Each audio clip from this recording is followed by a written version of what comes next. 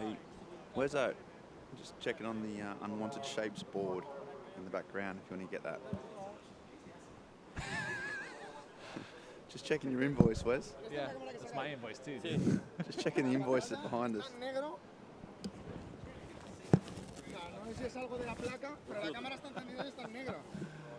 Dude, I had the worst of the jobs. I had to contact, my job was to contact all the shapers and get them to go and fucking chasing fucking cats. They're fucking brutal, dude. Timmy Patterson, yeah, I'm in. And then just fucking silence. Da igual. Yo ahora estoy subiendo el diafragma manualmente. I would say my job is trying to sell the idea. Yeah, maybe. Hey, no, this is really fucking great idea. 10 shapes to get Right, you had to do that. Did you get 10? How many you got?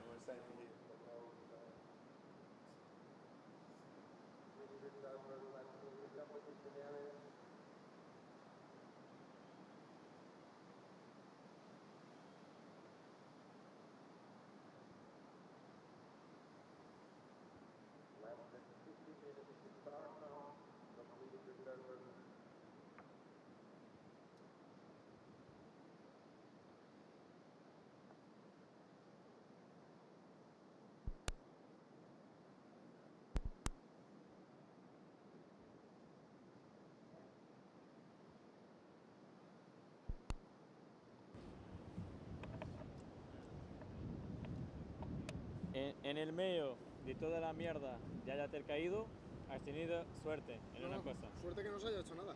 No, sí, se ha hecho. ¿Qué se ha hecho? Pero tienes suerte, que a mí ya he pasado lo mismo. Sí. Que primero te voy a mostrar la foto. Vale. ¿Qué dice? Esa es esta óptica. Sí, te sacamos.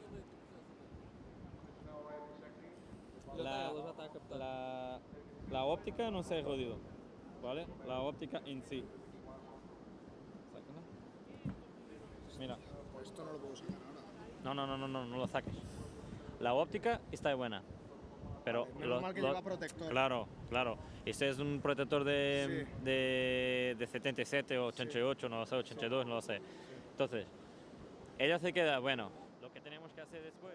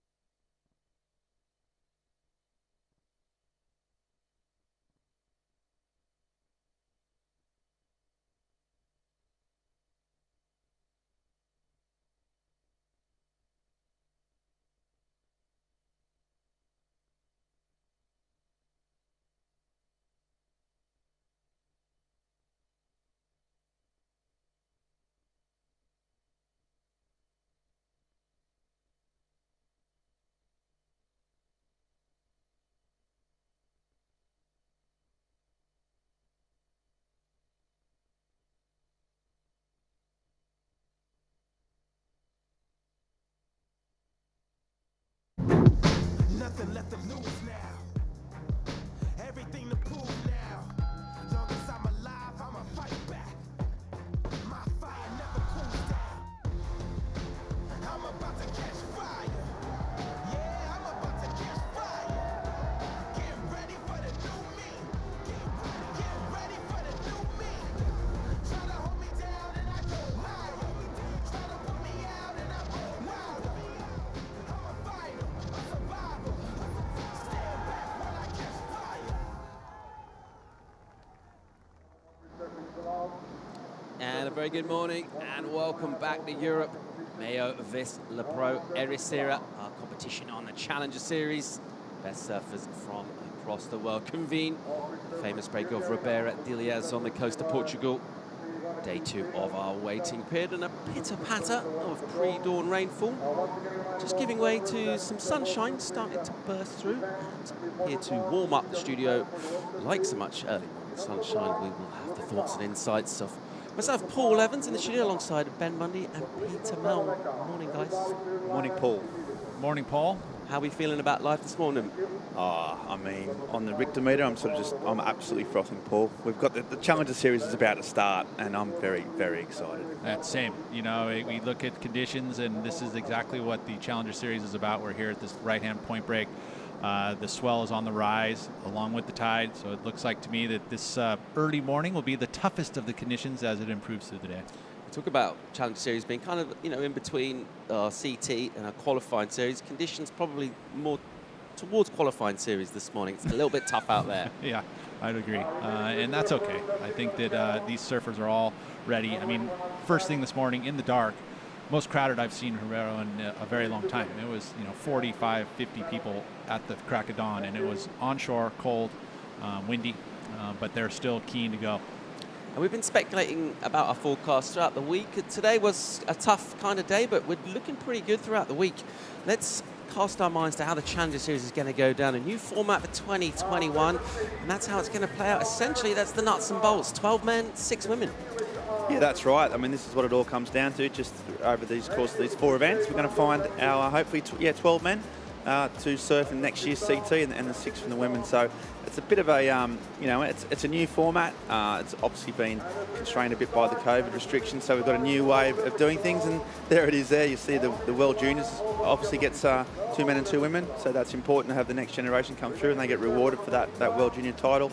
We've got the wild cards there for injuries or for special occasions or special talent, but most importantly, we've got the 12 surfers that in the men and the 6 from the women that through this series that get their big bite at the big apple. Yes, it's so true. But I think the biggest change, at least in my eyes, is that regional play. So we get each region within the WSL, whether it be here in Europe or the North America. There's 7 different regions throughout the globe, and they all have a play of how many surfers they get. Like 10 Americans, the Brazilians have theirs also. So that regional play is the biggest change in my eyes, and we'll see if that continues. I would imagine that's going to be the case going through the next couple of years. All right, making the call this morning, Travis Logie is monitoring things, and he's down there with Joanna Garnell for today's call. Good morning, guys. Good morning, Travis. Let us know, what made you make the call today for the start of the Challenger Series? Something definitely different from yesterday. Yeah, that storm last night definitely conjured up a bit of swell. We have some 4-foot sets coming through, and it's supposed to build through the day, so it was a no-brainer to kick off at 8:05 with the men's heats 1 to 18. What are you looking for when you're checking for the call in the morning? The main thing is just opportunities. When you have this many heats, there's going to be some trying conditions, but as long as there's opportunities for all 4 surfers, that's the main thing, and there's plenty out there today, so it was an easy call. Great, thank you very much, and back to you guys. Thank you, Joanna. Trav, back at normal service regime, back in the beanie. Yeah, he was wearing a bit lower, I thought, today, and I like that sort of lower beanie look from Trav. The comp's on, Trav's in charge, beanie's on, you feel that everything's sort of well in the surfing world. So there it is. We're going to be going with the men's heat 1 coming at you real soon. 4-man heats, and of course Challenger Series. We are picking our elite surfers from each of the regions, so it's straight down to business. And the heats already stacked from the get-go, Pete. Oh, they are. And you've got 96 of this in this round. 4-man heats, and with that 4-man heats, you know, 2 advance.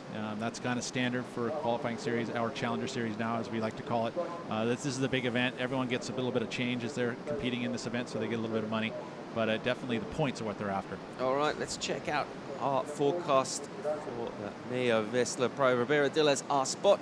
Got a lot of data on there, Ben. You making much sense of that? Well, that blue line at the top is sort of how big the waves are, I think. That's the most important one. And you see a little jump there, a little spike on the Sunday. So this morning, you'll see it rising up to that 5 to 6 foot mark. And then for me, I mean, Peter's actually the expert here, but I will defer to better judgment. But that's just a solid line of swell. Those winds are from the north kind of all week, which is good for here. Yeah. So to me, that data screams good waves and good times, Paul. Well, and you think about, you know, the opportunities. I think that was something that was important to Trav. And this wave, it does have an outside section. It has an inside section. And today it's a bit broken up for now. As the size increases, I think, through the day, also that tide will start to turn into one wave. But right now it's kind of broken up. We'll see if the surfers can make sense of it, because at first looking at it, it was a little difficult lineup to figure out. Yeah, like looking this morning, see the takeoff spot way out there. It's a huge playing field down here. We saw it on our drone shot there, that vision. It's a big area for our surfers. It is, and making sense of it. I mean, especially if you don't surf here every day, right? Or it could be conceivably your first time surfing in this event. So you hopefully you've been able to do some homework, right? You've been out here checking it out. You have a good coach that's in your team, because again, quality of wave is an important part of this thing. And Federico actually mentioned it yesterday when he was in here in the seat, talking about how important it is to have the quality waves here, and it's not easy to see. So you any experience you have out here is going to be good for you. All right, down to business early on. It is a Sunday morning in Portugal, and swell has been our friend throughout the years at this event. Never really been starved of wave action. It looks like 2021 is not going to disappoint. Let's set the scene for our first heat. David Silva, elite tour surfer out of Brazil, taking on the veteran Marco Jorge, Tristan Guilbeault of France, and Vicente Romero. So 2 Euros coming up against a couple of South Americans. And as we said, we talked about how much depth of talent there is. I like these stories. You've got sort of a blend of experience and youth snapping at their heels. Classic kind of Challenger Series fare. Yeah, exactly. And, you know, David Silva, the CT surfer, who's just come off a semi-final in the last, well, the Mexico event just before the WSL final. So he's in form, came really close to actually qualifying through the CT. So, yeah, he's electric, and his backhand is so gnarly, as we saw in Mexico. But there, as you go the way through, Giorgio, yeah, a bit of an experienced Uruguayan. He's, I think he put in the Olympics this year. Tristan Guilbeault, you know more about him. He's a power-packed French surfer, and Vicente Romero, who's just a bit of a gnarly veteran of the Spanish scene. So yeah, all sort of mix of talent and styles of surfing. Early morning light down here at Ribeira de las. Surfers are sitting pretty much wide up from our kind of traditional takeoff bolt, making sense of things with an early entry. Here goes Romero, the Spaniard. Just kind of ease off the bottom as that one to go a little bit fat. You do kind of get the impression the wind is really kind of blowing the swell wide off the reef down here. There are some little nuggets on the end, but it is going to take a little bit of luck as well as wave selection just to unlock those longer walls, but should be some good point scoring opportunity. 30-minute heats, and we're underway here. When you think about 4-man heats, we also have priority here, so we'll see the turns come into play right in the very beginning of the heats.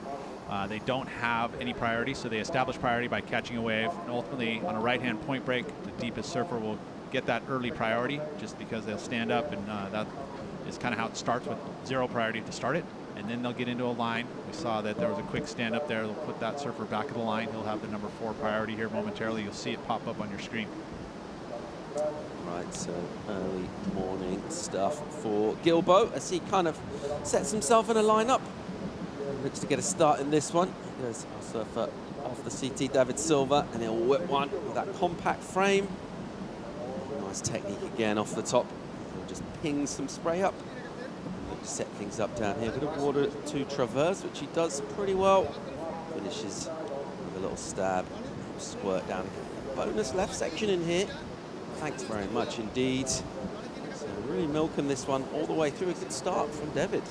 Yeah, he's was dealing with a bit of chop there, was he, around the back? That's Guilbeault just smashing again there. We'll have a look at that. Pete might talk us through it, but yeah, David Silva is experienced. He rarely falls off, and he just snaked his way all the way to the shore for a little nerve, sort of settle the nerves, if nothing else. This is that replay you were touching on. again, it already has a serious improvement from first light. You know, get a little extra light on it, and the extra tide will definitely help, you know, combine that outside section to the inside section, and you'll start to see it have a bit more rhythm. Right now it's a bit disjointed, and it's caught the very end of this, and so that was a pretty good wave actually for both surfers from David Silva. Yeah, the comparison, see, David Silva, he was just a bit more in the pocket, out the back. We talked about kick-ass, Freddie Rays yesterday said the best way is the waves you get one sort of big, or even two turns out the back, and then the money section can open up through this inside. But David, they didn't really have that sort of, Steve Ball did it, just sort of went a little bit sort of fat, but he still managed to get some turns in there. Yeah, I think Tristan got the better of that exchange, sort of smoother surfing, more powerful style. But yeah, good start to the day. So our international panel of judges, presenting all the regions in the surf world, are processing the early morning exchanges down here as we get down to about 4.5 minutes gone in our opening heat, 4-man heats for this round of 96 Challenger Series action. Of course, our second event of 4 for 2021. We're looking to qualify talent for the 2022 Championship Tour, men and women. Nice leg of 2 in Europe. MEO Vissla Pro Ericeira up in France after that. And of course, finishing things up over on the North Shore of Hawaii. Vicente Romero's looked really impressive last couple of years, Ben. We've watched him surfing really well in Europe, as has this man, the veteran, Marco Giorgi. Been around a long time, knows his way around a heat. Slicing through a little runner here. Nice little energy to this one, nice and steep. Not putting too much into that one, just to kind of redirect down the line. With a little tag on the end, which goes slightly right for him. Yeah, he just got caught up, didn't he? Sort of, your legs were burning after sort of pumping through all that sort of flat water. A few calves out the back. Yeah, he's such an experienced competitor. He's been around a long time. Uruguay, but lives in Brazil. And, yeah, he's got a nice smooth style. There's sort of a bit of chunk of the swell will help him. I think when it's more powerful and there's bigger turns, that's when it comes to the fore. Giorgi making his way back out and reflecting on what he needs to do. Kind of turns the waves that he wants to get out here. A ton of experience, loves competing in Portugal. Former winner on the QS up the coast of Santa Cruz a couple of years back. Of course, part of an impressive sort of trophy cabinet for him. Loves charging as well. Doesn't mind a big tube. Just part of our sort of colourful array of talent that we got down here. We talk about those stories about the young'uns and some of the vets as well. And, you know, traditionally, the qualifying series was a place where we would sort of uncover new talent from the regions. And the way the system works now with we pick surfers by region, a chance to people to really kind of shine at home to get themselves on this Challenger Series tour. And I think the biggest part of that improvement to the qualifying series is the fact that, you know, we used to have this global rankings that you had to go and hit these events, and it cost a lot of money to get there. You had to travel, and it was a bit disjointed too. You know, you'd be over here in Europe, and then you'd have to fly over to Brazil and surf your local event there, and you had regional rankings, which kind of counted. You know, there was some wild cards that were gifted there for like number 1 and 2, but now it's established as, hey, you focus on your region, and that's how you're going to qualify for the Challenger Series. So it simplifies it. You'd also, you know, it basically makes it a little easier in your pocketbook. You can focus on events. I think the biggest part of now that we've developed this Challenger Series, the WSL's next focus is within the regions, right? To blossom the regional events and get enough events to be able to really get a true talent pool that's going to qualify. I mean, for example, North America, I think North America's in a situation where they need to have a couple more events added and some quality venues, whereas a place like Europe, there's lots of venues that you guys have been running here. You know, and the regions need to get stronger through that. Here goes Romero, just slicing on that one. Never looked particularly interested in that wave. A little bit of a trundly pace to it. That's sort of reflected. A little speculation looking around. Always crisp on the rail, Ben. Yeah, he's really smooth surfer, really technical, compact. His wave selection is one of his really big strengths as well. Just been hovering around that sort of 30s mark on the QS for a long time, Vicente. Probably not sort of a really well-known name. We've been lucky enough to see him surf loads over here in Europe, and he's so committed and he's so consistent. He just hasn't made that next jump. So this is an amazing opportunity for him. These big events. to really just crack that next step. But yeah, he's great to watch. I think that's one of the things that's so cool about having a leg like we have right now. We started out with the U.S. Open, and then we're now heading into this Europe leg, which we'll see 2 events, which we have seen here on the qualifying series before, or the Challenger Series now. But going into Hossegor in France, we've a couple events back in the day, but it's been a long time since the Challenger Series has been able to host an event up in France. But it's important to be able to get on a roll, right? All of a sudden, you're kind of the spice of life within the judges. You're a showing case, you know, like Jake Marshall is a perfect example. A lot of the Americans who, you know, Nolan Raposa, who are now coming off of a heater at the U.S. Open, and now they want to keep that roll going and coming here and trying to capitalize and keep that spot at the top of the rankings. Coming in hot to Europe, coming in hot on a decent looking wave here, our Frenchman Gilbo, and I'll tag this thing a couple of times. The drone gives an impression of quite a bit of white water tumbling down on Gilbo. Can't get the second maneuver done. That's not first hit from him. He'll look to take on these sections. Yeah, he doesn't mind a hefty section, really powerful surfer. So that wave won't count. It's good, that point about the roll. I had a chat to one of the Australians, Liam O'Brien, and he was saying the exact same thing, Pete, that you know, with a couple of events back to back, it gives you both ways. If you get on a roll, perfect, you can get momentum, but also if you don't do well, you know that there's immediately another chance just down the line. So he was saying you can sort of work it, you reset. Positive thinking that you can, yeah, and they often don't get that chance just to go back to back to either make amends or keep their momentum up. So yeah, it's great that these guys have got a real chunk of heats coming their way no matter what. And in regards to this season too, remind everyone that we did have a start to 2020 before we had to go to this stupid thing called COVID, but they are allowed to keep a result from those first few events. There was a couple major events. There was one in Morocco. We had a couple in Australia, right? Manly, Merriweather, that were pretty good sized point rated events. And if you did well in those events, you're able to keep one of those results and carry over into this leg now of the Challenger Series, these 4 events. So only 3 of those basically 5 results you're able to keep. But, I mean, there were some great results. I mean, Leo Fierro is a prime example, somebody who sits really high up in the rankings. He's not here competing because he went and got the surgery on his ankle. And he doesn't really need to because he has qualified on the championship tour. He'll be able to get back for Pipeline. But that's an example of somebody who really hasn't competed in any of these things, but he's sitting high up in the rankings because he won a 10,000 event. And I don't mind that because some of those results in early 2020, I think Ramsey Buchanan was another one who had a win in Brazil, and that was like a career-defining result for him, and then all of a sudden it just got taken away from him for no fault of his own. So I think having that 2020 rank for some of those, and also the ability not to count if you don't need it. But I think, yeah, some of those guys had big events, big results. I like that those count in this current. Yeah, Nat Young won in Morocco, right? So he's been able to keep that. I think it was a 5,000. And he's able to keep those points. He'd had a rough go at the U.S. Open, but he's here. This is an event I think that the Santa Cruz guys have done pretty well at this point break. I mean, I look back, way back. Chris Gallagher is an example of winning this event. Back in the day. Adam Replogle, another great friend of mine, he was able to make the finals here. So this type of wave is great for some of those guys that know the point breaks, It's similar, you're wearing a wetsuit. If you've got a nickname and you're from Santa Cruz, you might do well out here, yeah, basically. Maybe. Yeah. If you're from Santa Cruz, you have to have a nickname, isn't it? Isn't that the Condor? Isn't that that's the rule? Live action here from Romero. Nice looking sort of pocket for him. Kind of lean back, sort of lay back out of the lip. Climb up and the finish as well. Better stuff from Romero. Nothing really overly impressive points-wise so far from our judges. They're keeping their powder dry so far, not really throwing much up. That's reflecting on the kind of ways we've seen, but decent effort here from Romero. Probably not going to be big points either. No, well, you said at the start, one of his early waves was a bit disinterested. Even that turn there was a little bit lazy, I thought. Didn't really attack it. And just even the body language here at the end just seems, maybe he's just a little bit frustrated. But morning heats. Yeah, I think you've got to show some intent at this early stage. The judges like that. Even your body language. No, you said as David Silver, he's showing. It does show kind of how hard some of these waves are to serve. Yeah, I'd like to see a bit more aggression in Sente.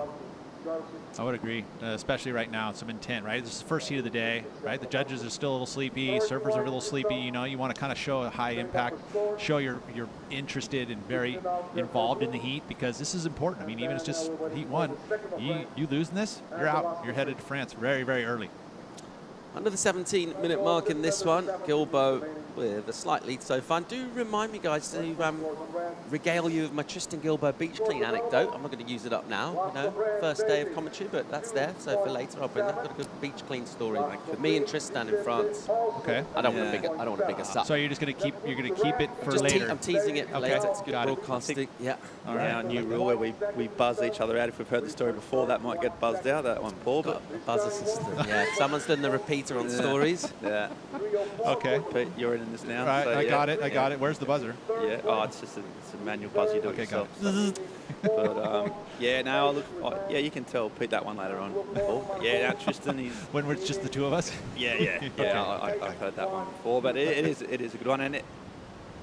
All right, scenes from our drone. A little bit of kind of cotton wool tumbling down through this point break here at Ribeira de Lez. We're under the 16-minute mark at the moment. Silva, Championship Tour surfer, looking to secure that status for next year. He's in the lead in this one. We're going to go to a quick commercial break. We'll be back with more live action. We're underway here. Men's round 1, heat 1. Join us for more live from the beach right after this.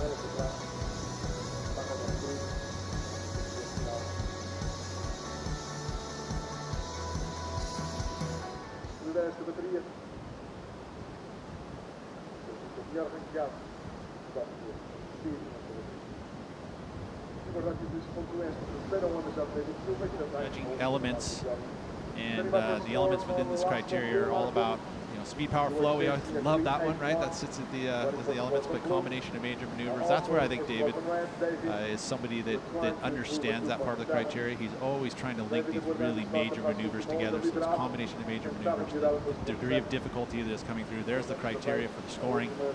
You know, I think it's the easiest if you were to be at home and be in your couch judge. You just go, okay, was that a good wave? Was that a very good wave? But that was an excellent wave. If you go, okay, that was very good. It was going to be in that scale, that 6 to 7 5s. Gilbo looking to make room for himself on a meteor wave. The trouble with those bigger waves is they tend to run away from you. Had a couple like that down here this morning. And much work done through that inside section. Strive to get back in the lineup. Score still very modest so far. We'll get a number drop in for Silva. Hopefully it'll take him up to double figures, but so far Not much to get too excited about. As we go under that 12-minute mark. That's the view of the lineup here. Our north wind kind of crossing things up a bit. It's not a huge issue for this spot. It does deal pretty well with the wind, especially being we talked about as the tide comes in a bit. Should carry on cleaning up, we're hoping. A lot of the reason why that's the case is that we have this kind of point break that's pulls out, so the wind will actually get pulled around and it smooths out the faces. Yeah, it's going to be very windy on the outside, be a bit bumpy. I mean, we had some rain. The wind picked up pretty strong last night, so we're seeing a bit of that jumbled conditions. But you had mentioned and I had mentioned earlier, is that with the tide rising, it'll kind of centralize on the reef, so it'll be a little smoother there. In the winds out of that northerly direction, if it stays in that northerly direction, it keeps it pretty clean on the face.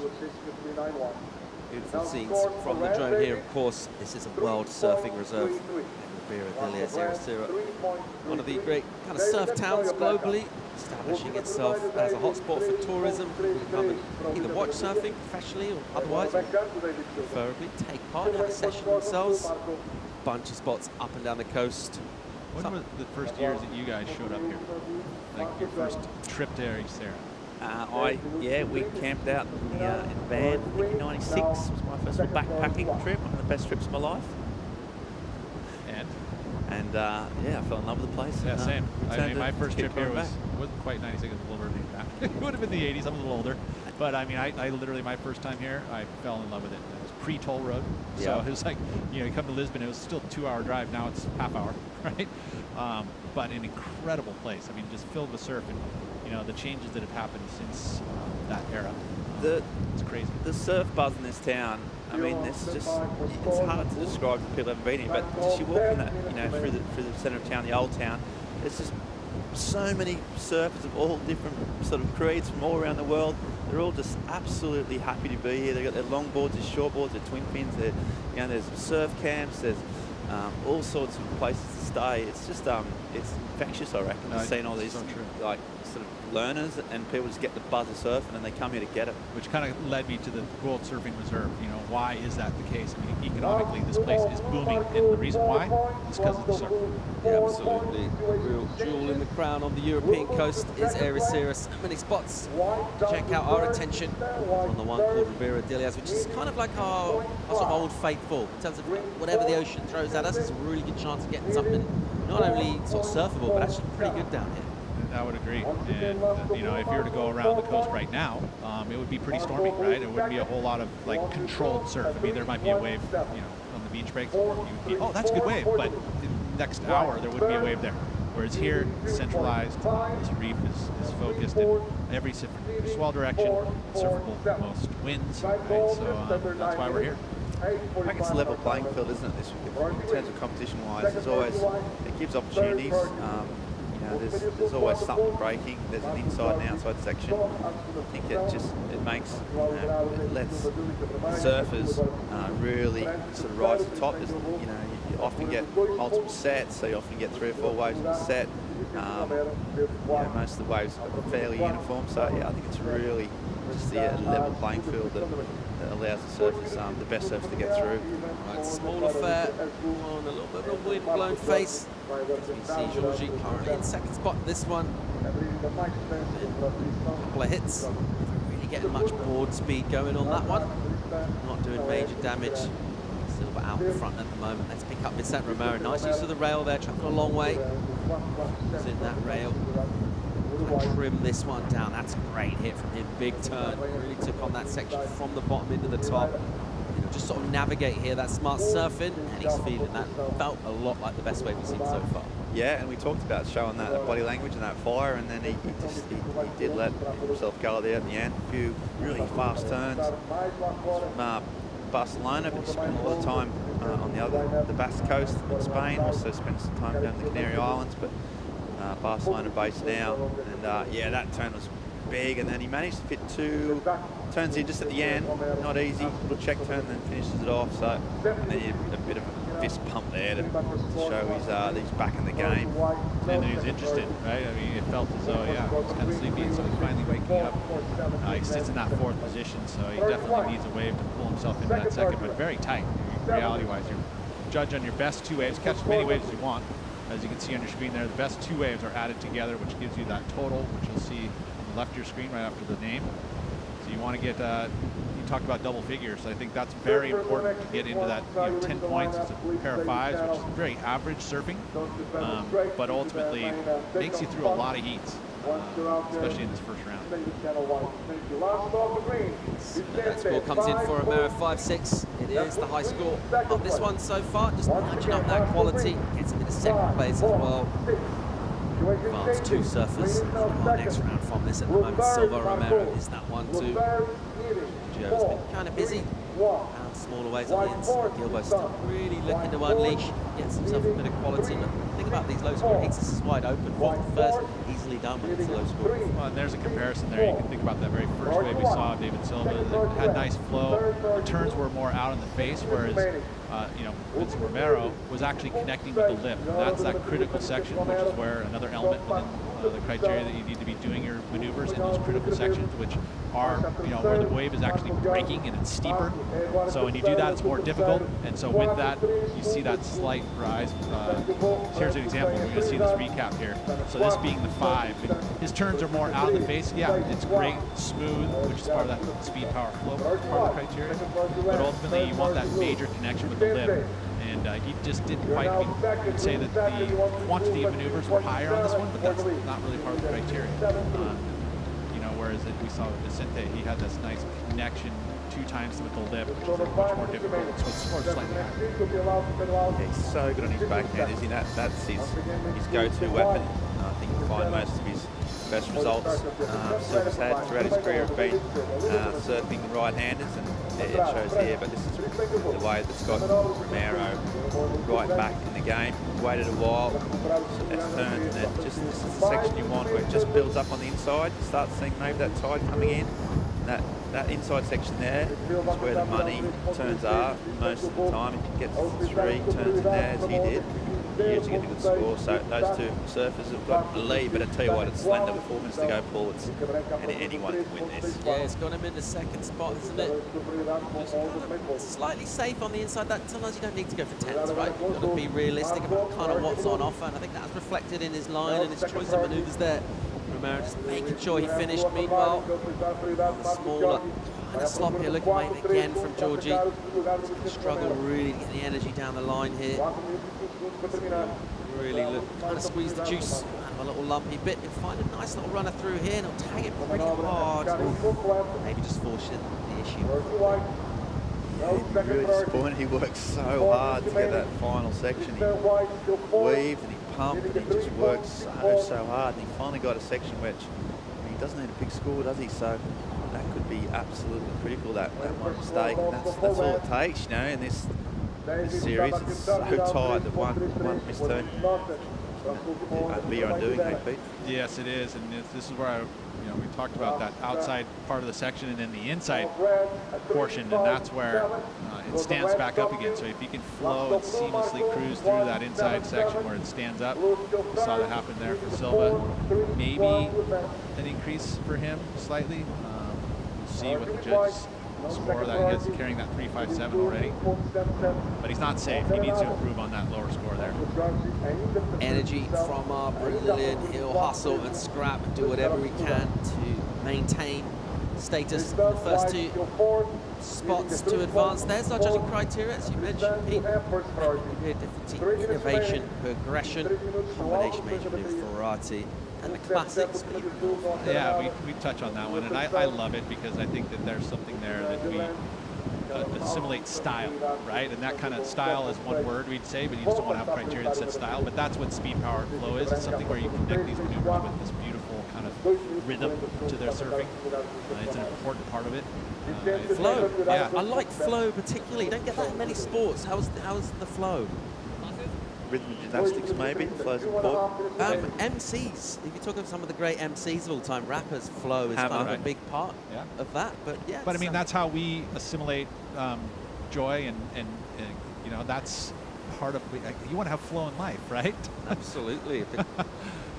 Doing my best. Yeah, we're all trying. Yeah, I'm looking for all speed, power, and flow in my life. I tell you, any way I can get it. Couple to go in this one, and Silva having a little look. Sorry, this is Vicente Romero trying to consolidate for second. Rip one off the topping. I think the one thing we haven't touched on in that criteria is the innovation and progression, right? Which is ultimately what we want to see for the future. What are we going to see in the future? Which I'm going to get into a question about you guys, what you think about the future of pro surfing and what is going to be the future. Is it more aerials? And I think it's probably a combination of both for me, but your thoughts? Yeah, well, if you look at the last few years, it doesn't seem to be necessarily a smooth curve as such. Sometimes you see the aerials really come to the fore and getting rewarded, and therefore that's what the surfers are doing. There may be the sort of power stuff coming back in. It does seem like a little bit of a pendulum, or it's interesting to see at the moment, definitely. You know, you think about particularly our Brazilians sort of dominating the championship tour. They can do airs and get up to 10s on any kind of a wave. I just wonder if that'll continue in 5 years from now. Maybe things might swing back a little bit, Ben. Yeah, I think the Global Self Finals was probably a pretty good illustration of where we're at right now. I thought that, and that was solid, wasn't it? 6 foot or 8 foot, whatever you want to call it. And they were doing, those lads were doing big airs, big functional airs on big waves. I think that's probably where we're going to see that progression might come. I think we're going to see much bigger airs on much bigger waves. And I think, Gabe and Italo sort of lead the way in that regard. There's Georgie finishing off. He gives himself kind of a little round of applause. Trying to sell it. Yeah, he thinks it's enough. I mean, he doesn't need a big score here. Still 25 seconds to go. Georgia will bring that in through to the inside. He's asked a question of the judges. His requirement won't be a massive one, as you said, Pete. Negotiate those rocks now. Just be careful of the fins. Let's have another look. Yes, a little slopey section at the back, so no real money turns there, and he's just waiting. He's again just works so hard. This turn comes in again. So, bit of flow. Finishes off the thing. I mean, I think that club, I don't think he really believed in himself, but he's trying to sell it. You've got to do whatever you've got to do. And yeah, well, I think obviously won't factor into the judge's decision making, but yeah, he wants it, and it's going to be very, very tight. Silva finishing up down here on the inside. A little bit of negotiation to do. Make sure escape unscathed. These sections down here do come into play towards the higher tides as well, as our surfers will really look to push in that end section through on the end. Let's have a look at replay. Last wave of David. Mid-sized wave, which can be a high-quality wave, especially when they start to connect to the inside section. You get this steeper face. Obviously, the degree of difficulty and the opportunity for combination major moves happen on a bigger wave are going to be highly rewarded, but a small wave can still give you those opportunities, which feels like that one there, I feel like could be a little bit of a lift on his second score. Don't think it'll quite go as high as his high score of 5, but made sure that he got another number at the very end. We talked about that innovation and progression. We've seen it so much in this heat, but David Silva, don't underestimate what he can do above the lip as well, particularly in the small waves. Really bring on the next level. We're looking so far in this one just to get it done, get himself through. Of course, experience in terms of to Europe this time of year, needing results. Traditionally, big qualifiers up for grabs here. Some judges just processed that last bit of exchange. Says, disappointed with the way this one's gone. Just think Gilbo didn't really find himself many opportunities. He had priority for a long time too, waiting at the back. He's played the patient game. I think in the end that it's cost him. It's an understandable strategy, but just in that case, it just didn't get that way. It mattered. You need a big score. Such a funny choice, huh? To try and figure that out. Whether you wait or whether you sit on, just start keeping busy. That's one of the terms that the surfers love to use. Just catching a lot of waves, hoping that it develops into something. Heat 1, round 26 is all wrapped up. The MEO Vissla Pro Ericeira. We're going to go to quick commercial break. Join us for more live action from Rivera Dillas. That's coming right after this.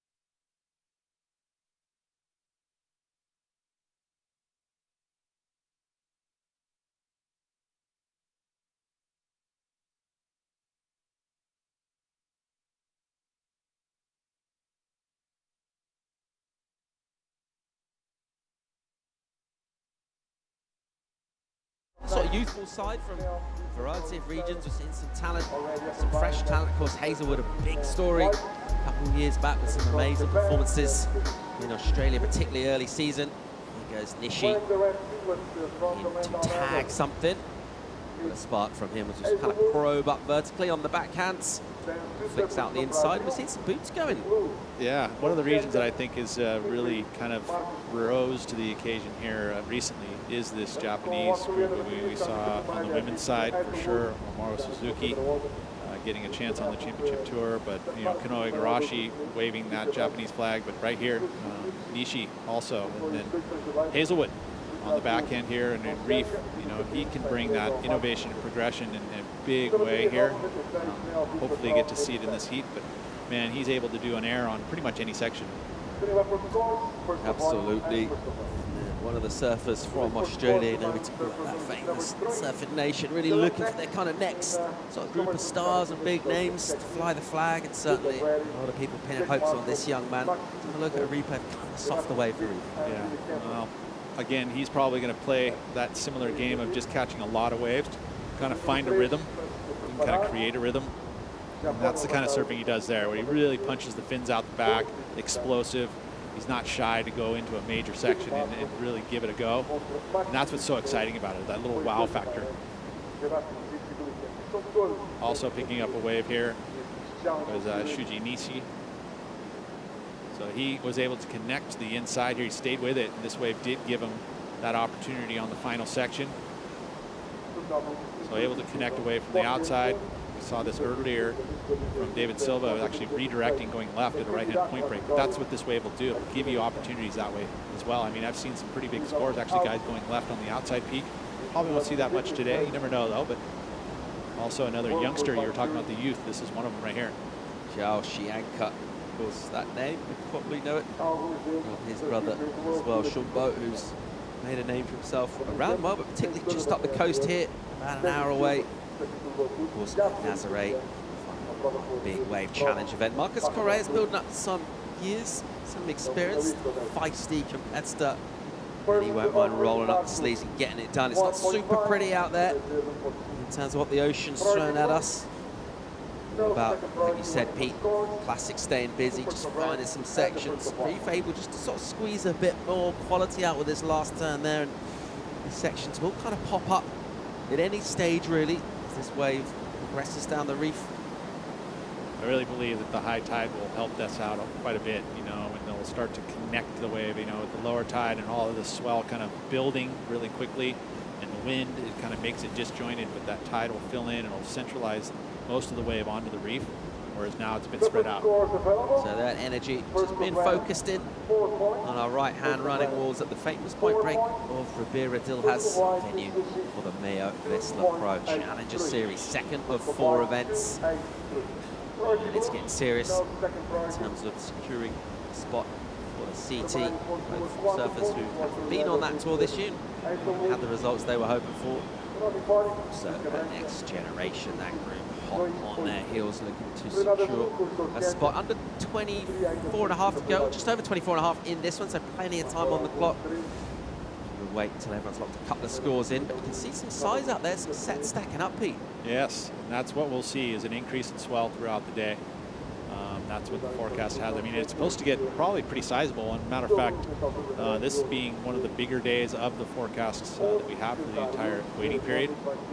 We're running, what, 2nd through the 10th, so we have a pretty solid waiting period that allows us to finish 4.5 days, 4 days of competition. I mean, we'll see. We've got a big tide swing, so that always factors in Europe in regards to how much competition we can run, because waves can literally disappear with the tide, especially when we head up to the beach breaks in France.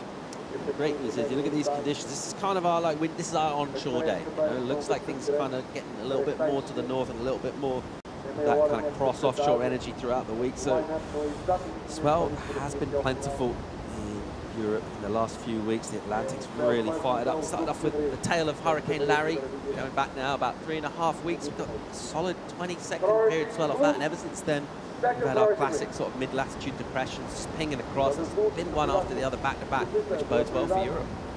And we have that similar status right now in in the Atlantic. We have another one of those hurricanes that's coming up to the north and will turn into a swell for here at the Euro coast. Shianka found himself in the wave with a lot of pace down the line. He's just kind of navigating a section here. Trying to find himself a little corner bowl on the inside, which he'll do, and he'll tag it nicely done. Unfortunately, just gets a little blown up on the landing there. But definitely the sort of fastest wave we've seen so far in this one. It's interesting when you see a lot of these athletes that have come, you know, they've had to leave their home countries, right? I mean, with COVID, it's literally like, okay, you're going to be gone for a couple months. You watch this replay here. He's picked up a couple Channel Islands boards when he was in California, so he's got a quiver of these boards. This is the Too Happy that he's been riding.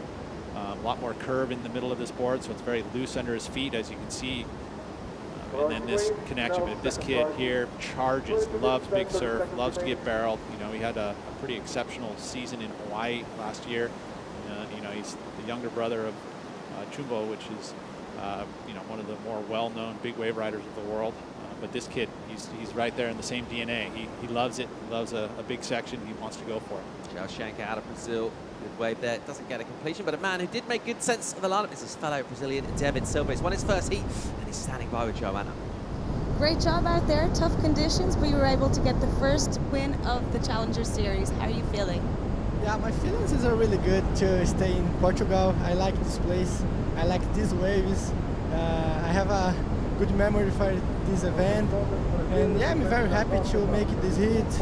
And then the ocean is very hard. The lineup is very hard to take the wave. But yeah, I'm very happy to take two good waves. And you're already qualified, so what are you doing here? Yeah, here and then to the good Portugal, the good food, and then the good waves in Portugal, and yeah, just here and more to compete, to go to surf. Great job, and back to you guys. Thank you, Joe. And a great job from David Silva. The stoke is high, doesn't need the points as such, but he just loves to compete, loves to surf. Hey, look, you're a professional surfer, right? If you were to right now, and most likely a single bloke, right, and has the opportunity to travel the world and chase good waves, I mean, that's why we're doing it. It's an awesome job. So he's here competing, and that's what he wants to do. He's going to win some cash. You know, he has the opportunity to take some points away. You know, he loves Hawaii. He'll be able to compete at a place like Haleiwa. I mean, why not? You know, there's other opportunities that the Championship Tour surfers are loving to have that opportunity to just stop and refine equipment, or, you know, and some people want to just keep competing and some need that break. Great opportunity, kind of sharpen the tools and already start prepping as well for campaign. Our next Championship Tour is not until, what, February? A little way till pipe. Right, yeah, so I mean, there's an opportunity for somebody to really rest and relax. I mean, there's injuries that you could be nursing. Obviously, David's not doing that, so he's wanting to keep competing, and I understand that. Just, you know, think to 2022's Championship Tour. I mean, that is essentially why we're here. And amazing. The venues just look incredible. And finishing up with final stage, still at a mystery location. Are you going to give us any hints, any secrets? I would have to say there's many of opportunities around the world, but ultimately, you know, there's Indonesia, I think, is on the table. You know, there's Mexico. There's all sorts of different waves that they're looking at. But are you suggesting that it hasn't been decided yet, or you just? I am suggesting it has not been decided. Okay. It's a matter of time, and just a matter of you know, we've got a little bit of time, a year maybe, right, before we get to see that again. And then what a change that was. That Rip Curl WSL Finals was incredible to watch as a fan. It was incredible to commentate, to be a part of. And I think as a surfer, when you make that top 5, yeah, I mean, as a surfer, you're probably going, well, wait a minute, like a guy like Gabe or Carissa, who are so far ahead that they would have been like, I don't know if I like this format. But, I mean, they were given a golden opportunity to be the last one in the last heat. You're guaranteed the finals, and you have to win 2 out of 3 in that very final heat. So advantage definitely goes to that rankings leader. So exciting to watch that go down. Historic day of surfing, and back at it, looking for a chance to be among those elite Championship Tour surfers. João Shanka would like to open a new chapter, and he's an impressive surfer. Seen him in Portugal a couple of years back on the QS, got a lot of flair as well. We talk about progression, innovation. He's got tons of it. And he's got energy, right? I mean, you can see it. He is just fired up. It's second heat of the morning, and he's looking like he's been up for hours. The turns are crisp. Go down. This one being a little bit smaller wave, but again has those combination of moves, which is part of that criteria. It didn't get the complete finish that he would have liked, but again, active. He's got himself in second position at the moment. There's the view of our lineup. Wide open playing field of Ribeira de Lies from the right of your screen. Traditionally kind of peak out here. And these waves kind of roll through off these rock shelves. Reef point break setup can roll a long way down, several hundred yards on a good day when this thing lines up. We're hoping to see that as the surf continues to pick up, fill in. Looking period on our swells as well. Even direction looking really good, Pete. It's that westerly direction, yeah, it's good for the spot. Don't want to curse ourselves too much, but a lot of people feeling kind of fairly confident about finishing up some really good quality surf here this week. I would say so. I mean, Miguel, who has been part of the surf competition director here, has been part of this competition for many years now, and he's got a pretty good idea of what these waves are, and he was very confident that we're going to have some later in the week. And I think that's why you think about a call going on a day like today, is that you want to get the later rounds in the quality surf. You want to finish on a bang, and that's why we're running on a day that's, again, the opportunities were something that Travis saw here. Lots of opportunities, lots of waves to be ridden, and so it's a very fair playing field. Yeah, you see right there, multiple waves on the set, stacking up and hitting the reef. It's all about just picking the eyes out of that, finding those bits of quality. Already, in terms of scores from what we've seen, it's not going to need necessarily highlight reel type stuff. Get yourself a couple of good fives and you're going to be in contention in these heats. So true. I mean, we're seeing it already in this one. We're halfway through this second heat. Your heat leader being with the 4.5 and 3.47 is their two-wave total, but I'm sure he'll improve on that. Hazelwood with just that 4.0, so not real high scores yet. And that's where I think that that patience, like strategy-wise, what would I see in this? I say you ride a ton of waves, right? Just give yourself, talk about opportunities. Ride 10 waves in a heat. You have 30 minutes to do it. Don't get too picky, because I think that if you get too picky, we saw it from the earlier heat where Romero, you sat there for the back half of the heat, didn't find the quality wave that he needed, and he didn't need much.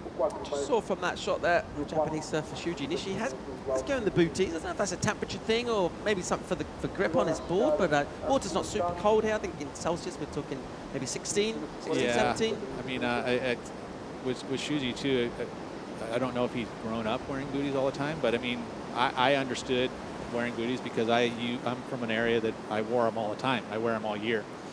And so to shed them, right, and then to go to barefoot can be a little bit of a change. Although Shuji would have been coming from California, and I would imagine that he wasn't wearing booties there. But I think the biggest part of it is the rocks, running up and down the rocks and getting in and out of the water. Where do you sit on the great debate, the short arm wetsuit with boots? What's your where are we with I'm that? a backer of it because I love my boots. But, it's just, it isn't real chilly. The water temp isn't going to affect your feet. You're not going to get cold in a half-hour heat. But again, this thing, having that ability to run up and down on the rocks and not have slime too, that's another part of it. Sometimes you get a little grease on your feet.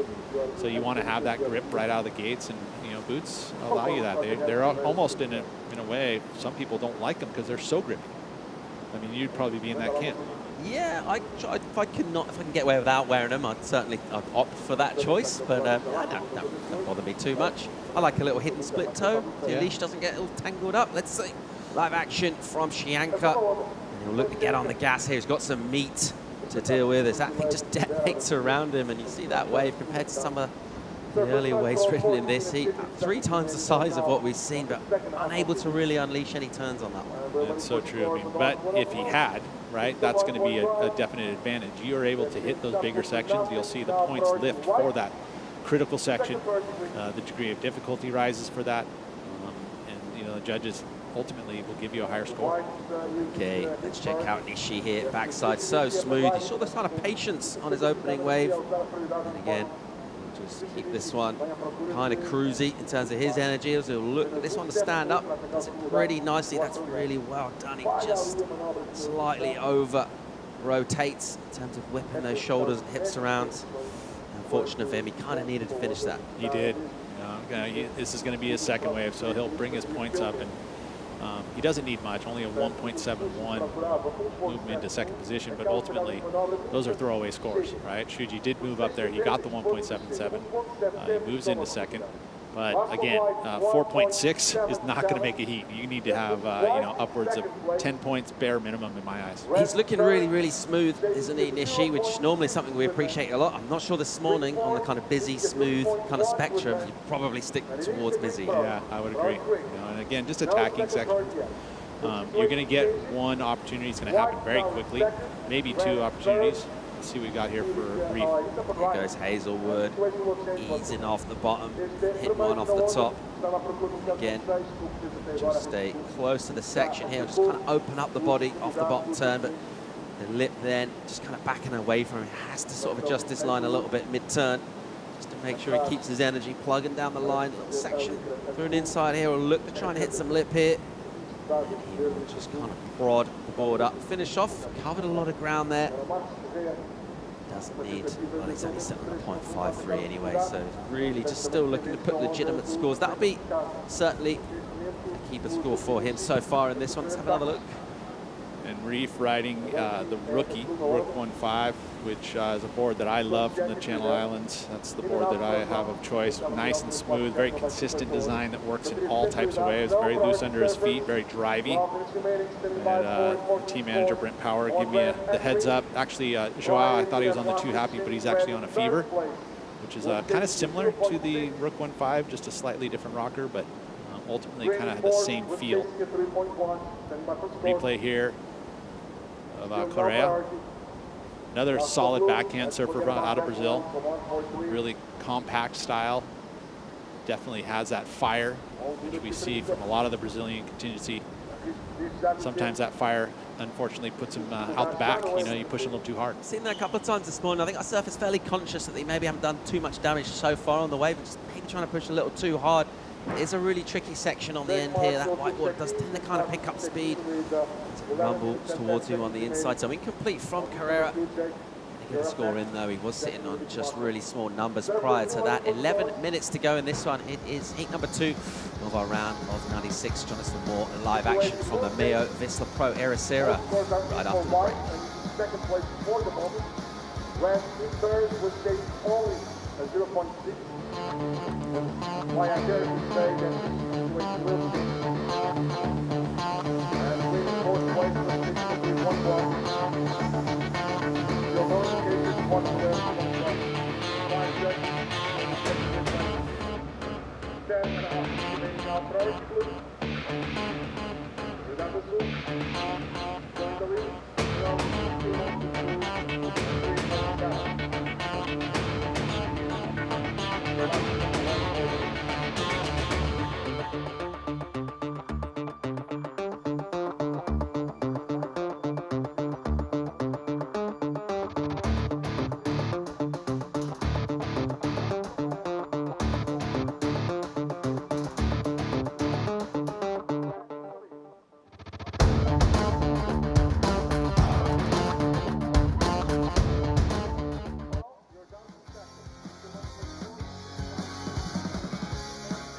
Welcome back to the MEO Vissla Pro, live from Ribeira de Ilhas, Portugal.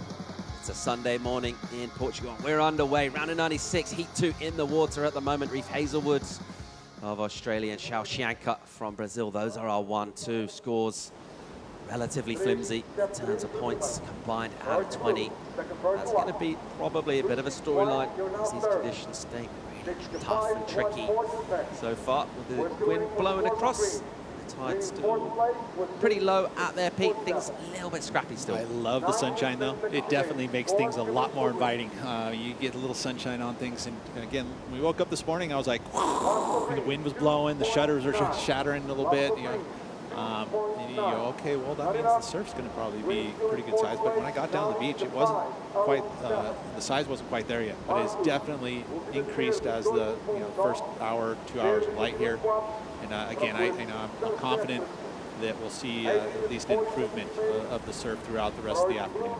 We're heading in the right direction. Who's heading through to the next round at the moment? Shanker and Hazelwood, but scores really low, really throughout. No one hitting above a 4.5 so far in this one, so wide open On a 4-3 and a 4. Looking for an advancing spot maybe in the final minutes. Easy to go from 4th into 1st place by getting a reasonable number. Just over 8 to go in this one. That's vision of Zhao Xianke making his way back out. One of our strong Japanese contingent. Shuji Nishi there in the white. He's looked really smooth, super polished, easy on the eye as a surfer. Just needs to find himself a couple of sections. That's one of the things I think that I've seen from the Japanese contingency, even from the very early stages of surfers out of Japan. They come with a very natural, clean style, you know, and I think that you start thinking about, you know, what are the surfers that they emulated over the years. I mean, they feel like Tom Curran was a very popular surfer over there in Asia. And Tom Curran, one of the smoothest of surfers that a style is translated even to right here and now. From the early 80s to today, Curran's influence is very, very much so part of the surfers out here. All right, live action from Hazelwood, who kind of reappear from some white water that had him disappear for a while, and he'll just eject straight away and flick off. As that wave comes to nothing, priority with Zhao Xianke currently in 2nd in this one. Time ticking away. That swell energy essentially breaking kind of wide in our channel. And sort of backing off a bit as it reconnects with the reef. Surfers then looking to find those little running right-hand walls, find sections on them. Necessarily an easy task, a little bit of luck involved as well. Certainly, as you mentioned, just kind of staying busy and staying open to opportunity.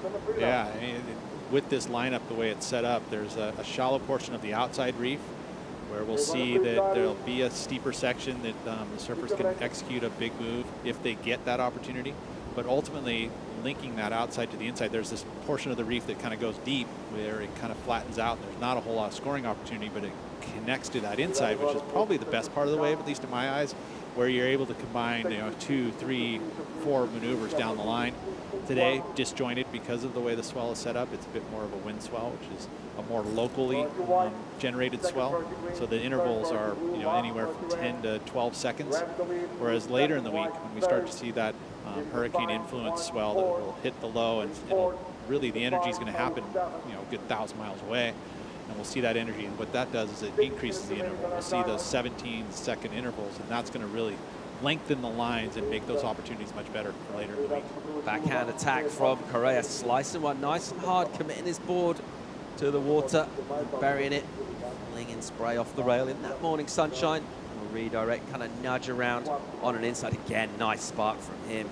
Real venom in that turn. And he dig the rail into that one for a little bit more variety. And again, just spanking it. It's a really well-surfed wave. And he's still swinging down here on an inside section. Get a little tag on the end of finish.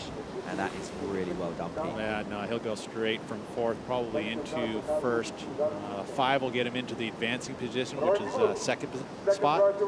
But I mean, that was probably one of the best surf waves we saw all day, right? On the first 2 heats here. And just a full connection. He had priority. He had been waiting for this opportunity, and this wave smooth on the outside. So, yeah, see, he transitions from rail to rail, inside rail to outside rail. He's not hopping his board, not pushing his board around back and forth. It just kind of sets it up where you engage the rail for a period of time and then go into the maneuver. We saw that again, 2-turn combo here. So he had one on the outside section where 2-turn combo, and then another one, and then that one, just a very venomous. That was just an awesome backhand hook. And then he cleans it up with a finish, you know, no falls there, just a nice complete ride. I feel like this is going to be into the good range, maybe even the very good range, as we see also picking up a wave during that replay. The smooth style of Shuji, and that's where I see the improvements already starting to happen, right? We're seeing the sunshine kind of hit the wave, the tide filling in. We're now seeing a little bit more opportunity for the surfers to execute these maneuvers.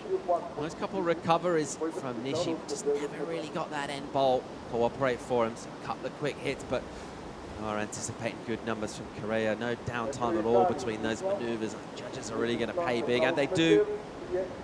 It's a really good score, 7-6-7, massive in the context of what we've seen so far this morning. Way out in front now with a good lead. Still got a low score for his backup, under 4 minutes to go. Time will be a factor. Hazelwood in second, Shianka in third now with a little bit to do, but a little bit doesn't have a big requirement. Yeah, and he would have seen, he heard that that score being written. So all this information is actually being given to the surfers out in the lineup. There's an example. We have 5 judges on a panel here. The scores there are 3 7.5s by the 3 judges and then 2 8s.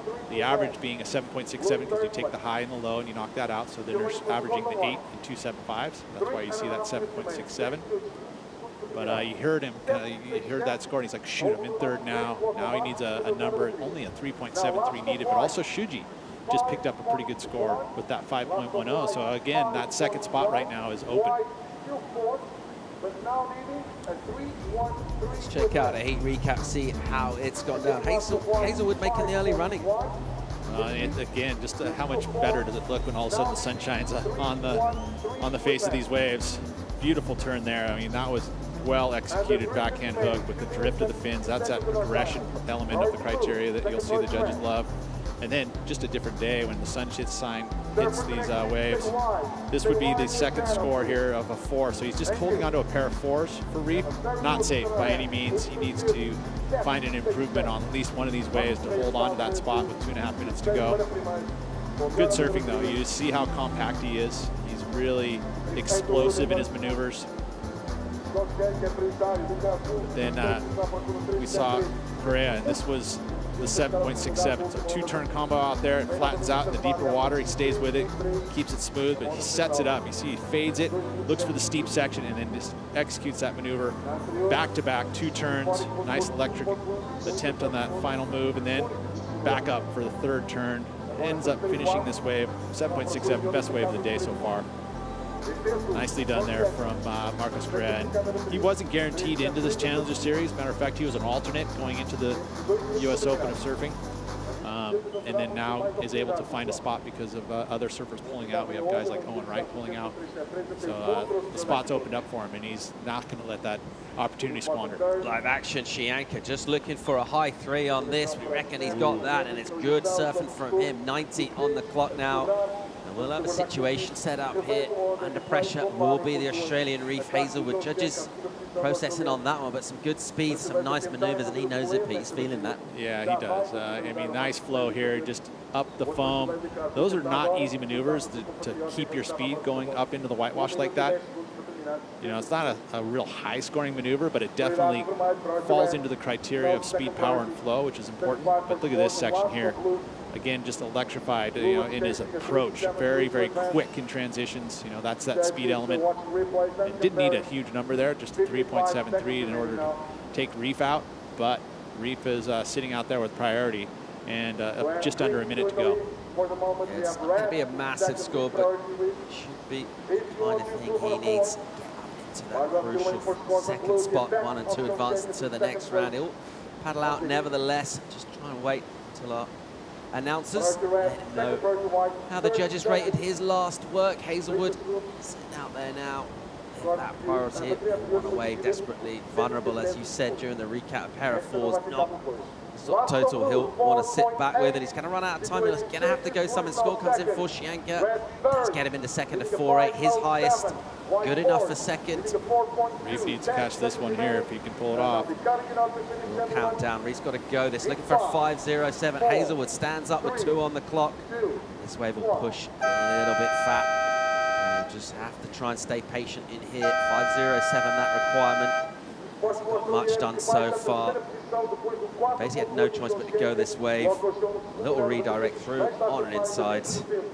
He'll go left and finish off with a couple of hits down on the inside. Not going to be enough. Yeah, it didn't happen for him there. And what a disappointment. I mean, there was a portion there where he sat with that priority towards the back half of the heat, just looking for something magical to happen. And that's what happens. You can get lost out the back. You know, it's a big playing field. And ultimately here you can see this wave just didn't have the scoring potential to really execute the maneuvers needed to get that 5-point ride.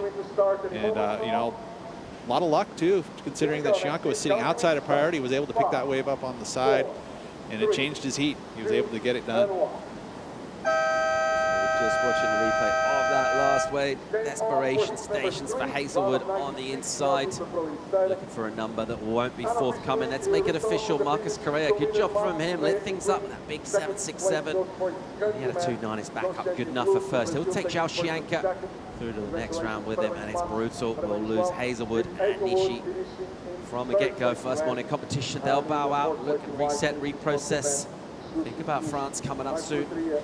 Challenger Series. That's the way it's gone down in our second heat of the round of 96. Ribeira Dilas in Ericeira, Portugal is our venue. Swells come to the party. A little bit of wind with it too. Hoping things will clean up throughout the day. We'll just keep on rolling with the set heats that are stacked with a bunch of talent. We'll also bring in Monday and Chico Alves into the booth. Join us for more live action from the MEO Vissla Pro Ericeira right after this. Obrigado, David. É sempre prazer ter-te connosco aqui em Ericeira.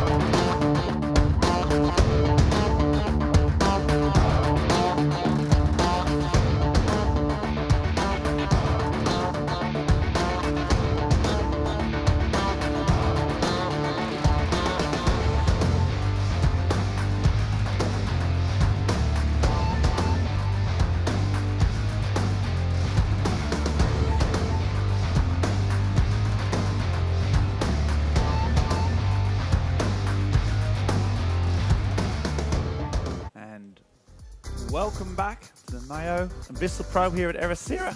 My name is Ben Mundy with a squeaky voice, with excitement. I'm joined by our very own Chico Alves, mate. First time in the booth. Just welcome to the vibe. How are you feeling, mate? Talk us through your sort of mindset. How are you feeling? Good morning, Ben. Thank you very much for your welcoming. Yeah, I'm feeling good. Conditions look really fun and the boys are reaping, so yeah, I'm excited. Big heat this too. Look at those names up there on your screen. We've got Billy Kemper. I see right now that's Maxime Husseinot, the Frenchman, originally from Reunion Island, and he has got a big hack on him. He knows this wave inside out, and he's off to a really good start from what we saw. We've just seen S turning through here. He's got a wide stance. He'll want something big on the end here, pumping hard, and here he goes. He's going to crack it. And another one, and just comes unstuck. It's unlike Max, but we'll see what he did at the back. But yeah, some of these names up there. Billy Kemper, previous big wave world champion, 3 times winner of the Jaws event there, one of the legends of the sport. Jake Marshall, fresh off a finalist performance there in the US Open. So he's on fire. But this is Max. What's he got here, Chico? Yeah, big smash out the back. He started off this wave so well. Max has competed here quite often on the junior series, and yeah, he comes a lot to Ericeira. And here, at the last section, he gets unstuck, which is unfortunately for him. But I've seen quite often the guys getting unstuck on that last section. It looks quite hard with the rip coming into the wave. And here, see, boom, huge crack on the outside too. So both of them getting 2 big turns on the outside, and let's see what the judges think. Yeah, Max almost had just that one wave, and then yeah, here again too. It's Billy Kemper from Maui. And yeah, so Billy's got a start here. He went well in one of the QS events. I think it's probably the Sunset event. So got a good QS ranking, and that got him into the Challenger Series. So coming back from injury last year, but you see what he's got. You know, he's obviously known as a big wave surfer, Chico, but he is absolutely no slouch, you know, in any type of conditions, is he? Yeah, he looks really excited and energetic. You saw his wave, and it looks really, really good.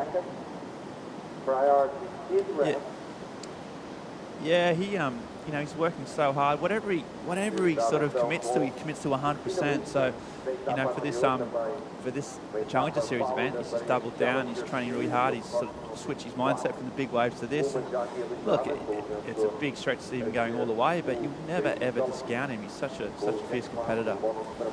And you see how he came back from the injury. Actually, that was quite a hard road, and he did a really good job to be 100% right now.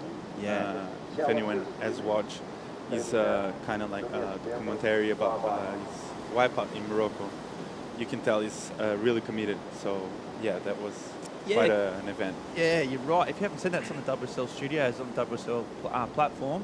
It's called Billy, and sort of series showing the way he prepares for some big waves and his family and his sort of whole mindset. Yeah, and then in the middle of it all, he has suffers this horrendous accident in Morocco. So it's really well done and really fascinating. Look into an elite athlete. If you want to go and check that out, obviously after the event, don't switch off this just yet. We've got so much action and so many great surfers. Good to see Seabass too back in the water. Chico, he's obviously one of Hawaii's great surfers. He's electric, isn't he? Yeah, I love his surfing. He surfs a lot. He's like a 12-year-old kid. He spends a lot of time in the water.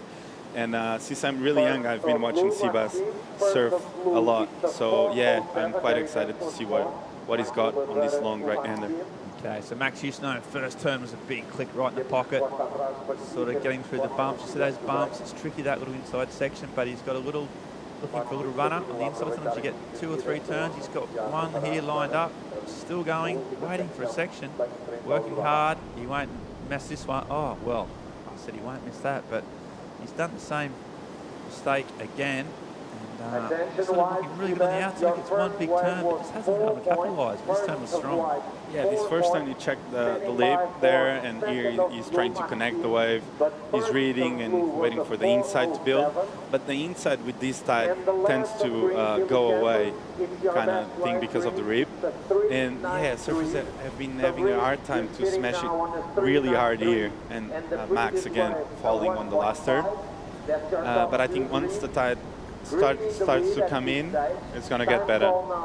Yeah, exactly. But speaking of, we've got some winners. We've got Joanna down there, the winner of the last heat. Yeah, great job out there. Conditions certainly picked up for you. You got a 7.67. Are you happy with your performance?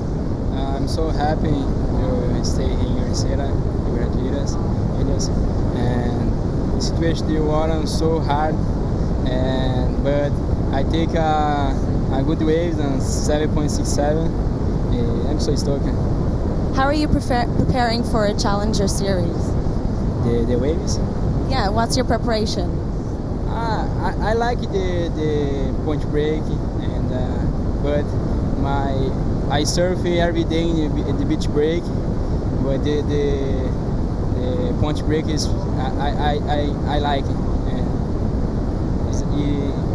it's waves here so good, but today I have a main wind so strong, and I'm so stoked. Do you want to say a few words in Portuguese?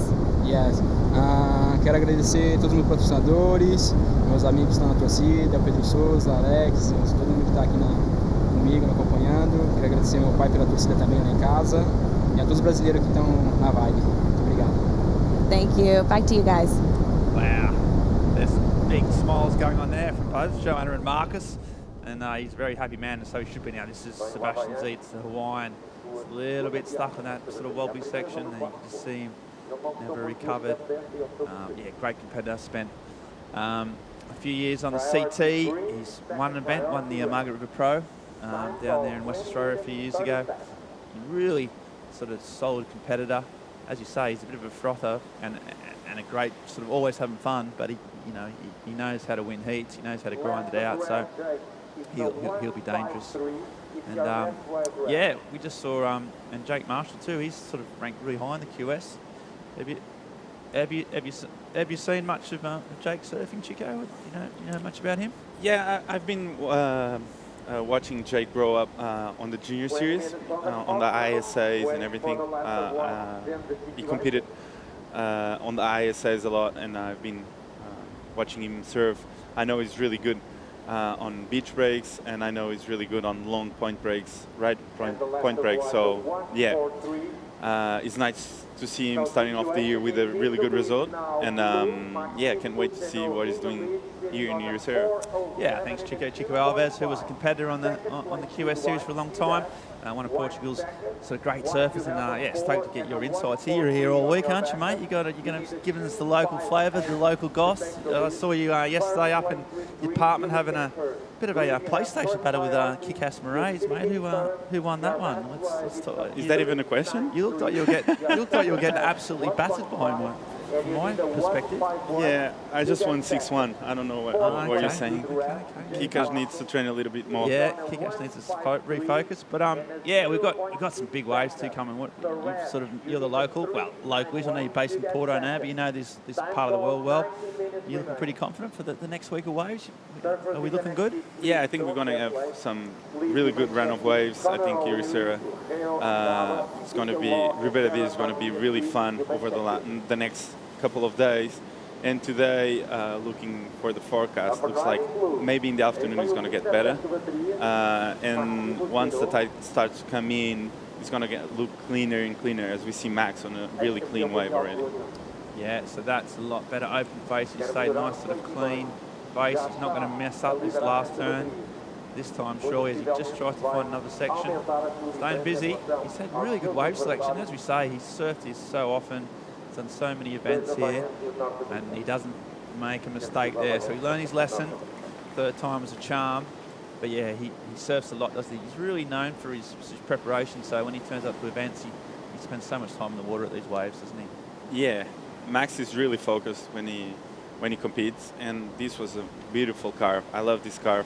And the way he excels on the bottom again, he gets another one. Here, he kind of like set up the inside. He gets a little layback check there. Here, he's just waiting and waiting. And on his head, I think he's thinking, well, I don't want to fall again on this last section. So he seals it really well with this last turn. So I think this was a really well-surfed wave, and I think the judges are going to like it. Yeah, he did well.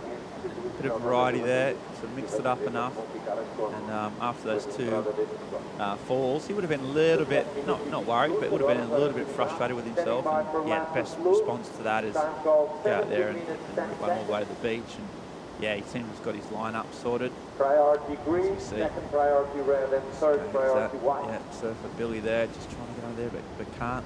May lose priority. They'll see what happens there. Jake Marshall, as you said, yeah, going up through the sort of young Californian, and he's been on a tear. He had a really good result in the US Open in Huntington, and yeah, real sort of flair surfer, isn't he? He's got real power. He's got big air game, so he can be really electric, Jake Marshall. Yeah, and he's got something that can help him a lot in Ribeira de Ilhas, which is he's really light-footed. So I think he can make those transitions when the wave is not as hollow. Look really clean. So yeah, I can't wait to see him stand up on a wave. Looks like he's waiting for that magic one that comes in for a while now. So yeah, he's been patient, which it's 15 minutes remaining is a good idea. He's got time. Some big set roll through there. They're very wide sometimes, those bigger ones, don't they? And that one he missed. So a little bit. Now he'll start to be worrying. It's 15 minutes on the clock. He hasn't had a solid wave. He's got priority. At what stage do you start thinking about pulling the trigger, Chico? Does he wait another 5 minutes, or is it time to start getting busy, do you think? I just think Ribeira, as we see Max here, it's a long paddle. Normally you stay like 5-6 minutes paddling. So it's good to start off the day really quick on the first 6 minutes to get a wave, as we see Billy here. Yeah, Billy coming around the corner here. That's a nice turn. A little bit hung up, but he's good on his feet, just hesitating, but you can just see a bit of frustration that didn't get that inside section he wanted. We'll see if he did any work out the back. He's had success. Most of his competitive success has come in his homeland of Hawaii. He's won the event at Sunset a couple of times. A late takeoff. Yeah, just got a little bit stuck up, but he's going to be he's going to be here yeah, for both the event here and in France. And I think he might be eyeing off a bit of Nazare action too, you'd imagine, Chico. Yeah, if he sees the swell is here, he's going to go there for sure. He's the guy that wants to charge, and for sure he brought with him like a 6-0 and maybe a 7-8 maybe, or a 8-10. And a 12-4. And a 12-4 to go to paddle Nazare, so yeah, for sure. He's ready. He's ready, he's always ready, and hope to get Billy in the booth and we can share his insights. Really articulate, really good thinker about the sport. And, yeah, he really sort of gets his viewpoint across really well. So yeah, hope to get him in the booth and get some insights. Actually, through the course of the event, we're going to try and get as many serves as we can in there because, let's face it, they're more interesting than us, aren't they, mate? But we got Max. He's up on the inside, staying busy. He's taking a different approach, hasn't he? He's decided just to, without priority, just to catch as many waves as he can almost. Yeah, because Ribera, sometimes what happens is the ones that look good end up not being as good as the ones that look bad at the start. And once you take off, the wave just stands up and you're like, wow, I wasn't expecting the wave to be this good. And what happened when you wait a lot is like, it's never like, you never feel it's a good choice to go. But I think Max is doing well on like keeping the rhythm up, and because sometimes when you're paddling to the outside, you see some roll-ins that you can really see when you're sitting on the outside. So for Max, I think it's a good strategy for today. Yeah, that's good. We've got Jake Marshall sitting out there patiently. While there's a bit of a lull in proceedings, we're going to go to a commercial break and come back with the rest of this heat of the first round of the MEO Vissla Pro Ericeira. Don't go anywhere, folks.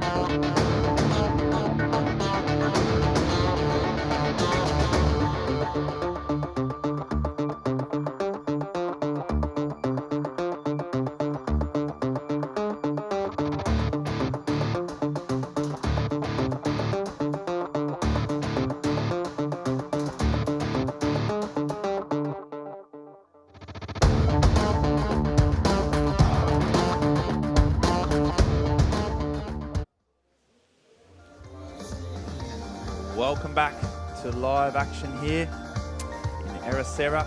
We're at the point break of Ribera de Ilas. And we've got a pretty stacked team. We've got Maxime Husnell out in front. Billy Kemper, the Hawaiian ex-big wave world champion, in second. Sebastian Zietz in third. And Jake Marshall still, it's really opened up a strong account. So Maxi with that 6.33, holding a pretty solid lead at the moment with 11 minutes to go. You kind of think you need a 10-point total sort of to get through once you reach this stage of the Challenger Series. Chico, it's pretty important to get above that 10-point barrier, I think. Yeah, for sure. Every is like a final year. The level is so high that when you enter the water, you think like, I need 2 6s at least. But as we see Sibas here getting a good wrap there, coming off the bottom, and bang, that was really clean. And then he gets another one there. So I think this was during the break, and this was really, really well served, and he finishes it off. Wow. Nice from Sibas. I think this will probably be the best wave of the heat. What do you think? Yeah, I think he did that really well. Bit of flair, and was able to hit the lip, as we said, that beautiful sort of drone shot. Looking sort of south towards the town of Ericeira there. And probably just go a little bit further south, you'll see around the bend to Kashkai, and then Lisbon isn't far away at all, only half an hour away. So what a coast. But yeah, Sebastian's got a really good, he's had so many good results and good times in Portugal. It's a place that he really, really loves. He's done some pretty epic sessions at the cave, which is like a gnarly slab not far from here. And over the years, he's real affinity with Portugal, probably because there's so many waves. And I think no one likes to catch waves more than Sebastian Zietz. Yeah, when the city was on here in Portugal, you would stay in the water 6 hours. Yeah. I would arrive in the morning, see him in the water, go lunch, come back, and he was in the water still. So I was like, damn, he loves to surf. So yeah, and I'm happy he found a really clean wave to excel. You looked really sharp on that wave. Yeah, he's still got it. He's still right at that elite level. He's had a couple of kids, so he's had a sort of bit of a life change. Runs a gym there with his partner and two small children. But I'll tell you what, if he can just get 1 or 2 results, obviously he can, he can crack the CT, and he's still obviously at that level. I mean, he's such a good surfer. He's keeping himself fit and focused, and yeah, he'll be dangerous. I think if he can get on a bit of a roll. Marshall's still just waiting. He's been so patient. We talked about that 15-minute mark. He said, does he have to pull the trigger? And you said that it might be best to wait. But now it's down under that 10-minute mark. Now he's going to have to catch 2 waves effectively, isn't he? So he needs to get busy pretty quick. Yeah, here in Ribeira, you kind of like need to get that backup wave really quick so you can sit a little bit more and wait for that 6 or 7. But once you kind of like commit to that 6 or 7, it's hard to kind of focus on your backup. So I think Jake got in between thoughts on what wave choice he wanted, and yeah, the clock kept rolling, and he's just waiting for the good one. Yeah, you can see the look of concern on his face. Max has been busy and stayed in the game. Now we have Billy Kemper needing a 6.47, which is a pretty solid score. And Jake Marshall needing a high 8, effectively almost 2 waves at the moment, 8 minutes to go. Plenty to play for. It's the name of the game, isn't it, Chico? But to come all this way, fly into America, and then it's all on the line. Every one of these heats in the Challenger Series, there's something right on it. 2 people will exit, so there's so much jeopardy involved in every single heat. Yeah, I cannot imagine the pressure they have when they are in the water and all those thoughts coming in. Especially when you're having a shocker heat like he's having, like without any waves for like 25 minutes almost. So yeah, I think they deal with a lot of pressure and thoughts, and yeah, it's good when they perform. They might feel so good. Yeah, it's just, especially in this instance. Well, Jake still has a bit of time, but he just hasn't had the opportunities. He might feel great in his surfing. His boards might feel great. He's come off a great result in Huntington, but if you don't get the waves, it means absolutely nothing. So that's the sport we're in. That's the sport of surfing. It's the ocean will always call the tricks. But let's have a look at just how we've got this stage with Sebastian out in front, and this is the best wave, right, Alves? Yeah, I love this turn, massive turn, really inverted, and it was a heavy section for today. And Max here with a beautiful carve. I love the way he extended this carve and come off the bottom. He did it again. He always has these solid foundations since really young. Max, he has a really good technique. He's got that ability to delay his bottom hand turn, doesn't he? So it just draws out that bottom hand turn, sometimes goes really low and then drives off. Really strong on the legs, really, as you say, really technically really sound. But this is probably the best wave. Well, it is the best wave of the heat so far. Yeah, this turn was the best turn of the heat so far. It was amazing. The way Zitz excel on that section was amazing. Here he clicks it again, just for good measure, and then the way he finished it off was really good. Boom, fins out, and yeah, it was stoked. Yeah, and that's got him the lead at the moment. Pretty comfortable lead at this stage. And leaves Billy Kemper, as we talked about. The Hawaiian, who's sort of mixing it up in the sort of competitive shortboard world, not for the first time, but for the first time in a while. But right now, he just shows you how hard these events are. Man of his talent and his caliber, he's facing immediate elimination unless he gets a 6.47. Jake Marshall just hasn't had a wave.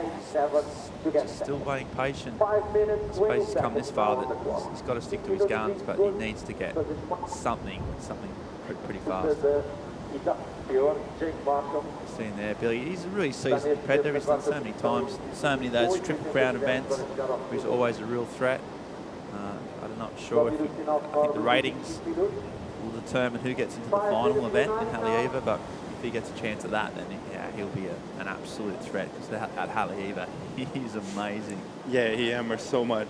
Like I've seen a couple of comps where Billy really rips Haleiwa, and he's always quite a guy to watch on that type of condition, and even in sunset too. He surfed really well over the last couple of years. But yeah, Haleiwa is just like a really good wave for him for sure. Okay, so Jake Marshall finally taken off. It's a bit foamy, but he's finally got in. Nice little sort of carve in the pocket. He's waited a long time for this. Hasn't really stood up. The drone angle makes it a little bit flatter than it is. Now he's fanging down the line. He's going to have to do a big turn here. Finishes off, and one last one. If he can finish that off, that's a great surf wave. So he's back in the game. Really good, impressive with his composure there. Chico, wait a long time for that. Getting that mix of, completing your turns but also adding a bit of risk was well done. Yeah, he holds the nerves really well on this wave. He comes off the bottom and he gets a really good layback snap here, really stylish. And here a good cutty. He waits for the wave to build up again, and he was able to finish it off really well here. As we see, he's building speed, and bam, again. And he goes left again, and he finishes it off with a big turn on the end section. So yeah, now the question is, will he have time to get another one with 3 minutes left? I think he's right there in the mix again with this wave. Yeah, it was really well surfed. He waited, just say 3 minutes to get back out there. He'll be absolutely motoring, all that training coming in. But the heat leader, Sebastian Zietz, little insider, just hoping that it's got that little runner on the inside section. Here he goes, picks up speed. Unfortunately for Sebastian, it just ran off too fast. And we'll see Jake Marshall. He'll be absolutely powering out there as fast as any man can paddle. The Sharp Eye surfboards he's on now look really solid, don't they? Look really clean lines. You can tell by that wave that he's in form. It's just a matter of whether he can get back out with 2.5 minutes to go and seal the deal. So yeah, Jake with a 5.9 is back, and he only needs a 4.51. So yeah, let's see if he can make in time and get another crack to get into the top 2. Yeah, that's right. So you say he's got a good score. 4.5 is not a huge score. Time is the enemy, as always. And he's back out there. That's surfing next heat. You see the inside here. So Max Husno, he's waiting for this wave to steepen up. Drives to the bottom. Turns again, just waiting, hoping there's going to be a bit of a steeper section, but there's not. So even for Max, who knows this wave inside out, sometimes this break, as you said before, Chico, you never quite know when you take off what can happen. Sometimes it's so hard to read. Some breaks, this is a good wave, you know what it's going to do. But sometimes at this particular point break, it can be a bit of a lottery. Yeah, on the low tide, normally the small ones are the best ones because they roll on the rock and they stand up really well. And on the high tide, the bigger ones that go over the rock too. So yeah, I think as we see Jake here. Okay, so he's got back out the back, Jake. He's got a wave, so he's done everything right. He needs a 4.5. He's done 2 turns, and now he's going to hope he's got an inside section. I'll tell you what, if he pulls this off, that's been a tremendous bit of clutch surfing under pressure. I'm not saying he's going to get a 4.5. He's not going to die wondering. Goes left on the inside and cracks on the end, and he just fades beneath the rocks. So we'll see if that's going to be enough. But I'll tell you what, that is commitment, that's guts, that's real pressure surfing. So it's really important. We'll see how he gets the score then out the back. Still done. So this is Billy Kemper. So he needs a 6.3 or 6.47 prior to that wave of Jake. So he's going to go all the way in. He's fighting to the death, and unfortunately you can see that wave just didn't work out. So unfortunately for Billy and for us, to be honest, we've lost him from the event, and it's going to come down to that last wave of Jake Marshall as we see Sebastian out the back. Another wave, so a real flurry in the last minute. Probably all the surfers getting 2 waves each. Sebastian's safe. He was in first place, so he was just going to S-turn it to the shore, and he finishes it off. He'll be happy, and it's going to come down to this sort of wave of Jake Marshall's, really. Judges got some work to do. We haven't seen the replay. I'll get Chikayu to talk us through the replay when it comes up, but it's going to be tight. Yeah, I think so. The first 2 turns looked really clean, and the wave was quite had some size. And the way he finished it off on his backside was really clean too. So I think he's got a good chance on making that score. So yeah, I'm just waiting to see the replay. And because we had the drone shot, as you say, it just makes it, the shot from exactly. above makes it look a little bit sort of flatter and a little bit smaller. And then, but when you get the front on angle, you might get a bit of indication. But he's waiting on the shore. He's stuck behind those rocks. He'll have to go back, come back around, but he's just waiting patiently. Big moment in his career. He's got that start in Huntington. He got on a roll, and if he can get through this heat, he might think that he's back on, because that was so cutthroat, and he surfed so well, and he was down and out with 5 minutes to go, and he put it on the line. He got 2 waves. You can see him seeking the sea bass, and this is the wave. Chico, what do you reckon? so he comes off the bottom, gets a good first turn there, and then this one, boom. This was a critical section, and judges love that, and he did a really good job on getting in time there. And this, we see a double up left coming up, and he gets like a snap, and then he comes off the bottom again, and he does really well here to finish it off, really strong. So yeah, what do you think?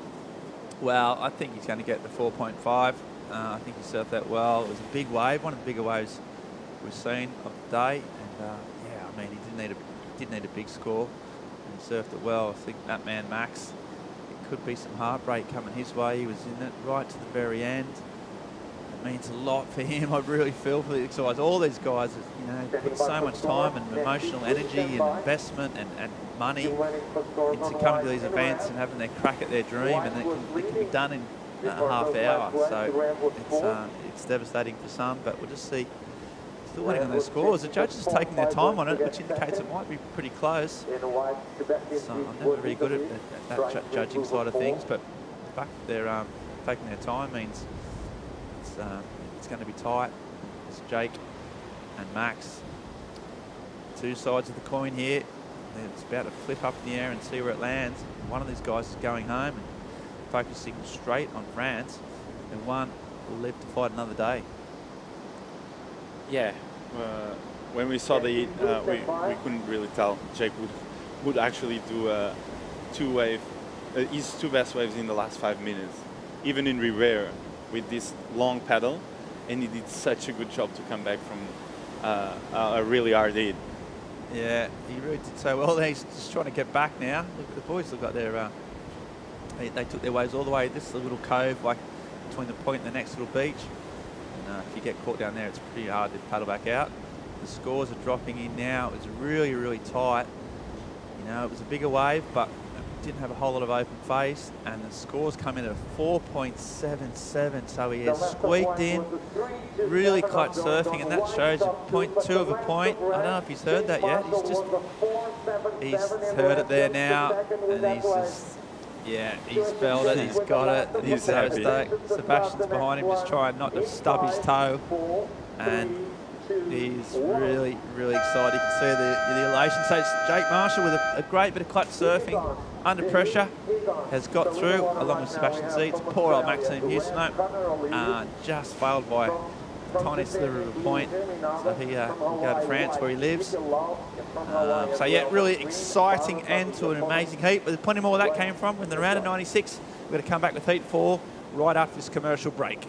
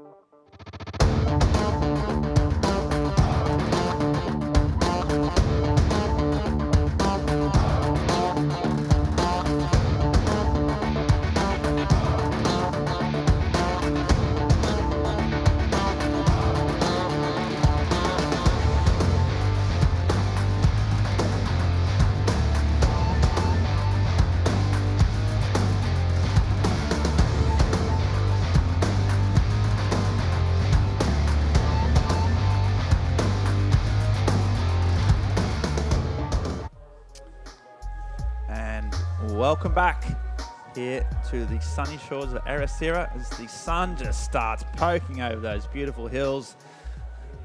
The swell is sort of filling in. It's picking up during the day.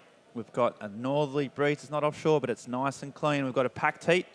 I'm Ben Mundy here, joined in the booth by Chico Alves.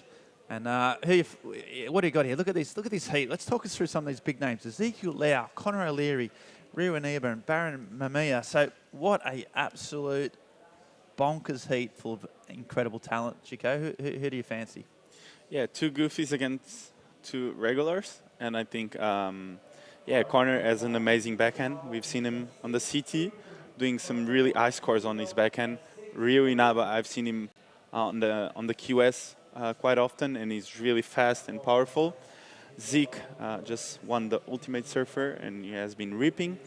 And yeah, he started off with a 6-3-3, as we are talking, and Baron Mamma Mia, the Hawaiian star, some of his coming clips, up. Yeah, some of his clips from Baron have been absolutely amazing over the last sort of 12 to 18 months. And yeah, Zeke Lau there. Yes, this is the man. So strong start. Yeah, 6-3-3. A really good start for today, as we have been watching the comp. Boom, big layback snap. He's so powerful. Here he gets a little cutty, waiting for the wave to build up again. That first layback was really where the score came from. Let's see how he can finish it off as the wave is slowly building up. Quick snap there, coming off the bottom. Another one, really powerful. A lot of water getting out of the board there. Oh, and another massive layback snap. Yeah, it looks really energetic and strong. It really does. Some incredible drop wallets there. Yeah, so Zeke Lau is the winner of the Ultimate Surfer. So he's actually, by courtesy of winning that format, he gets 3 wildcards into next year's CT. So we're off to a strong start, but here we go. Australian gift for Connor O'Leary, originally from Cronulla, but now living up on the north coast. Lennox Head is his sort of home point now, so and his backhand has always been his strength. So we'll see if Connor had a year in the CT last year but didn't qualify back in the thing. So this is his chance to get back on the CT. He's fought so hard to get there, and he's just S-turning all his way through and clicks it at the end. So yeah, strong start from Connor. Yeah, the Ultimate Surfer, I reckon if they had a European version, I reckon a certain man, I think, by the name of Chico Alves would be, I reckon, an absolute shoe-in for that. On the pool, too? In the pool, in the romance. I wish, so I can surf the pool once. You got that kind of je ne sais quoi. The viewers love that kind of stuff. I think Ben Mundy would be the threat. No, I don't think I don't have the surfing talent, Chico. That's the problem, mate. I don't have the surfing talent, unlike you. I think if we can get this off the ground, you got your YouTube followers. I can see it come together, mate. I really can. But that's another discussion for another day. As we see Connor on his backhand. Yeah, Connor here weaving his way to the inside. I think Connor has that type of backhand that he really needs the wave to stand up. But when the wave does, he really excels a lot. So here the wave couldn't really help him. Was kind of flat all the way in. But I like how we finish it off here. Boom. Really vertical snap there. And I think it's a good starter. Yeah, really strong. Both the experienced serves, the 2 guys with CT experience after pretty strong starts. Connor came on to the CT his first year, I think, back in 2017, I'm guessing, and sort of exploded out of the traps with the big wins at Snapper and had a good result in Fiji. And his first year, rookie year, was, he easily re-qualified. Unfortunately, since then, just had sort of a bit of a yo-yo, off the CT and then back on. Lost some of his major sponsors during that, so had to work hard just to stay in touch. And after finally getting on last year, this year, he's now fighting for his CT qualification again. Is the Hawaiian. He's a really electric surfer. Amazing in big waves, got an amazing air game as well, so really complete surfer.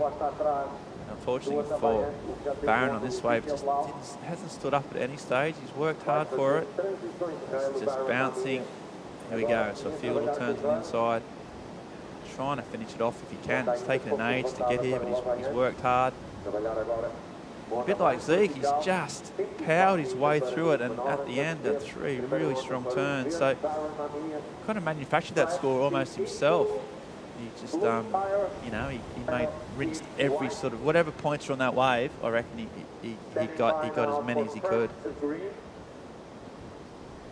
Speaking of rinsing some points out of this wave, I've got Joanna Garnell, and she's down there with the winner of the last heat, Sebastian Zietz.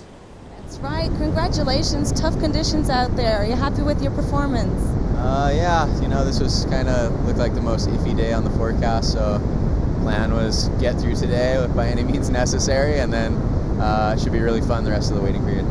It was a really close call with the rest of the athletes on your heat, but you were able to make a better score than in the U.S. Yeah, U.S. Open was a shocker for me, you know, coming off a couple years off of competing and having kids, feeling more like a dad than a professional surfer, but felt good to make a heat, you know, get the juices flowing again, and yeah, just looking forward to the rest of it. Do you want to say a few words for your family back home? I don't know, they're probably asleep, but hi Millie!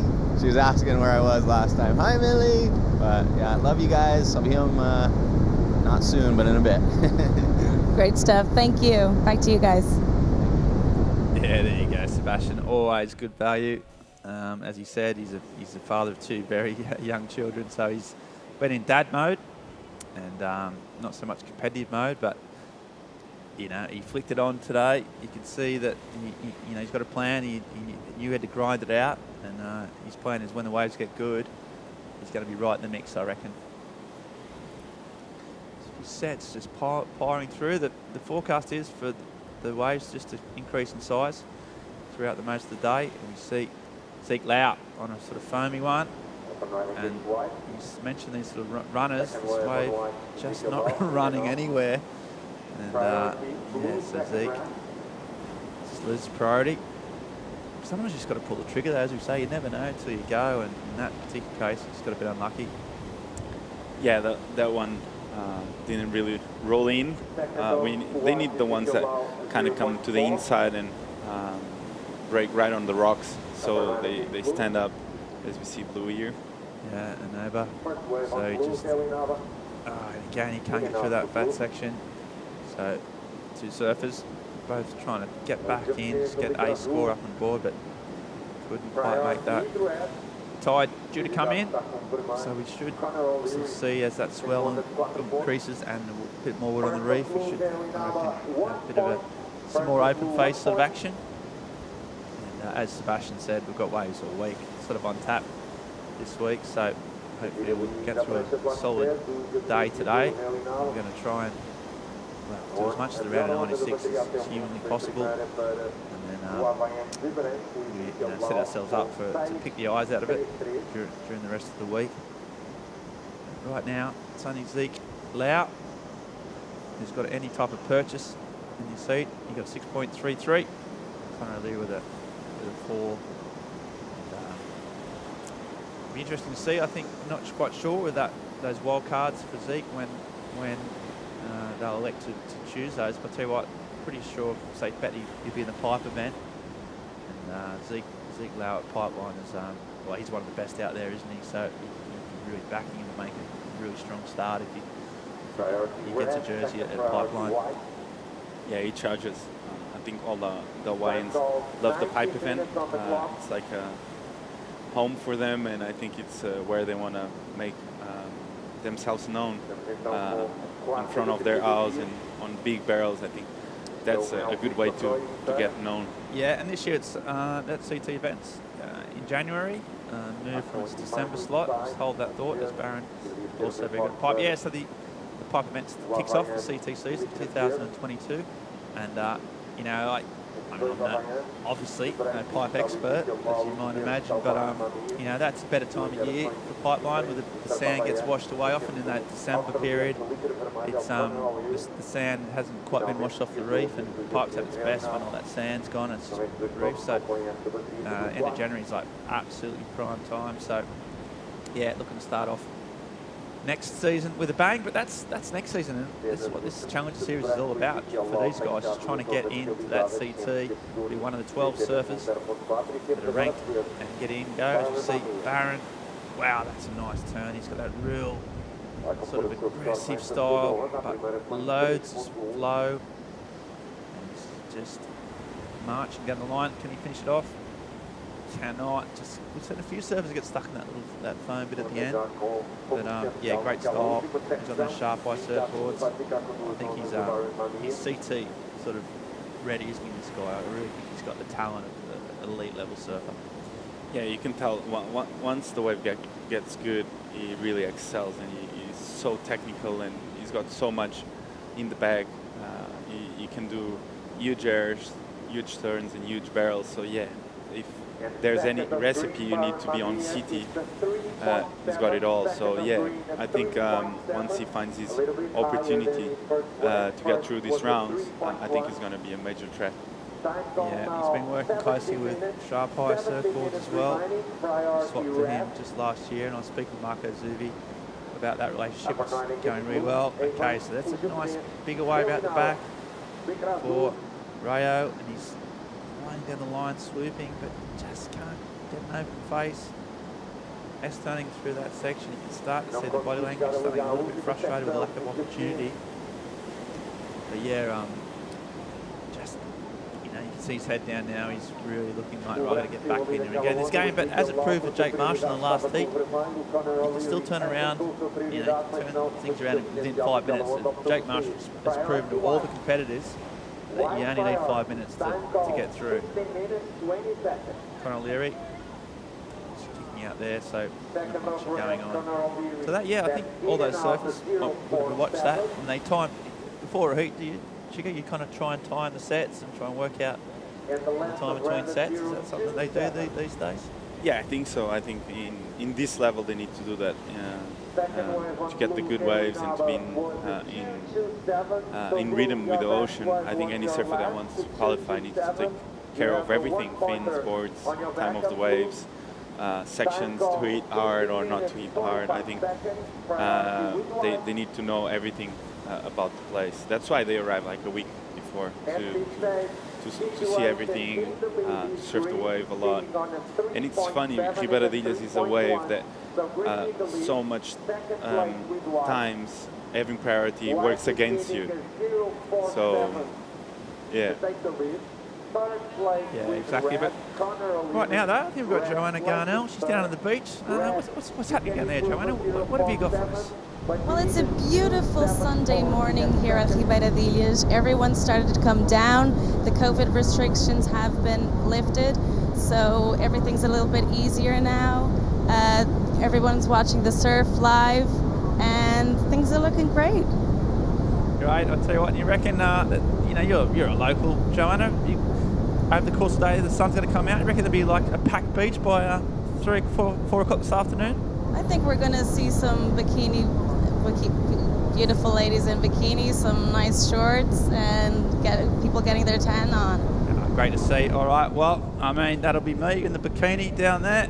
I prefer to see people in their tracksuit pants having a good time. So excited to see that. But whatever, it looks good, it looks fun.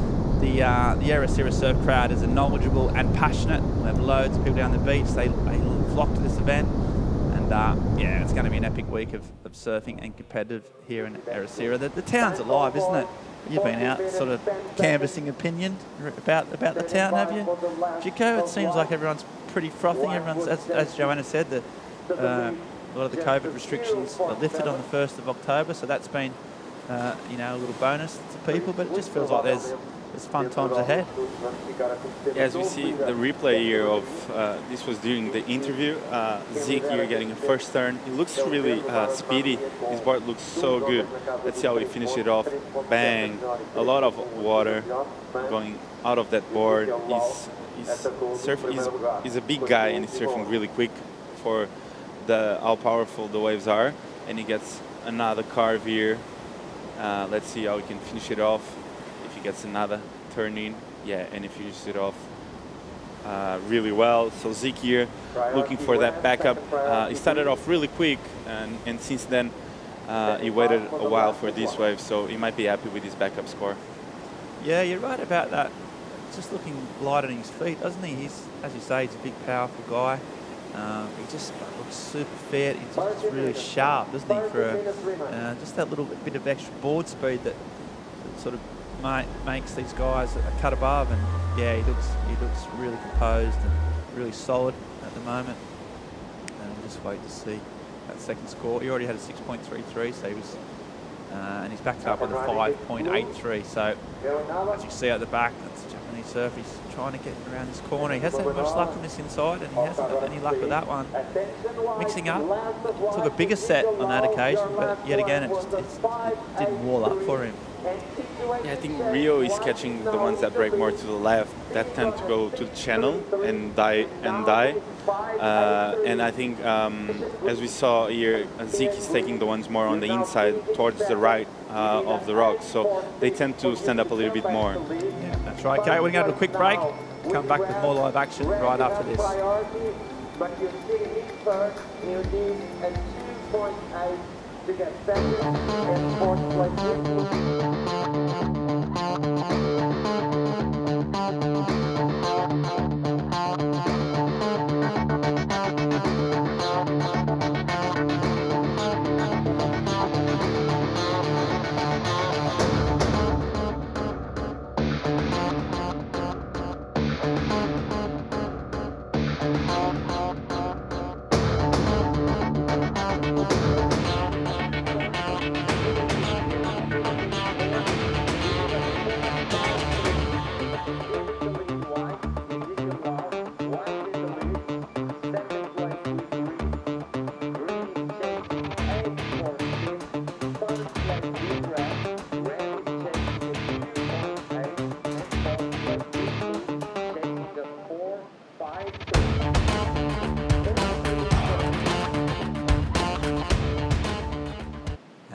Welcome back to the MEO Vissla Pro Ericeira.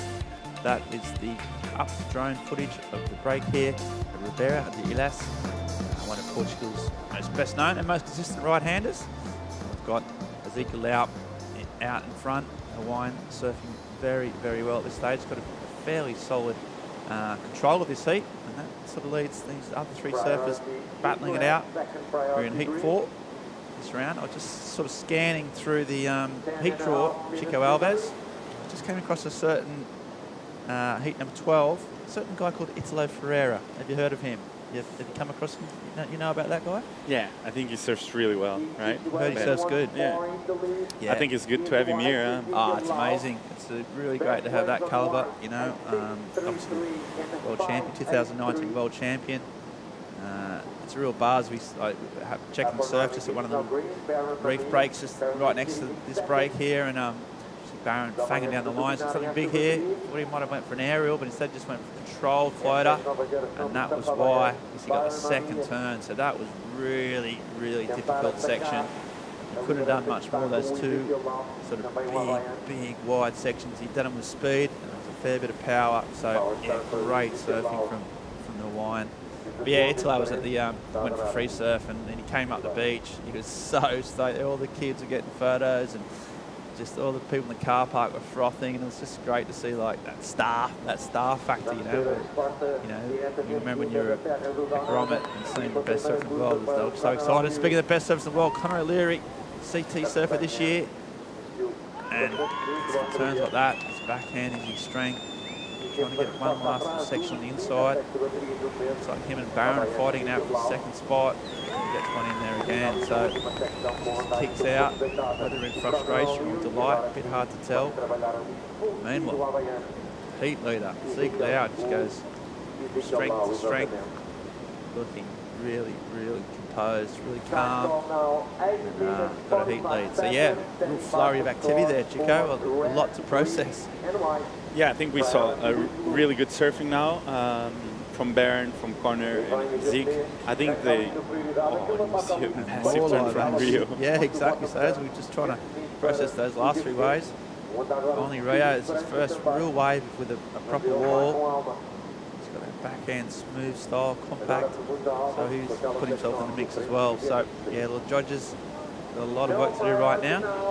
Plenty of scores to drop. And we might just see that the effects of that tide. So this is his first wave, Chico, that done any damage on? Yeah, this was a massive turn. Did you saw the amount of water that he threw to the back? I think it almost hit the ski. And then he finishes it off here, another one. So, yeah, real with a huge backhand snap to start off. As we see Zeke here on what it looked like a really fun wave at the end. Let's see what it did here. So, yeah, big carving snap to start off. Another one. And boom, huge turn to finish it off. So 3-turn combo and looking really solid. He's got that wave selection, you're right, where those growers, isn't it? Where so they take off kind of small. You see Connor sort of on the same. He's got one more big section here that's just not quite the open face or the speed that Zeke had. But yeah, Zeke now just in each of his wave, he's picked up those little runners. It's giving him a little sort of chip in, and then he's just opened up on the inside. So really great surfing, but also really good wave selection. Yeah, I think this flurry of action is going to put the a little bit more on the ropes, I guess. Yeah, it's going to be tight. There's a lot of waves. They're really tightly bunched too, except for Zeke, who's got a bit of breathing space. The rest of the guys are really bunched together. And then after those 3 waves, it's going to be tight. It's probably going to be one more, probably flurry, I'd imagine. Last sort of 6 minutes to go. We saw in the last heat, it was a really, I think 4 of the best waves ridden of the heat all came in that last 5 minutes. And, you see there at the drone footage, that's sort of the valley. So the sort of wind funnels down through that. That's where the river, sort of, you can see snaking through that valley there. Often it's a northerly wind, sort of onshore, but it often sort of funnels down that valley, and you can feel the wind at your back, almost sort of offshore on land and onshore in the sea somehow, quite confusingly, but clean faces. These waves breaking sort of right to left from your screen, so sort of north to south, breeze coming from the northerly direction, but which means that inside section is often clean. And, those scores just starting to drop in now. So we saw Barron got a 6.47 for that big combination, that big 2-turn combo. Just waiting for Connor O'Leary. He needed 6.18 now. See if his last wave is going to get near there, or at least make his job a bit easier. Looks like the waves are cleaning up. I think you're right. A lot from since the first heats. I think it's looking more and more clean as the tide is coming in and the sun is coming out. Yeah, we had a bit of morning sickness, didn't we, this morning? We had that storm last night. There was a lot of rain and squally winds. Just added sort of a fair bit of, sort of uneven texture to the water, but that's starting to even itself out. The tide's just pushing in. Life's looking good. But Connor O'Leary just waiting on that score. So he got a 6.93 for one of his waves. So that just means he's now up into second. That leaves Barron, surfer in green, surfer from Hawaii with priority, only needing a 4.47. So really tight. You can see a scrap between Barron and Connor basically at this stage. Zeke now just keeps piling some huge numbers though. He's added another sort of 6.67 to his score, so he looks safe at this stage. It's a shootout for second. Who are you backing at this stage? Connor or Barron? Who would you put money on, Chico, if you had to? Hold that thought, because Connor's pulled the trigger. Here he goes again, the Australian, hoping that this builds up. It's a little bit wobbly on the inside. Didn't get any turns at the back, so he's hoping this squares up on the inside. Here he goes. That wave is not going to add to his total. You're a little bit disappointed with that. It's sort of not the way we needed at this stage of the, what does he need to do with 4 minutes to go, Chico? Like, what does Connor need to do to protect that slender lead? I think this is the battle of the backups right now. They both have 6s, and then they don't have really like a high backup. So I just think it's gonna come down to these last decisions. I think there's 3 minutes to go. So let's see what they can do. Yeah, and this is the recap. So Zeke now just started off. This is his first wave. Just caught in the probably first minute of the heat. Just set the tone for the rest of it, really. He's just looked sharp. he sort of motored through the dead sections, and then whenever he got a bit of juice, he put on the afterburners. He looks really calm. There's no sort of jitters between his turns, is there, Chico? No sort of, his transitions are smooth, and then when he lays down a hammer, so much spray. Yeah, corner you got his pass wave, really clean backhand snap to start off, and here he was able to get vertical there, and I think the judges loved the way he finished it off this wave. I think he really needed this wave, and he was stoked at the end of this wave, for sure. He was struggling to get a good one, and here Zeke his board is looking so good. He's looking really fast, and the way he finishes it off, it's amazing. Like, this turn was so good.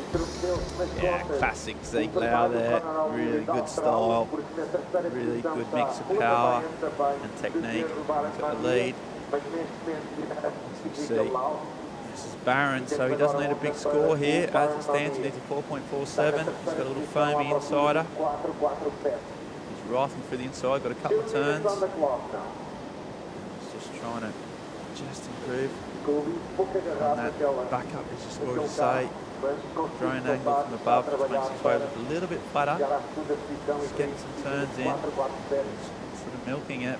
Didn't have a running section, so it's going to be really interesting to see how that sort of pans out. As we said, a 4.47. If we think back to the last heat with Jake needing a 4.5, it's kind of, it's the same sort of situation, isn't it? Yeah, I think he was looking for those runners, a smaller wave, but a runner with a little bit more pocket. Yeah, I think he did a really good job to surf this wave. It was a small wave and really hard to surf. But yeah, let's see what the judges think of this wave. I think it was a really well-surfed wave, but at the same time it was really small. What do you think?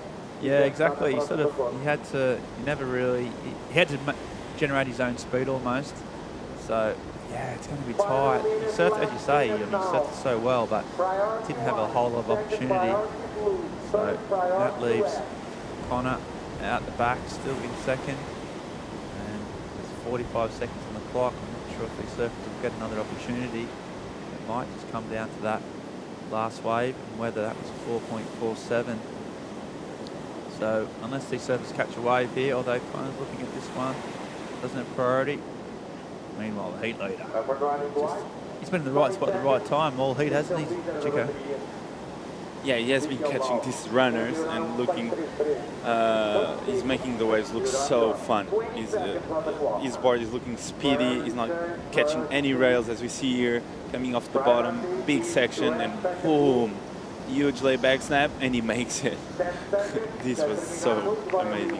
And that was just a case of he'd obviously done all the hard work. That was a bit of a victory lap, but that just meant he could, he could get loose, and you could see him just before that turn, wasn't he? He was just like, right. You could see him eyeing it up, and he really went for it and pulled it off. So that's going to be one of the better scores of what already was a high-scoring heat for him. So amazingly surfed Zeke. But the interest now is coming into that wave of Barons.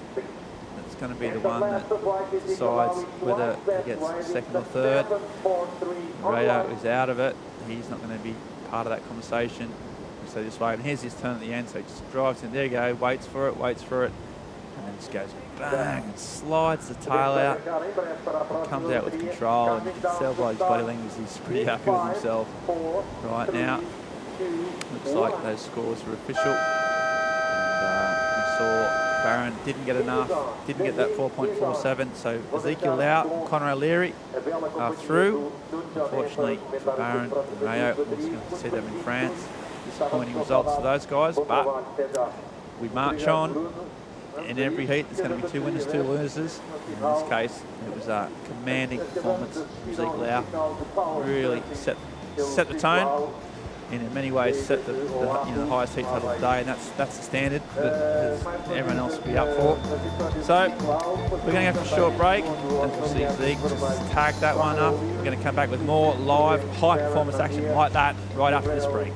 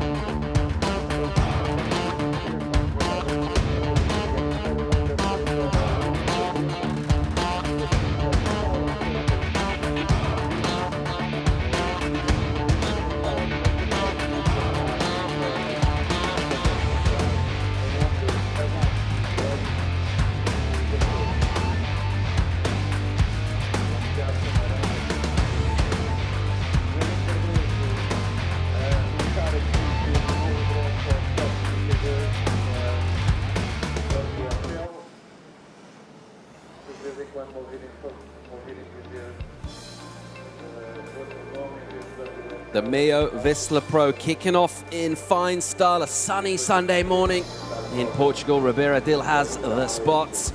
And Heat 5 out the water already. Michel Burres of Tahiti, Jorgen Cousinet of France, William Cordoza from Brazil, Carlos Munoz of Costa Rica, Paul Evans alongside Peter Mel back in the studio. Things are hotting up, Pete. That's so true.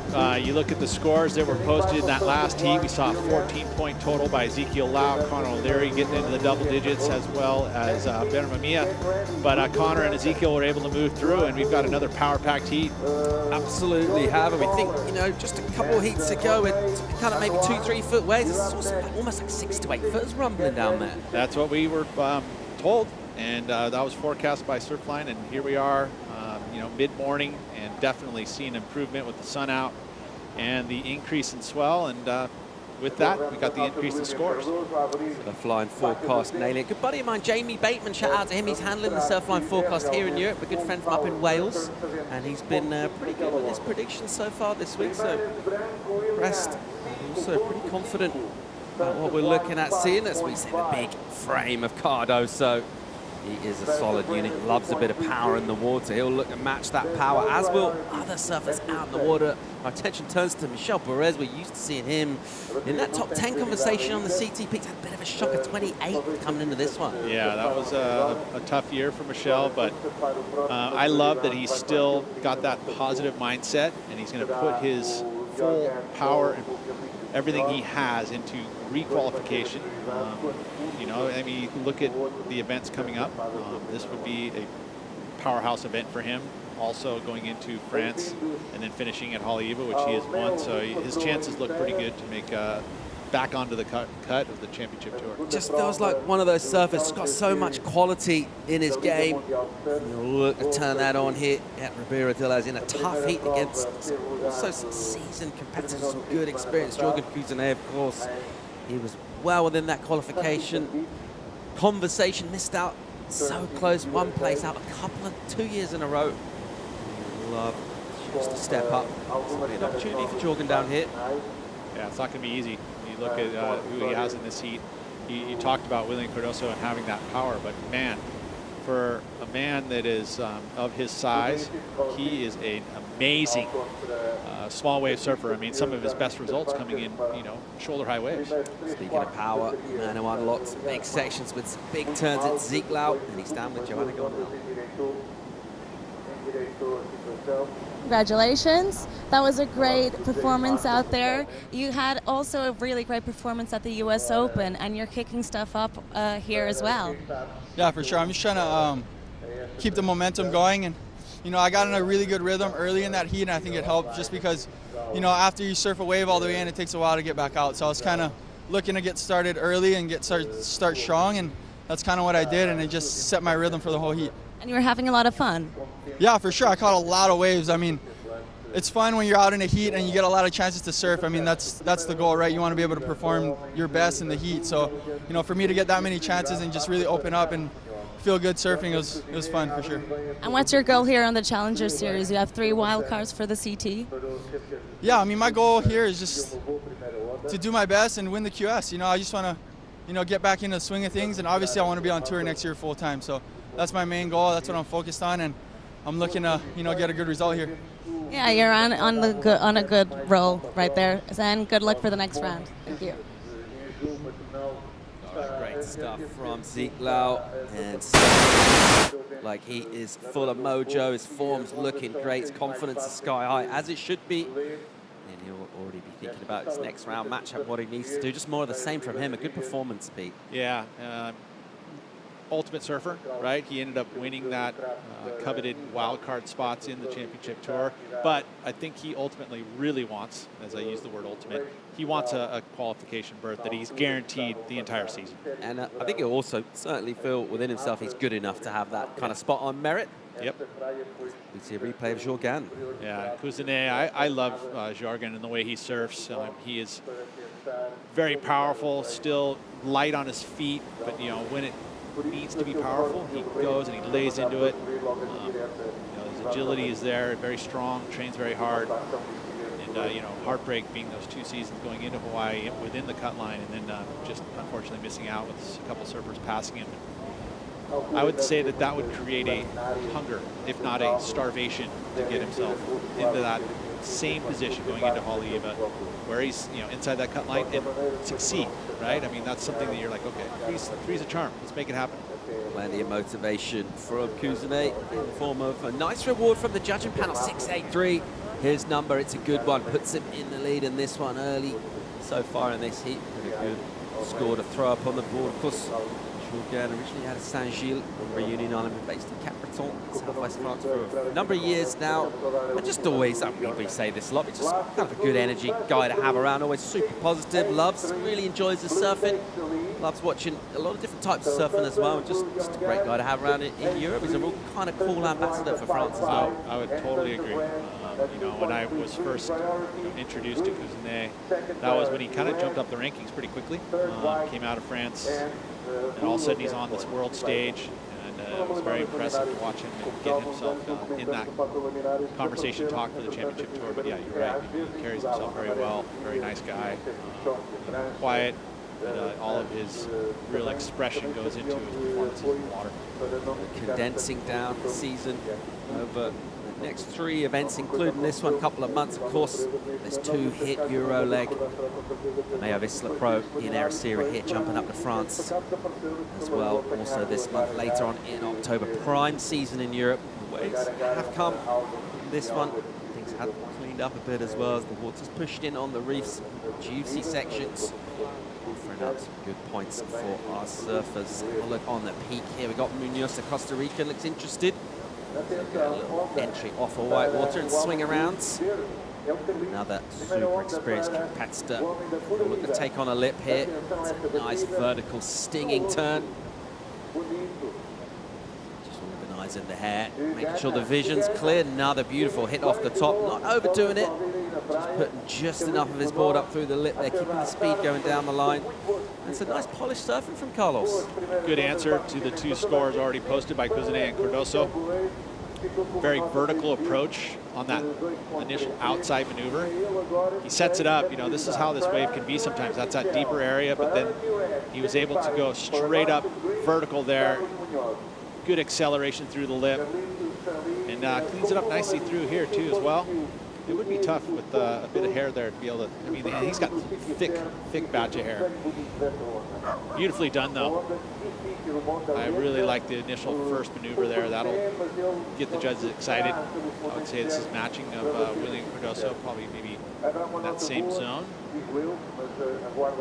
Good stuff from Munoz, of course. The Costa Rican kind of conversation always been a big destination, but in terms of offering us talent, this really feels like a kind of a golden generation for Costa Rican surfers. Think about Brisa Hennessy, of course, representing the Olympics, Leilani McGonigal as well. And Costa Rica really in the ascendancy. Great to see. It is so true, you know, and I think that anywhere there's such a wave-rich region, you either get an influx of people coming to move into Costa Rica, right? And it's kind of what happens. Right, exactly. It's like what we see here in Ericeira. But what that does is it lifts the talent pool in the region. You know, all of a sudden you get this kind of drafting effect. You know, Carlos has been at the very beginning of all of that. Good to see him still here competing. I saw Jim Hogan walking around with Carlos, which means they're working together for this leg, and I'm sure Jimmy might have some other surfers that he's working with. But a long-time professional himself now resides in Costa Rica, so good to see him around. So morning scene here at the World Surfing Reserve of Ribeira de Lis, of course the MEO Vissla Pro 2021 Challenger Series. High stakes for our surfers out in the water, for our spectators on the beach, just enjoying chance to check out some of the finest wave riders on the planet. Of course, a bunch of cool free surf opportunities through Ericeira as well. Probably plus upwards of 20 spots around here within a kind of 10-minute drive north to south. Always cool to see the world's best lighten the place up. Let's check out Michel Bourrez here, looking to get something going. This wave doesn't have a ton of energy on the outsides. Michel unable to really get going through the gears on that. Was just a quick in and out for him. And just think about, we kind of find a reason maybe why you think about that year from Michel. I mean, he's performed well in the beach race, has done well in Brazil in the past, but this year maybe we're just kind of maybe losing due to factors, losing some of the prime, real premium venues, and kind of a little bit of a beach break tour, wasn't it, in Australia? And it's turned out not to have gone that well for Michelle. Yeah, it's tough. I mean, just to be able to wrap your head around all these new venues, right? And they were kind of popping up. It wasn't like there was this like stable schedule so you could focus yourself and focus your equipment. Some people were able to relish in that type of atmosphere. I mean, a Connor Coffin would be a prime example where you think, oh, the point breaks, he's going to be all there, and all of a sudden here he is in the top 5, surprisingly, right? But his boards adjustment that he made throughout the season, he's now clicked in with his boards. You know, with Michelle, I mean, he's been focused on his equipment for a very long time, very comfortable there, but it's just, you know, sometimes the season just doesn't happen for you, and that's what happened to Michelle. Here he is, live action from our Tahitian. That kind of a trademark maneuver, that springy sort of extended whitewater foam climb, and then a coiled spring bottom turn, or just tag it again. Just thinking about that board conversation, Pete, in terms of trends, where are we sort of heading? We've rebounded a bit a couple of years ago, maybe in length, and boards getting a little wider, boards sort of staying the same. Where are we at with that? You know, I really think that, I mean, I had pushed this for a long period of time as far as the, you know, way they're built, right? I feel like there's so much more that can be done with equipment in regards to materials, you know, and he's always been, Michelle, when you talk about his boards and what he's been able to do, he's been able to focus on styrofoam and epoxy designs and carbon. You know, those were the Firewire kind of boards were designed that way, very strong, and he's been with them for a very long time, so he's been riding that type of equipment. I still feel like that's where we're going to see flex patterns and, you know, that flex being such an important part of surfing. I think we're just in the infancy as far as where that flex is, where it needs to be. Every surfer's a little different, right? So some surfers push a little harder on the front foot, some push more on the back foot, and where that flex needs to be in order to get that acceleration out of a surfboard is so new. It really is. I mean, I think that with the computer being where we're at now, we're able to duplicate, at least design-wise, we're able to duplicate bottoms and rockers and all that stuff. Now it's about flex, and I feel like flex is going to be a big part of it, where we put carbon in a surfboard in order to get acceleration out of boards. Getting acceleration down the line. Jorgen Kuzene, it's a little left behind the section. He'll negotiate that. Now he'll look for a little pocket to stand up for him. You see him just focus down on this lip here. You know, it's a nice bit of it. So he'll clip one off the top. Look to get a finish kind of S-ing through here. Negotiating some deeper water. Just click that one up. Nice little finish for him. So heat leader, and that's the second score. That will count for him. More live action, Munoz, and he'll belt one. Does it really well. Comes down just ahead of the lip. Coils into his next bottom turn. Aiming that big layback slash in the pocket, which are going complete. Yeah, that was a nice maneuver, an attempt on that finish move, but you got to pull it off. We saw the finally the score. It took a while for Carlos's first wave to come in, and I think there were some comparisons going down because it's so important to get those comparisons in those early waves, especially ones that are going to be in the scoreline. Generally, you think anything above a 6 could conceivably be in the scoreline. You know, this wave is going to go into his top 2 just because it's the second wave. I don't think he's going to hold on to it, especially when you have to fall at the end. But the 6.17, and there were some comparisons to William Cardoso's 5.5, and also Jorgen Kuzene's 6.8, and where the relation that would fit in to comparisons. And I think that's where you see a lot of the judges going, okay, how does it compare to a score you've already posted? And so they'll do a replay. They'll actually replay a wave that you're trying to compare it to. And then the judges can do that, and individually they put their own impression in there. You'll see the scores. You know, they'll vary slightly, but the average being, I thought that Carlos's wave fit in between Jorgen and Williams, and sure enough, there's the score that came in, a 6.17. Whereas William had the 5.5. The best score of the heat so far is Jorgen Kuzene's 6.83, but I think that Jorgen has now put up a nice backup score. Yeah, he did. That was a really well surfed wave. Just appreciated the work he got done on the end from our angle from above, looking down on the sharp rail work. Jorgen Kuzene should consolidate. The score comes in on his lead. A 12-point total, 5.17 comes in. So 12 points ready for his top 2. Good going from our Frenchman at a Reunion Island. Love to get him a bit of form here.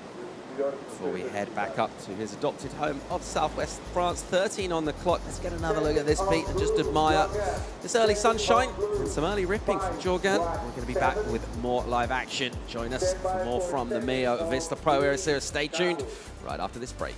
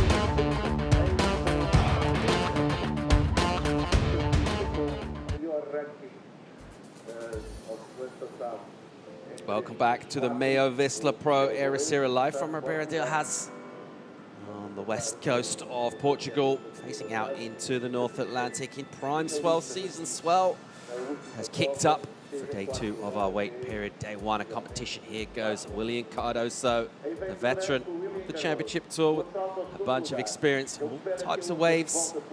Certainly no slouch when it's smaller either, but loves just to unleash. Use that powerful frame and that physicality to really get an opportunity to do that on that particular wave. It's going to be a huge number for him, but looking to get something going. Got that 5-5 locked in beat. Really needs to get a backup going. Yeah, he does. And as a matter of fact, I would think that the 5-5 would be most likely his backup. You know, you want to get something up in that good to very good range in order to turn this heat. We're seeing an improvement in conditions, so we'll be seeing an improvement in scores. This one here just comes in at a 2.8. It's enough to put him in 3rd position, but ultimately he definitely needs to improve and get himself a nice solid score in order to match what's already been posted, right? Carlos is holding the 6.17. We see that Jorgan Kuzine with the 6.8. So those are where you got to get your level at. You know, ultimately, yeah, you want to get 7s and 8s, but at least match the scores that are happening in your heat. Taken down towards the 10 to go in this, so almost lost 2/3 off the clock. Burez struggling really from Judy so far, just a couple of 2s for Michel.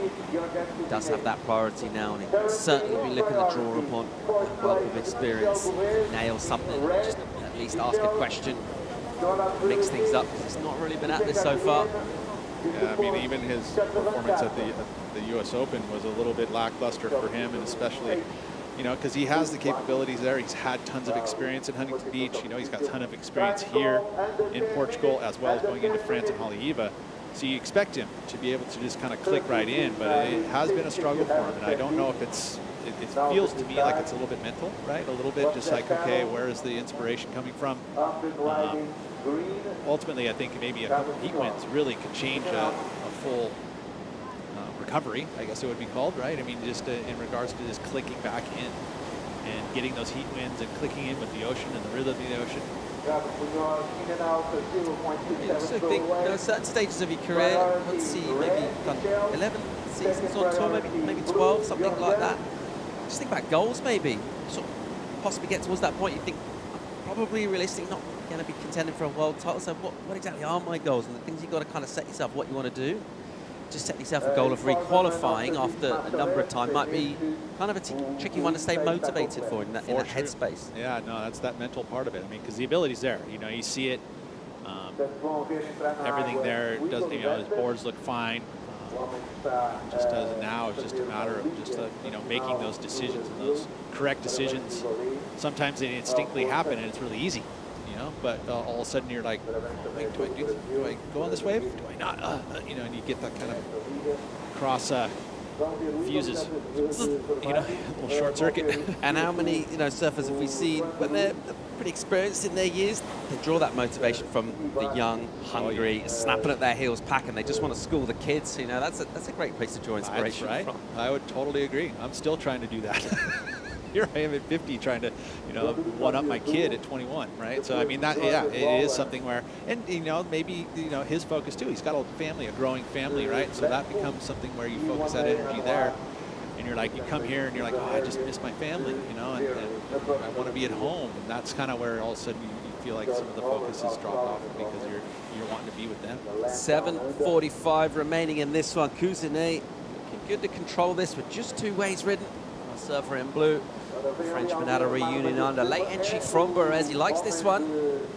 Made sure he got on it.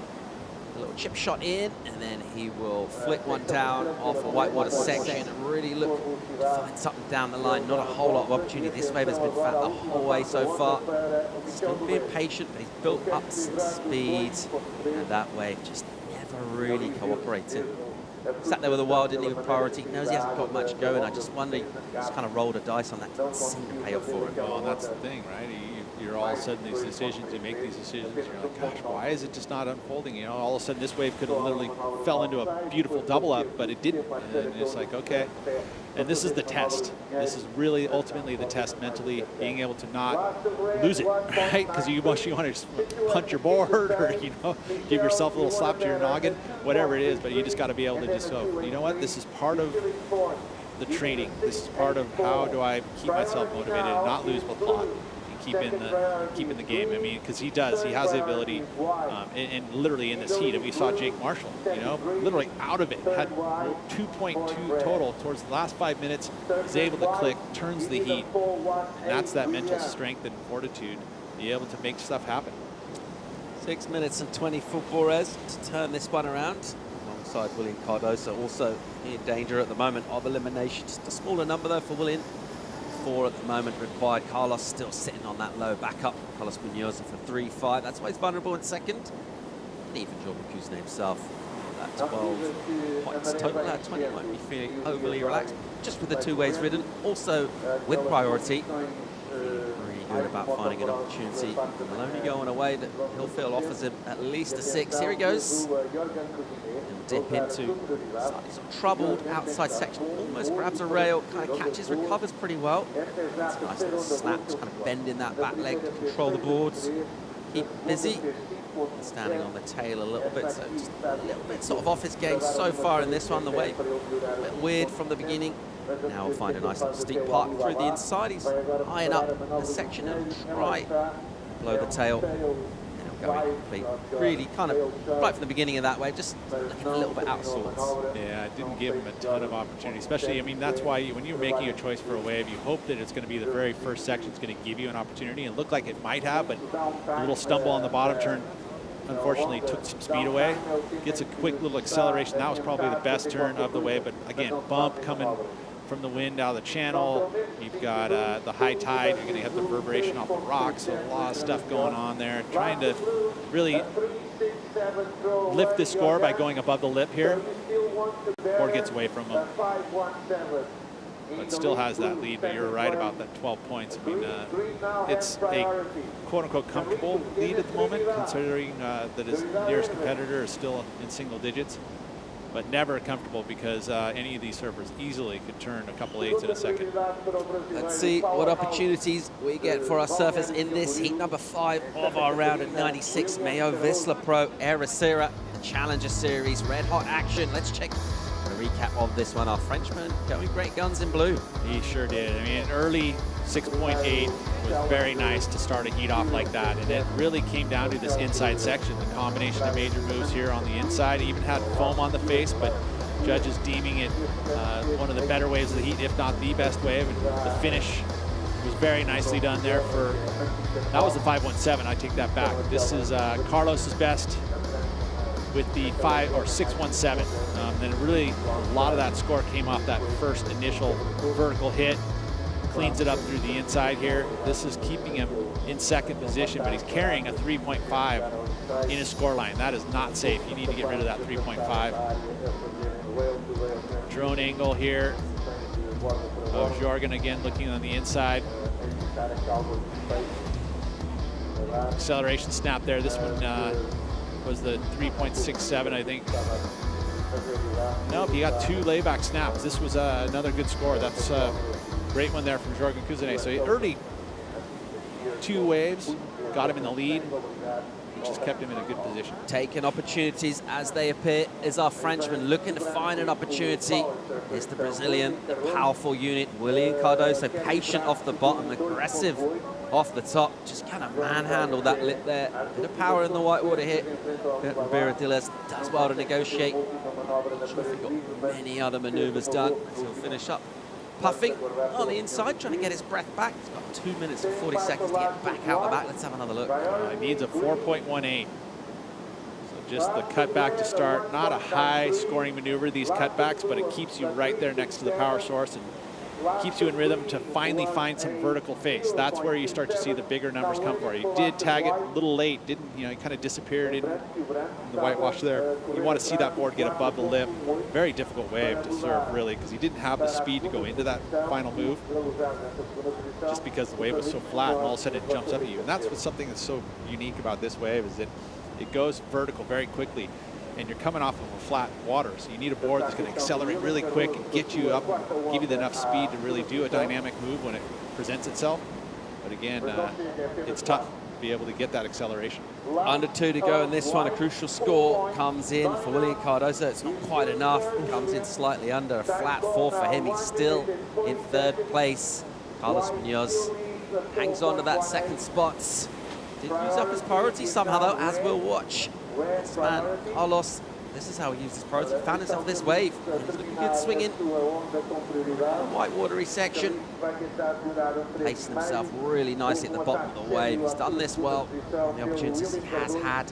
He won't get a completion done on the inside. Yeah, one thing I have noticed in regards to the judging patterns these days, as we'll get back to that in a second. Kuzune easing all the way around the house. Just slightly overcooking it there.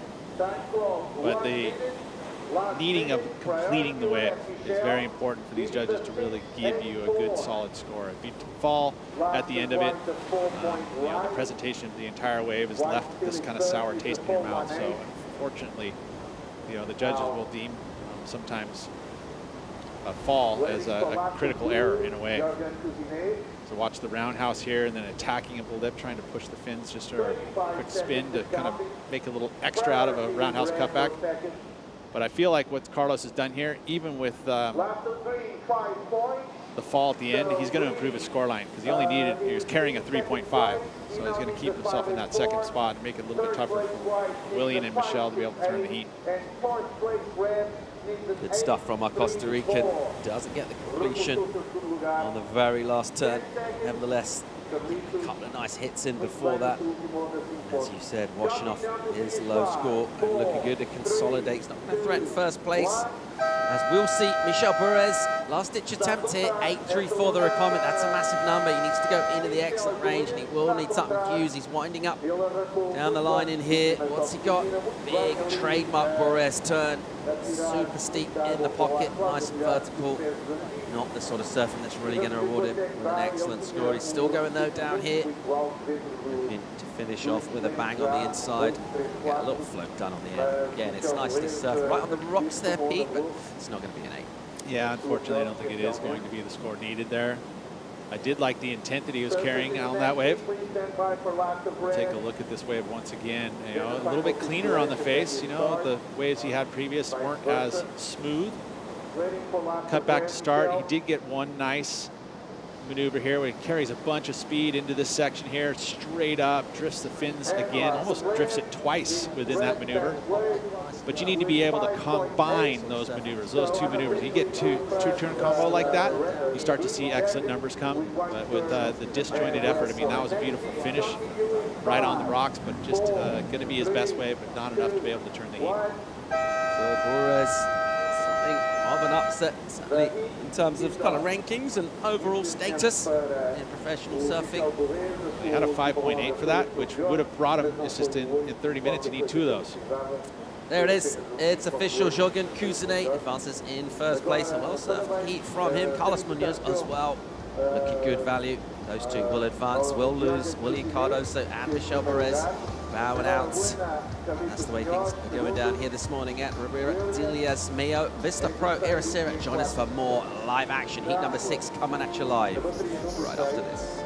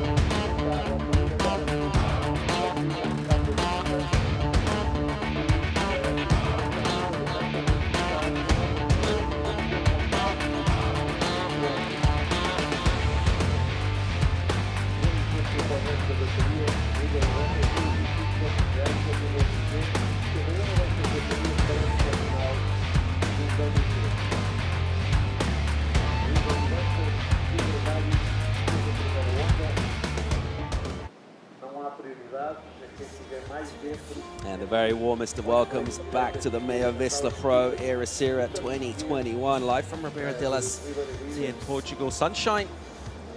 We get up to a mid-morning on a Sunday in Europe. The old continent prime surf season, prime qualifying season as well on a Challenger Series. Wiggly Dantas and a wealth of tour experience. Joan Duru done a few laps of the Championship Tour himself. Also looking to make debut appearances on tour in terms of qualified surfer status. Strongly lawyer from Australia, One Anwar, the outstanding surfer competitively out of Indonesia for the last number of years. Let's see how they go. It makes sense. Our lineup here at Dilias. Here goes Lawyer early on, and he's flying through the turns, looking really loose on the backhand off the top there. Finding himself a nice little steep pocket to see how easy he gathers the speed between maneuvers. Really nice energy to this wave. That's a great turn from him. And really well finished, Pete. Solid, you know, and Jordan able to finish that wave with a exclamation. That's where the judges will like, oh, you know, you leave that last impression in a judge's minds. Generally, good scores follow right after it. But nice global heat here. You know, you've got Indonesia represented, you got France, got Brazil, Australia, and that's what this Challenger Series is all about, especially with the changes with the regional qualification. You're going to see a lot more surfers from different parts of the world, and that's what's happened, I think, as a whole. When you start looking in a reflection on, you know, the powerhouses of the world. Used to be Australia, Brazil, America, but now you're seeing Indonesia come into the fray here, and in Europe in a big way. You know, all these high-quality surfers that are coming out of these regions, and I love that this global atmosphere of surfing is. You're seeing these high-quality surfers come from these other regions. So cool to see different nations come in this particular heat as well. All that Championship Tour experience. Dantas, outstanding on the CT for a number of years. Joan Duru, a couple of seasons of his own. And a ton of experience from Joan down here in Europe, in Spain and Portugal, through the Iberian Peninsula. Good results from him. And he'll know a lot about this wave. Surfed it way back in his junior days. Loves the backhand as well. Real sort of strength for Joan. Looking to find himself some good ways through here, which is exactly our Australian white Jordan Lloyd got done early on. It's going to be a good number for him, locking in. Just had a throwaway score before that, 0.43, but a 6.83 comes in for him. Let's get a look at a replay of Wiggly. Yeah, this one's score is already posted on your screen. It was a 5.17. You talk about backhand surfing and what that man has been able to accomplish on the Championship Tour, as well as obviously around the globe in Hawaii. Loves the North Shore, very comfortable there. That one there, just a 5.17. A lot of the meat of the score came on that outside section. This was the replay here of the best wave of the heat so far, the 6.83, and a lot of this came from that final move. Explosive, vertical. Look at the steepness of the section here. I think that's really where you can see how difficult, and that's the degree of difficulty. Tagging it there, connection with the lip, in that final section, again, showcasing that final movement with the judges just eating it up. It's a good way to kick things off for Jordan Lawler. Love to get some momentum going here in Portugal. He finished in the round of 48 with an equal 25th at the U.S. Open, and that's not enough. I mean, you're trying to get yourself into the top 12 of the season, and you think about points. 30,000 would be the perfect amount of points, right? Perfect season. Qualification, it's a not known really truly what that number is going to be. It feels like 15,000 would be pretty safe. I mean, again, just throwing a number out there. No real true understanding of what it's going to finish out, but you get 15,000 points. Your leader right now is Griffin Colapinto, and he's just above 10,000. I think he's at 12,000 points or something like that. Confirm that, but I feel like that 15,000 will keep you in that top 12. But we'll see at the end of the season.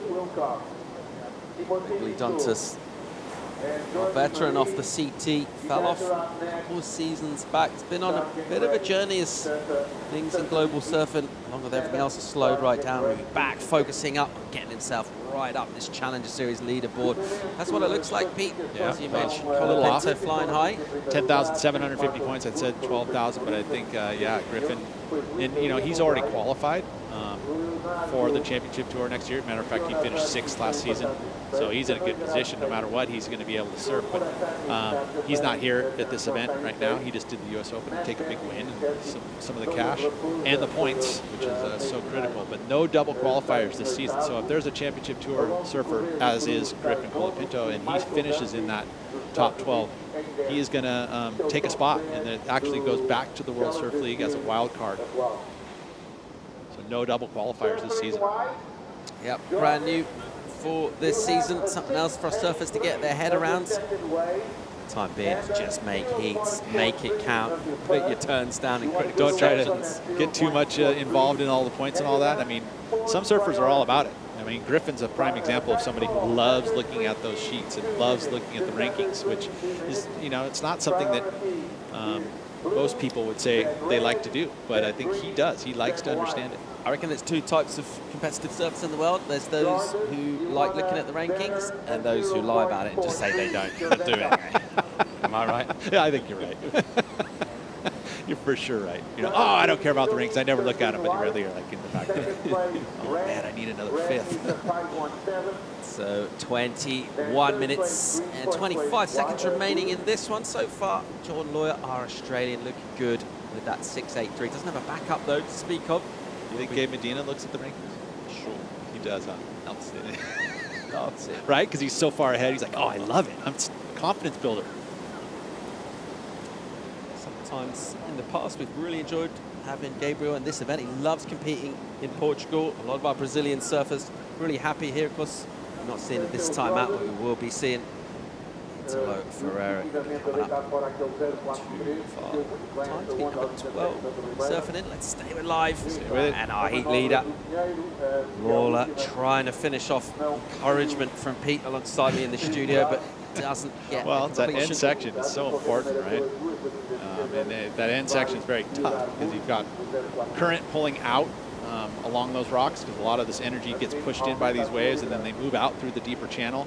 But also you're getting the backwash off the rocks, and it's important to get that finish. And just you can see a little stumble there. He's on the Too Happy from Channel Islands, one of those newer designs. The Happy and then the Too Happy. The Too Happy, just a little extra rocker in there, which makes it that much more quick in transition. Oh, speaking of staying happy, a man will have a smile on his dial, as he generally does. His name is Jorgen Cousinet, and he's standing by with Joanna. Yeah, Paul, he's always happy whenever he wins a heat. Is that right? Yeah, definitely, because the waves are super hard. Like the spot is super hard to read.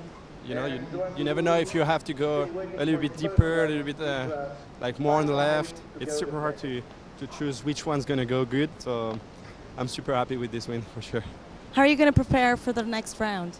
Probably going to go home, spend some time on Netflix, chilling a little. So no watching replays? Maybe a couple hits of like my friends, probably the French guys and a couple of other guys. And yeah, can't wait to be in my bed, and then I will surf later on today this wave because it's super hard. Yeah, stoked. Well, great. Back to you guys. Thanks, Joanne. I thought we might get recommendations if he's got any recommendations. The latest? Yeah. Yeah, digging through Netflix. Yeah, well, mate, you've been on your travels a bit of computer time. What you got? I'm trying to learn Portuguese, so I watch the Portuguese channels. No Netflix for me. Okay, nice. Nicely done. Just under 19 to go in this. A score in Faloya, 3-5 for him. That incomplete finish on the end, nevertheless, extends his lead. Just one wave ridden for Wiggly Dantas. It's good enough for a 5-1-7 and good enough for second right now. Quiet from Joanne Duroux and One Hanois. Not much surfing thus far. Plenty of time left on the clock. But yeah, Jorgen Kusenay will be stoked on a performance there. You talked about getting on a roll. He's such a sort of form surfer as well. That's how he's had the good years in the past. Great results in Huntington himself, and he's kind of put these European legs together. Let's see if he can do it this year. Yeah, it would be, I mean, we're headed to his home, right, where he's residing now. He'll be sleeping in his own bed in Cap-Breton. So you're to say that he probably knows the banks that they've already set up the venue at. I think it's been told, Trav said Kumnu is where they're going to be setting up the main scaffold. I don't know how much movement we'll make from that zone. I think more or less you'll be moving it trying to just in that region. But ultimately, the waves this time of the season, that's an area that generally will have great surf. Yeah, absolutely. That bank's been super consistent, been there for a good 6 months or so. Well, a couple actually in that same zone, but there's a really good left-hander predominantly there at Les Cunus. Before we get up to France, of course, very important business, the MEO Vissla Pro, that man there. Jordan Lawler, and belting that one. With tons of speed, falling all the way back down to the bottom with his boards.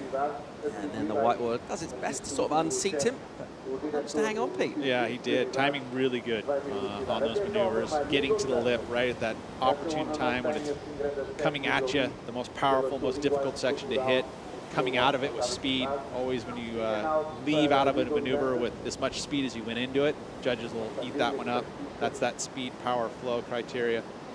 There's one of the other elements that I think is very important, and especially when you have a longer point break like this, is the variety of maneuvers, right? Showcasing a different look at each type of maneuver.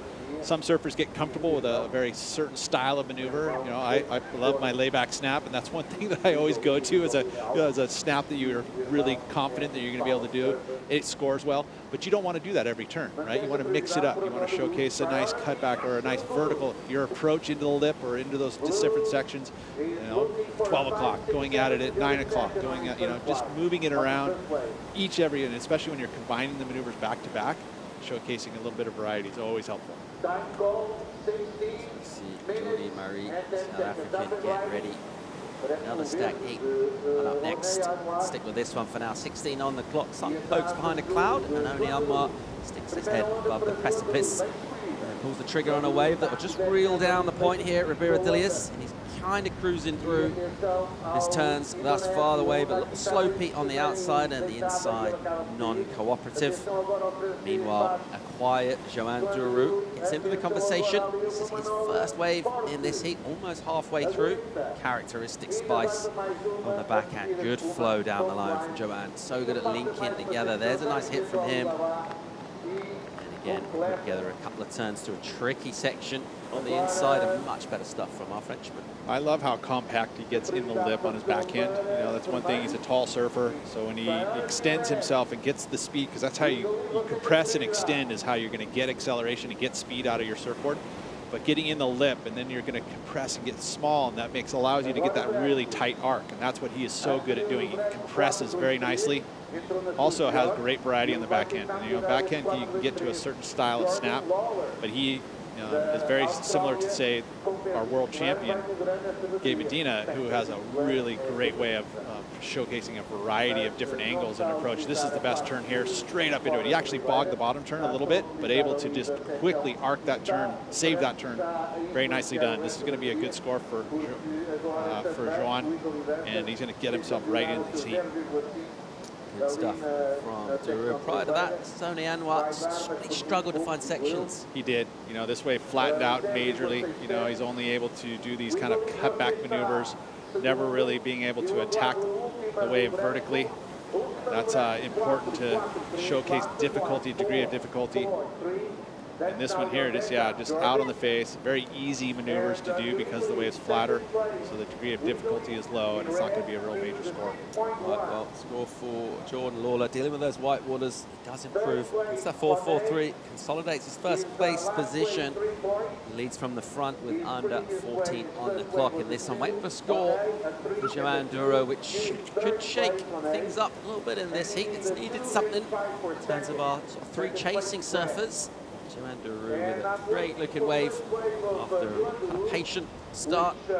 Let's see where the judges go with that one. Nate Anwar still really looking for something of quality to get going. So this one's panning out as we get into the second half of our heat number 6 of the round at 96. MEO Vissla Pro Ericeira. We're going to go to a quick commercial break. Join us for more live action. Duro, can he fire up and come back? Only Anwar. What's he going to do in the back half of this? Find out right after the break.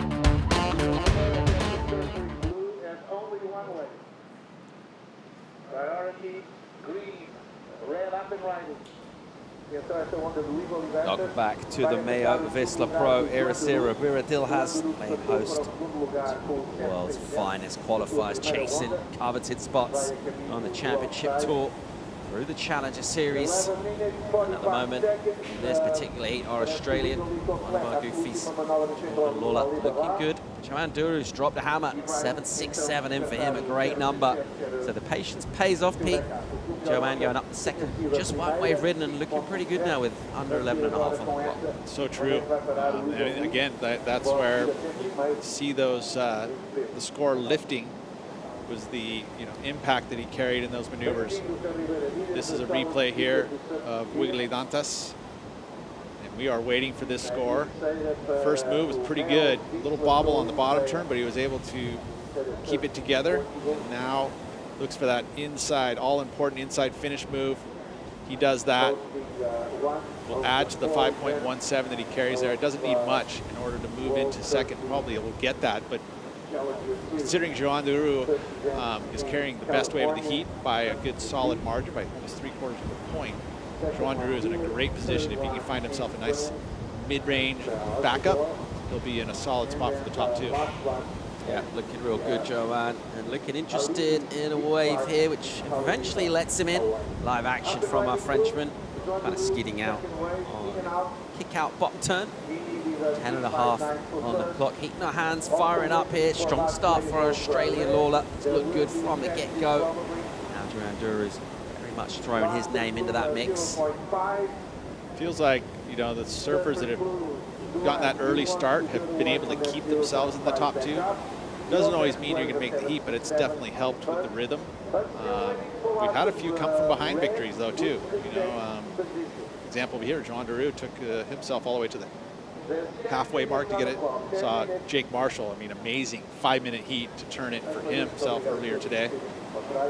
So we've seen kind of best of both worlds. The surfers that got the early start, some last-minute heroics from some surfers to get themselves into the top 2.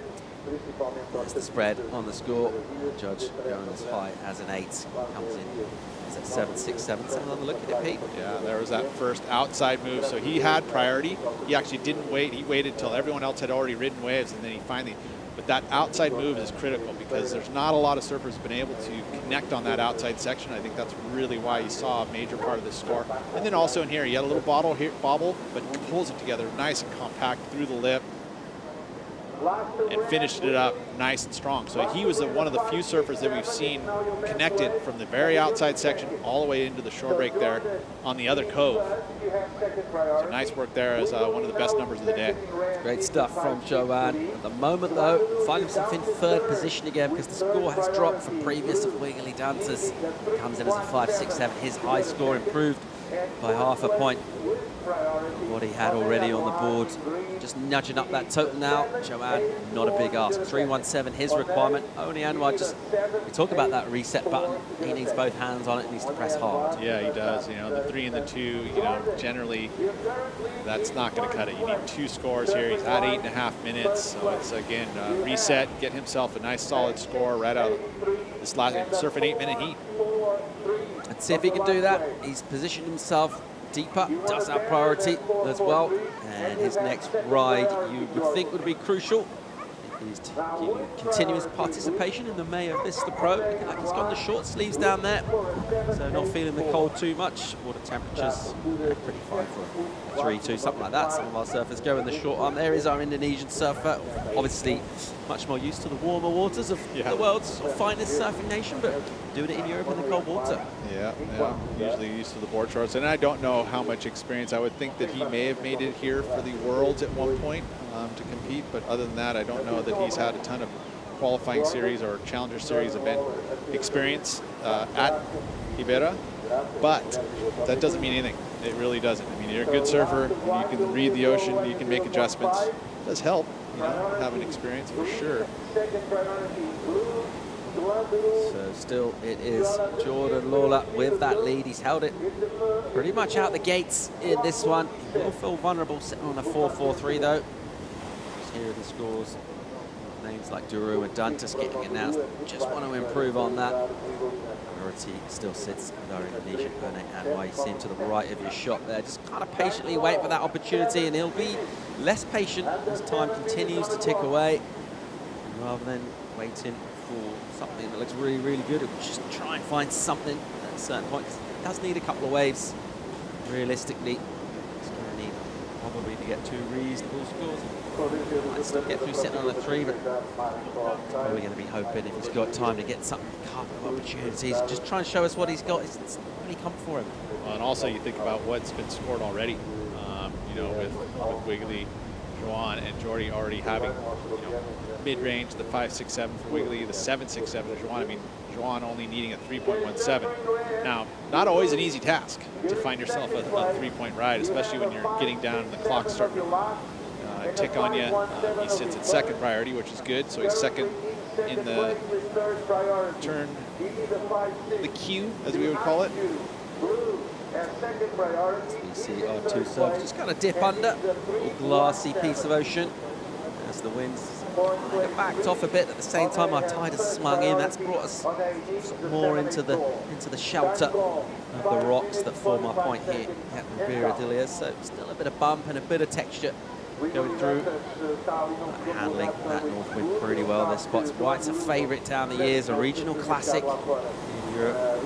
Excellent spot for Challenger Series competition. The surfers love the power as well, Pete. One of the good things about coming to Europe in prime season is a chance to enjoy the power of Europe in full, as we'll stick with live action here. And it's Jordan Lawler on his backhand, belting this one. He looks really loose, comfortable on that board. His timing's sweet, and he'll just wait to tag this one through to the end. Nice finish for him.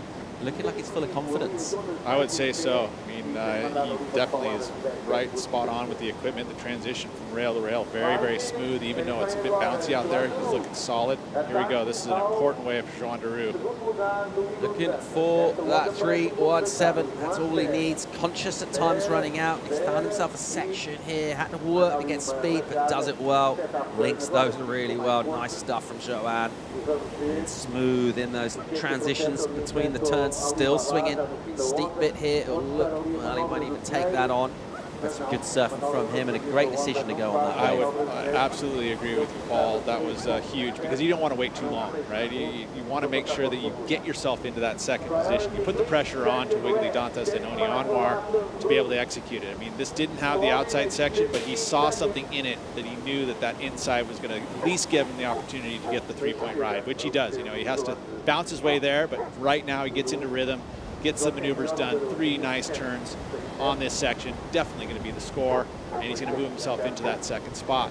And now pressure fully put onto Wiggly Dantas, and it's not going to be just a small number for Wiggly. He's going to need something in that 5 or 6, so it's something a little more special because he's carrying such a big number, the 7.67. Jordy Lawler, he is just going to be adding, I think that the 4.43 will go away. Going to add some points to his total. Nicely done for Lawler. You know, you have that lead. Your next choice needs to be a wave that's going to better, and always adding points to your total. Well, Jordy does improve 6.07 for Jordan Lewis, so improves on his backup, and a good total 12.9 score in for Duru as well. Does get the number as you thought, P457 for him, so second place for our Frenchman, Joan Duru. This man right here, the Brazilian, the vet off the CT, now looking for 6.58. He's got a good looking section here. Nice sting on the backhand from him. Meet here as well, and he'll tag it pretty hard. And he's on his way by building up some momentum. He's feeling it at the end as well, and he's asked the question of our judging. I would say so. It's got me asking the question, was that enough? I mean, there was 2 high impactful turns there on that wave. The one thing I will say that didn't happen for him was that it was not linked together with the combination major moves. He had to do the turn and then hop, hop, hop, and then get the turn. And then if you're able to do it consecutively, bottom to top, that's when you'll see that bigger number come. So that was the only thing that comes to me that would say that it's going to come out a little bit short, but we'll see, because those were pretty mean final turn. Let's check the heat recaps. It's been an interesting one to watch. This man here, Jordan Lewis, looked great from the start. He sure did. Yeah, getting a number, a solid number like he was able to do, the 6.83 to start a heat off. That always makes things a little bit easier, takes the pressure off. Beautiful final mover there. Board and equipment looking spot on. Slow start for Joan Duru to pull it together, but man, he sure did pull it together and gets himself the best number of the heat with the 7.67. And then finding that solid backup. So I like what Joan Duru has been able to do here. He wants to get himself back on that championship tour. That's where the big money is. You know, that's where those big heat wins come from. And you want to get a world title, that's how you got to do it. Get into that WSL Final 5, the Rip Curl WSL Final 5. Why not, right? I mean, that's a goal. First steps first, though. Got to get yourself onto it on the championship tour. This man has yet to find a way onto the championship tour, but hey, his surfing's there. Feels like it to me. You know, you got the Vissla sponsorship, which is right here for this event. That's always nice when you can surf well in front of your sponsor. Given a good account of himself in this particular heat as we get down towards 1 on the clock. Jordan Loy, your heat leader from the front. Duru behind him. We're waiting for a crucial number for Wiggly Dantas. Looks like down on the inside we've had a wave ridden as well for our Indonesian surfer Oni Anwar. Needed a massive number, 9.24 his requirement, but the 6.58 is the one that's going to be something for our judges to mull over. But before we get to that, let's have a look at this wave from Oni. That's one thing that Oni brings us. He is just very flowy in his approach. You see his arms, his style. Very compact. You know, the one thing I think that Oni missed out on, which he was able to get on the final move, was that closeout maneuver, a connection with the lip. Most of his turns were out on the face, which doesn't have that high degree of difficulty, unfortunately, for him. So this looks like Oni's going to probably stay in that 4th spot. We're waiting on the Oni on our Wiggly Dantas. The score is in. Will improve. It's going to be scant consolation because it's not going to be enough for an Indonesian surfer, but judges, well, they've just dropped the number for Wiggly Dantas, and it comes in just under a 6.3, a 6.3, so falls a bit short. Yeah. And that was that difference, right? If he was able to just have that wave link up with 2 maneuvers back to back and not have the little pump, pump, pump in the middle of it. Unfortunately, there it just came up a half-point shot. Never really carrying the down-the-line momentum between the turns as the two goofies who advanced did, 1 and 2. That's one of them, a good heat win for our Australian Lawler. Joanne Duru, the veteran Frenchman, as well, looking great in an early showing here in Ribera Dilias. MEO Vissla Pro Ericeira, good surf, building throughout the day. A great looking forecast for the week. We're stoked to be back in Portugal. Let's make it official with that, man. Jordan Lawyer and Joanne Duru getting through in first place. We're going to go to a quick commercial break, after which we'll bring you Heat 7 live action. We're going to bring Ben Mundy and Chico Alves back into the studio as well. Join us for more live from the MEO Vissla Pro Ericeira as we check out official results on the screen. Lawyer and Duru, your 1-2. Dantas bow out alongside Oni Anwar. Join us for more live right after this quick break.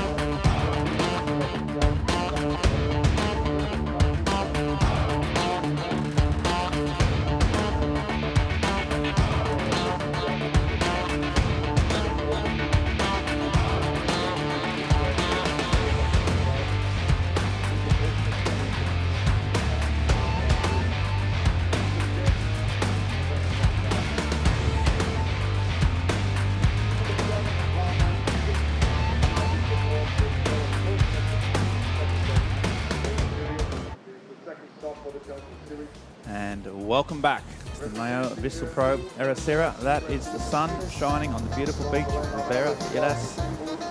Fans flocking down to the beach to watch some of the world's best surfers surfing in what is pretty good waves right now. I'm Ben Mundy. I'm joined in the booth by Chico Alves. Mate, it looks just to be as predicted. The waves are getting better, the surf's picking up. Things are looking good, right? Yeah, the offshore wind kind of coming in. The waves are getting bigger and the boys are ripping even harder, I think. We saw a really good heat, the last heat, and it was a close battle with Wiggly Dantas until the end. But yeah, conditions are looking better and better, I think. Yeah, that's right. The tides come in. We are just motoring through the round of 96.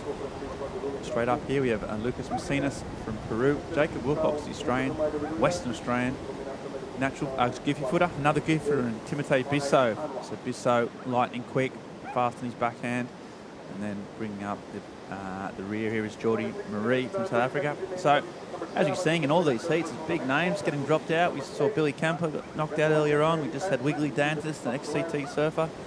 Yeah, so every heat we're losing some big names, such as the calibre of this sort of competition. That man there, Macinas, he's had a good year, went to the Olympics. Really good style. Have you seen much of his surfing over the years, Chico? Yeah, I've watched some Instagram clips in Peru. Yeah. I saw like a massive, like 8 combo turn on his backside, smashing it. I know he's really well-rounded surfer. I saw him on the ISA too. So yeah, Lucas, a really complete surfer, I think. Yeah, he's sort of really, funnily enough, coming from up the northern Peru there, there's left-handers. He's got an incredible backhand from, one of the great Peruvian surf spots up there on the north coast, about an hour or so north of Lima, and really backhand. This is his forehand though. But yeah, really smooth and really polished, and yeah, you're right. Some of those Instagram clips it just looks so polished, real smooth surfer, and just waiting to make that next step. The Olympics was a big learning curve for him, but Now he's trying to progress up the Challenger Series ranking. All these surfers in with a shot of qualifying for next year's CT, of course. And all these surfers have backed themselves. All have been sort of close. You know, Bisso has won a few QS events in his career.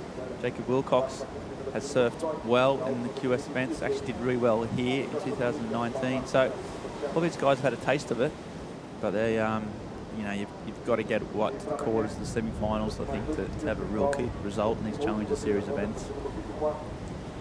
Yeah, and Quebradillas is a long way.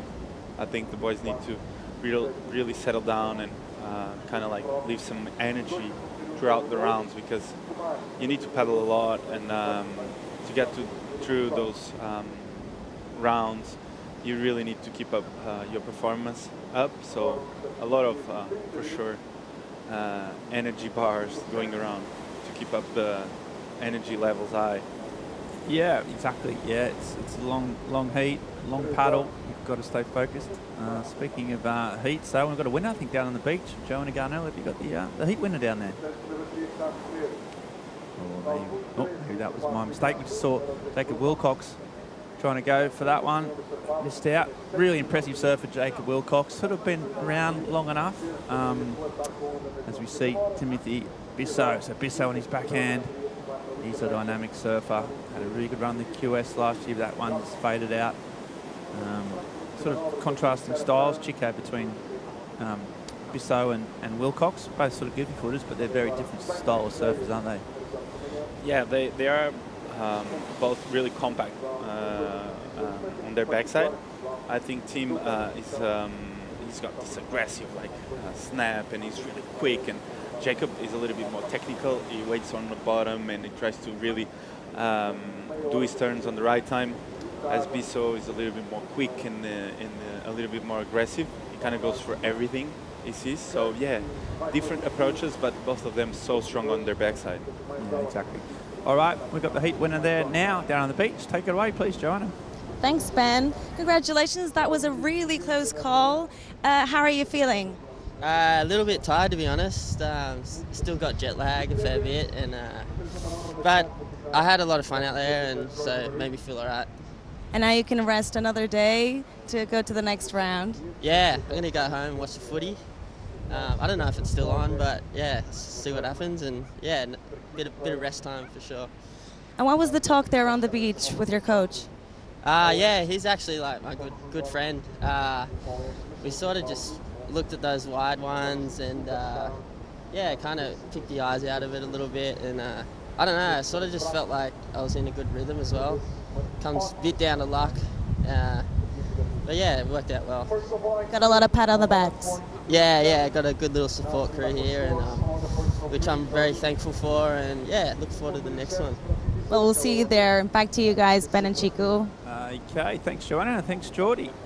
Yeah, well, I'm sorry, mate. I have to inform you that he's talking about the football there. That's the grand final rugby league match in Australia, which is on right now. It's almost finished. I think he's missed it 8-all. I just checked on the internet for all those fans out there. But yeah, Geordie, he's had a really good winter down there in Australia. He's been packing some big barrels. It's been a really good run of waves down on the east coast of Australia during the winter, and it's been some big waves around Narrabeen and Manly on that eastern suburbs have been pumping, and Geordie has been filling his boots. But now it's competition time, and that jet lag, it's such a massive thing, isn't it, Chico? You kind of forget just how much it affects you, and these guys travel in. They don't really have, no matter, they probably get here 3 or 4 days before. That's all they can kind of let themselves do, and yeah, you got to deal with it. As you see, this is on his backhand here. That's Geordie Marie, South African. That was a huge snap. Big snap. Real battle of the goofy footers here. 3 goofies. Geordie Marie, I tell you what, some of his clips from some of his waves at J Bay over the winter too have been really good. He's a really good backhand tube rider. Really good style, really tall, South African, technically really sound. So yeah, really good. But yeah, that jet lag thing, it's just another thing that he's thrown in the mix, isn't it? That you forget just how much it affects you, Chico. Yeah, when you do the QS, you're always on the out of your comfort zone, I think, and jet lag is one of those criteria that you really need to know you're gonna have. I think as an Australian, it's hard to come to Europe. Like the jet lag is really like almost Just opposite. I don't know what the Pretty specific brutal. time, but it's brutal, I think. Yeah, and yeah, you could tell he was happy to make it through, even though he was tired. So Yeah. Like all these guys, I mean, like Sebastian Zeet said, it's just getting through this first heat. You know, it's obviously so crucial.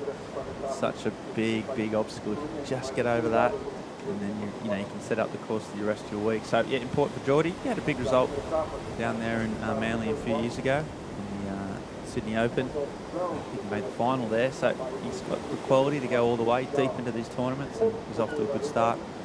Got a good little gang, little support network, which is what you need. And yeah, he looked calm and capable. did he actually win the comp? Did he win? I think he did. I think he did. I think he did, yeah. I better double check that. But yeah, he got it was a 6,000 at that time, so a big win for Geordie. And it's sort of almost operating a bit under the radar, really, in lots of ways. You know, the Australians think about all these young guys coming through, and he's one that's just sort of crept up on us. Obviously, well respected and well known around on the Australian competitive scene, but for many other international guests, might be a little bit of a wild card. But yeah, he's got pedigree, and he's won before, and he's looking good. Some set approach out the back. There's some size up there now. I was checking, and the waves look a lot bigger than they were in the morning. And I think throughout the day we're going to see some bigger and bigger sets. So yeah, it's exciting. Yeah, we got a good forecast, and we got a man up. That's Jacob Wilcox, the Australian, on his backhand. Just comes up, nice big first turn, really trademark style. It's a little bit caught there, just waiting for the section down the line. Nice swoop. Just puts his back foot. You can see him lifting the nose of his board as he just tries to get the next section. And here he goes. His front angle's got a great view of the wave that stands up, double overhead. Oh, and he just bangs it, and that's a really, really good finish. And this jumps off, there's rocks everywhere in there, as you can see by the dismount. And yeah, strong from Jacob. He's such a really, really technical, smooth surfer, and he did well on this wave. Yeah, one thing I like on his surfing is like he's so technical and light, but at the same time when he gets to the lip, he puts a lot of power into his turns. So he kind of like looks technical, but when the lip comes to him, he's just smash it. So yeah, this last turn was amazing. I love how he finished it off. Really strong year, Jacob. His backside is on point. Really fast, wasn't it? Yeah, he's one of those guys that just got so much flair. As we see another replay here, this was the wave from Macinus earlier on. Peruvian just gets caught, he won't be happy with that.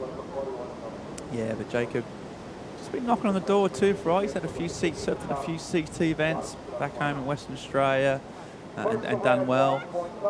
Has real flashes of brilliance in some of these events, but just hasn't been able to sort of have a consistent charge. So he's experienced enough now. There's a little chip in here from Marie to Geordie Marie. Oh, there's a big stab right up in the 12 o'clock zone there, really vertical. Comes around, belts another one. Just looking for some clean face. A lot of foam to deal with at the moment. Trying to drive around this end section. Still going. Just had no open face, so did well, but just was always chasing his tail a bit there, Chico. Never quite got the sections that you needed. Yeah, a lot of white water on his wave now. The first turn was really technical and good, and we can tell he's a big guy. He's tall, and for how tall he is, he's really technical, but the wave didn't really allow him to open up after that first turn. So yeah, he might be looking for something better, for sure. Yeah, he's out there and regroup. Just waiting on those scores to come in for Jacob Wilcox. He would have spent a good winter of his time undercover. It has that little, it's a bad wave, wasn't it? It had a nice little chip in, but as we say, just that was probably the money turn. Yeah, that first turn really allowed him to come off the bottom and release the tail off the top. And here he was kind of like waiting and waiting to see if he could fit one more big turn on the inside, and the wave didn't really cooperate. And here, as you see, he got a little bit late to that last section. That was the second money turn of his wave. So yeah, but the first turn looked really solid. Like to see the goofy footers, don't we? Like to see a packed sort of heat of goofy footers. You know, I think we're a bit underrepresented in the surfing world. And lots of fly the goofy flag. And yeah, well, this wave on your backhand, Chico, you think it favours the goofies or the natural footers, or is there any advantages of being your backhand, or do you think it's an easy wave to read going front side? Well, I think the front footers have a little bit more repertoire, like they can throw a little bit more variety on the wave in terms of lines. But as a goofy, if you surf on the pace of the wave, it really allows you to go more vertical than on the front side, I think. So yeah, it's a contrast that will always exist in Ribaradilhas.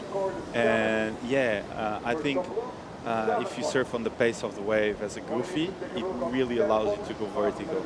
But like as regular, you kind of like get to read the wave a little better. When you need to kind of like go through some harder sections, it allows you to be a little bit more versatile, I think. Okay, so there's a man on his backhand. That's Bissot driving around. Just gets bogged. Just been a bit upset. Yeah, and the goofy footers have done well at this event over the years. I remember Ryan Cullinan won here in 2018. He won the event here, and that sort of kick-started his sort of CT career, and then went up to France and surfed very well there. So I think Gabriel Medina surfed this event too, and he surfed very well. So yeah, Italo goes well here, and that's that man there. But right now, we're going to go for a short break. We're going to come back with more red-hot surfing action like this right after this short commercial break.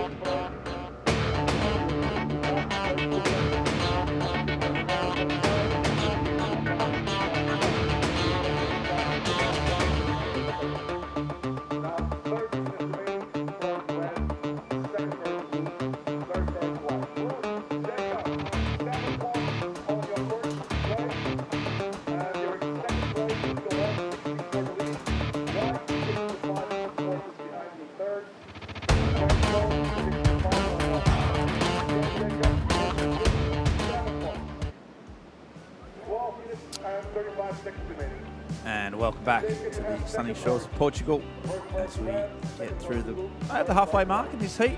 We're in the round 96 heat number 7. Jacob Wilcox with a big 7-point ride for that wave that we saw before the break, so he's off to a commanding lead. The blue skies are out.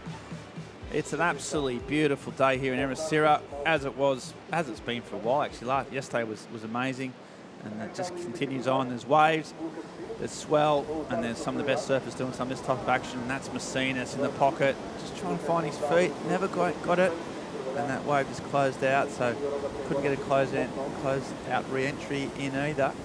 He'll go back out. That's not going to be a massive help to his current position. And yeah, it's just looking really bright. We saw the forecast, Chico, the little graph went up today this afternoon, it raised, and it just sort of stayed at what we call kind of 6 foot, really. The surf is sort of 6 foot mark pretty much for the rest of the week, if not a bit bigger later on. So we've got waves coming.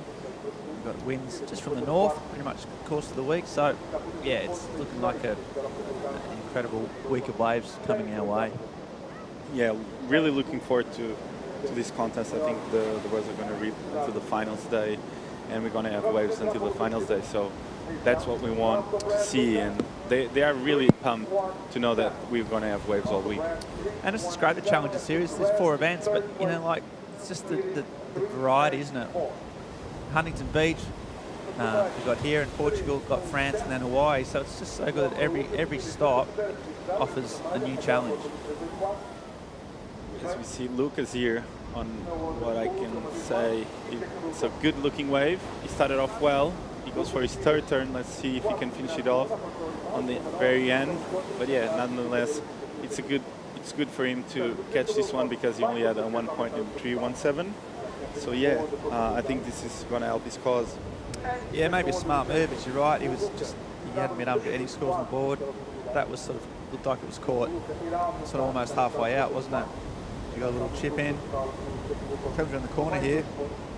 First turn. It's pretty relaxed. Not putting too much into it. And it just gets a little bit rippy through here. I think that probably turn there, if you saw from the front, was probably pretty sharp. But he couldn't finish it off. So not an amazing scoring way, but back in the game. Meanwhile, Jacob Wilcox, what's he got for us, Chico?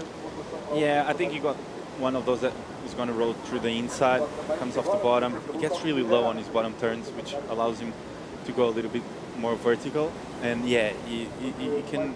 His board is looking really good. As we see Tim here on his backside, throwing off the fins there, coming off the bottom again. Tim throws a lot of water on his turns, and he did really well. He does really well on his backside. He has a strong backside all the time. Here, let's see if he can fish it off. He's waiting and waiting. But with the tide coming up, we kind of see that the last section don't really allow you to finish it up. Because it's really close to the rocks. Right. It needs to be a set wave for you to do a turn before it goes to the rocks. So yeah. So you think on the height, as the tide fills in, so you get the money turn start a bit more out the back. Is that right? You get the better turns out the back? I think it's the middle section. Yeah. If you can fit one on the back, it's amazing. Judges love that. But the middle section is the money turn. Right. And then at the end, you just kind of like wait to see if your wave is big enough to allow you put one more before the rocks, okay. Or if it's a small one, it doesn't allow you to do that big turn at the end. Okay, gotcha. And yeah, Bisso, he's spent a lot of time here. He's been living in Ericeira on and off over the last few years. So he's a man that knows this part of the world very, very well, and this wave exceptionally well. So he'll know that. But he's just trying to get a grip. Hasn't been able to put any serious numbers on the board. Sort of got 8 minutes to do something and do something fast, but just time has quickly run out. I can't believe, but it's gone so fast. It's happened really, really quick. Just in 22 minutes, he hasn't been able to get any type of real sort of grip on it. And he'll be nervous. It's only Jacob Wilcox really that's been able to get any type of big points on the board at this stage. Yeah, he started it off really well. I love that first wave he got. He finished it up so well with that big backside turn. And yeah, with that 7 point, he's kind of comfortable in the lead, I think. Looking good. And there's the scene. Look at that for competition set up. I mean, what more could you ask for? You've got the long expanse of lovely beach. You've got the point break out the front. That's a big sort of car park behind there. There's a skate ramp in there. There's all sorts of, the corporate setup is second to none, and it's just an amazing place for an event. It's kind of got it all, It's got everything you need, and no wonder then it's been a mainstay of the Portuguese. The mainstay of the Portuguese surfing hub, this place, and yet again as well, just the level of support that Portugal give surfing with MEO. Been a massive backer of surfing in this sport. Vissla have come in to sponsor this event for the first time this year, and I for one, not just because of the free clothes, I might add, but just so happy that they've got a new vibrant player in Europe and they're backing the sport. So yeah, it's a really good setup where there's so many people in Portugal getting behind the sport of surfing, Ezekiel. It's amazing. Yeah, the sport itself really evolved throughout the years, like since the first comp we had, city comp we had in Peniche, I think the surfing industry in Portugal and all the brands really put themselves, how do you say? Just backed them, yeah. Backed them wholeheartedly. And that's amazing for all the surfers that are coming up from Portugal. They really need that support, and I think as a country, surfing has gone through another level. Yeah, exactly. It's vibrant and strong, and in the future it looks pretty safe, as you see. The recap here, so this is the South African, only one turn here, but he made it count, and that got himself 4.33, pretty much for the one turn, but it was this man, Jacob Wilcox. Yeah, so it's been a relatively slow heat, and there's one wave has stood out, and it's this one here. by Jacob. He sort of put his foot on the tail there and just waited for it, stayed patient. And with this nice ending, got himself a 7-point ride, got himself a heat lead, but he really does need to back up that score because he's sitting on a 2, and that still leaves him a little bit vulnerable with just on 5 minutes remaining. Yeah, he needs to work on that backup now. I think he started off really well. And maybe he just had a little too much waiting for another amazing one, and he maybe only needs to get that back up around the 4 range or 5 range to be safe. Yeah, he doesn't need much, but he would like it. There's all those other 3 surfers battling out. They haven't been able to do anything big as yet, and I'm still waiting a bit of some of these goofy footers, some of these fireworks. Hopefully will come in the last 5 minutes as we progress through this heat. Who's coming up next? Another stacked heat. We've got Matthew McGilvray, CT surfer, Charlie Crevant, Yoni Corzo, Slade Presswich. So good surfers coming up. We are now in heat 7. Heat 12 is Italo Ferreira, one of the big C's, one of the superstars of the sport.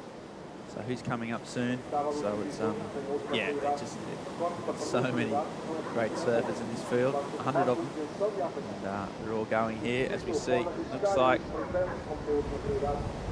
one really able to get that. Geordie Marie has priority. It's been a bit of a battle there. They're all really tightly bunched together. Look at all the surfers there in a pretty close bunch, trying to sit on that button. This wave. Not quite, so that set just didn't quite deliver. And now I have to wait for the next one. They're a bit of a paddle battle. They're just trying to stay up the point. There's a sort of rip that runs north to south. You've got to battle to stay in position. And you see Jacob Wilcox, he was on the outside. And just found himself a bit of room. This is his back up. Nice first turn there. Trying to hope for a second section if he can. There's a bit of open face coming his way. Nice quick start right in the pocket.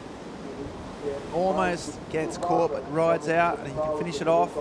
Well, there's your back up. So that was really well surfed. There's just a couple of moments we got a bit hung up, but every time he did, he managed to pull it back. And there was a couple of real brief sort of explosive moments on that wave. And that's his back up. Yeah, he surfed this wave so well, and he had second priority actually. So that was quite an interesting thing. And here he kind of gets really quick in there, vertical snap, boom, really quick.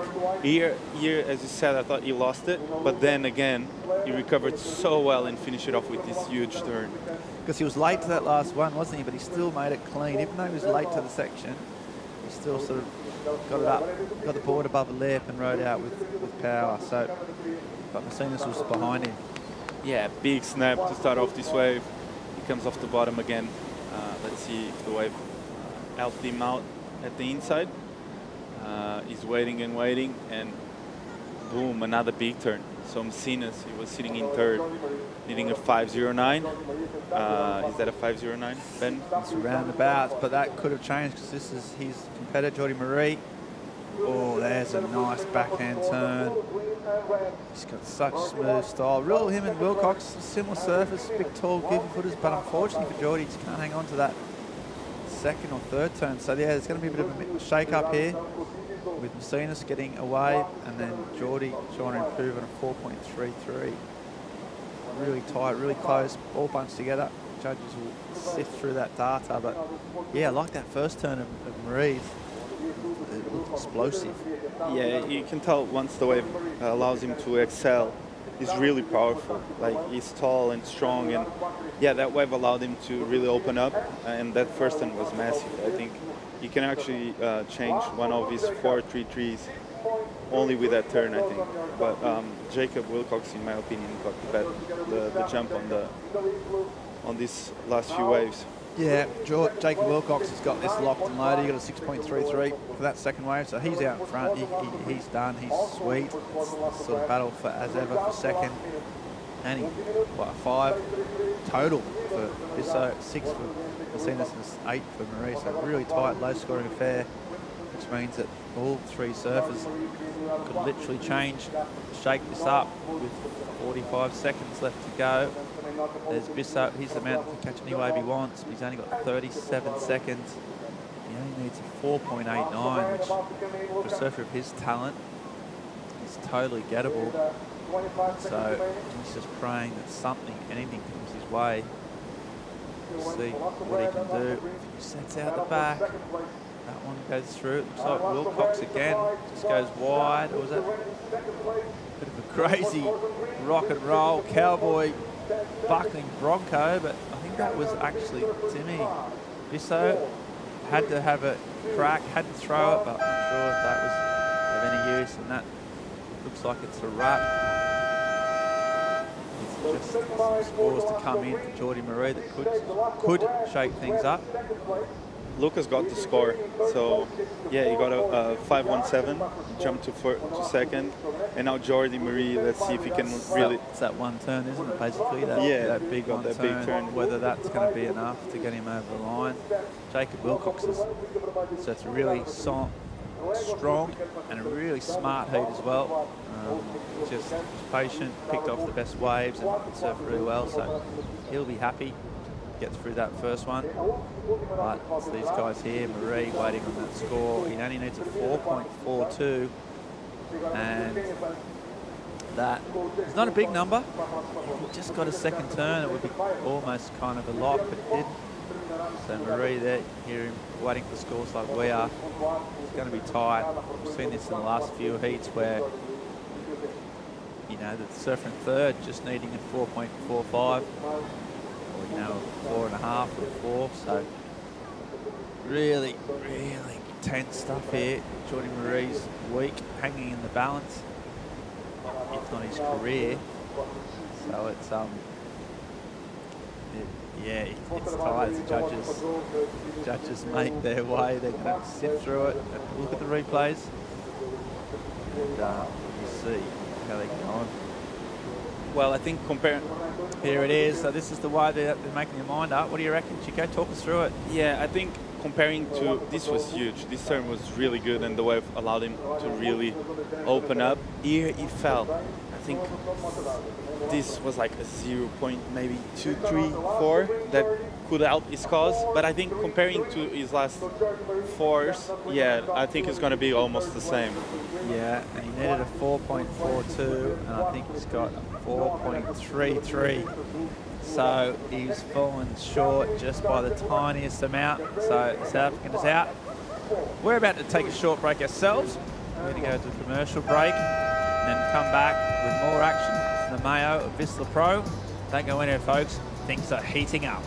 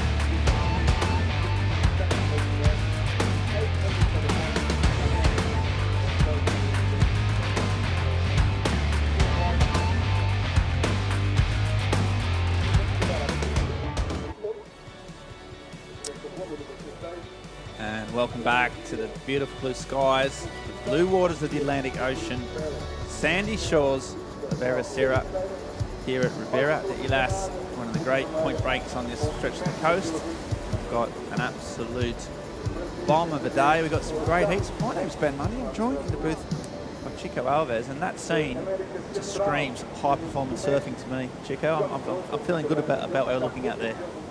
Yeah, the beach is packed, the boys are here, and good vibes around, so I think we've got a really good heat on our hands right now. Absolutely. So we've got Matthew McGillivray, the South African. Spent a lot of time in Australia this year, but yeah, the initial lockdown period in Australia with his good mate Morgan Sibilik. As we see that man, Johnny Corzo. Johnny just trying to find a little inside section here, whipping and weaving. He's got a section there, kicks the tail out, but just can't put the fins back in the water, and that meant he skipped out, so he couldn't quite finish it off, but looked like a solid start. Johnny. Yeah, I think Johnny he started off really well. This wave looked really clean. Really good car to start off. Another check turn on the lip.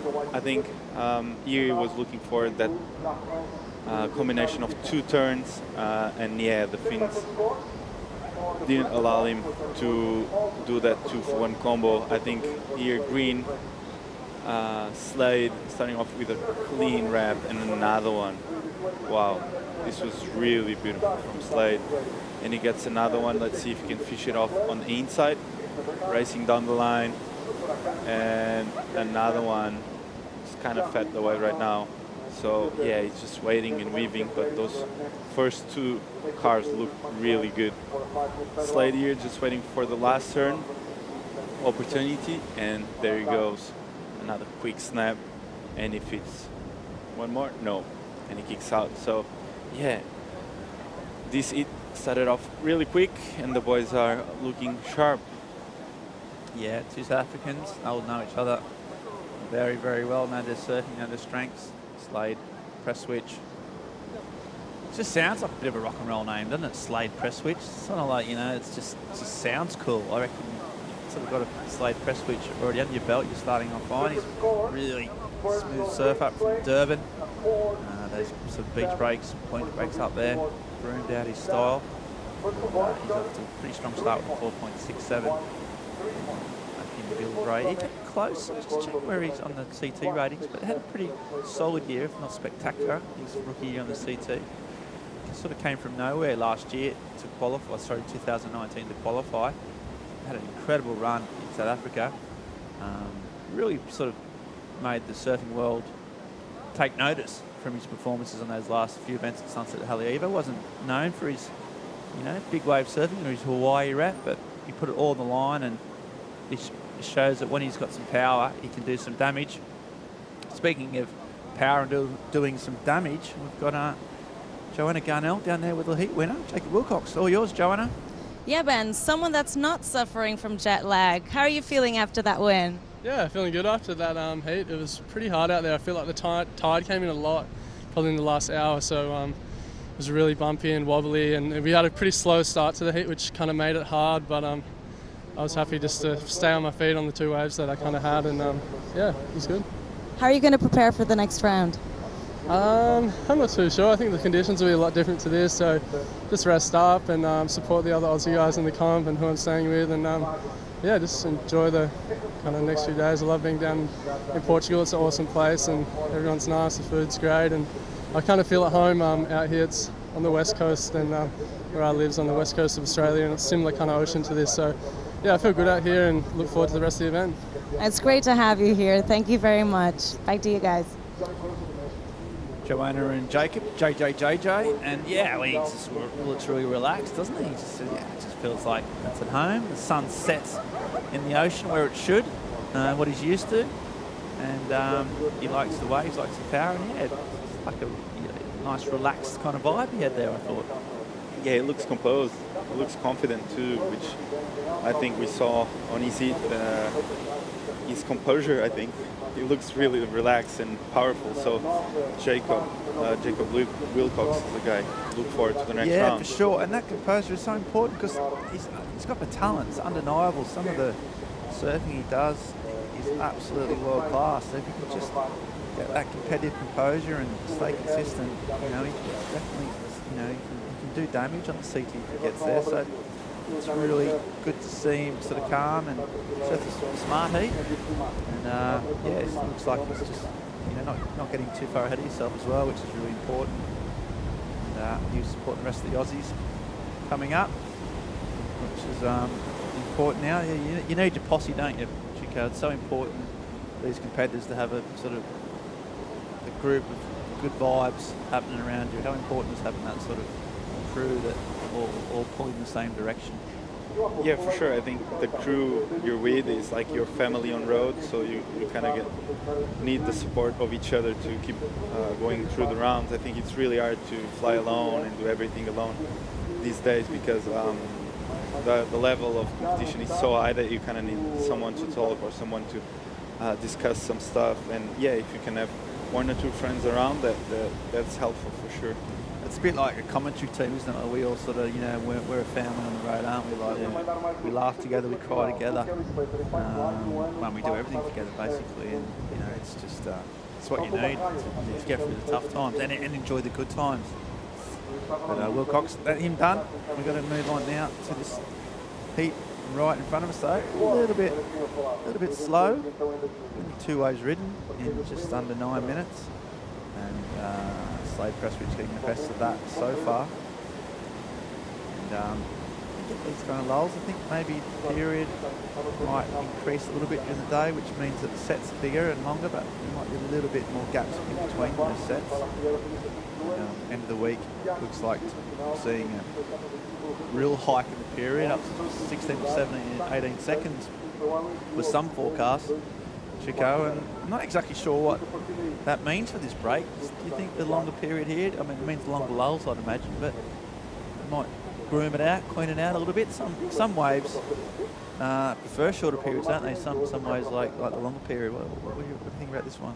Well, I think right now what is happening is the tide is changing. So sometimes here in Ribeira de Ilhas, when the tide is changing, it kind of goes kind of flat, and you would say like, well, there's not too many waves. But I think once it clicks in the low tide, I think we're going to see a lot of waves. So I just think it's into that point of the tide that it's not like, coming too many waves. I think you always need to have a couple of hits in this tide. So every competitor needs to know there's lulls and you need to start quick. When is that this tide? And I think it's they need to adapt. Yep, very true. They'll be surfing at all different courses of the tide over the course of the week. The tides are getting bigger, so at the moment the coefficient isn't as high as it will be towards the end of the week. But still, the sort of dead high, dead low is sort of a little bit funky, isn't it? And then the mid tide tends to be the optimum. But that's the beauty of this wave. It kind of handles most of the tide, it handles the wind well, handles any type of size at it. So it's pretty adaptable, this sort of break. It's not perfect by any stretch, but it's definitely resilient and reliable. Yeah, I think any time of the year, if you have any type of swell, there's waves here. And of course, there's always the ideal conditions, but this is a really consistent wave for sure. As we see, surface lining up for the next heat. Up there, good. Pat on the back. The last words of advice from coaches and managers. Competitors area. Charlie Martin warming up there as well. So another action-packed heat coming up. There's a conveyor belt and a talent. We've also got the women's, of course, round of 64. Not sure. Maybe on tomorrow. We'll make a call on that potentially later today or early tomorrow morning. So plenty of incredible action from the women's coming up as well. Before the week is out. Start off today, day one, and we've got some sets approaching as all the surfers trying to scramble into position. Not quite sure if this one's breaking out the back, whether it might reform. Sometimes you get those little sort of chip-ins on the white water. It looks like these surfers are just dealing with a bit of water. There's Charlie Martin, real character of the sport. Had a really good run down here in Caparica. We watched him make the final for that QS event. That was back in May, start of May. So got some form on the board in Portugal.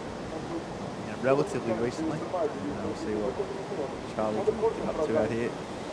Also a surfer that likes a bit of power and a bit of juice, so he'll be backing himself. Right now, the surfers, I think they just look a little bit lost in this lineup. Okay, well, it's about to fix that. And that was Slade press switch, just in and out.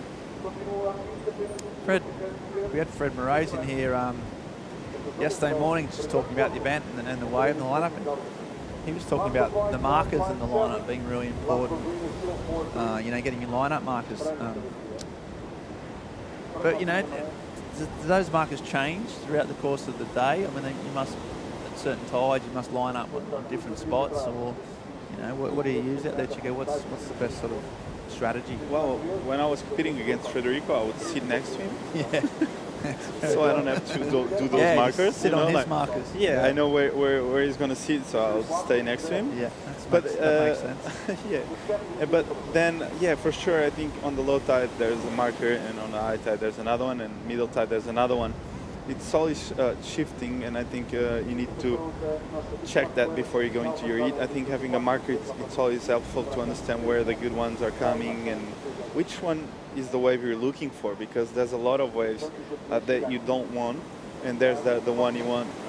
So checking it before you go in, it's really important. As we see Charlie here listening to some good music and getting pumped up for his heat. Yeah, he's right in the zone. He's a passionate man. He wears his heart on his sleeve. And, really important heat for him. He's also just one of those guys that have been, there or thereabouts to qualifying for a long time now, like probably at least 5 years. He's been on the QS full time.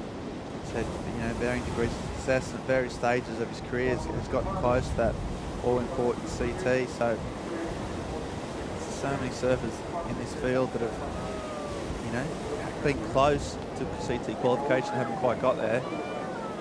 And these 4 events could yet again provide that opportunity that they've been dreaming of all their life. See how he gets on. It's a pretty packed heat though. Mateus Herdy, Brazilian wonder kid, incredible surfer. So he'll be super dangerous. We've got Cade Matson from California, who's been surfing really well. So, and Shun Murakami, who is really dangerous and got a really good seat at the moment. So another packed heat. You see out the back. And someone tried to catch that, and he's up. So yeah, we've got Matthew McGilvray, the South African, banging down the line, biding his time, waiting for an open section. Cuts back and then just can't get a real clean line on that wave. That was his first wave he'd ridden. So having waited 15 minutes, you don't want to start off with a 1. That's not ideal.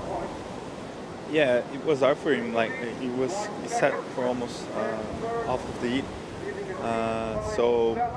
Getting a 1 to start off, it's hard. I think he might be.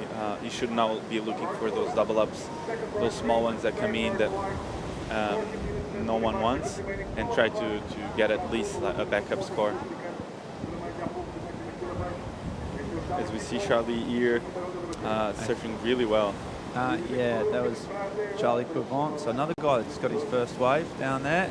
Open up his account. Probably not the way he would have absolutely liked it, but at least he's got his feet in his wax. He's got a wave under his belt. He's going to need a lot more with 13 minutes remaining. Right now, though, I think we've got Pete Mel down there in the forecourt in the unwanted shapes area. What's going on down there, Pete? That's right, Ben. With the COVID edition, we had the unwanted shapes at the CT in Peniche last year, or 2 years ago. We were bringing it back, and this is the COVID edition. Over my shoulder here, we have all the representation of these shapes. We enlisted shapers globally to produce a surfboard made out of a COVID waste. We have masks, rubber, gloves, big pollution problem with this COVID. So it's important to bring recognition to it. Past unwanted shapes, we talked about plastic pollution in the oceans. This year, we're bringing the awareness around all the COVID pollution. These great boards are going to be ridden at the very end, and I think that it's important to look at some of the items that we have here. Look at this. This is a chambered board. These shapers worked very hard to produce these boards and bring it to us here. And I love what's happened. I mean, we've been able to get this for the last year and a half. And these presentations of these boards are exciting. I'm stoked to see some of these surfers get to ride these in expression session as we get into the finals day. But these things are beautiful, and they're made out of COVID waste. I mean, look at all of this. Yeah, these are all masked. They look amazing. They Pete. do. And I did read about the unwanted shapes. There was some sort of input from some of the best shapers around the world, so they had a bit of a sort of input at the entries and had to cast their eye over some of these technology and these shapes. Yes, it's so true. I mean, we have Marcio Zubi, who's going to be on site, Christian Bradley, Tim Patterson, John Pizell, and these are the best shapers in the world, and they're going to be the jury here. So they're going to be choosing some of these boards. There's going to be one winner, but ultimately, everybody's a winner when we realize that COVID waste is a major problem, and MEO being the major sponsor here to bring awareness to this problem and make sure that we keep our oceans clean. That's right. Well, thanks, Pete. Well done, mate. It looks fascinating. If you're down on the beach, go and check it out and get the goss from the people down there. But really appreciate your time. Yeah, those boards look amazing. I hope to ride one of myself maybe later on. Thanks, Pete. Okay, back to live action, and we have the sort of low-scoring affair here. 11 minutes. One of those heats. It happens. It happens in the surfing world, Chico, where a bit of a lull. You're a competitor or compete at this sort of level. How do you deal with these type of flat heats? You just have to lower your expectations and think, hey, I don't need 2 7s. I just got to get 2 4s. Or you really have to sort of change your mind sometimes when you're in a bit of a wave-starved heat. Yeah, I think you have 2 options: or you wait, or you just keep busy. So yeah, I like to keep busy. I don't really like to wait a lot. You're a busy man. You get cold. You're a busy guy. Too busy. Just think about you, mate. You're always so busy. Okay, we're going to go to a short break. When we're going to come back, we're hoping for some more action right after this commercial break.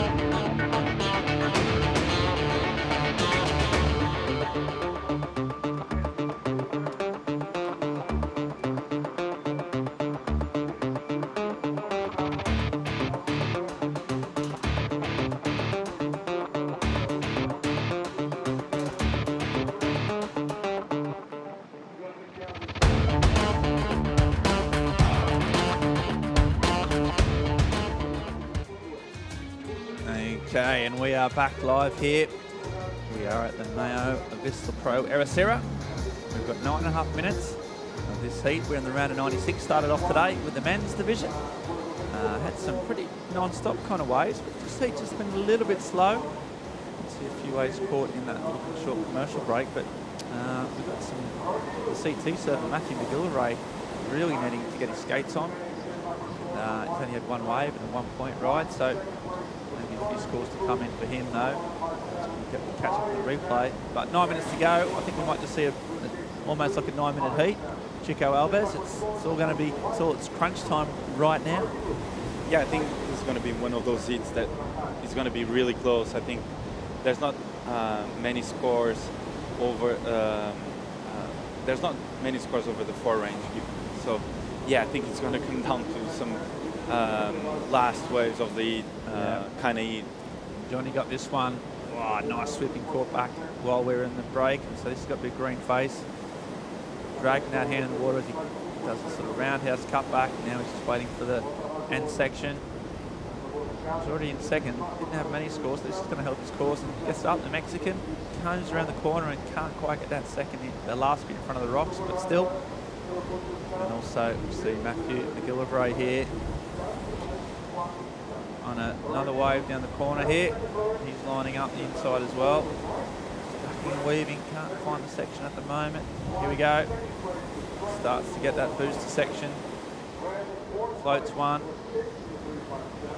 He might get one more if he's lucky. And there he goes and hits it. And just hangs on. So, yeah, he needed that.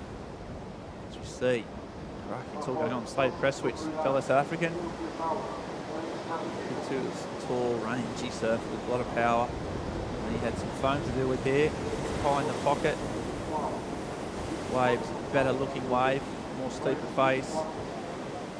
And just gets, just tries to get that tail in before those rocks, as you can see. Charlie, yeah, so we were talked about being a bit of a lack of waves. We had a real flurry there, so plenty of action.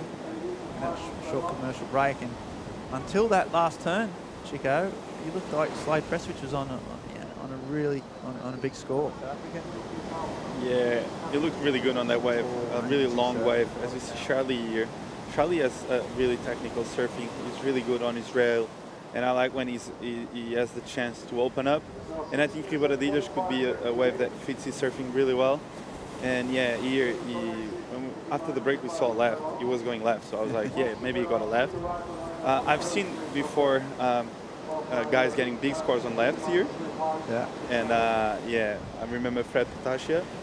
Yeah. A long time ago, getting some 8s, some lefts. Yeah, I remember Yago Dora actually as well. Yeah. So a buzzer beater on a left, going left and boosting a massive air. So exactly. It's doable, but probably not advisable. But yeah, Charlie, he looked smooth. That wave just was a bit smaller, but he, as you said, he had that technical carving. Looked sharp. He's got himself 3.4 waves in his first wave, so he's waited a long time for it. He's back out there, 5 minutes to go. But yeah, really, as you say, technical surfer, good in the barrel. Got those Hossigan beach breaks. Yeah, he surfs a lot. Spent a lot of time in Hawaii as well. He's really comfortable in Hawaii, staying out at the Balkan House a lot. So yeah, real well-rounded surfer. And, but right now, sitting at 3.4, he needs to really put it all on the line now. 5 minutes to go, and no one really taking control of this heat as yet. Been some big performances already. Chico, you know who stood out for you so far in the heats we watched at the course of the morning so far, day one? I really enjoyed Ezekiel surfing. I think he surfed really well. I think his board is really sharp. And yeah, he really impressed me. Yeah, Zeke looked really strong, didn't he? Just already had a massive heat score and then got away right in the buzzer, which was incredible. So yeah, I agree. I think he's been definitely a standout and would have the highest heat total, I'd imagine. So looking good. Scores now. All back out in position. Scores just filtering in. Still got one more to come for Slade and another one for Charlie. As soon as those scores drop, all 4 surfers will know what they need in terms of where they are and requirements. So Matthew McGilvray scored into 5.67 for that last wave, so that was one of the better waves, or if not the best wave of the heat so far. Slade press switch just a little bit underneath at 5.5. So currently you have Slade out in front, and then you can see on the screen also in second.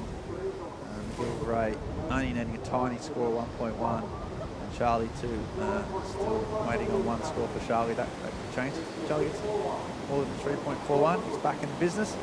You see more sets rolling through the lineup. Predicted swell increase. See starting to happen. Big lumps of Atlantic try and break on this reef. So couldn't quite get that one. The next one might have that chip in that they will like. As you see, Charlie up and riding. Frenchman. He's got the trademark cutback. He's dragged his hand. There he goes again. Going to try and hit it. And now just waits for a section on the inside. Really nice wave. Just comes down the inside. Just taking his time, being nice and patient, not forcing it. But there's a big turn. almost got barreled as he came out of the thing. And if he can land this, which he does, almost, as well surfed from Charlie. That one big money turn was the one. The judges will like that. That was risk. And yeah, it just looked like he was sort of flowing nicely on that wave. Yeah, I think this was a really well surfed wave. I think he really pulled the nerves well. This was a precious situation for Charlie. I love those reps where he's just like really calm. He's not rushing anything. And to surf Adidas, you need to not rush your turns. And as you see here, he didn't rush this carve, which allowed him to really excel on this one. Boom, big turn. And here he finished it off right on the rocks. So yeah, that was quite sketchy there. Yeah, and he'd already had a solid score before that to get him up in second, so that will definitely help his cause. 5.77 there for Charlie. So he suddenly, out of nowhere, just got himself a bit of breathing space. And we still have that Matthew McGillivray. He's got that 5.67, which is a solid score. He just needs to back up. He's got just less than 2 minutes to go. It's going to come down to his last set, I'd imagine. He's got that P next to his name, so he can catch any wave he wants. But the decision-making process is going to be really, really key here. He's only got one wave left in the tank. He's got to pull the trigger at some stage. Try and get what for him is a relatively small score, but he's just running out of time. See him kicking his feet. This one he's eyeing off. I think it's not too deep, so he's pulled the trigger. Last throw of the dice for the South Africans. He comes around the foam, cut back. Knows most of the money turn has come a bit on this inside bit that Chico mentioned before. This is the section here. Nice little carve. Waiting for a bit more steeper section. One more here. Cracks it. Hits the lip. Just surfing within himself a little bit. Didn't need a huge score. Needed a 3.91 when he took off. So didn't leave himself any time. He won't have time to get back at the back. Is it enough, Chico? What do you think? Well, I think so. I think he did a really good job on this wave. He connected the turns really well. I really like this third carve now. This third carve looked really good, really smooth. And here, he does like a big turn to end this wave off. And yeah, I really think it's a 3.91. Yeah, and that's, I mean, he's only young, but I still think that's just a sign of his maturity, you know, CT experience. He said a whole year surfing against the best in the world. And he just showed his composure then. He showed that he's you know, he knew what he had to do. But this man, slide press switch, wasn't the lead part of that. So the South Africans looking like it's making a 1-2 for the Saffers. Just a bit of a last finish it off there from Slade. Come in, trying to avoid the rocks, avoid any damage to the board. And just waiting on Matthew's score to come in. The fact that it's below a 4 is good for him. You've seen there, just praying he's done enough. He's surfed really well, just under pressure, and just in the nick of time got a wave that mattered, and surfed really, really well. He got a 6.47. So this is the wave, under pressure, under the pump, and he just did everything that he had to do, didn't he, Chico? Yeah, well deserved. I think he surfed so well this wave. This third carve, as I said, put him into the right spot to really attack this last section. This was really powerful. Boom, a lot of water coming out, fins out. And yeah, as you said, a lot of mature from him coming from the CT for sure. And he showed that 1 minute to go and getting his best wave of the heat so far. Yeah, now the score, one of the highest seeds in the event, courtesy of his CT rating. So he got that win. His fellow South African Slade Presswich got second, unfortunately, for Charlie and Johnny. I'm going to have to refocus on France. But right now, we're going to go to a short break soon as the sun continues to shine down. There's some hammer blows going out in the lineup. And we're going to come back after this short commercial break with more live action from the MEO Vissla Pro Ericeira. Don't go anywhere, folks.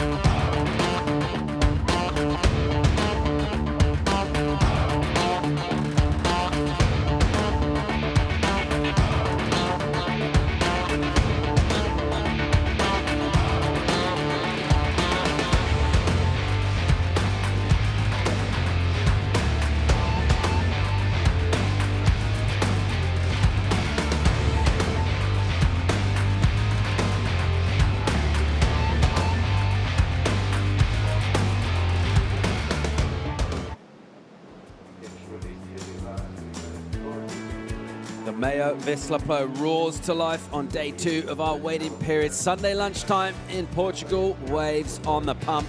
And a brand new heat out in the water. We'll see Shun Murakami, the highly rated surfer out of Japan, taking on Cade Matson, a big up-and-comer from his region, the US. Charlie Martin, a veteran from France. And Mateus Herdy, one of the bright young sparks coming out of Brazil. Paul Evans back in the studio, joining me, Peter the Condor Mel. And it's pretty much pumping out there, Pete. Pretty cool. I sat down there with the American crew, their little posse all hanging out there. You got Nat Young, Cade Matson, Jake Marshall, who made it through, Cam Richards. They're all kind of Nolan Raposa. Little posse, you know, and that kind of starts to happen. You get the Brazilian crew, they all hang together, support each other. It kind of started with them, to be honest. I mean, it started, you know, we saw that up in Spain, up in Pantene. Remember how that group was there? Totally. Daddy Andre was leading the pack, right? Yeah. It's still a very big thing, and I love it because they're supporting each other. Absolutely. The energy is high.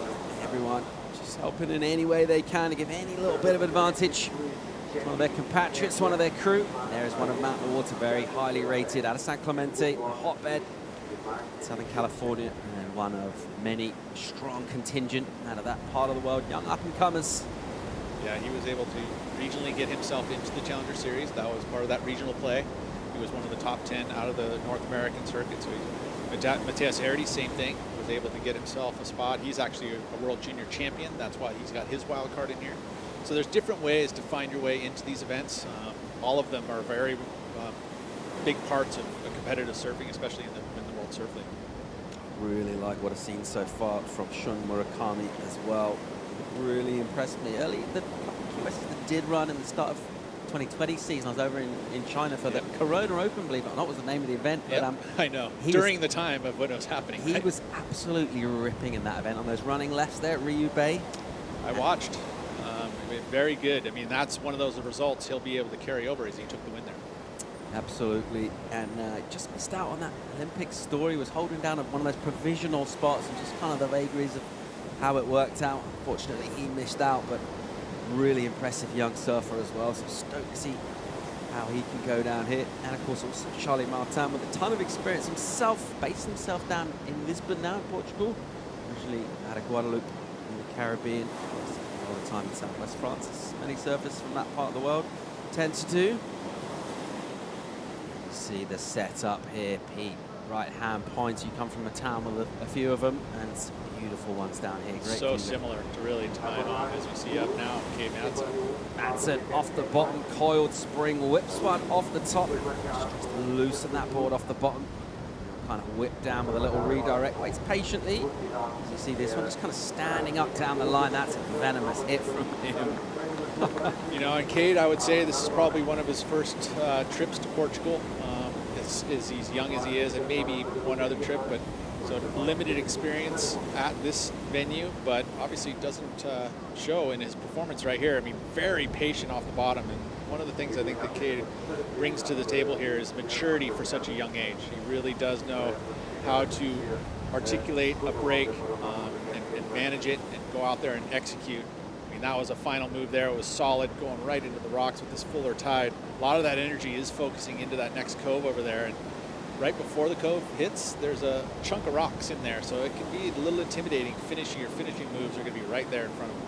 Yeah, we're really seeing, particularly with that last seat, these waves are lining up much more of a sort of legitimate kind of point break feel to it. Just see our surfers kind of wait patiently, but as you said, yeah, coming in to that end section, it's just a question being asked of our surfers. They've got a ton of speed in there. There's all sorts of rocks and funky things going on. They want to hit it. They want to finish off strong at the same time. Want to stay out of trouble. Yeah, stay out. I mean, because you do jump off, you're obviously risking your equipment, but also injury, because you know, it is an uneven bottom and so forth. So they do have to pay attention to all of that as they're riding out of those last moves.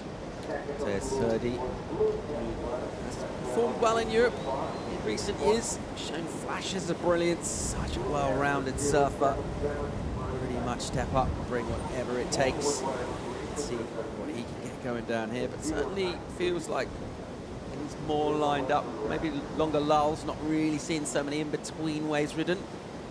He's lining up pretty sweetly, a little bit more patience on behalf of our surfers. And while we wait for yet more live action, we're going to go down and hear from the winner of the last heat, who's standing by with Joanna. That's right, Matthew, congratulations. Right at the end. How are you feeling? That was a lot of pressure.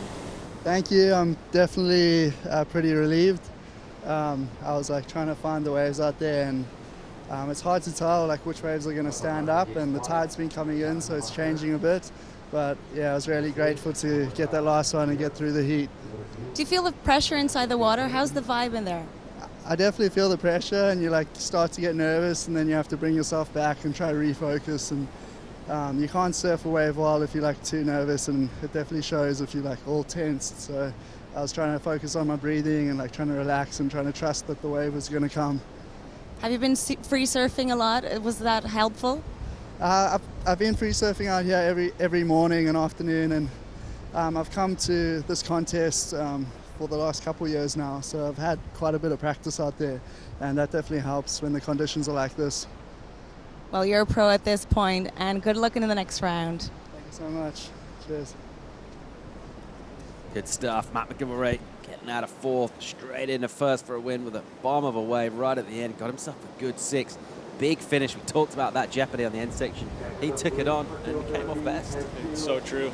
You know, and I think that at that point, sometimes you're like, yeah, I don't care. I need to pull this last move off to make sure I make the heat. He finished in round 2 at the U.S. Open, you know, needing full well that he needs to put this European leg together if he wants to put himself back on the championship tour. I mean, he's had that taste, you know, and once you have that taste, man, you keep wanting to get it back. Murakami, backhand attack from him, precision, slicing on the outsides. Get a little hung on this, then a little bit of kind of disinterest. That wave gets a little slopey and fat, kind of disintegrates down through the inside section, so no major damage done. Meanwhile, here goes Charlie Martin. He'll sting one down off the top, kind of gather himself, get a couple of pumps off the bottom. He'll wait patiently here. And another sort of similar maneuver, he just kind of flings his board a little bit down out of a crumbly lip. So not thoroughly convincing in terms of the sort of cleanliness of the rail work, but nevertheless, a decent wave with some good energy for Charlie. Well, he already has the 5, wants to complete the second score here, and then he can start to loosen up a little bit.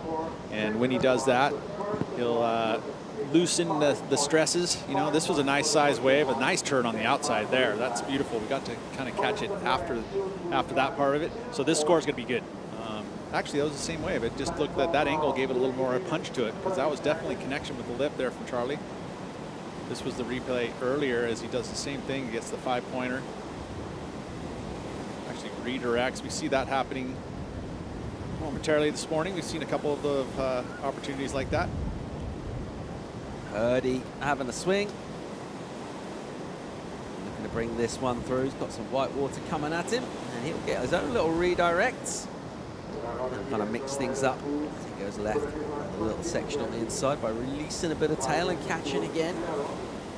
Feels like Mateus to me is one of those big event kind of players. He thrives on, you know, winning the World Junior title. That was a big major event for him at that time. Also getting some CT experience and doing well, you know, against some big hitters there. I mean, he's a wild card, so you end up guaranteed you're going to be surfing against the top 5 surfers in the world. And for you to make a couple heats, that's a big confidence builder. So obviously wanting to make this leg count in a big way so he can get himself onto that championship tour full time. We talked about that crew. I mean, even though he's still pretty young in years, for how many years have we seen him now embedded right in the heart of that really strong Brazilian crew?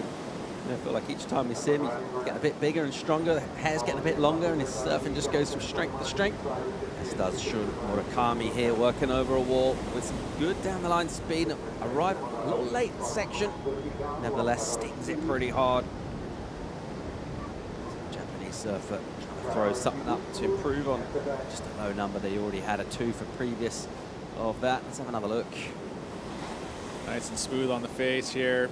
Deciding to go out onto the face to do that carve rather than climbing the whitewater there, but that one a bit late, you mentioned. So maybe if he had gotten there earlier, it would have get him in rhythm to actually get that finish move. So maybe a slight error there for Shun. Not going to be a major number there, so he's back out there pretty much knowing that he's got to get 2 solid scores in these last 18 minutes. Best number already is Cade Matson.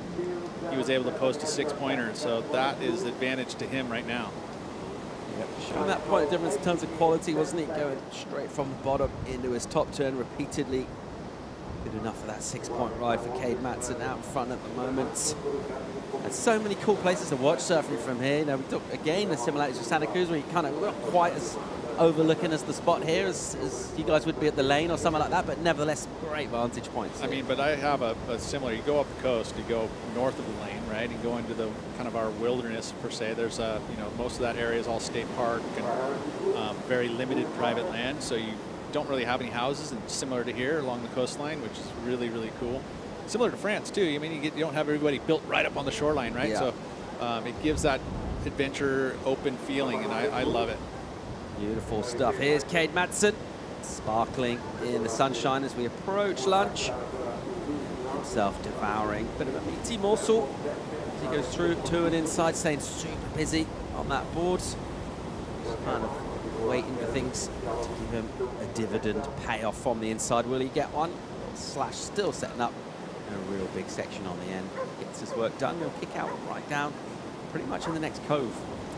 Well, he's got that American posse, right? He's also got this town of San Clemente, which is just filled with talented surfers, being one of the most renowned Andino, Griffin Colapinto. But he sits with that group, and they all hang out together. It's kind of neat to have somebody who's on the championship tour like those guys that you can surf against constantly.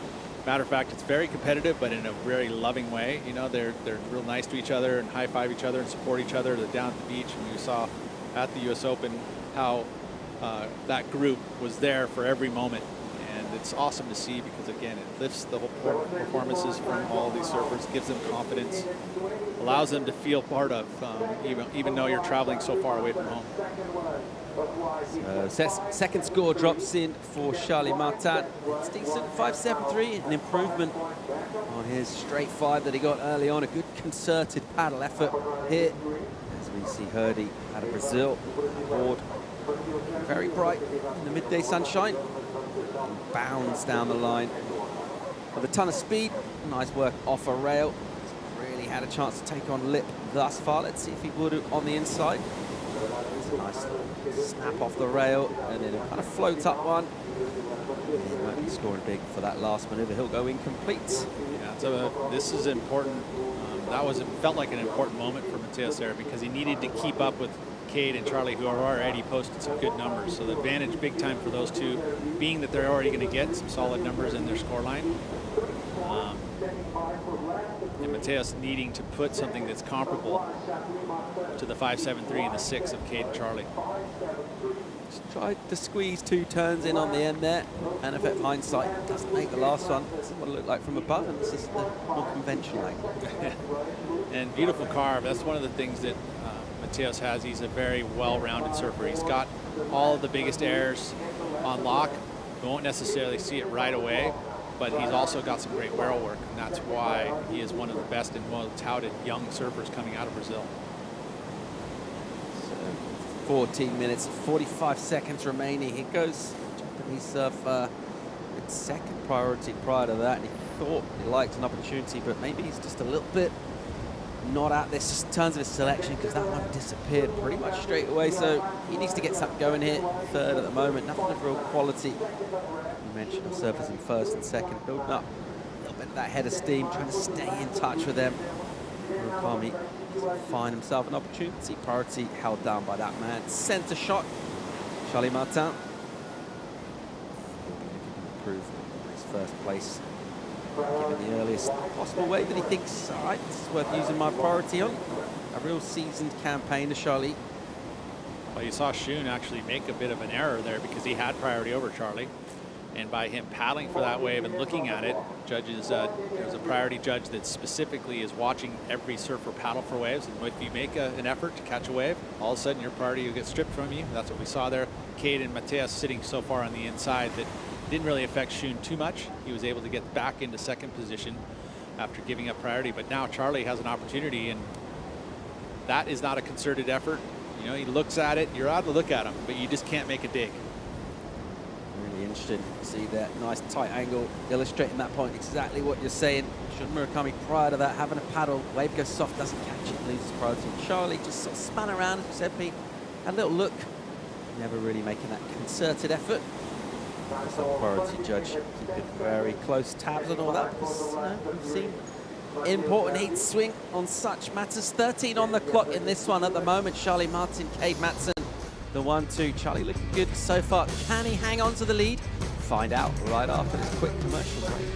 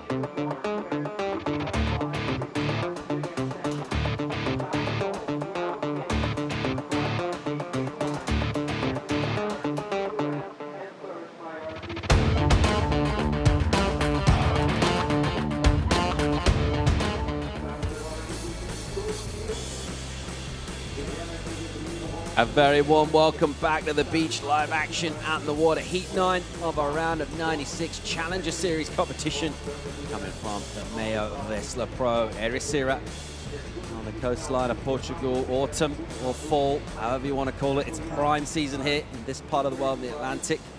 Firing up, giving us some good waves, pretty much doubled in size overnight. First day of our wait period yesterday. We're looking at cleaner, pretty solid conditions throughout the week. Got a great forecast here. We'll be monitoring that obviously with regular calls, forecasts, and just predictions. Always an element. Seeing what's delivering on the day. So far delivering in this heat. Some Frenchmen and our American Martin Matson, your 1-2. Not quite a point between them. That's pretty much the split so far. The high score with Cade Matson for that 6 early on. Things as this tide has continued to fill in. Kind of lined up in terms of the waves that break themselves, but the in-between ones, Pete, a little bit deeper. The in-betweens aren't really doing it. You've really got to kind of wait for more legit set waves right now. I would agree. You know, and here's Cade making a move. Looks like, see what happens there. Nothing going. Cade coming off of a equal 9th at the U.S. Open, and that's a pretty good result. You know, of course, quarterfinals is equal 5th, and if you're looking at top 12, but 3,500 points. So he needs to back that up. You know, if you're thinking about putting 3 results together, it's got to be quarterfinals or above. And Cade, very well and capable. I mean, to be a young American to make the tour would be pretty awesome to add. Charlie used his priority here. And he'll swing a couple of opening maneuvers, looking to get some down the line speed going. Snap off the top from him, and another. Won't get much more of an opportunity down in there. I'm sure he'll improve on his 5 with that. See what the judges thought of it. Waited a while to use that priority. Maybe not quite the wave he was after. Yeah, I mean, you talk about his experience, and he is by far the most experienced in this heat. You know, he's had to work through a lot of injuries, and I think the one thing that he's been able to do that with this time off of competition is to focus on getting 100%. So it looks to me like at this point, Charlie is about as healthy as he's been in a long time, which is great. It's a perfect time to be able to get it together and put it together. You know, didn't have a great run at the U.S. Open, but this is an event. Obviously, living just down the road, you'd be sleeping at his home, and that's awesome. Right? It's a, you know, you surf here relatively often. I wouldn't say that. I mean, Federico was a prime example of saying, "Hey, I don't go here all the time." There's, you know, when the waves are good, generally there's other waves to be had, and I'm sure Charlie would probably say the same thing. Spoiled for choice of spots out here in Portugal. Using local equipment as well. He's on the Semente surfboards. Nick Yaricho, originally from New Jersey, East Coast of the States. Been over here for about 30 years. Oh, yeah. Pretty much those designs, those boards grew up at this point break right here. Yeah, and literally his factory is a rock's throw from right here on the beach. So that's very important, is to be able to have equipment that when you know works here. So very confident in Charlie Martin being able to ride those Semente surfboards. There's our requirement for Murakami, who shares the screen at the moment. Mateus Herdy, the long locks flowing behind him, but not really flowing in terms of this heat so far. It's not gone his way. Still got 8 minutes, 15 seconds to go, so a bit of time. Third priority at the moment. Now let's have a look at this takeoff bowl section. Here's Madsen, the young American. So pump down low and then spank. A good turn with a ton of speed. We're catching it from our drone. Do get a different angle. Those judges benefit from a variety of camera angles that we're blessed with here. Dillis. A little neutral and wait through a soft section. A good opening turn, then not a lot on offer down the line. Carried some speed from the flow through that maneuver. There was one nice turn. We'll see it a little better from this angle here. This would be more of the judge's perspective. So the first move there, nice connection with the lip. I mean, that was a critical section. That's what the judges want to see, those maneuvers being had. So the rest of this wave, more flowy and not real difficult. He realizes that he wanted one last section here to really, for sure, improve on his situation. But I feel like just watching that one that he'll add a few points just with that one move. Yeah, he does. 4.47 locks in. So it does improve, nearly a point better than his backup. Just consolidating a little bit.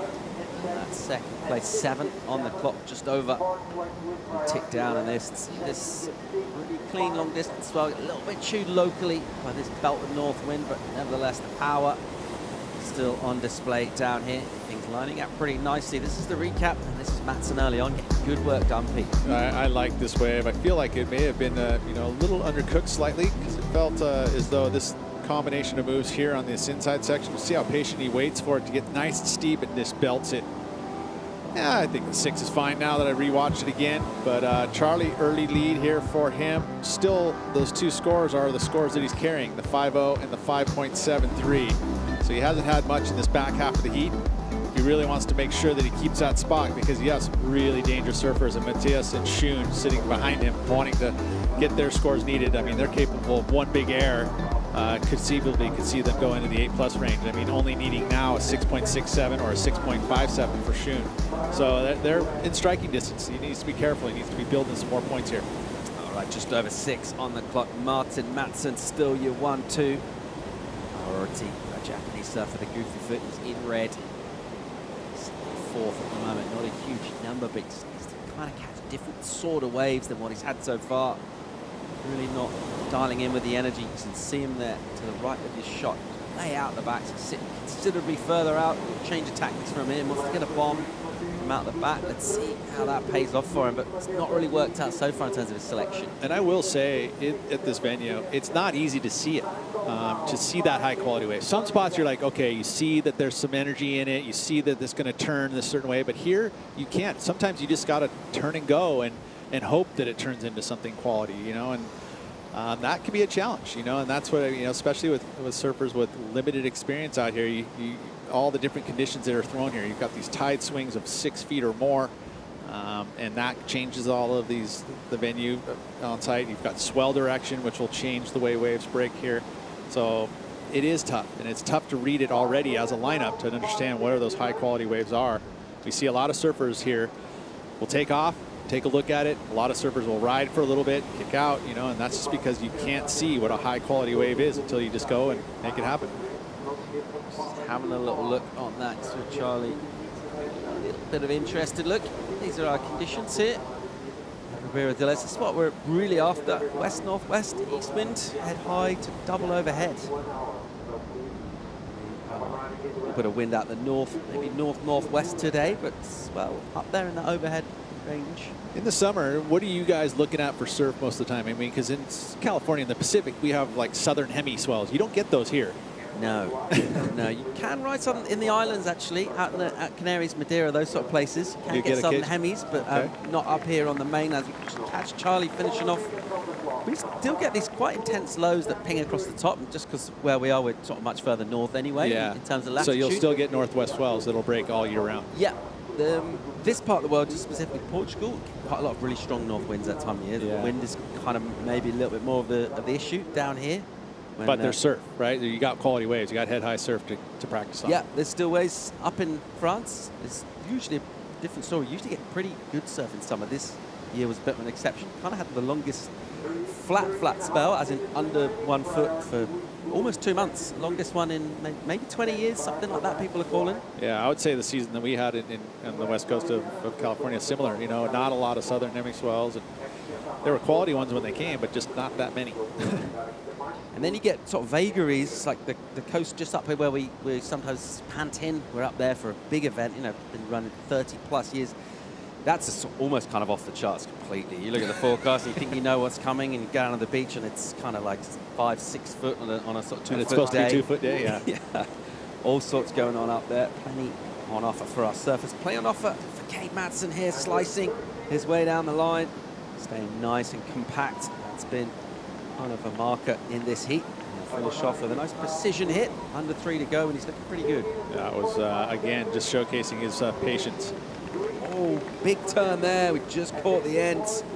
Mateus Herdy has been awful quiet in this one by his own standards. Uncharacteristic from him, but he looks like he's fired up. Let's see if we can rewind and see what he got done before that. Big finish for Mateus. That was a big finish. Let's see what he's done on the outside section. Looks like we're going to get the final move again. Big float move over in that far cove. You know, at this higher tide, it would have been a little bit more challenging to probably find an outside quality move. A lot of times there's just these flowy maneuvers that we're seeing from Cade here. So Cade, do I see a major increase in his backup score? Probably not. I mean, that was a nice turn again, but he had similar style turn on his 4.47. So I don't see a huge increase there. It's really about Mateus and what he's able to do on this last wave. I mean, if he has a major move on the outside, you could almost see him flip the heat. But if it's just that final move, I think he has some more work to do. All right, ticking down now. Under 140 to go in this one. Judges with a couple of scores to throw in. That'll bring us our situation as we head towards that final minute. Charlie Martin, a massive number on the board for him, an 8.33. It's come in for Charlie Martin. That's why he's now way out in front, and a big total of 14.06. We'll try and bring a replay and find you what Charlie got done, but that is a massive number for him. It's the biggest of the day. Biggest of the day in the excellent range.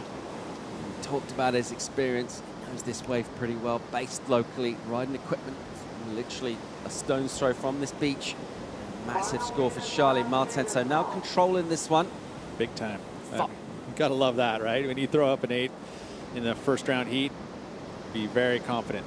All right, goes Herdy, and desperate really in terms of his entry into that one. Does it well out the white water, swooping in straight away. You'll need to go into the lip though. These kind of rail turns, a bit lateral. They're not going to score big points wise. What's he got on the inside? Here's a section. Really technical surfing, beautifully done. Gets time for a little claim before he then makes sure he tries to stay off the rocks. I mean, but literally he is right there up on the rocks. I mean, it's just like 5 feet away. It's so that was an important turnaround for Mateus. He's now made it so he could maybe turn the heat, see what happens. We're looking at a couple of scores to come in for him, right? We still haven't had his previous number come in. So we're waiting for numbers in for Mateus Herdy. Let's see if he can flip this under pressure. Could be Cade Matson under threat, maybe, from a late charge from the Brazilian. That man there, Charlie Martin. He blazed this one, really started off, got himself in front, not by a massive margin, but then nailing a big, big score. Let's have a look, Pete. There's it is. This is the big number. Look at the size of this wave. Just a big critical section and just lays into it. Nicely done there for Charlie. And again, critical sections, and you attack it, that's what's going to score big. There's an example of it, prime example. Still waiting on a number for Mateus now. Needs a 5.67. So was that last maneuver, was that last wave enough for a 5.67? That is a question the judges are being asked right now. Heat's over. You think he got 5.57 previously? I think what he got done was the wave he just rode marginally better than that. Yeah, good question. Yeah.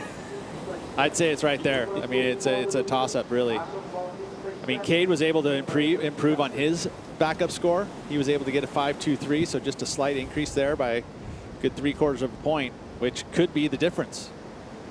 This one, a nail biter. Our panel will decide the fate of Mateus Herdy and perhaps Cade Matson as well, because it will be significant for him in second. He's the one under threat at the moment. Murakami, he's out of this. He's just had a bit of a nightmare. I was really looking forward to see him surf, but just didn't really happen for him. This is Martin on a tear, getting 8.33 for this. He's been the outstanding score of the day so far. More live action. We're going to bring Billy Kemper into the studio as well.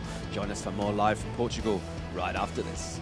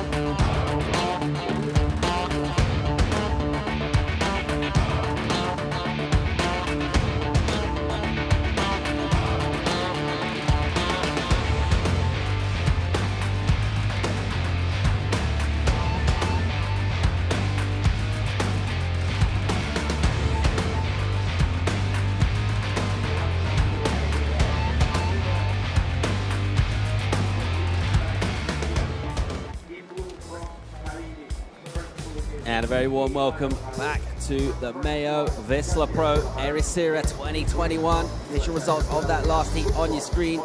Mateus Herdy gets the number right at the death in that one. Close margin, gets it by well over half a point, Pete. He did turn it, you know, and it took a while to see the score come in, but again, comparisons were going down. They would have looked at those scores or looked at those waves back to back to make that call, and the judges pretty much unanimously giving him the number. I think the 5.67 needed. It was a 4-1 split. There was 1.55 I saw on the scoreline. Everything else was sixes. So that was it. Made the turn at the very end of it. We're watching live action from Gatien Delahaye of France. So out of Guadeloupe.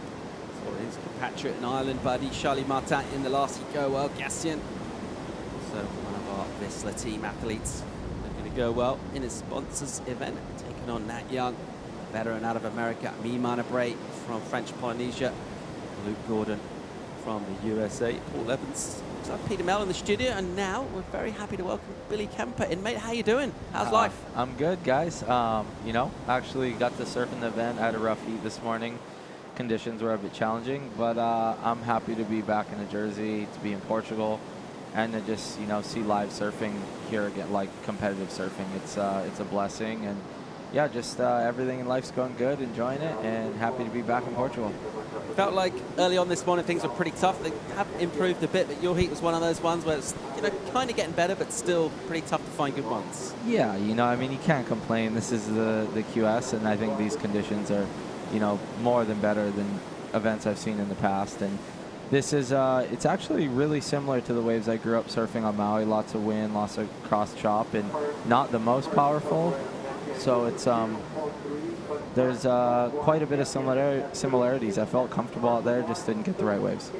And what about in terms of the sort of vibe on the QS? Like a little bit different from maybe doing your swell strike missions and the big wave tour. What's the crew like? How's it hanging with everybody? It's cool, it's cool to see all these. I'm same age as most of these guys right here, and I came out of high school, competed with them a bunch, and just found, more passion in other areas of my surfing career, and that was more bigger and heavy waves, and doing things for the love, not really making all my decisions off competing. And it's been a really fun ride, and to be back here in the competitive mindset, it's sick. I love it. I'm staying with Coco, and we've been scoring all kinds of waves. We brought 2 filmers down here, so I'm actually kind of here competing, but also surfing. It's a great year to be in Europe, so great month to be in Europe, and just really looking forward to getting some good waves in and out around the contest areas. Nice. As we just saw MEO Brave finish off a wave there himself, bringing good energy into the Challenger Series this year. Good result over in America for MEO, Pete.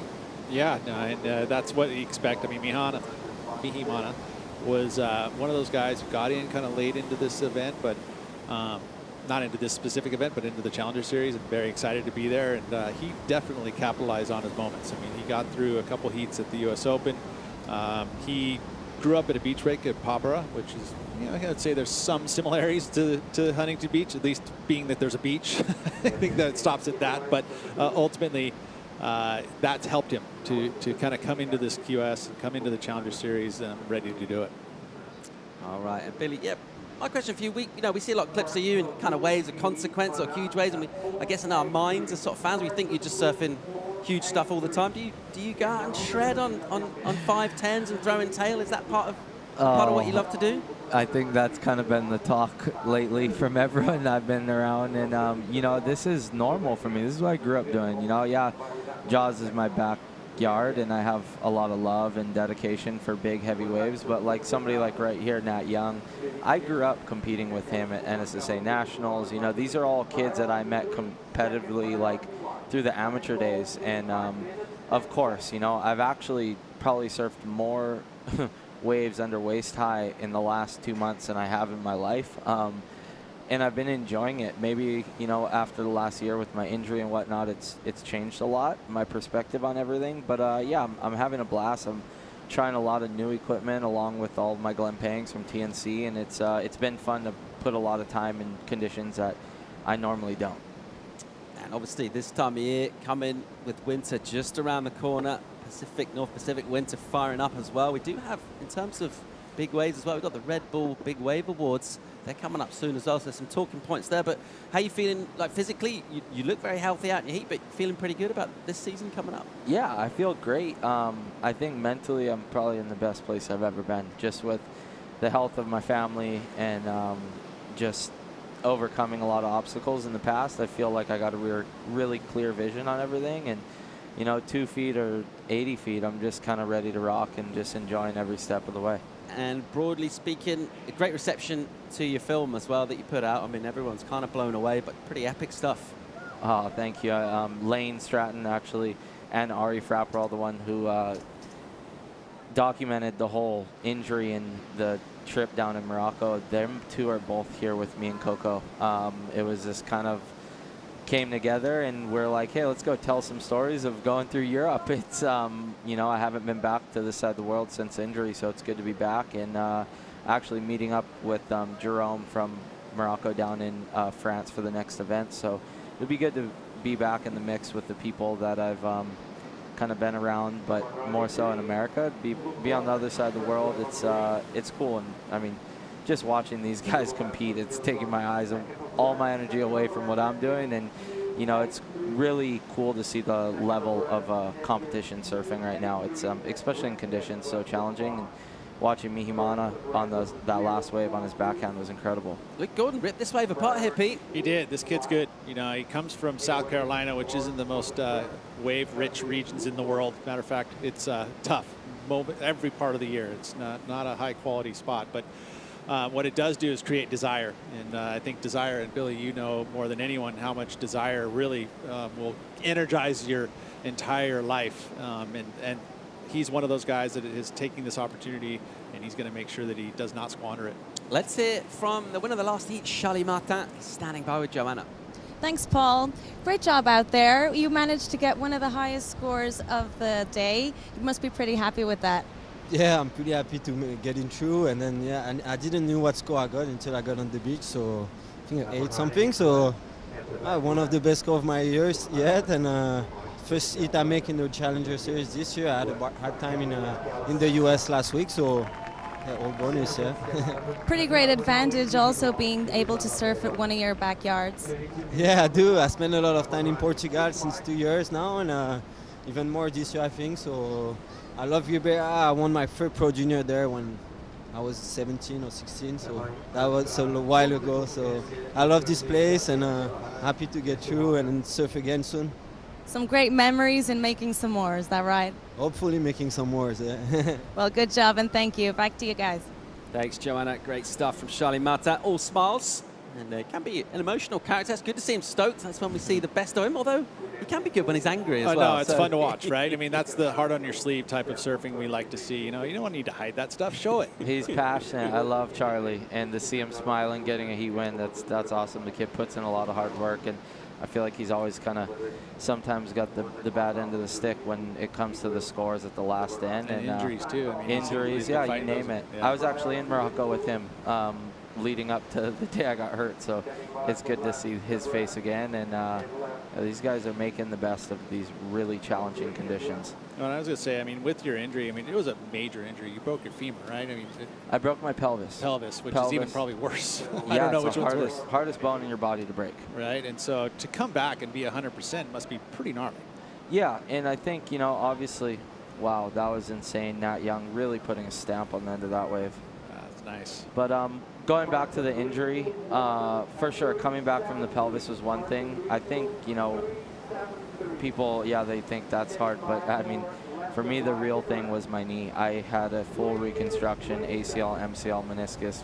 The thing was torn to bitter shreds, and doing like 3 physical therapies from my lungs to my hip to my knee, like all at once, was a real challenge of like just all the different physical therapists I had to see for different concepts and therapies. And honestly, without COVID taking place in LA the way it did and limiting like the no traffic situation, I wouldn't have been able to do it all. No chance. Like, you can ask my friends, I was driving 250 miles a day. Wow. And like going from Venice to Malibu to Thousand Oaks to Irvine to Costa Mesa to back to Venice every day. That's dedication. Yeah, and you know, it's just finding what fuels your fire to really move forward. And luckily, I have a beautiful family and an amazing wife at home that's really given me, I don't know what it is, more of like a second wind. I just feel like there's no giving up, and it's enjoying the process too. I think that's what comes with age, injuries, and just putting in time, is you really enjoy the ups and downs, and it's kind of what I'm doing. And I feel like I've had a lot of fun time in the recent time, and yeah, just really stoked to be surfing more than anything. Right, under 19 minutes to go in this one. Let's Look at the get score. you caught up. A massive number in. It was a huge turn. That was a pretty big stamp. And well, judges have made it clear what they want to see. Yeah, big turns on big sections. And I noticed that after my heat this morning was watching the next heat with the Zeke and Barron in it.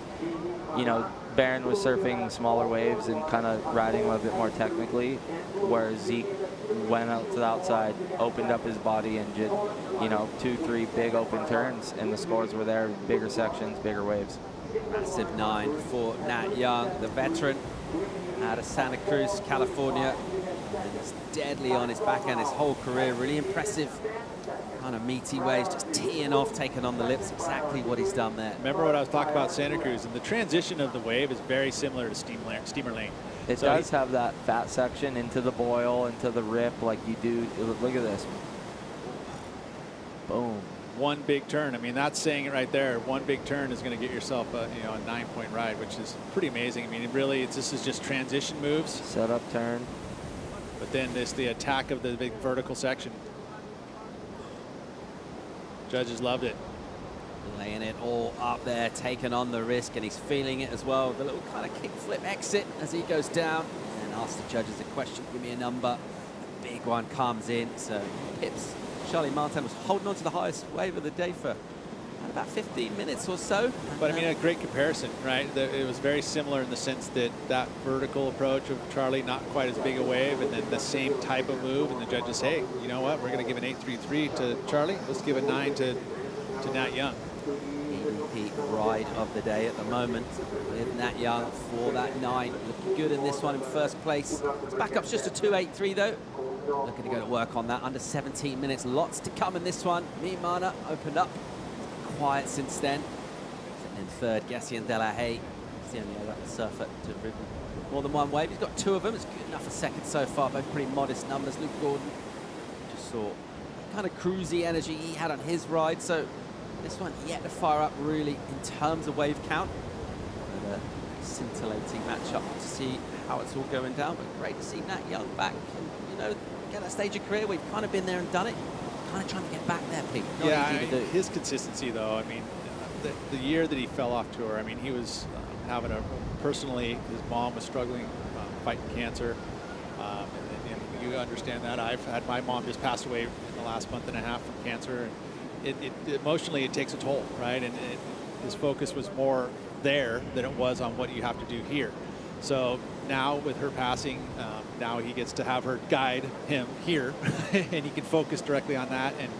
And it changed his career. I mean, he just came off of a win at the Jacks Pro in Huntington Beach. He got a third, and these are marginal conditions for Nat. Generally, he's going to really perform in the exceptional conditions, and so he showed that he can do it in 1-foot surf. And, so his consistency's been there. Yeah, he lost first heat at the U.S. Open, but that doesn't mean he's not going to come here and make a few heats. So he's definitely focused on the task at hand. I think for him, it's, obviously with what he went through, it's just trying to adapt and figure out where he's going to fit in and how he moves forward. And once you do, I mean, as you said, Pete, I'm sure you're dealing with the same thing. It becomes a time to make them proud, and I think that's where he's starting to figure out. He's having fun, he's talking, he's smiling, and I've been surfing with him a bunch, and it's really good to see him like in this element, because sometimes that stuff can really drown you and take you to a bad place. And just to see people who went through adversity like that and now they're starting to see the bright lights, it really propels them and makes them kind of shine. And that's what I'm seeing out of Nat recently. He just has a little pep in his step, and he seems really psyched, motivated, and he's enjoying himself. And it's hard to find that after you go through something so traumatic to you and your family. And yeah, nothing but respect to them.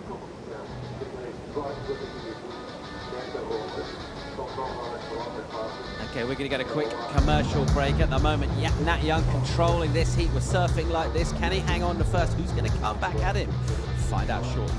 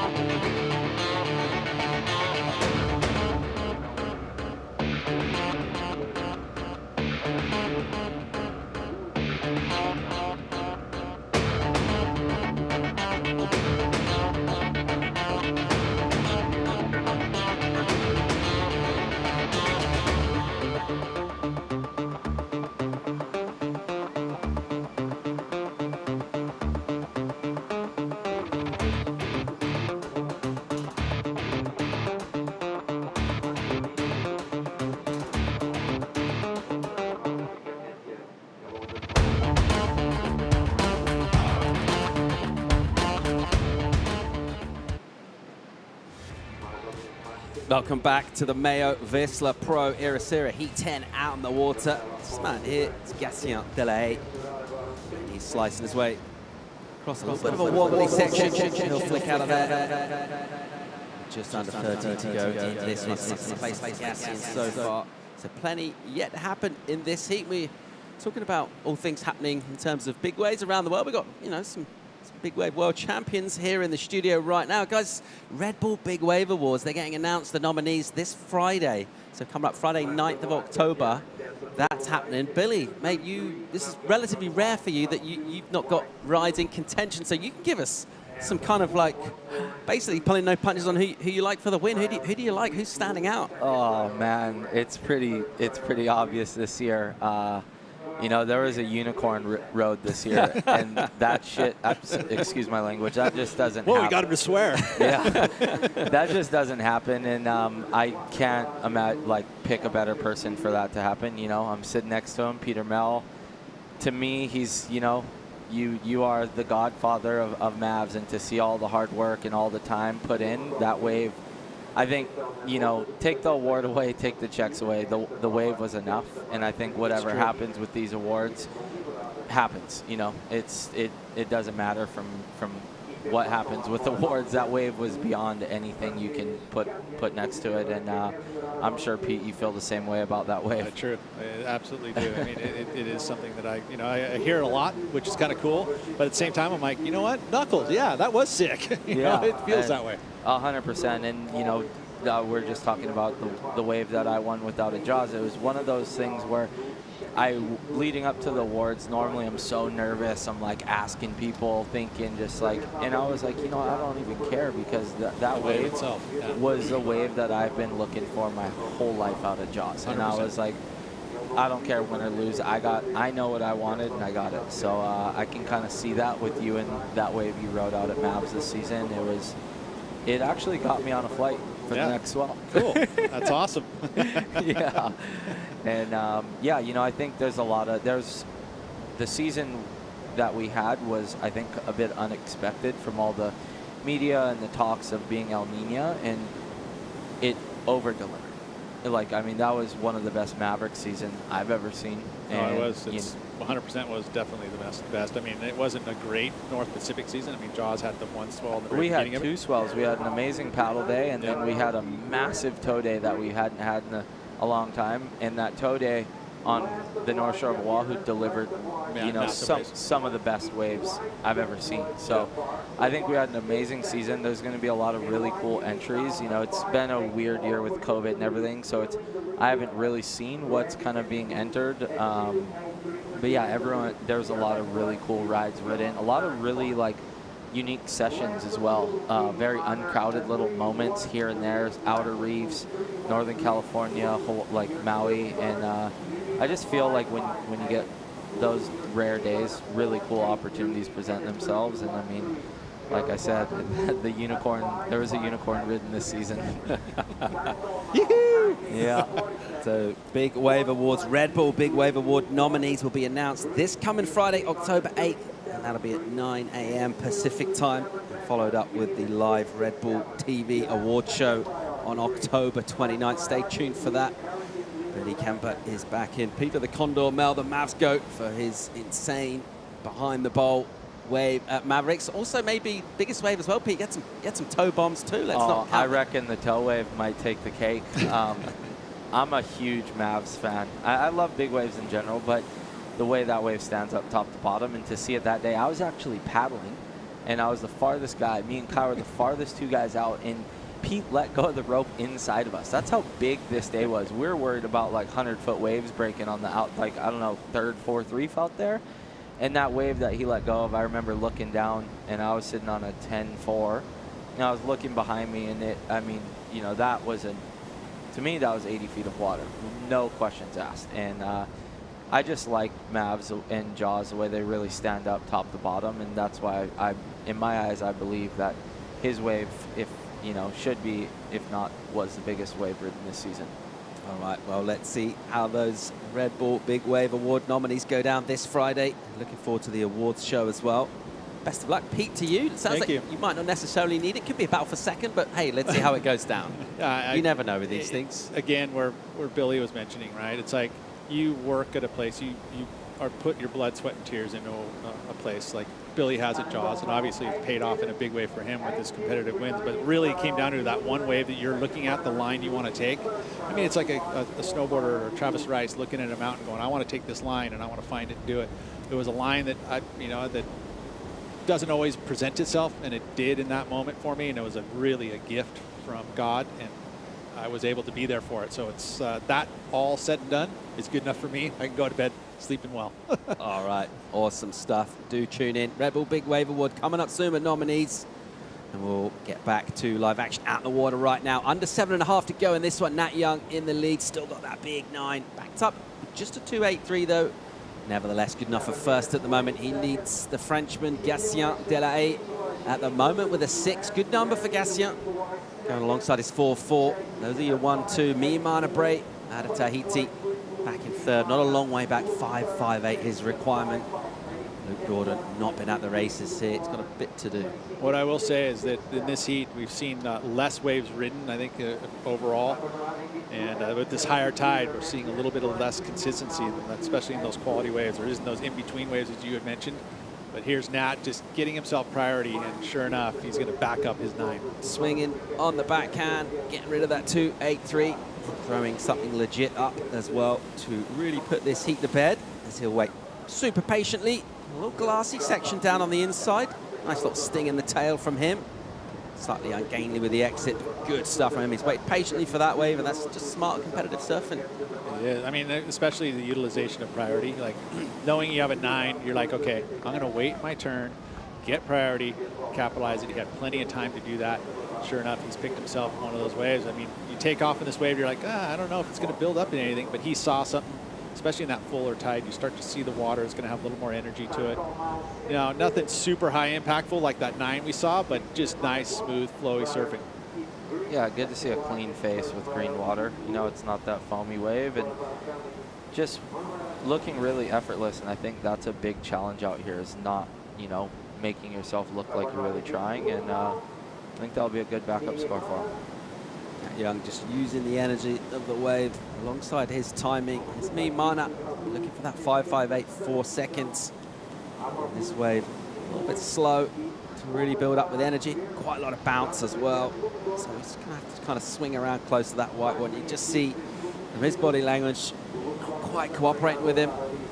But Gordon also has had a couple of waves that always seem like they're kind of running out of energy from the moment he gets to his feet, and a little bit of a repeat in that one there.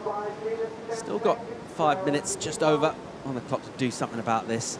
Well, if you think about what we saw from Jake Marshall, right, and I'm sure Luke is actually staying with Jake, so they're kind of a little bit of a posse. You can't give up right now. Like, I know there was a little splash of the water there, but determination, focus, and you can get yourself turned around in this heat. And not to give up yet, because there is moments there. I mean, you're looking at a 10.4 heat total. That's a pair of mid-5s, and you're going to get yourself turned around here. So focus there, youngster. You've got some time here. If you're watching this replay, you're going to see, yeah, that wave didn't give it to you, and that's frustrating when you look at a wave. You're like, okay, maybe this is the opportunity, and it just doesn't come to fruition. But there is going to be a few more minutes here, so make it happen. Score to come in for Nat Young, and it will improve his position. Let's check out the heat recap and see the story of how this heat number 10 of our round 96 unfolded. Nat Young looking great from the start. Big smash here, boom. Nice stamp to the end of that wave. Remind me of kind of like that big sunset inside bowl turn. Those really get the scores up. It was white. This was a good read. I like this wave. Boom. Nice turn in the pocket.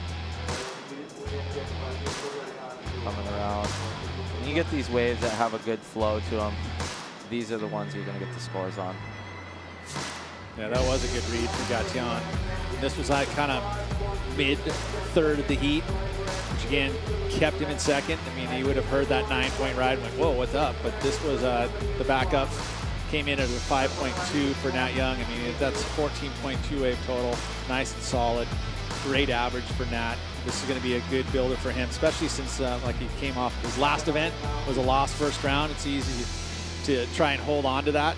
he doesn't want to do that. This is going to be a nice little eraser of that moment at the U.S. Open because he already has a win on the QS from 2020 that he's going to get to keep that result. So he's looking solid. He just needs to put 2 good events together, and he's getting himself back on tour. Gatien finishing off with a little slam shut on the lid as well. Makes good use of some down-the-line speed. Has a little look at the timepiece and decides, yeah, still got 3 minutes. I think I need to paddle back out. It's going to take him a little while because we do have an assist in terms of our jet skis, but that's merely for safety, not in terms of how we can get people back to the lineup. Just get them back on the beach if they've lost the board or snapped the leash. Let's have another look. Nice at open car. That was that first move. Was a beautiful glide to it, good flow. Stays with it and ends up getting an end section too. Another nice roundhouse cutback, which isn't huge in points, but it is good in flow. And then that combination with the cutback into the slash, this is going to be an improvement maybe for Gatien, which it is. Actually came in as a 5.5. So it's a really well surfed wave. Coming up an extra point here. Pressure on Mihimana now, and saw Luke both pulling the trigger earlier, and then he waited out the back and got that. And we've been talking about crews kind of supporting each other and friends supporting each other. Billy, we've got Mason Ho coming up in the next heat. What does Mason need to do out here? Mace needs to just have fun and surf like Please. Well, we know that's and just happening. let him. I always tell him, hey, when you put the jersey on, just pretend it's not there. That's Mason at its best, and it's been that way since we were, 8 years old surfing Shores Reef at Sunset Point, and it's so cool to be kind of back on these events with him and his sister. It's like we grew up together. I moved to Oahu when I was 8 years old, and they were the first people I met, them and the Surats. So they're like my brother and sister, and yeah, I think if Mason can just pretend this is kind of a wonky day at Sunset Beach, a little northeast swell, high tide, kind of going into the gutter. Just go out there and have fun, do a couple big open face turns, and I don't know, amplify your kickouts, and I think we're going to get some good scores. Yeah. But with Mason, right, like his career is solid. Like he doesn't have to be here to do this because obviously Rip Curl loves, his major sponsors love him for who he is and being a character, and he's going to have success there. But I think there's a desire that comes within to compete, which came with his brother or his uncle and his dad and his sister. Like they all have a very competitive edge because they were competing over the years. They wanted to win, and I think that's something that is in Mason. He wants to be able to win here. So I like that. It's in his blood, that's the bottom line. It's part of their legacy. The Hoes are competitive, and he's competitive in free surfs, and that's why I know he's a competitor at heart. And I think for him right now, it's a cool opportunity with our region having a couple cool events. Me and him both got in through that. And it's, I think at his point with, like you said, with Rip Curl supporting him doing really what he loves to do, and that's just have fun and surf, that this is, yeah, you're on the other side of the world competing, but he's having fun here. He's got his girlfriend here, his sister, he's comfortable, enjoying himself. And, if he gets a couple good results and head home and you got Haleiwa, it's not hard. It's Can you imagine him on the championship tour? Exactly. And I think that's what he sees is like, hey, take the opportunity and run with it, see what happens. And I'm excited to watch him in this next heat. But hats off to those guys in that last heat. Nat Young really looking comfortable, really reminded me of Steamer Lane once you said that. And yeah, right. Full suit, green water. Well, we had a couple past hooks. winners. I mean, Galley won here twice, I think, as I reflect back. I know he won for sure once, but I think he had actually 2 wins here. Adam Replogo was another finalist at this spot. So wow, it does translate pretty easily. I mean, for me, I look at this wave and it's Scotts Creek, which is a wave just sort of north of town. It's just like it. Official results on your screen. Nat Young emphatic in victory. The EDP ride of the day as well so far with that 9-point taken. Gatien Delahaye with him. Mihimana Bray and Luke Gordon. They'll bow out. We'll be back with more live action right after this short commercial break. Billy, it's been great to have you in, mate. Thanks for sharing your thoughts. It's great to see you healthy and doing well again, buddy. And we're going to keep you in. You up for more? Yeah. He wants to watch Mason's heat. More from Billy. Mason Ho's heat coming up next. We're out right after the break. Yeah. No worries, guys.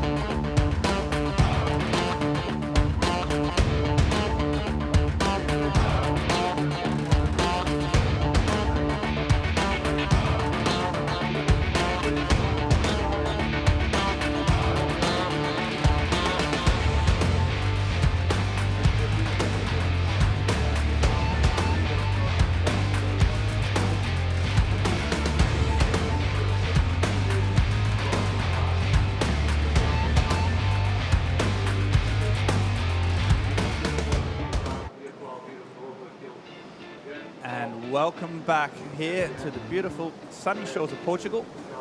In the good news for the surf fans, we've lost Paul Evans and Pete Mill, but in the even better news, we kept Billy Kemper on. So Billy did such a stellar job that he's going to talk us through this heat. He's joined by myself, Zed Ben Muskie and Chico Alves. And then we've got Mason Ho out in the water, which is always, wow, one of the most exciting things that happens in surfing, isn't it, Billy? When Mace hits the water, people watch. Oh, you never know what to expect, and that's what's so damn cool about him. You know, whether it's 2 feet or 25 foot at the Eddie Aikau, he's always there to put on a show. Reef, rock, sand, doesn't matter what's near him, pools, walls, and that's what I love about Mace. I'm here staying with his sister. We got a cool little, crew going around, him, his filmer. We got some filmers. We're just really on a cool trip, having fun, and, obviously here to compete, but also to make the best of being in Portugal. And yeah, it's cool to see him back in the Jersey, enjoying himself. He's got a really, really rad heat with, yeah, this is cool. These are some really good competitors. This is Cam Richards, open up on the first wave.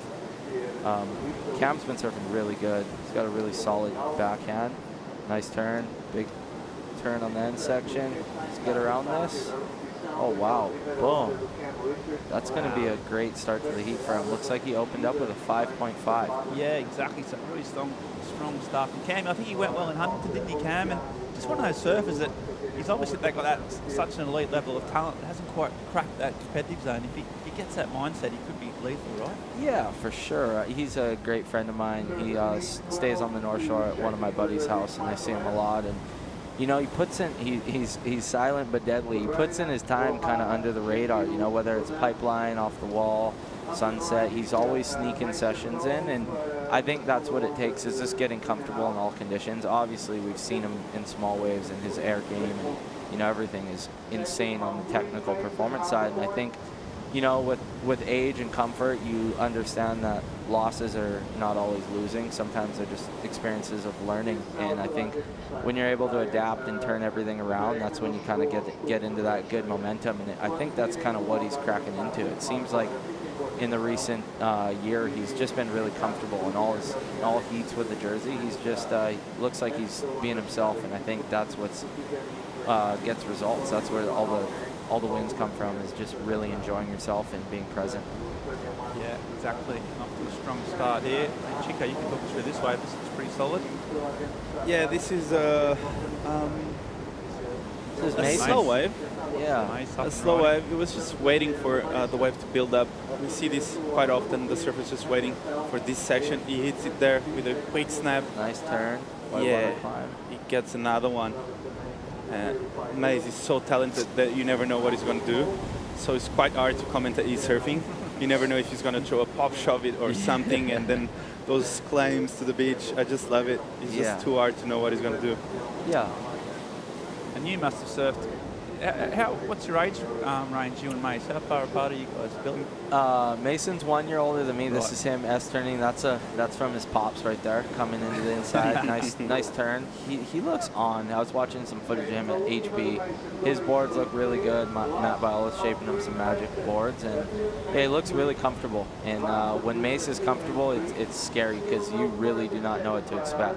His air game's solid. His power surfing is incredible. Everything, he doesn't lack anything in his surfing, and that's what I admire about him. But yeah, Mason's 1 year older than me. His sister's 1 year younger than me. They actually lived with me a lot of our childhood. When Pops was competing or just surfing, they spent a lot of time with me and my mom on the North Shore. Coco is really like my mom's daughter. Like, she loved her like that, and wicked. And it's cool to see Coco and Mason kind of doing their thing and continuing competing. And yeah, he hasn't missed a beat. He looks like he's ready to compete, and I would love to see him get a couple good results heading back home to Hawaii. You must have had so many heats then, just ROMs going up. Yeah, Coco, actually, we were talking about that last night after dinner, and my first win on Oahu, I was 8 years old, and it was at the Rel Sun, and Carissa actually got second, and Mason, I'm pretty sure, got third. And that one, to me, was like, that was the championship tour. It was, we had crazy heats growing up. Him, from John to Chaz Chittister. There's so many amazing, talented kids growing up that we had around us. And yeah, Mason, he seems really focused right now. He seems happy, and I think he's just here to enjoy himself, and hopefully he can get a good result before he heads home. And there's Cam Richards on his backhand, driving down the line, but the clean open face, nice turn. As you say, there's that S turn, just trying to reconnect. Pretty calm as well, mistake-free so far. Got a good solid start, and then just got to grind them out. Yeah. Even that way, but Mason, I mean, we know about the entertaining and the showmanship and type of character is, but he just surfed that way really competitively, didn't he? He seemed like he switched on, he's here to do a job. He's able to make that switch pretty easily, right? Yeah, he looks really solid. He just looks like he's in comp mode, and I think once he gets a couple scores under his belt is when the fun will start coming out. And you know, Cam obviously went straight back to work after opening up with that 5-5. It looks like his scores are starting to drop, and he's going to have a nice little backup. But I think a lot of these guys are still waiting on opportunity. Yeah. Okay, well, speaking of some winners, we've got Joanna Garnell down there with Nat Young. Yeah, great winner. Congratulations. That was a really great heat. And you got one of the highest scores of the day so far. How are you feeling? I'm happy to make that heat for sure. I had a disappointing result at Huntington, so to get that first heat out of the way right there and luckily get that 9, that I'm excited to surf here because the forecast looks good, and just excited to surf some heats out here. How were the conditions during your heat? Did you struggle with anything? The conditions are really tricky for sure, and it seems like the guys that are getting into like a rhythm are the ones who are making their heats, and then there's other guys that are getting stuck out there and out of rhythm, and it's hard to tell whether you're going to be the guy that's in rhythm or not, but I got that wave close to the start, and that definitely like calmed the nerves, and I was able to be a little more patient and get a backup towards the end. Got some weight off your shoulders and got you to a great result at the end with the win, right? Yeah, on to the next heat, so it's good to make it through and look forward to the rest of the week, and there's a lot of swell, so should be some fun waves. Okay, back to Monday in the booth. Yeah, thanks, Joanna. Thanks, Nat. Yeah, I mean, he could be pretty lethal out here, right, Billy, on that backhand at this right-hand point. Nat Young, Yeah. that could work together quite well. Yeah, like Pete was just saying in that last heat, it kind of has a little resemblance of Steamer Lane, especially with the green water and the full suits. But this Tiago Shrimpy, boom. Nice turn to open up with, coming around. Oh, that one ran off. But yeah, I think Nat's backhand really suits this wave. His backside like hook in the pocket is lethal, and once he gets that thing going, it's hard to take him down. He's one of the most consistent surfers I know, and I think with the last year, with just what he went through personally, I've went through something very similar, and it sometimes takes a bit to understand, how to move on in life when you have a loss like his, and I think he's starting to just enjoy himself and just start to get past what happened. And obviously you can never get those thoughts out and completely move on, but I think he's starting to enjoy it and just make his mom proud. And I think, once he starts feeling that, obviously he had a couple good results. The US Open didn't go too well, but obviously didn't stop him in that opening heat. So I think this wave suits him really well, and I'm excited to see him in the next round. Yeah, that he lost his mum, and that grieving process just takes time, doesn't it? And hopefully he can start to make some positive change in his life, as he always does. But this man here is Ruben Vittoria. He's a young Basque surfer from up on Zeraut, and really smooth, some aggressive kind of a guy. Always really sort of hard to beat, really focused competitor, gnarly paddle battle kind of a guy, and he just gets the start. Old Shrimpy Kamara though, Chico, you must have seen him. He's been around since the year dot, right? He's been such a seasoned competitor, always trying, always giving his all. Yeah, I think Basque surfers always have this passion like Aritz. I think it's like in their blood. They are really competitive. And Ruben has been around for a while now. He came a little bit under the radar when he came up, but then he won in Canary Islands, and then he did a really good result on the 3000 in Costa. So yeah, Ruben we know he has a little backhand. Yeah, this is a point break right-handed, so I'm looking important to see what he's capable to do on his front side. Yeah, amazing. Just got a bit low in proceedings there. And yeah, so Billy, you probably got asked these questions from Pete, so forgive me if I'm repeating myself, but what the next few weeks, mate? Is it just general in Europe? How long have you got? What's the plans? You came making down. some content? What's going on? Yeah, actually, the crew who made my docuseries with WSL, Lane Stratton, and then the filmer Ari Frappwell, who was with me in Morocco during the injury and captured the entire swell leading up to the day I got hurt. They're both down here with me, and as much as I'm here to compete, I'm also here to just really enjoy being able to travel. COVID's been hard, but here we got Mason Ho. Let's get back to the story after. Mason with a nice tag on the end. Look at it. I love it, bro. He's living through his dad right there. That's what I love. Pops is at home cheering him on, and Mason is just making him happy. I love it. Mason's style is it's uncomparable, and the way he gets going, it's such a good sight on the eyes. But here we got Shrimpy behind him. This wave looks really good. Opening carve. Wow, big turn in the lip. Finishing turn. A little stamp on it. There we go. That's going to be a pretty good score. I like the clean face, opening turn, and then jamming one into the lip right after that. So yeah, it was one of the bigger, wider green walls we've seen, wasn't it? Just really opened up.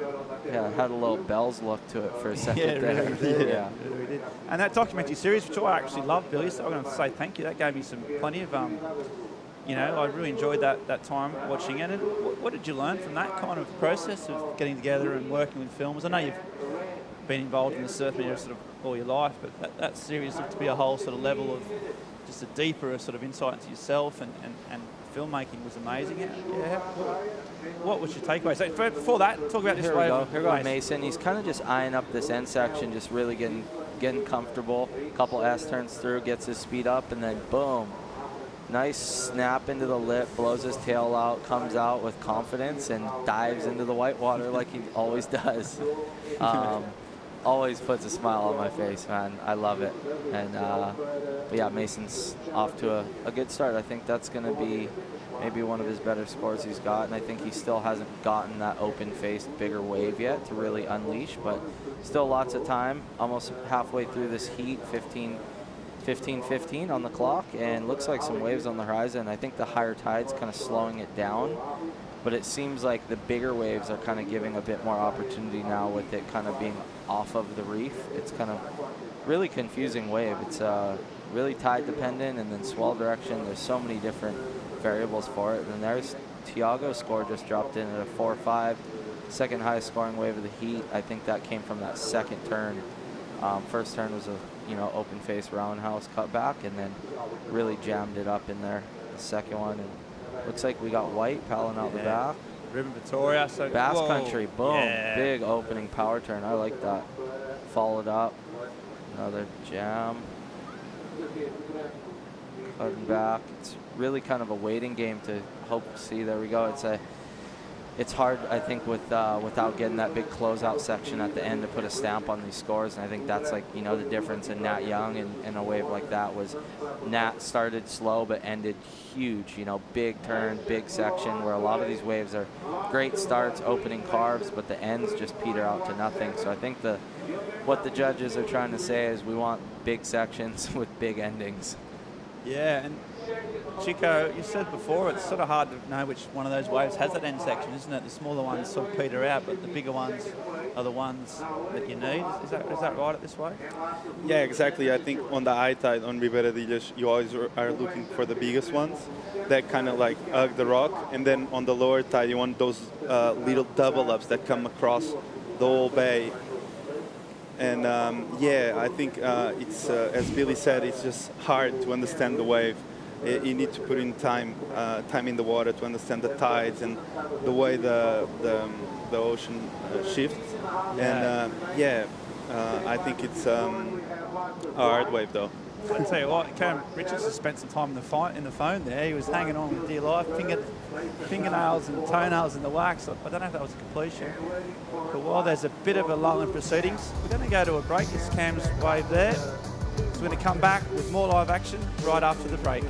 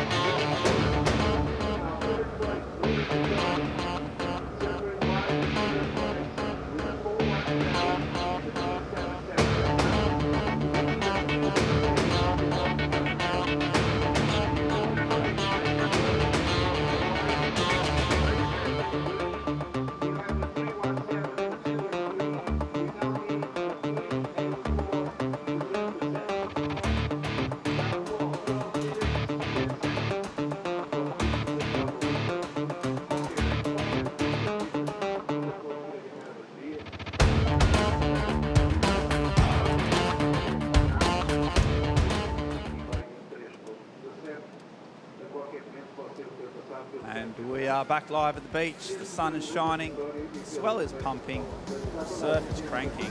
We're in the Challenger Series, event number 2 on the Challenger Series here. MEO Vissla Pro Ericeira, Ben Mundy, Chico Alves, and special guest Billy Kemper, the lovely Portuguese son. And we're just talking about you've got a bit of time here, making some action and getting some surfing. But any chance of Nazare? Is that in any way on your radar at the moment, mate? Is that something yeah, that actually, you're eyeing off? Nick Von Rupp just actually hit me up about possibly tomorrow, possibly Thursday, Friday. Nothing huge, but definitely looks like some opportunity, maybe a fun paddle day, maybe in the 15-foot range. And I've kind of taken my focus away, you know, when they pulled that off the Big Wave World Tour. I kind of just pushed my energy away from focusing on down there, but I'm in Portugal. There's a lot of other really good waves down here in Europe that I've been, you know, focused on surfing, and just kind of see what the conditions do over the next couple of weeks and how big the swells are, and just see kind of where I end up in between these two events.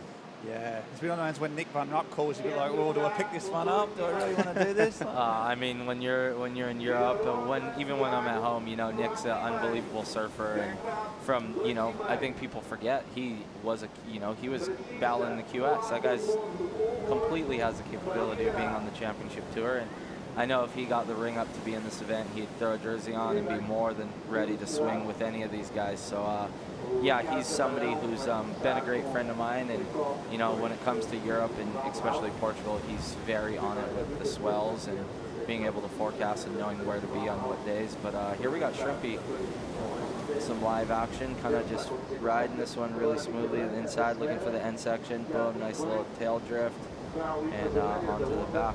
Yeah, finished it off well. So he was in second place, trying to improve on 2.5. You think you might do that? Got Mace and Ruben both, well, part of that wave, not needing a whole lot. Just the last 9 minutes of the heat. It's coming down to the wire as always. But yeah, mate, that's well. I think you probably surfed the paddle event the last time we had the paddle event. Yeah, I've done all of the, when it was on the tour, I've done them all. Yeah, I mean, one of the most memorable heats of my life was out there the year that, who was it that won? Lucas Chumbo, I got second. You know, I'm always first. If you ain't first, you're last. But that second place got me one place ahead, Kailani, which was, I was able to clinch a world title the year I was losing my mom to cancer.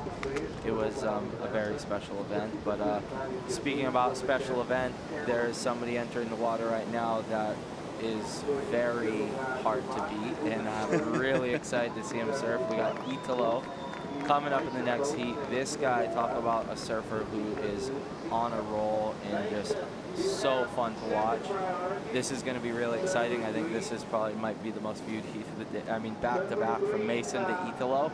This is a lot of eyes are tuning in right now. I hope you guys got your popcorn out. We got 8.5 minutes left of this heat, so Mason's got plenty of time. And then here we go. Here's the Energizer Bunny. Crank him up. He's ready. He's showing full traces already. He's just so watchable. So, like, you can't get your eyes off him. But, like, hold that thought. Just see Cam Richards out the back on his backhand, taking his time, being nice and composed. 2 hooks in the pocket. Just hoping for one more to finish it off. And just gets a little bit stuck. He'll be unhappy with that. And that meant he didn't get that quick section. But, yeah, it's like Mace. It brings that energy, doesn't he? Brings that kind of excitement and full on. You just, it's kind of so compelling that you just you want to get involved. When you talk to them, you feel it. Like, it's just like whang. You know, it's there. They got that pep in their step. They got the energy, and it's unique when you see athletes have that in them. And you know, I think Italo was probably a bit shook after, you know, the final showdown, and I think he came here to just take his head probably off of all that and just really enjoy himself. He is a competitor, and he has fun when he's competing, and that's rare to see. And when you see, I mean, that's why he's so successful, and I think he wants to get some wins and just enjoy being in New Jersey as much as he can.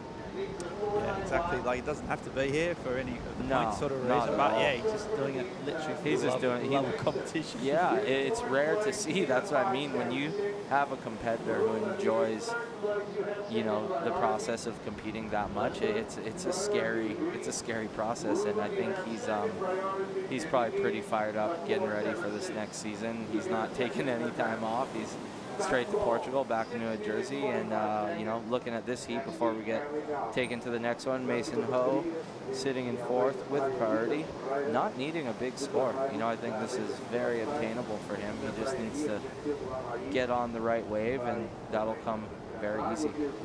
Yeah, well, he's got priority, isn't he? So Chico's in a good position in that. Although there's only 6 minutes on the clock, he's got first draw on the best wave that comes.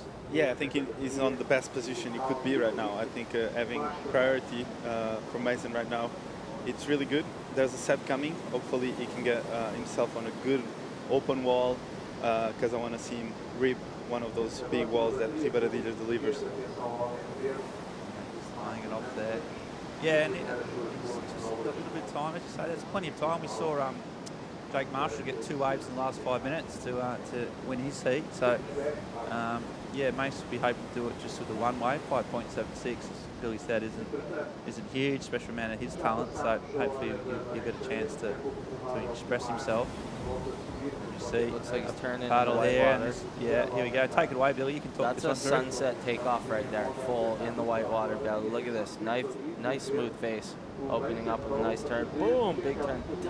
Just got caught up there. I think he was kind of caught up between moves. That happens a lot with the waves, especially out here. You know, that, like you're saying, with the tide changing, the sections are so, you know, far from consistent. Everything is just boom in your face. You know, all of a sudden you're on this kind of real fat, mushy wave, and then you have this real critical section popping up out the channel at you. And it's hard. It's really hard to know at boards and equipment. You know, it's like you almost want to ride a groveler, but then, you know, when you see somebody on one of those open faces, it kind of looks good with a little step up, with a little like sunset Haleiwa look or Bell's vibe to it. And you know, I think it is a wave, like you said, the local knowledge here, I truly believe will pay off. I think that, you know, for anywhere, but when it comes to waves like this that are really tide and swell dependent, like the way how much they change, it's just like Sunset Beach, you know, a west and a north swell are night and day difference, and I see that with just the week that I've been here. And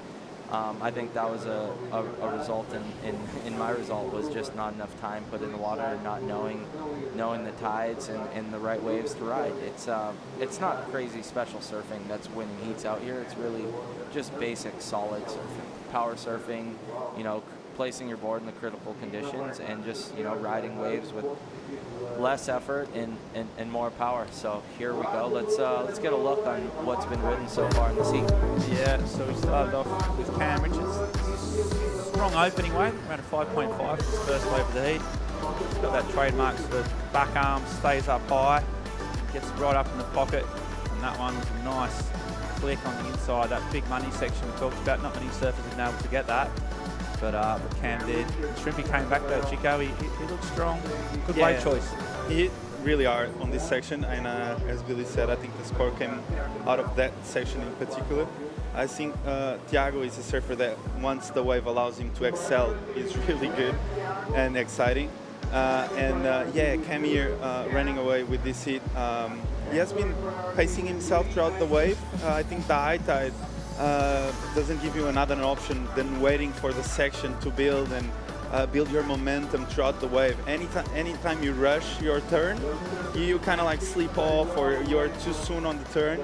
So in Ribeira, you need to surf on the rhythm of the wave. Like you can't really like rush your turns or rush until the end. Like if you need a score, you need to pace yourself throughout the turns. Yeah, which was probably what went wrong with Mace, didn't he? He sort of rushed a few S turns before that section came up, and probably could have maybe just. My first session out here was a few days ago, and it was that big swell, it was our first bigger swell, and it was all over the place, much bigger than this.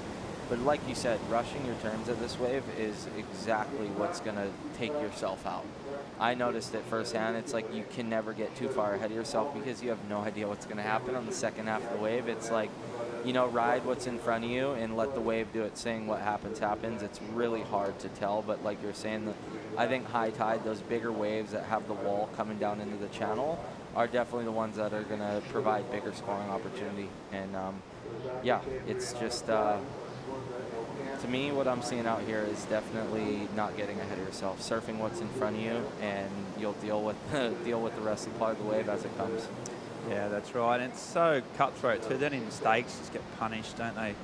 We saw that Mason had that priority and fell off. Now he's at the bottom end of the queue. It's hard to get back in with this level of surfing where your mistakes just get absolutely punished. So he's still got 90 seconds. Also, Ruben Vittoria, the bass coat, he'll be hoping for one more shot. 90 seconds on the clock. So there's time and there's some sets. Hopefully we'll get a bit of a barnstorming finish. For sure. In a playground like this, with the playing field so spread out, that's plenty enough time for all 4 surfers to get a wave, and it's like, it could be a set with one big turn and he'd get the score. Looks like Mace is turning in the whitewater right now. 3rd priority he had? Yeah, he got that on the priority and he's just hoping that this builds up. He's taking his time. Not a whole lot of walls so far. Just hope for that big inside section. Just looks like it's one of those. Just looks really calm. He just needs a big section to really open up on. Nice little check turn. Oh, man.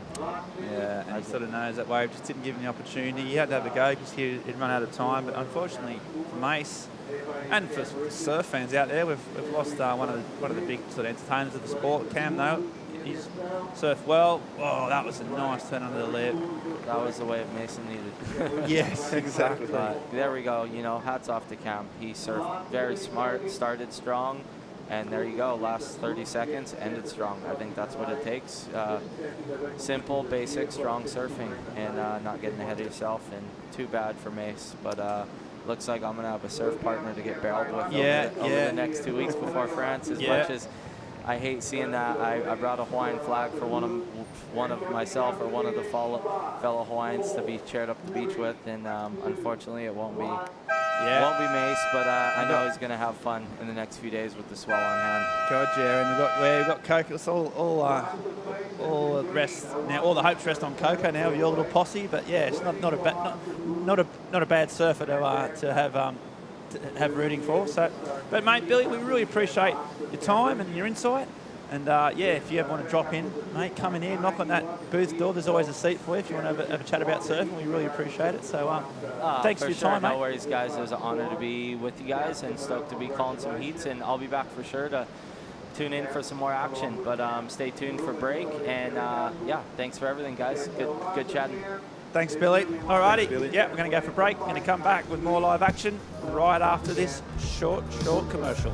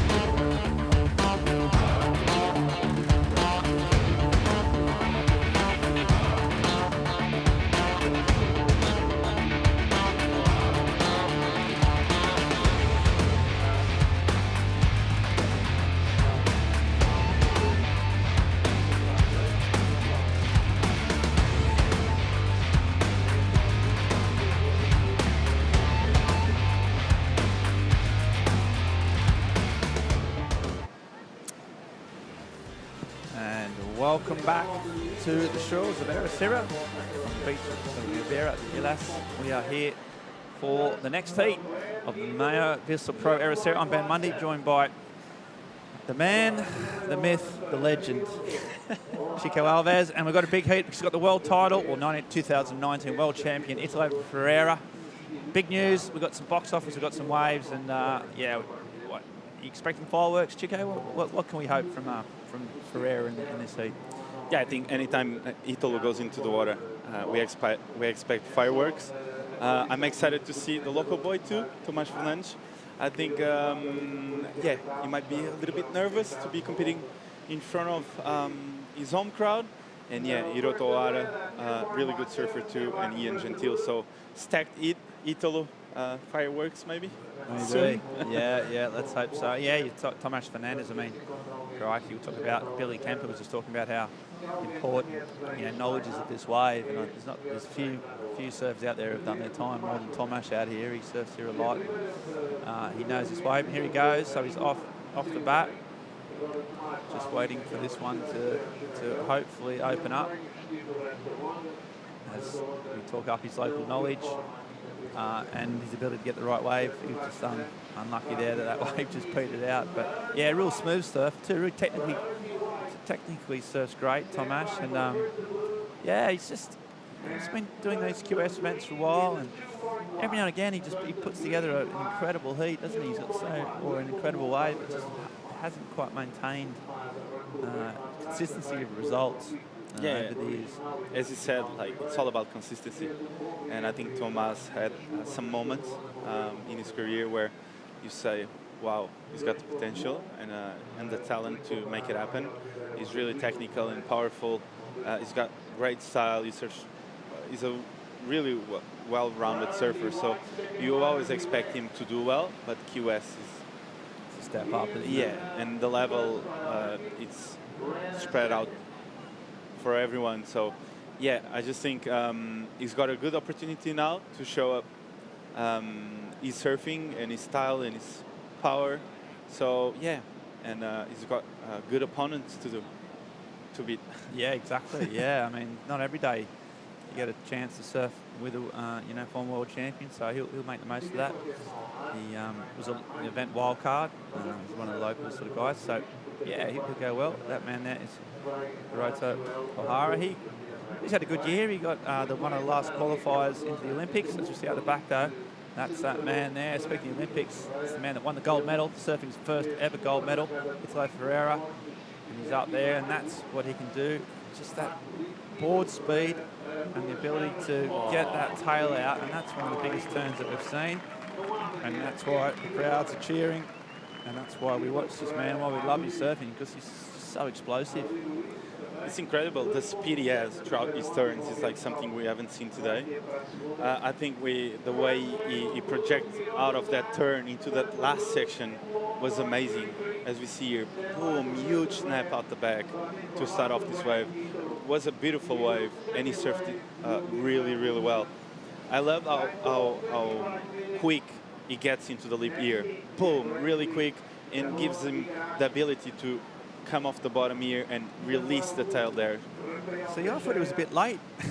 Little do I know, but the fact that he got late just meant he could whip that tail even higher. So incredible surfing from Ferreira, and then Hiroto strikes back. It's a nice first turn. Just not getting the speed of Italo, but stringing more turns in together. Nice little rail turn back in the pocket, and here we go, a bit more steeper section, and just as the wave opened up, he just got buckled and fell off. But yeah, Italo just, and he came here last year when we had the countdown series. He, once again didn't have to compete for the points, competed for the love it, and the fact that he loves Portugal. And yeah, and so that means he knows the wave. He spent a week here, he surfed well here, so yeah, so dangerous. But speaking of dangerous competitors, we've got Cam Richards, who won the last heat, down there with Joanna. Very dangerous, especially because that was a really hard heat there. Yeah, it was definitely scary. It's always scary surfing against Mason. You never know what you're going to get. So, yeah, I mean, I had pretty low expectations and just kind of hope I could ride some waves and whatever happened, happened. And you were saying before that you didn't even surf here. You went to Santa Cruz with a few of your buddies. Yeah, we've surfed there, just all the other little reefs around. I have trouble surfing out here regardless, and with the crowd, it's just like, I get no benefit from just sitting out there like a buoy, so I like to just go surf other places. And do you get nervous with this type of crowd? No, this is fine. As long as they're not in the water and like yelling at me and stuff, I'm good. Well, great job and good luck in the next round. Yeah, fair enough. Cam, he only surfs when there's 3 other people in the water. That's his Ribera rule. It's not a bad rule to have, is it? Yeah, he only surfs with 3 guys out. Yeah, that's his, any more than 3, you don't do it. Exactly. Yeah, I mean, everyone, and the thing about that is we've talked all at length. You can see this wave here from Ian from Hawaii. Whiteboard, clean as a whistle, isn't it? And he's just banging down the line. Drone following, got a bit of speed here. He's going to try for a bit of a pop maybe. Gets up the top. It's one more carve in. That's turning around. And then one more. And that is a nice turn. Gets the fins out and a bit of power. But yeah, I mean, we talked about how doing your time at the break and knowing the wave is so important, but you also got to know what's good for you. And as Training said, that he doesn't get any benefit if he's not enjoying the surfing, if he's not catching waves. And he finds it better for himself personally to do a different approach. So it just does show, doesn't it, Chico? You just got to find your formula. It doesn't have to be the necessary one, but the one that works best for you. Yeah, for sure. I think every competitor is different, and you need to do what is good for you and what makes you feel better, to be in good spirits for your heat, and to do what you love the most. At the end, it's that. So yeah, Cam finding that formula that works for him, and he's happy to make through. You look calm, so yeah, I think it's hard to stay calm and relaxed at such a long wave, and when you know it's good and you have the opportunity to catch good waves. But yeah, you just need to pace yourself, pace your turns, and make it happen, seriously. Yeah, that's what Hiroto's doing right now. I had a little sort of fade into that one, and then there's a smaller inside wave, so as we've discussed, it doesn't have that end section, but he got some nice turns on out the back. And that first wave came in as an 8-point ride for Italo Ferreira, so Italo's 8, set the marker, set it early, so you'd expect him to build on that as more sets pull through. But so Cam is pretty relaxed, got a heat win, and it's so important, as we've seen, like Mace just couldn't quite get the waves he needed, and he's out. This is away from Hiroto, so yeah, a bit of a fade there. Nice little foam climb, and then here he does a few nice sort of wrap-around cutbacks. A bit of a lack of variety, and then just when we thought he might be able to get something on the inside, it just went into deep water, and that was that. So unlikely to back up his 4.33. Just a replay there too. With Thomas Fernandez, local hope and hero, finishing off his wave. So a flurry of activity, and you can see, look, even he paddles fast, doesn't he? He's just all action, he's just motors everywhere he goes. He doesn't stop, seriously, he's on point all the time. He's got a big wave out the back, takes off on a solid wave, a bit wider. He's got his place in the reef, sussed out well. Now he's just spring loading up. There's a bottom end turn, and there's the crack of the fins, and just getting a bit loose. He can he knows it with an 8 already under his belt. He's got a bit of license for a bit of freedom, I think, and just sort of blew the tail out, but rarely, unusually, he couldn't make it. Yeah, it's hard to see him fall actually.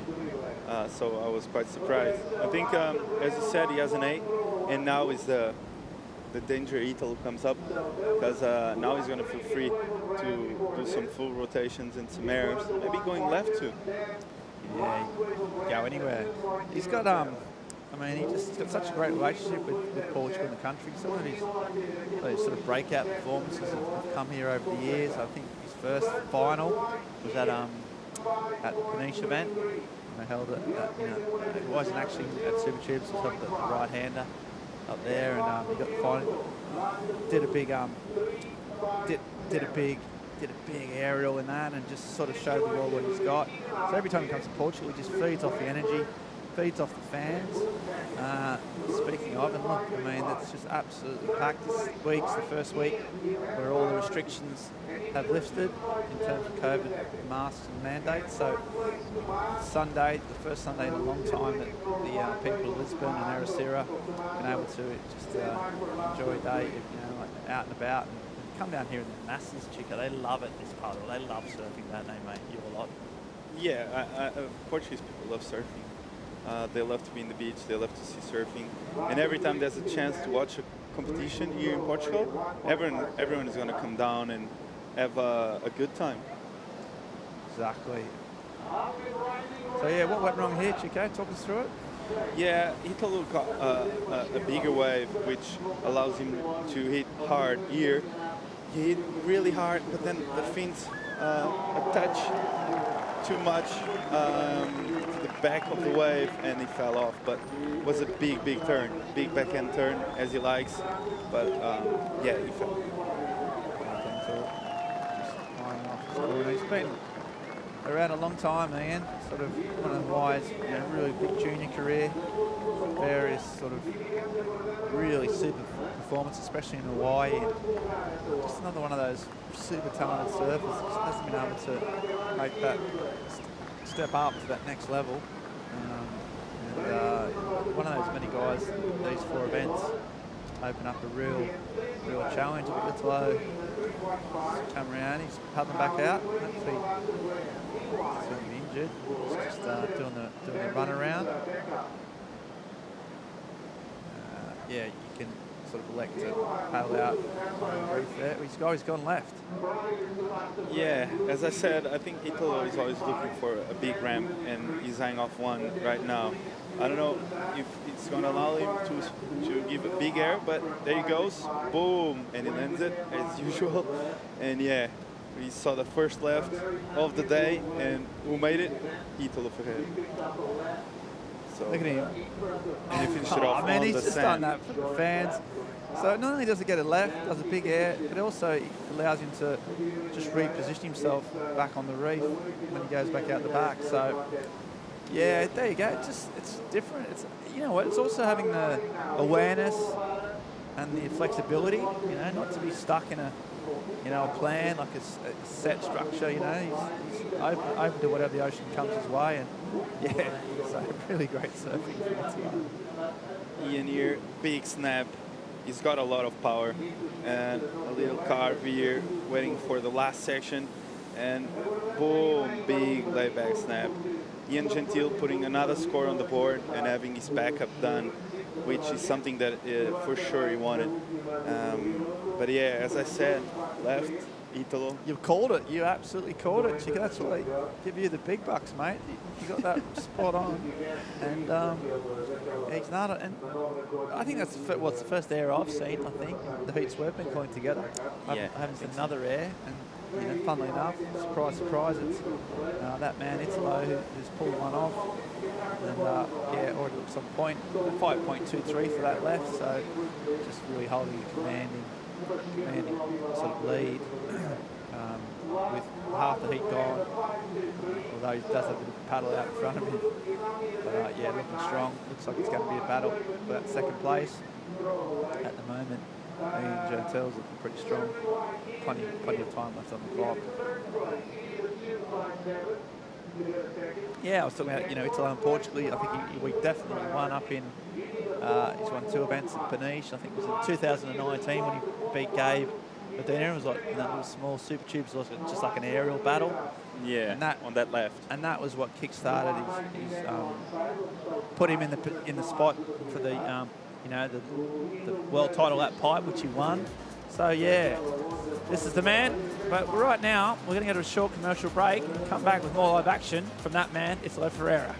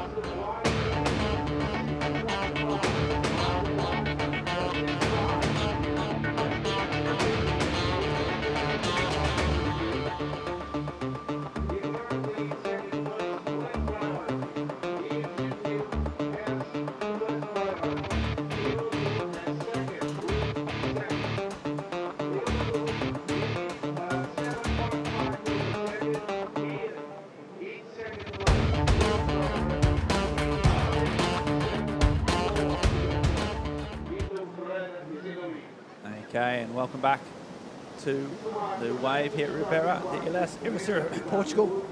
Excuse me, we're here from the MEO Vissla Pro Ericeira. We've got the world champion, 2019 world champion, Italo Ferreira in the water. We've got Ian Gentile, Hiroto O'Hara, and Thomas Fernandes all battling it out. So far it's been the Italo show though, as the other surfers just trying to get a foothold back in this. More stacked heats though coming.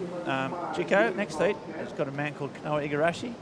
He's quite handy in the surfing business. And of course Samuel Pupo, who won this event the last time it was a big rated qualifying series event, so that was one of his career breakout performances. Kalani Ball, young Australian go-getter, and Rafael Teixeira. So yeah, more big seeds turning up, some CT heavy hitters. We've got Kanoa Igarashi, Wade Carmichael currently on the tour, and you know, just so many sort of mix of CT surfers and top-ranked QS warriors all thrown into the melting pot of sort of 4 to 5 foot, should we call this? 4 to 5 foot Ribeira? Yeah. Looks pretty, all the ingredients are coming together is what I'm trying to say, mate. That's what I'm trying to say. Okay, replay here, so that man, it's like, that's zigzag, gets out of there, can't quite get that one. All set to pour through the area. And Ian Gentile is the only man keeping sort of on the coattails of Italo Ferreira a little bit. Solid heat score of 11.83, and that means that Hiroto and Tomash both netting some solid scores as we see that man, the Japanese surfer Hiroto, as you said, got one of the last qualifying spots to compete on home soil in the Olympics. Had a good account of himself without going all the way. He's looking smooth here, nice open face. Carve right in the pocket, hopes to get one more to finish it off strong. Oh, and that is a huge turn. One of the bigger lip line closeout reentries we've seen today. And he was only chasing a 7.5. Well, we'll see if that gets near that, because that was a really well executed wave. And it had that bit of jeopardy at the end. Yeah, this was really well surfed by Hiroto. He almost lost it, and then he really gets slow on his bottom turns, as you see here. And he excels on this carve so well. Boom. And then he comes off the bottom again, and boom, hugely blind on a heavy section at the end. So I think the judges are going to love this one. Yeah, really well surfed. Bit of wow factor at the end.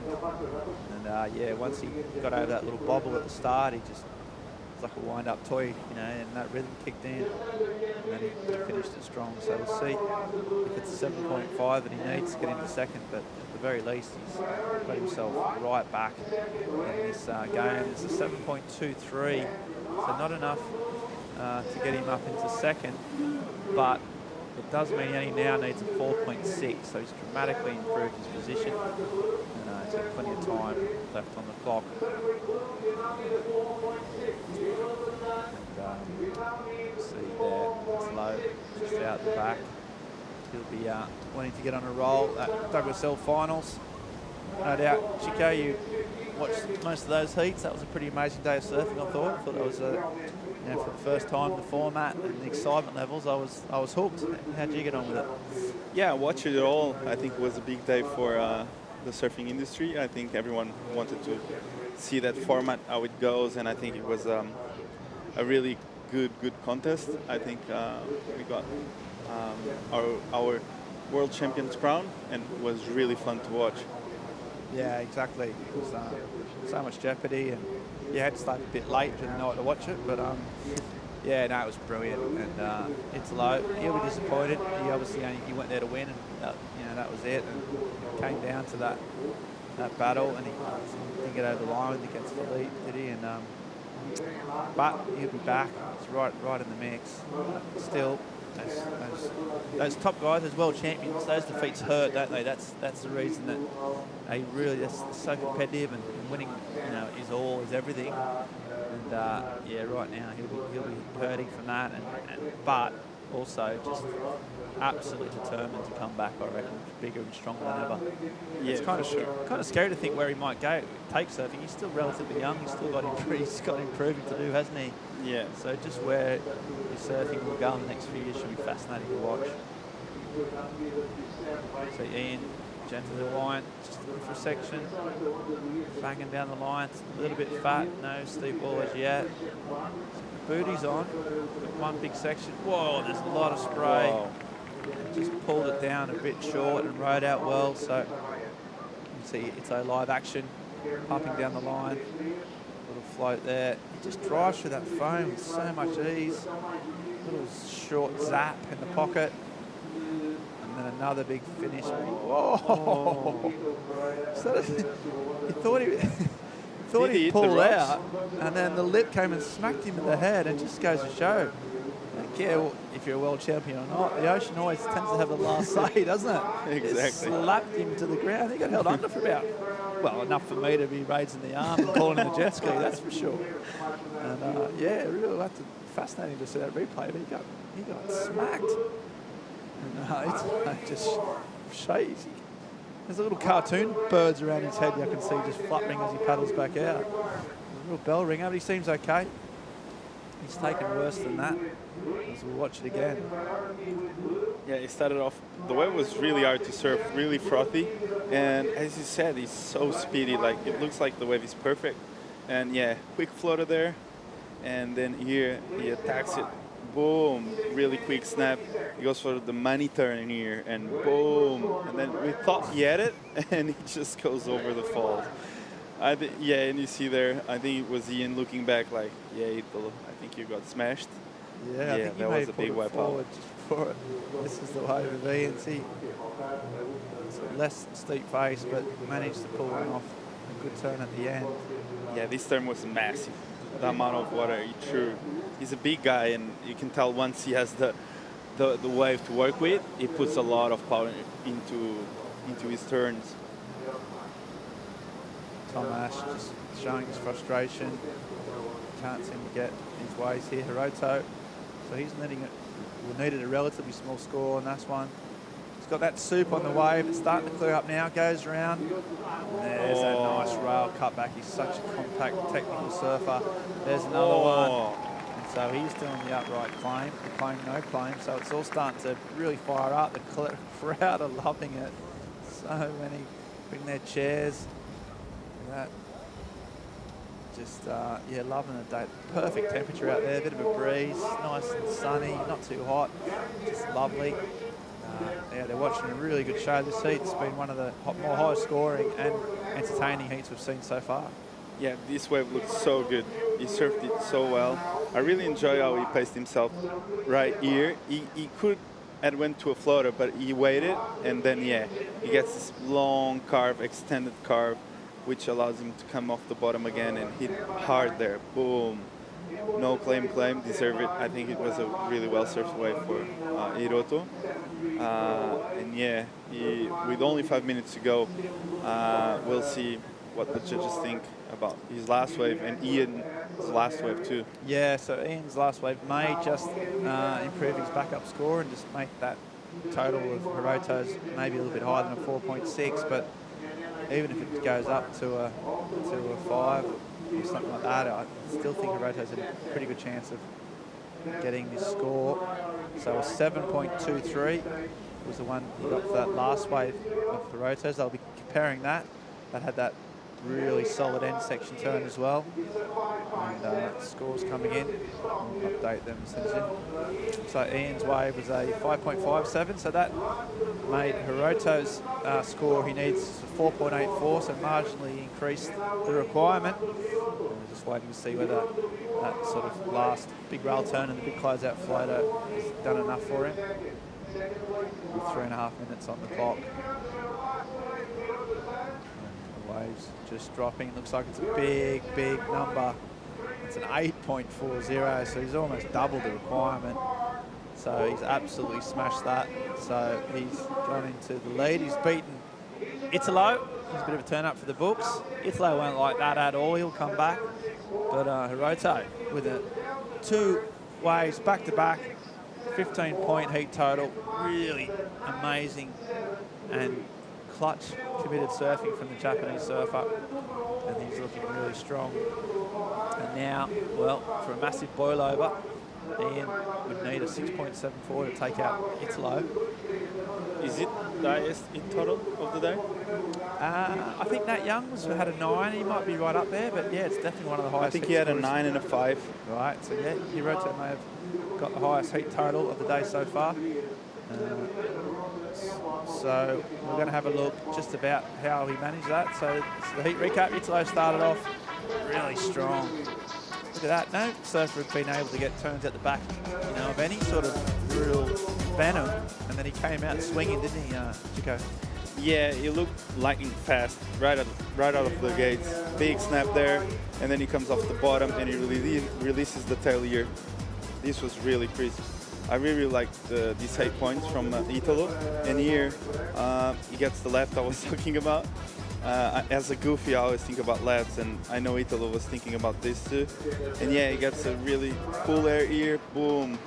And he finishes it off right on the sand with this last turn.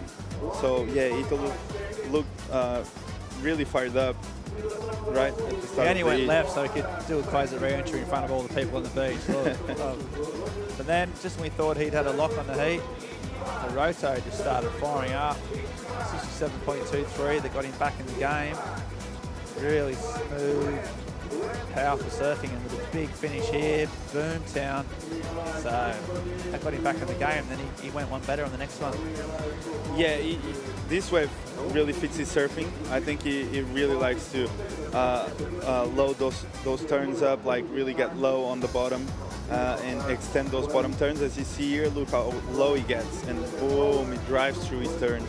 And this wave allowed him to finish it up really strong. That's why the score came as an 8. I think, yeah, well deserved and really good surfing. Yeah, back to live action. Italo Ferreira, former world champion, top seed. And he's just S-turning his way in, just trying to finish off. We don't want to do too much damage to his board. Oh, he's just so fast. He gets 2 in. And a little foam climb on the rocks. So look at the crowd, they love him. They love this guy. He's such a fan favourite no matter where he goes. People's champion. He's been billed, and he's not letting anyone down today. He's surfs really strong. He made a little bit within himself, but still electric for anyone else's standards. And yeah, looks like he's safe through to the next round, which is great for the event. Great for him, great for us. So he's just got the crowd on their feet. Now, we talk about big spectator sports. Obviously, Huntington Beach is one of its big draw card, is the fact that so many thousands of people turn up and watch it there, and the atmosphere that generates is unique in world sport. But I tell you what, Ericeira's given it a run for its money in terms of pure bums on sand.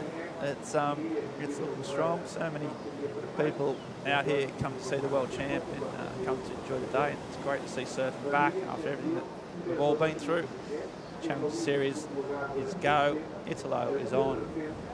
And yeah, always looking good in the world. Yeah, Thomas, unfortunately, not catching almost anything, right? Yeah, and that's disappointing, given, we talked about how well he knows this wave. And yeah, just don't know how we're going to get Italo out. It looks like he's on some deserted beach in the southern coast of Australia or something. He's actually near about a half-hour drive from one of the world's most beautiful, biggest cities in Lisbon. But yeah, you might have to chop him out there. And but anyway, he's through. He's safe. He'll climb over those rocks and come up and sign some autographs and receive some cheers from the crowd. We're going to take a short break though, as the action keeps going on here at the MEO Vissla Pro Ericeira. We're going to welcome in Paul Evans and Peter Mell back into the booth. So if anything, just come for that. Don't go anywhere, folks. More live action shortly.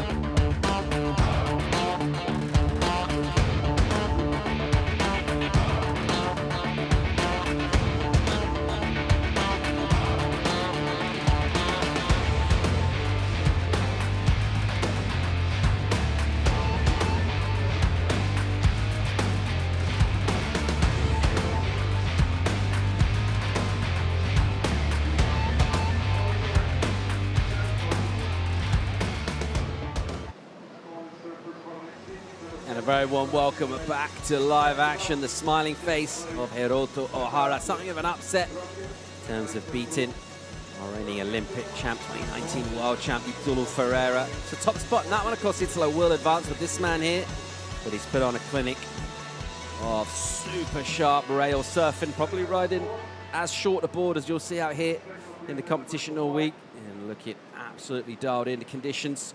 Paul Evans back in for the call, joining me, Peter Mel. And Pete, feels like we just ramped up in terms of that entertainment factor with that last heat. That was great. It was great. I mean, and Italo is an entertainer. You know, I mean, yes, he could surf heats well, but more than anything, he just is an entertainer. It's like you can't help but focus your attention on what he's doing, even just paddling. You know, he's exciting, fun to watch. He found the first left and went above the lip. I mean, it's pretty much if you're going to pick someone in the draw to go left and do something and get a score in their score line going left, it's Italo.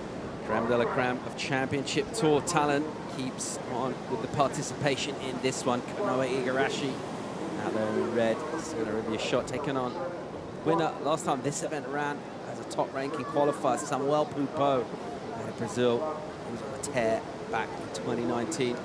Kalani Ball of Australia and Rafael Teixeira of Brazil, both great competitors. We'll have something to say as well of their own. 30-minute heats. We're rolling on through this number 13, and this is live action. We've got a paddle from Igarashi. A little nice entry out of the lip down to a beautiful looking bowl. That's great rail work off the top from him. And he'll pump once and again. Beautiful, clean line from Kanoa. Really well done. He's got some white water to navigate. Just kind of emphasizes the sort of thrusts as he tries to get around. Looking for it inside. Let's see if it's forthcoming. So we can find a section here. Waves just making him be a little patient. So pay off some dividends. There's the inside runner he was looking for. And again, really nice. A trademark turn from him. That kind of tail tap squirt out of the top. And a really well surf first wave. Big number coming. First real connection with two-turn combo on the outside section, and they were both brilliant turns. Yeah, he had to wait it out for that inside section. Didn't quite get the finish that he would have liked, but I still see an excellent number coming here. If I were on that judging panel, I'd say 8.5. Bing, bing. That's what I would type in. I don't know if I'm going to get even close to correct, but I like to do it sometimes. I like to put numbers out there, and I just did it. Let's see what our I could eat my words. I reckon it's going to be right up there with you, Pete. It's beautiful rail surfing. The judges do like to reward at a wave like this. Sometimes it just really feels like the surfing's kind of matching the wave. Yeah, good numbers for being at odds with the wave and taking it on, but this just fits so well to the rhythm of this look how clean the face is for this first turn. It just arcs it, nice angle of approach, straight into another one here. And again, a little tighter in the arc and a quick little rebound there. Missed that timed a little bit if you really wanted to critique, but ultimately those first two cars were just beautiful. Does wait it out. You know, he figured with this fuller tide, he is going to get an opening up section here. I didn't think it was going to be as good as it looked as soon as he got around here. You're like, whoa, here it is. Look at this little inside double up. Gets himself another turn, which was nice. I mean, I still feel like this could even go. Oh, well, look at that. The score's in. Should I go into the panel and just give it up? Wow, absolutely nails the number. 8.5 comes in. The Condor called it. And getting the score absolutely spot on. We're watching a replay of Teixeira here. A little bit more lateral from him.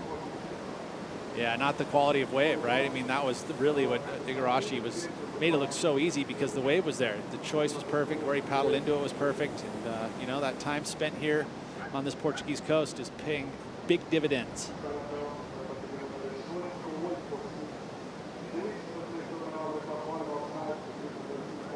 As we see Pupo in blue swinging on a nice looking entry. Maybe lacking sort of force and the power of the wave of Igarashi, but nevertheless he's getting his speed going and he's staying super lively as he'll work this thing over through a little bit of slopey business, and then his eyes down the line. It's a little fluffy section just to redirect down, gather speed again.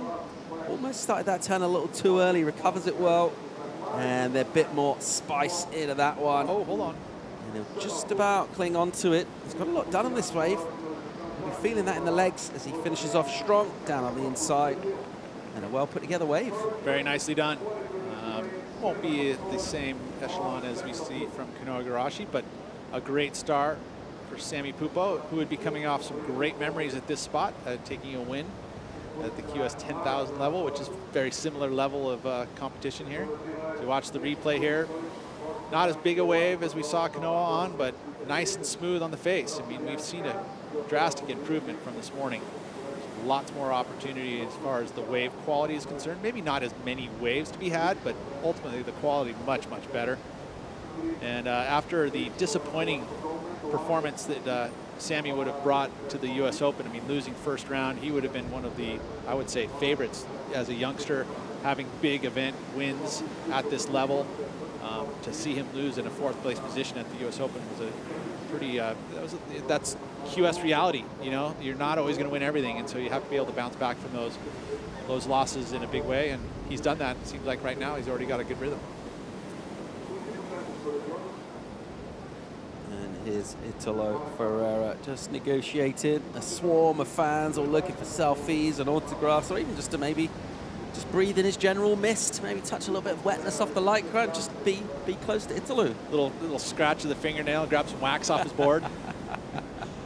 I think the selfie is the one, right? I mean, yeah, straight to Instagram. Italo Ferreira, a massive fan favorite in this and every other part of the world as it goes. Particularly popular down here. But I tell you what, he didn't get first in that heat. He didn't have it all his own way. Hiroto Ohara surfed amazing out there. Let's hear from him. He's standing by with Joanna. That's right. Congratulations. I mean, I gotta ask, you were in the heat with the 2019 world champion. How does it feel to come in first? Yeah, feels good though. First heats in Ericeira. I didn't compete last year, so it's been a while. And yeah, super happy to be back here. And finally beat Italo, because Italo beat me twice in the Olympics. So. Were you nervous going in? Not really. It just looks, the waves looks fun, so looks so much better than yesterday. And yeah, I can't wait to compete, and this is pretty much one of my favorite places to surf. So yeah, happy to be able to make it through. What are you hoping to achieve here at the Challenger Series? Definitely win this event and qualify for the championship tour. So yeah, if I beat Italo in round 1, I'm not win this event. So still just focus for the next heat. Well, that's definitely a great start. Good job, and we'll see you in the next round. What a legend, man. Love him, love his surfing, love his vibe, and a great performance from Hiroto Ohara. I mean, you take a round 1 heat win, that's confidence, but you beat a world champion, that's a little bit more, right? It's a little extra spice. It feels pretty good. Definitely, and you just feel like different surfers, different ways they approach riding a wave. His surfing, when it's dialed in, it's so good in a spot like this. Getting super low to the water, and a powerful wave, like you said, it gets steep kind of quick on you. Feels like he's ticking a lot of boxes to potentially go a long way, but we've got a lot of surfing. Yeah, there is. I mean, every heat's a different story. But Hiroto in that heat, great flow, great timing. You know, and that's always critical here, especially if you're trying to link a couple maneuvers together. You're not always going to get that opportunity, and when you do, you better be, their timing better be good. You better not make any mistakes in that bottom turn or in the top turn, because anytime you lose that speed or lose any kind of little hitch and stuff, you're going to pay for it. So good job to the 2 opportunities that he got. He made it happen. I feel like, you know, Italo had that one opportunity with his 8, which was a great wave, but really he didn't find anything else. He had a couple falls on some rights and then ended up getting a left and getting the air, which ended up being in his top 2. But, you know, the opportunities weren't always there for Italo in that heat. Igarashi commanding with his early wave, 8.5, a massive number. EDP ride of the day material at the moment. That's still with Nat Young for his backhand blast on an oncoming section. So check out our overview. Just think about Kanoa Igarashi and this, kind of how he's faring. Very much an established name and an event winner on the championship deal, but maybe a little surprised not to see him make that final 5. It was close, but couldn't quite get it there. I would say he was right there. I mean, it's tough to look past the 3, right? I think there was always a fight for 4th and 5th. Yeah. With Italo, Felipe, and Gabriel. I mean, they were going to be. I mean, just watch the start of the season. It was pretty much those 3 guys were the guys to watch. Yes, Kanoa. He was close. I think the surprise would have been maybe Connor Coffin, being that you look at the schedule. it necessarily wasn't really in his wheelhouse, although now it is. Yeah. now I'm a backer, right? But Kanoa, if you look at that kind of a schedule, you'd say, yeah, he was the guy that was going to be probably talking about that top 5. You know, but anything happens in events. That's just how surfing is. The ocean is a dictator of all things. You need to be in rhythm with the great ocean. Here it goes in live action with a little tentative entry into a wave, and he's statuesque as he just steers the ship back towards the lineup. Decides nothing doing on that one. That's interesting. Always we stick with live. And you see Kalani Ball leaning hard into some turns, just jamming around in a pocket. And again, push that tail off the white water, just put a little bit extra into a turn. Some wobbly stuff through this middle part of the way, which she does a reasonable job of negotiating. Won't get a little inside section. Under 17 to go. Ball really looking for something of quality. Nothing so far for him. I like that wave. I think that it's looking in comparison to, say, Sami Pupo's 6'5", the linkage of those 3 turns on the outside, to me, I kind of liked it. I don't know if the judges will, but I feel like it's comparable to Sami's wave, right in that same ballpark. Could be a little higher, could be a little lower, but right in that same ballpark. So he's in this heat now. Let's take a look at this one. A nice, clean, open face. Just that compressed bottom turn, nice variety in these 2 carves. You know, this one goes with the forward arm, wraps it around it. There's the layback snap. This one gets the drift, so 3 solid different types of turns. He didn't get any inside connection there, but Sami was actually more of a disjointed wave. It kind of like there was moments all the way through it. This one, there was those combination of major moves linked together, and I think the judges will eat that part up. So maybe even I'd lift it, maybe 7-ish kind of zone. We'll see. I mean, again, I'm not a judge, but I think we all as fans start to throw scores out there for just to see where you're at as far as judging scale and what you've seen most of the day. Comes in slightly better, 6.87 as you thought, Pete. He does improve. Just compare that to Samuel Pupo. I think the variety, like you said, the watchword and no real downtime between. Really nice surf wave. Don't always need that go all the way to the end and get right under the rocks. You can still get a good score through that opening mid part of the wave. And good stuff from Kalani Ball, getting himself into 2nd place now. Still sitting on a 1 as a throwaway. 15-20 remaining in this one. Igarashi with that big number that he dropped early on. But, we talk about that final 5. That top 5 really is the thing now. Before top 5 was like, obviously it was an accolade to get in the top 5, but relatively kind of meaningless between 5th and 6th now. I mean, the difference between 5th and 6th is huge. So it's interesting how that might kind of just change the mindset of our surfers about kind of where they're trying to be, obviously, come season's end. And the league is actually now being set up that way. It's stepping stones into the world title, right? So you have the QS, which is the regional events. You now make it into the Challenger Series, with the Challenger Series into the CT, and then the CT, you got to make it into the top 5 to fight for a world title, right? So it's kind of tiered out. It's set up that way. I love it. I think I love the change. I think that there's a distinct way to get to that, and then all of a sudden you can decide a world title in a final day at a place that's going to be awesome. I mean, they have to really put an emphasis on that place. The Rip Curl WSL finals have to be in a very high quality wave. I mean, we had a 10-day waiting period for a 1-day event, right? That's basically, you're going to get yourself a pretty good opportunity on a good day of surf to figure that out. The forecasting is so good these days that ultimately you can do that. And gosh, how exciting was it? Goes Kalani Ball, 2nd place in this heat, working on his backup. I dare say they've improved what he had. He goes with a similar sort of turn, goes that layback into the oncoming lip, gets it done, gets out clean, and he will improve certainly on his 1.67. I think he'll threaten his high score. Let's see the judges process. 13 and 40 remaining in this one. Still Igarashi looking good. That massive 8.5. It's entertaining that to me, as I'm seeing here, is that there's this, everyone kind of came to California, especially the Australians. They had to come pretty early, and they know they're going to be gone for a while, so they picked up quivers of certain shapers in town. I see a Mayhem under the feet of Kalani Ball. Obviously has an Australian shape that he would use throughout his career, but picking up a board and going, hey, yeah, maybe I'll pick up a couple of boards just to see from these world-class shapers that shape for all these great athletes. Might as well try and get one to see. And again, a lot of Mayhems. You see Lucas Cervera, who picked up a quiver of boards when he was over there. He's riding some of those boards, the Mayhems. So that stable did really well. I mean, the Mayhems, or I would say probably of the quarterfinals in the men and women, there was over half of the Mayhems under their feet. Saw the finish of a wave of Rafael Teixeira. A little frustration from him as he finishes down on the inside. And as he makes his way back out, let's go down and hear from our reigning Olympic champ, 2019 world champ, the man who's lit up this beach here today, Italo Ferreira. Is down with Joanna.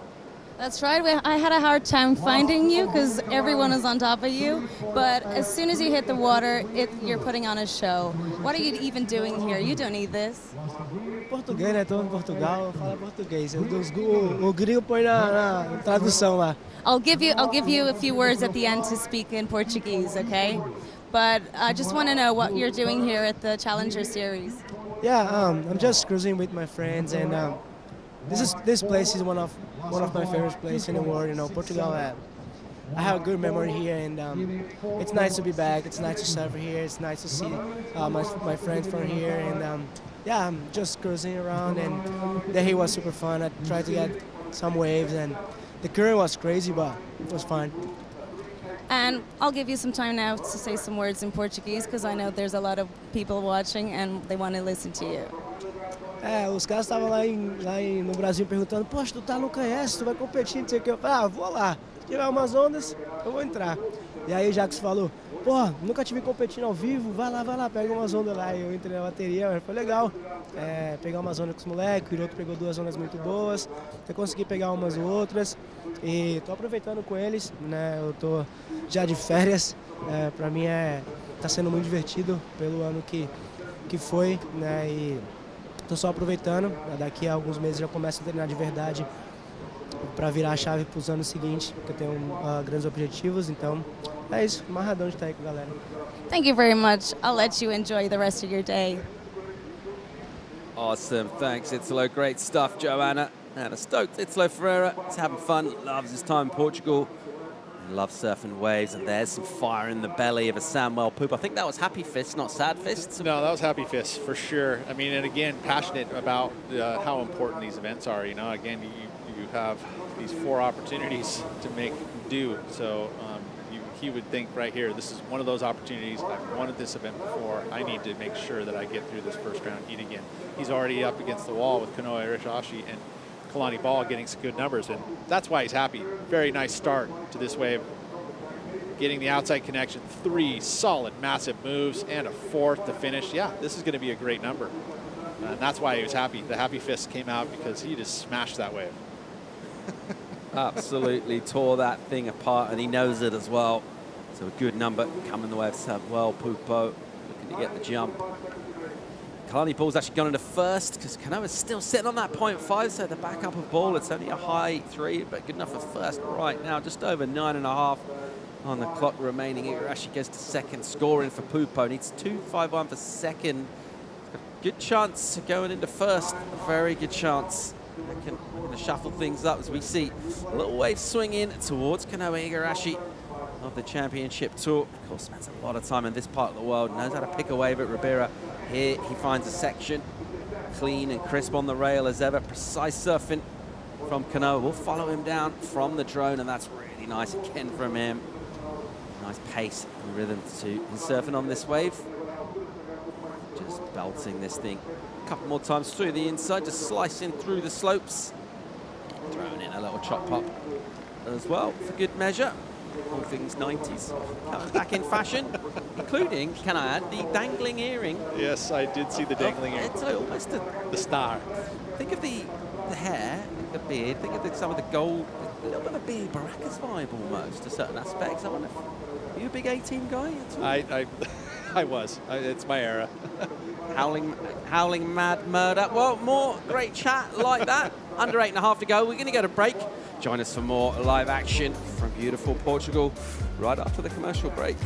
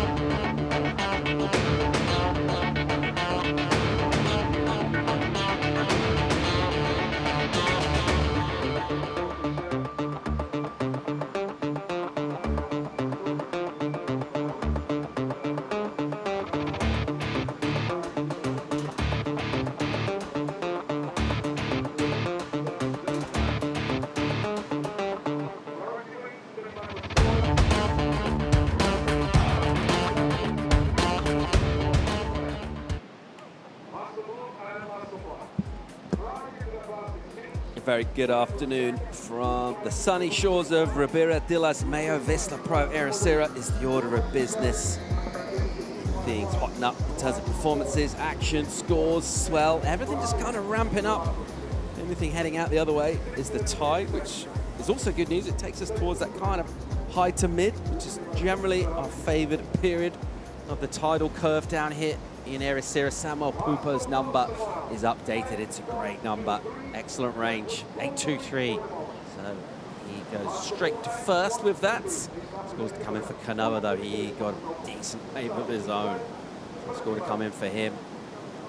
Rafael Teixeira struggled a bit. He's got a number to drop as well. This one's not had a whole lot of waves ridden. Pete had 2 pieces of excellent action so far, but otherwise not loads of frequency in terms of the waves. But high quality surfing happening, which is great to see because that was exciting. I mean, Kalani had a great wave there.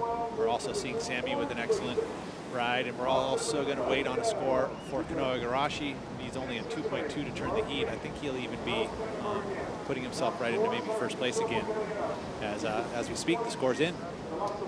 Comes in for Kanoa 6.6, a good number, back in first. He wasn't out for long, and now he's back there. And a healthy total, 15.10 for Kanoa Igarashi, representing Japan.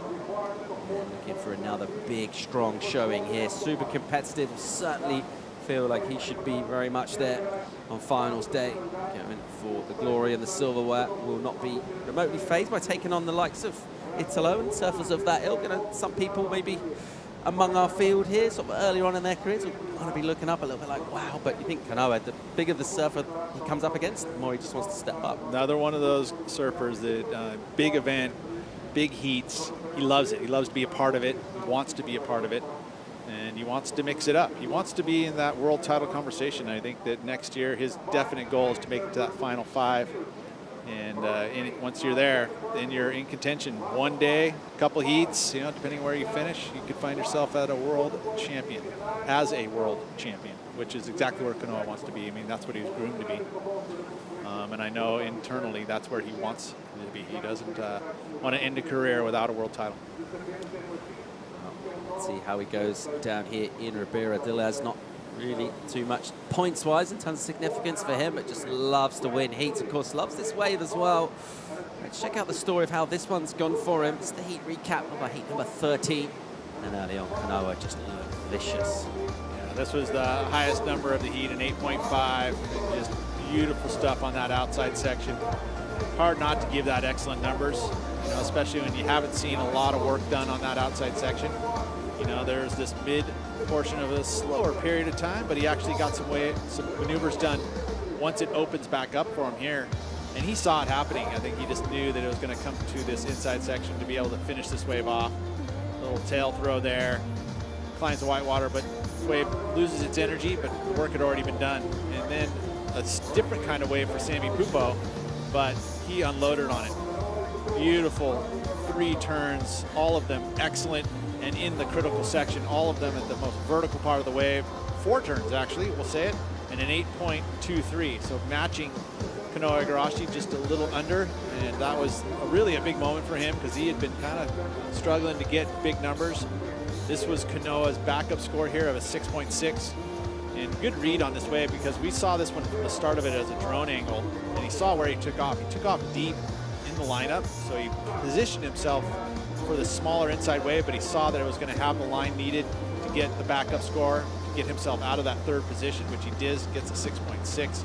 So Kanoa right now, this one took him to the front. And I loved your conversation about the 90s, because the 90s were a heyday for a 50-year-old. So I love the 90s.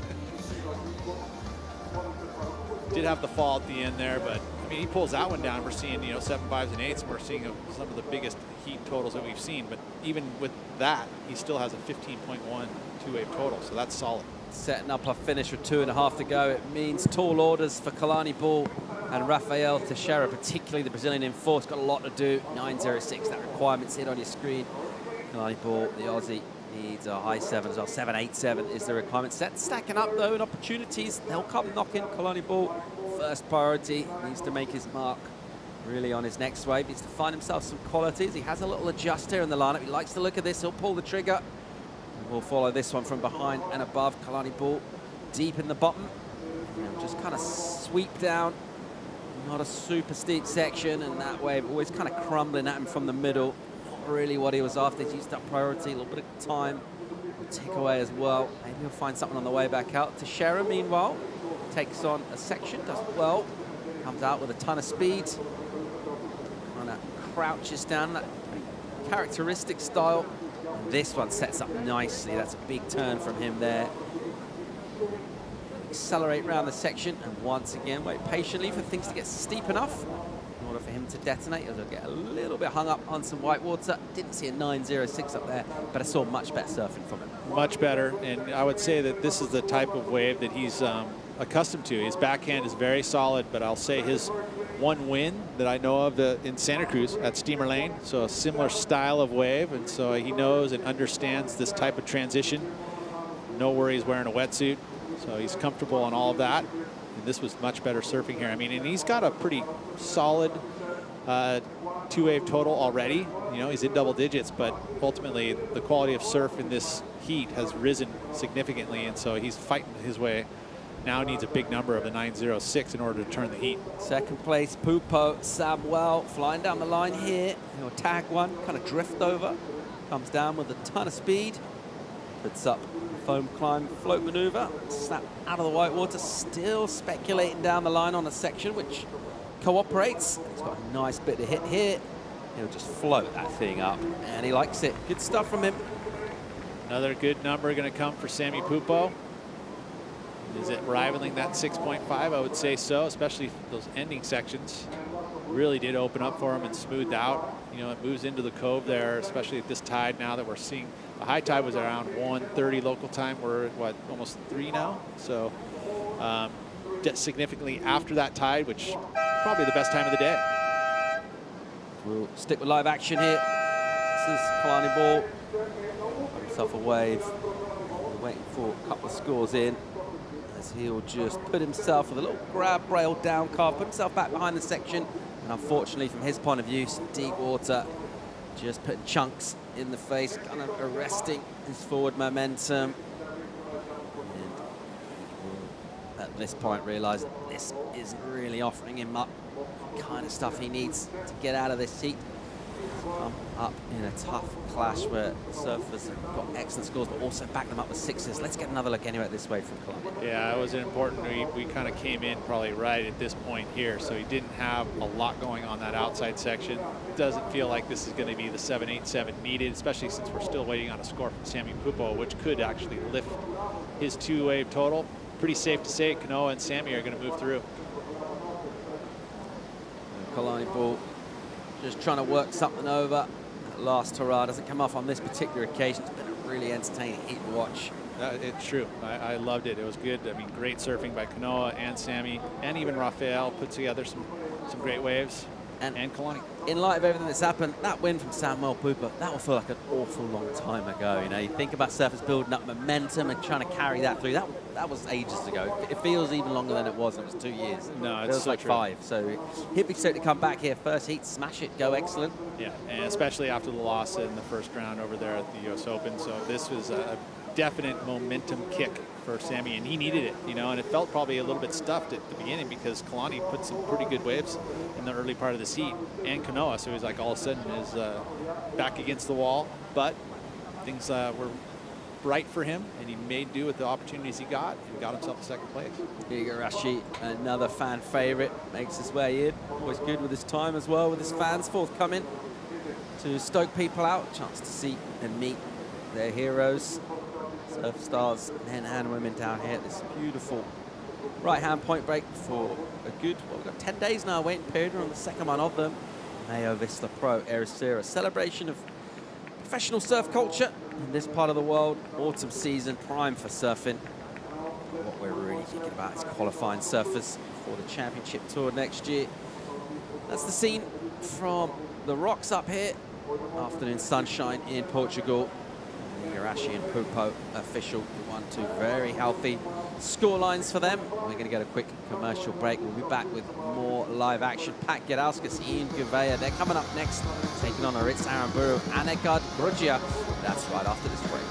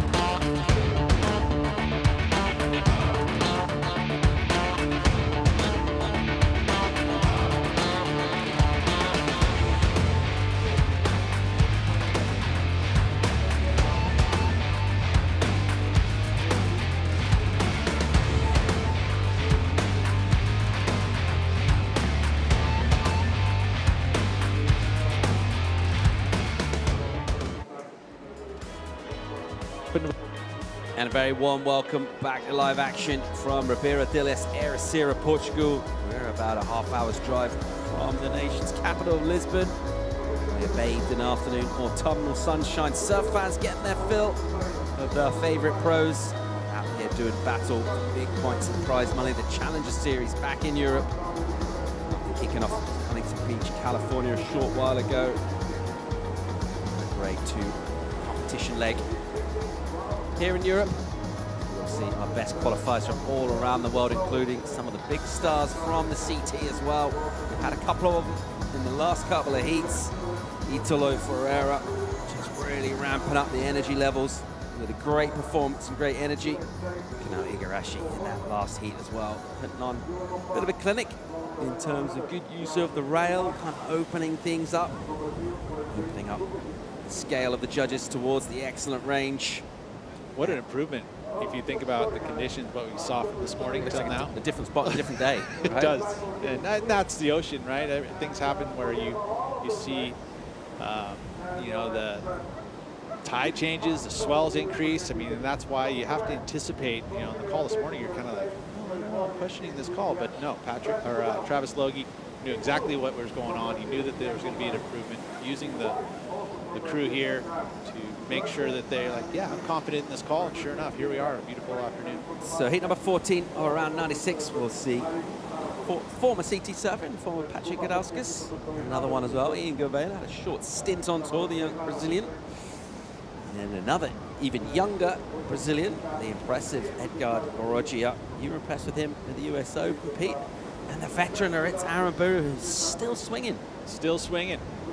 And, you know, here he is, up and riding. And who has just been such a good ambassador for all things European surfing for a number of years now. His qualification back in the noughties, 2007, good year for him. It's impressive, mainly in the left-hand reef break type waves. A great result, Tehupu back there making the semis, but regardless of that, ever since then, any kind of venue, any location, always competitive. Actually had fun last year down here in our countdown series. He beat Federico Moraes on a twin fin down here. So imagine Doug Marsh's debrief with kick us after that. I could only imagine. I would have loved to have been a fly on the wall. And it's just still a great surfer, still charging. Have a look at action from above here. That looked like Gorogia taking on a lip, coming off second best. Yeah, Edgar, I mean, the reason you know, I mentioned about Edgar is that I haven't seen him compete very often, and to see him at the U.S. Open in, you know, pretty reasonably conditions, you know, normal beach break, you know, 3 foot, 4 foot, and very impressive. So I was like, Gorogia, okay, I'm gonna watch this kid and see what he can do. Igarashi just stoking everybody out down on the beach. All smiles, seems to be very relaxed. Of course, different stories in terms of surfers feeling pressure or otherwise. Doesn't need these points. Of course, just loves surfing heats, likes this wave. There's a fair amount of cash up for grabs too. Yeah, not that he needs it, but it's nice to have. It's about, you know, he's put time in here and resides here, has property here, so he enjoys being here, and that's why he's here. Literally because he loves it. And competing is a big part of his life. So why not come in the best time of the season? And you know, he's a great young man, and again, he's very well liked here in Portugal. You know, he speaks 2 really difficult languages to learn. You know, Japanese, obviously, because his family's Japanese, and that's why he rocks the Japanese flag. But grew up in Huntington Beach, and knows Spanish and Portuguese as well. I think he's got a little Italian in there, so he's very well linguistically available. Use him as a great translator. Here goes Ian Gouveia, backhand attack from him. Swinging on a nice little bowl that stands up cooperatively. Just seems like a little bit that board, I don't know whether feet placement or something, but it's never really kind of getting the squirt from his turns on that one, it felt like. Take a look at the replay there, but Ian, who's trying to get himself back onto the championship tour, has had a couple years off now. But you would say that Ian, very capable, and just needs to put it together. But, you know, I was thinking about this heat specifically, and if if you were paying attention to the heat previous here, it was one of those things where I'm like, I don't know if you really want to do that. You know, I think that you need to kind of just go stick to a game plan of, you know, make sure you're getting the mid-range scores, not just looking for this nice 8 that may not be there. If the bombs don't come, that strategy kind of leaves you high and dry, right? So very much just stick to your kind of meat and potatoes, sort of QS surfing, catch a bunch of waves and, you know, tee off on them. This is round 1. See where that puts you.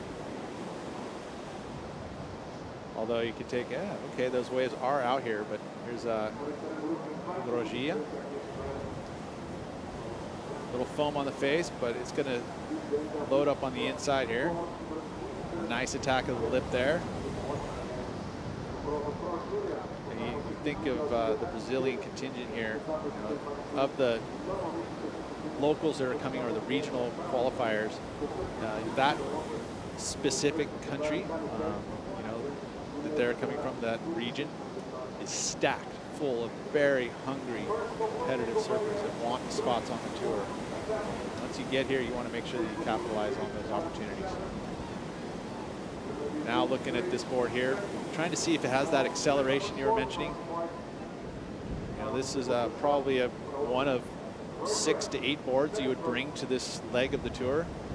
So you would think that there's something there, but you did see he kind of looked down at his board, huh? And it felt like his wasn't really getting the acceleration needed. 22 and a half on the clock, plenty of time to go in this one. No one really coming to grips with it just yet. While we wait for a few numbers to trickle in from our opening exchanges, we're going to go down and hear from Kanoa Igarashi, who's standing by with Joanne. That's right. Thanks, Paul. Congratulations. You're here in your backyard. How does it feel to get that win? Yeah, it feels good. You know, the waves are really hard today, and yeah, it's just it's nice to be here surfing and surfing with nobody out. You know, and it's nice to be back in Portugal. I came here probably like a week ago, and then I went over to with Spain with a bunch of my friends, and we got back this morning, or kind of just before my heat actually, and yeah, and I looked at the waves and they looked really fun, so it was it made the job a lot easier. And have you checked the forecast? Some pretty good waves.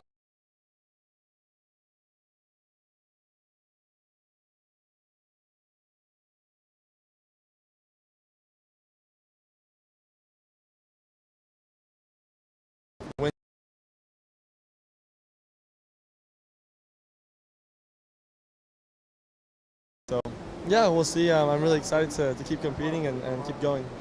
And just say a few words in Portuguese for our Portuguese viewers out there and Portuguese-speaking people. Obrigado a todos.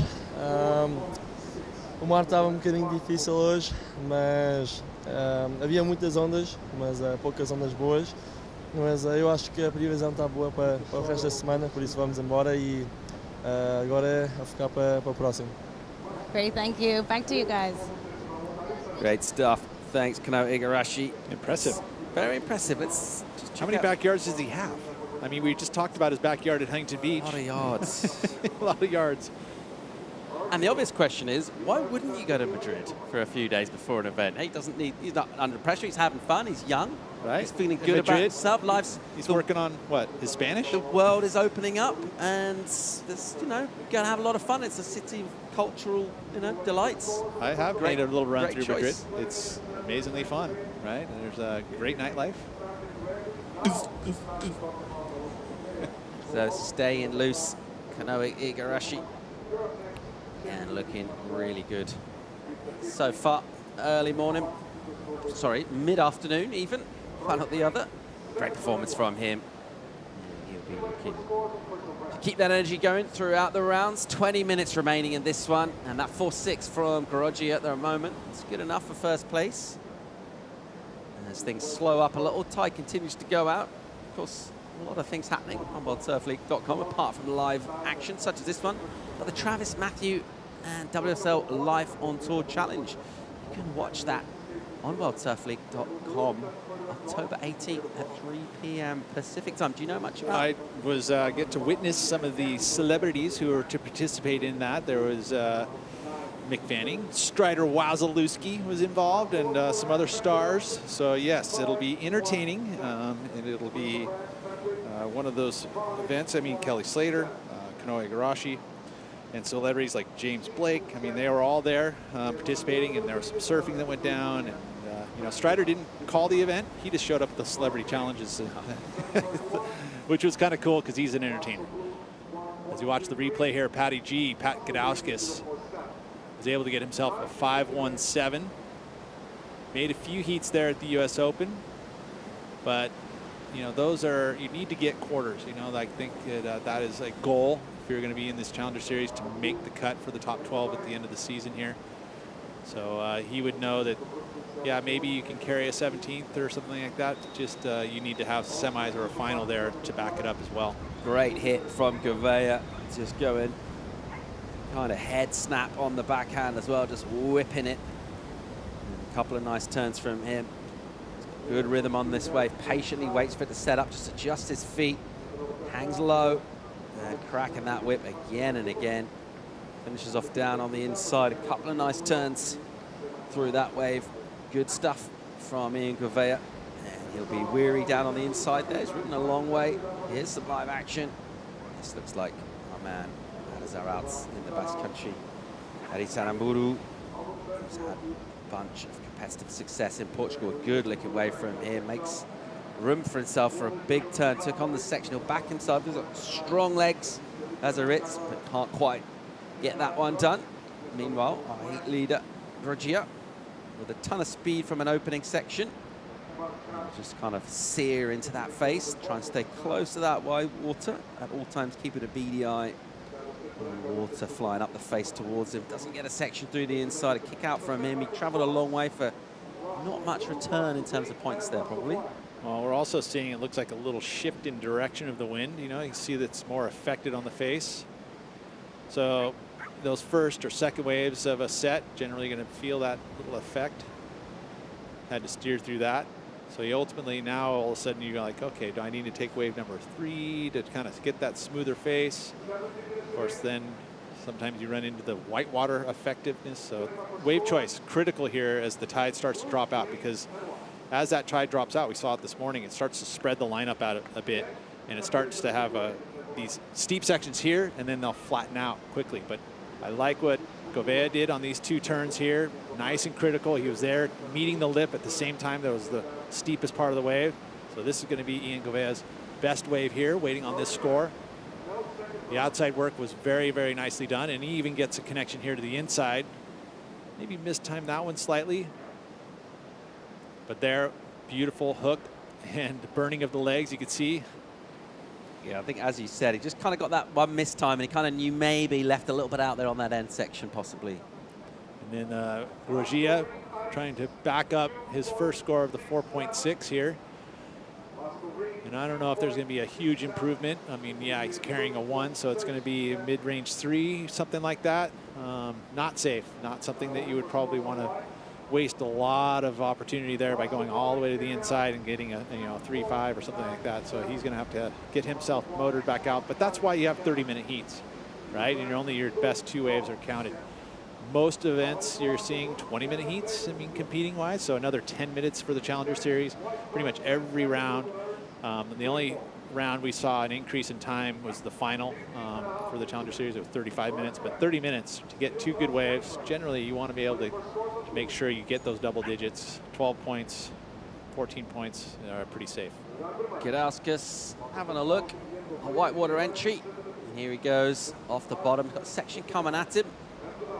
Just kind of spanked the tail out a little bit off the top, and then realized he's not going to come around that section. Meanwhile, right behind him, here goes our Basque surfer, Aramburu. Meaty opening section, and again, he'll realize that wave just going into a little bit of a hole. He's going to stop and not offer him much, and very much a good competitor in terms of all things sort of tactical and good use of priority and stuff like that. Works on hard on all aspects of his competing there. It's decides that he'll just try and get out and regain that priority and have another crack of the whip. Let's see if he gets an opportunity. Just over 14.5 to go. No one really pushing the quality on this one. We are waiting for that last score of Ian Gouveia. It's probably certainly going to be an improvement for him. Let's see where it goes. I would say it's safe to say he's going to move himself into that top 2 picture. Much better looking wave for Ritz now, and he'll pump down the line. He needs to come around big old section to get out on the face, and too much face really. And by the time he's got there, that one drops the section in front of him, so he'll have to make his way back out without really adding significantly to his total. A lot more time will tick away. That tide, as it goes out, a couple of hours out, gets the sort of strongest part of the tide. We will see maybe a bit more exposure, like you said, wind get a little bit more in as we lose the protection basically of these reefs that meet this break and follow on up the coast. Yeah, you got the cliff line, right? You've got a good, 40-foot cliff that runs along here, and that, again, steers wind. I mean, this morning was a prime example. We were sitting on the cliff face right here in the opening of the valley, and the winds were blowing like offshore to our backs, yet you look at the waves and it's blowing onshore. But there's that cliff line. So very protective too, and as we move out with the tide moving out, you'll see it gets more into that wind-affected water. What I was going to mention about Aritz and just the 2 times that we've seen him kind of, I mean, he was frustrated because those waves didn't pan out, but he was very smart by not overworking that wave and pushing too much energy and time into it, because knowing that it wasn't really going to be a scoreline, and that's just really mature, high heat IQ. Yeah, it was a bummer that he's putting himself back out there to get him in position, knows there's plenty of time. Certainly a man who knows how to put a heat together. Aritz Aramburu. We talk about, you know, those kind of regional ambassadors and people that really kind of represent the sport. And certainly from Europe's point of view, it's been so good to have Aritz just representing, always with a smile on his face, always a super cool guy to have around in our events. Well, he surfed a big wave event, Punta Galea. Punta Galea near his home, up there in Bilbao. And he charges, man. You know what he can do time in tubes, but big waves too. Well, so his backhand tube riding skills are, you know, one of the best in the world. You know, and that shows in some of the stuff that he's been able to achieve at the place like Chopo. We're going to get a quick commercial break. Join us some more live action from Ericeira right after this.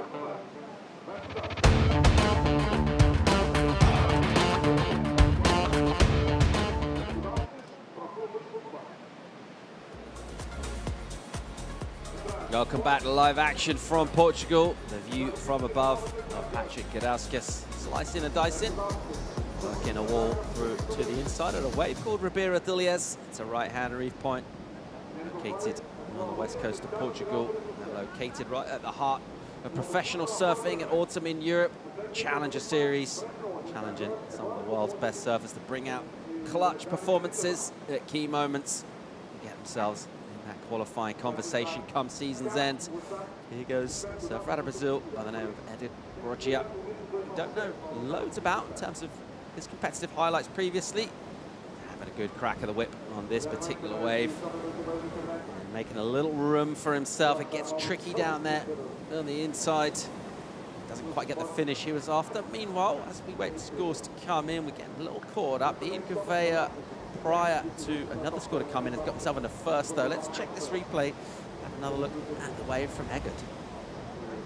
As you see here with that tide going out, what will happen is you start to see these flatter sections become more flat, right? We say usually with a little more water, a little deeper water with the energy, it stays a little bit more full and has more energy. But here, grabbing the bottom, it slows the wave down, flattens it out. But what it does do, and you get to those sections that a little more water able to get into the reef, it steepens up. So you're going to see flat sections, you know, go into these steeper sections.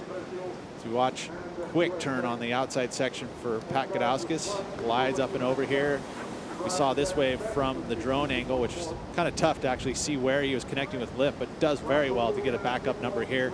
We're waiting on this score. Already has the 5.17. So a pretty good run through that midsection. This will be into his top 2 and will probably put himself into the top 2 in this heat. Under 9 to go in this one. Goes in for Gouveia. It's just a throw for his previous. Watch him making his way back out. Nice little shapely lumps coming in and hitting the reef hit. Viridilius.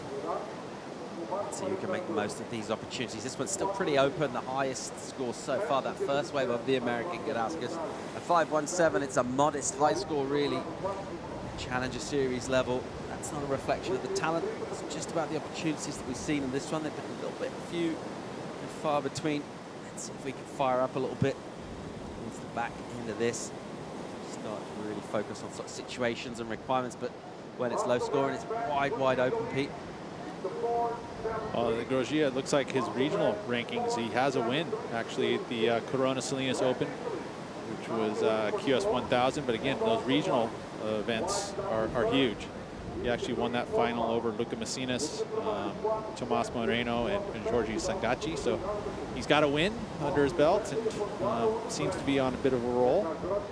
Did equal got an equal 17th at that U.S. Open. So a modest result, probably a heat shy of really a true, it's 2,000 points. Every heat is a significant jump in points. He actually had a runner-up at another event at the Corona Montanita Open. And so this season, he's had a first and a second in his regional events, and that's why he's here. So I don't know a lot about him. I just have my trusty app to figure out that information.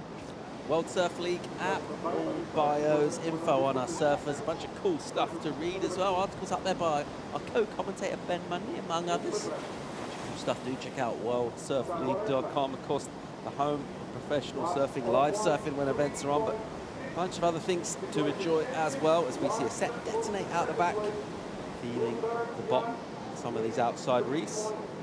This one I'll just kind of trickle through now and maybe stand up again for someone. Gadauskas looks kind of interested, so we'll just let that one go. Significant change in what it looked like just from the last heat. I mean, we saw a pair of eights get run in that last heat, and this one, tough to even find a section. There's Aramburu, leans into his opening turn. And again, staying close to the white water. Just jamming around here. There it's now picking up a bit of speed. That's nicely done. Liberates the fins. He gets a quick exit as well. Good stuff from him. Beautiful. You talk about that competitive IQ. I love that expression. He's top of the class for me in that regard. Yeah, I mean, and that's why he's had such great success. He knows how to manufacture a heat process and analyze it and pay attention to what the competitors are doing. And he analyzes the lineup really well, reads the ocean really well, gets on quality waves constantly. He's able to do it both backhand and forehand, so he's consistent both directions. Under that 6-minute mark now, and still a high score with Patrick Gadauskas. He's backed that up. He has improved his backup first place for the American, who's, would it be fair to say, he's sort of spent his career a little bit in between that sort of limbo between qualifying and CT. He's kind of just felt like he's coming in, he's like kind of too good in a way for the QS to see how fast he surfs and how kind of aggressive he is, but never really been able to convert on the biggest stage of all.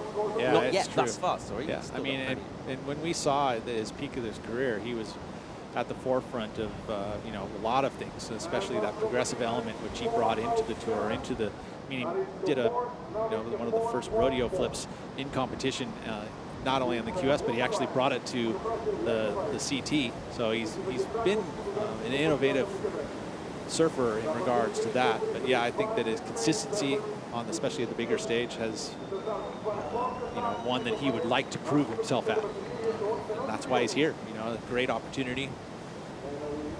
Meaty wave from Gouveia, doing well, getting the turns together, sort of linking things nicely, keeps that momentum going through to an inside. He's put a lot of effort into this heat.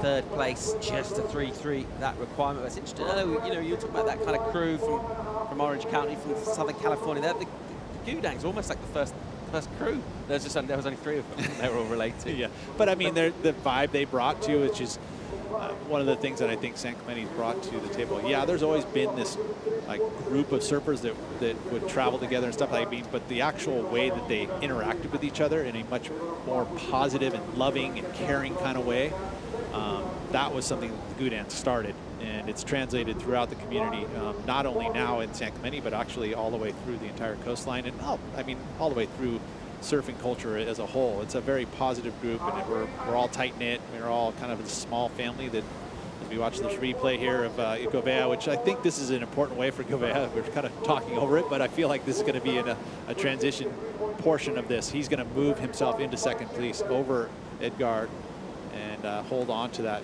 number 2 spot, especially at this point in the heat. So don't want to just dismiss that. We're talking positive about all the good innings and that he was the start of it, which is great. But Gouveia now moves into that number 1 spot. Goes to first, gets the important 5.73, a good number from him.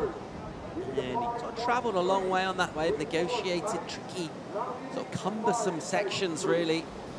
It's good stuff to get up into first. Let's check the recap. Gdauskas firing early on. That's right. Straight into this 2-turn combo on the outside section. That was enough to earn the 5.17, the early lead for him. So early momentum went to Gdauskas. Took him a little while to find a second score, but he finally did. This one, it took him a little while to find the inside section, but he finally did. And that's where he ended up getting the number. Again, complete different look to the heat we just called, which was that last one. So tide changing quickly, condition changing quickly, and you have to make an adjustment. I mean, that's why I was saying earlier in the heat, when you talk about, you know, trying to look for these certain type of waves, no, you just need to surf your heat, be in that moment, adjust to the changing conditions, which Pat has done right now. He was able to find the 4.73 to get a backup score to the 5, but you know, again, you look at the heat total, not super impressive, but 9.9 with 2 minutes to go, that's enough to keep him in second. Here, after a disappointing finish at the US Open, this is an important heat for Gouveia if he wants to start that campaign with a great momentum into Europe. It seems like he's doing that now with that great backhand. Another one of those surfers that has been on that taste of the championship tour, but also a very great heat surfer. You would think that, and also charges, great backhand, great forehand, has aerials in his arsenal. So a very capable surfer at this level and as well under the championship tour level. 90 on the clock, sets exploding on our outside reef. These aren't really the ones you particularly want to see. You kind of want the ones that just slip under that outside bit, hit the inside shelf with more energy. Right, the ones that don't actually break, right? The ones, so that limits your opportunities by, you know, when this bigger set comes, you think, oh, I want to have the biggest wave, but that doesn't always translate into the best wave. So that outside kind of shoaling section, just draining a bit of energy, adding sort of further rips as well to our lineup. So when the right size wave does come through, there's much more water moving around, just adding a further challenge. I think it's very much one of the reasons why we've seen that the scoreboard just get kind of compressed in this one. It's the way the opportunities have been fewer, further between. Having a spin, meanwhile, looks like, well, no one's going to be able to get on that wave. It looked like it was going to stand up. Just eluded our 2 surfers holding down the peak. This is a little, you know, the move here. You got Patrick Gdauskas, who's holding on to that second position and has second priority, so he's sticking right to Gorgia to try and bait him into a maybe lackluster wave. That's that strategy you see in one-on-one competition, but it also works in a very similar situation here where you're trying to play defense, trying to take away opportunities from your competitor. Looks like Pat Gdauskas is going to hold on to that second spot if he can just do it for 5 more seconds. We're going to count down here, and Gouveia will heave a huge sigh of relief. He's kind of battled at this one. He's navigated some turbulent waters, manufactured a couple of decent scores, some sharp surfing, got himself into first place. Not a massive total, gets himself in double figures. Won't be too worried about that. All about getting through. And from here, he can go anywhere in this event. We see him go deep into events. Impressive surfer. Relishing coming back. Hopefully even improved conditions. That's official. Gouveia advances in first place. Patrick Gdauskas will go through in second place. We'll say bye to Gorgia and around Brew. It's time for a quick commercial break. More live action coming at you. Will be heat number 15. We're going to bring Mundy and Alves back into the studio, but regardless of that, do stay tuned. We'll see you after the break.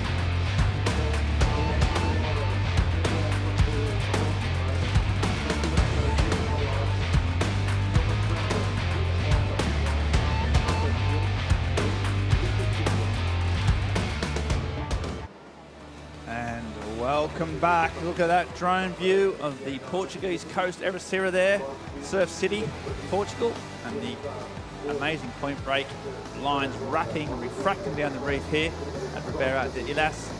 What a setting for the Challenger Series. We are steamrolling through this round of 96. It's non-stop. We're at the heat 15. We've got 3 heats to go after this one, so it's still plenty of action. My name is Ben Mundy, and I'm joined by Chico Alves. Zico, Chico, and I'll tell you what, I was just down on the, just walking down, sussing out the scene. I saw Kanoa Igarashi walking out the beach. Probably, I don't know, 10 kids all frothing around him, trying to, get interviews, and he was staying. Then I saw you with about 30 fans all around getting your autograph. The old. I think it was even. You cannot say that. You cannot say that. Igarashi, old news. Alves and Ben Mundy. And Ben Mundy too. I was just an independent observer. I was just watching, and I was like, so I didn't believe you that you were I didn't really actually. It's true. I saw it with my own eyes. Right now, I'm seeing it with my own eyes here on his backhand. It's a Cole Houseman. I know Lucas Vincente just winding up on his backside, really smooth long. These waves are getting long, aren't they, Francisco? It's just been like improving as you said, and there's big walls and some really powerful turns getting drawn out there. Yeah, as the tide is dropping, it's looking a lot more cleaner and a little more. Oh, this was amazing. Cole here excelling 2 big turns and another one. As the tide is dropping, it's normal. It's more steepness into the wave, and as it's cleaner than in the morning, we're going to see some really good waves ridden as Cole. He just did 8 backside snaps on this one, and he goes again. So he's backing up. He's got an 8-point ride for that, and I thought that was a little under-delivered, if anything, because that was incredible. Yeah, Cole Houseman is big, tall lad from California. Had a good event at in the US Open in smaller waves. And I tell you what, he was dropping some clips there around the WSL finals. That swell that was pumping in California, and his surfing at Trestles was so good. I've watched him over the last years, but I just really think he's gone up a level in the last 3 to 6 months, and you just saw that surfing then, and the power that was he was generating, the spray that he was throwing was immense. It's kind of, I think he's such a talent. Yeah, he's tall, but he has speed and power, so it's actually, I saw him surfing at the US Open too, and he amazed me a lot. He lost that last minute heat with Lucas Silveira. The buzzer beater, remember? But yeah, I think he started off this comp really well. These 8 points was well deserved. He served so well, and he looked really crisp. Yeah, I like his style. He's got a good little posse down there. All those Americans sticking together, real backing each other. Griffin Colapinto and Cole Houseman and all the boys are really backing each other, and he's feeding off that energy. And yeah, an 8-point ride. Amazing surfing from Cole. We've got also Lucas Vincente, Alonso Carrera, Dylan Moffat from South Africa. So probably more of an up-and-coming heat as we see this wave here. That's that's why. Big turn there. It's just hard to see. That's Dylan Moffat as the priority. Just one big turn. He's hoping for another section because that was a meaty bite out the back. Not sure if he's going to get one. He's giving himself a paddle. He hasn't got any open face, or has he? He sees something down the line. He's not going to get there, or is he? Tell you what, he's earned this. He's earned this section, and he's going to try and get into this last bit. Smooth kind of S turns. I tell you what, that's a lot of effort for this particular waiting. I mean, there we go, and he's got it. So he's done it. I tell you what, he earned that. Well played, but so one turn out the back, 4 minutes of surfing in between, and then one turn on the inside. But Dylan Moffat from Australia, not from South Africa, my apologies. And Dylan, yeah, getting in some turns eventually. So yeah, good commitment. And stuck to his guns. Yeah, that layback snap looked amazing. I think he really threw everything at it, and the judges are going to have a close look on that turn. It looked really critical. Yep, and right now on the beach down there somewhere is Joanna Garnell with the winner of the last heat, Ian Gavea. All yours, Joanna. Thanks, Ben. Congratulations, that was a great heat, very close call. And you're recovering from an injury on your leg and you still made it first place. Yeah, it was a tough one. I had a little injury before the US Open, like just 2 days before, and I didn't know if I was gonna still surfing the Challenge Series this year, and I had to do it because, you know, it's been so long that we were waiting for be back at the QS, now the Challenge Series, so I wanted so bad to be competing, and yeah, I've been putting a lot of work back at the house and just thinking of to be in the heat and be able to surf. I went through some pain there, but I was able to get 2 waves and make the scores to make through the heat. And now you're going to rest for tomorrow for the second round. And do you want to say a few words in Portuguese? Yes. Also, I knew it was going to be a good day because my second child just born this morning. So no matter what happened, I was already stoked for the day. E é isso, abraço, beijo para todo mundo aí no Brasil, minha família inteira, minha esposa Mayara, minha filha nova aí, Bela, que chegou no mundo hoje, amarradão de passar essa bateria aí num dia hoje tão especial. What a great day. Congratulations. Thank you. Well, I just dropped that bombshell in, doesn't he? Just talking about surfing, you know, the heat and getting a couple waves. And by the way, I've had a child this morning. So yeah, great news. I'll tell you what, talk about commitment to the sport. I mean, it shows you what these athletes have to go through, doesn't it, Chico? Like, you know, the birth of your child, it's obviously one of the most special days in any sort of father's life. But you know what, for your career and you know, to further your sort of life, you've got to make these big decisions, which he's done clearly. Yeah, as he said, he's injured. He's away from home, and his child was born. So quite an emotional day for him, for sure. Mate, it's made me emotional just thinking about it. Yeah, me too. As a father, I'm thinking too that might be hard. So I think if he's here now, you might be thinking, well, I gotta like go deep into this event to make it count. You know, these days here. There's this one big turn. Whoa, that was a radical manoeuvre. Probably one of the single best manoeuvres I think we've seen all day, and it got him a 7. I think if he just kicked out here, he would have got a 7, to be honest.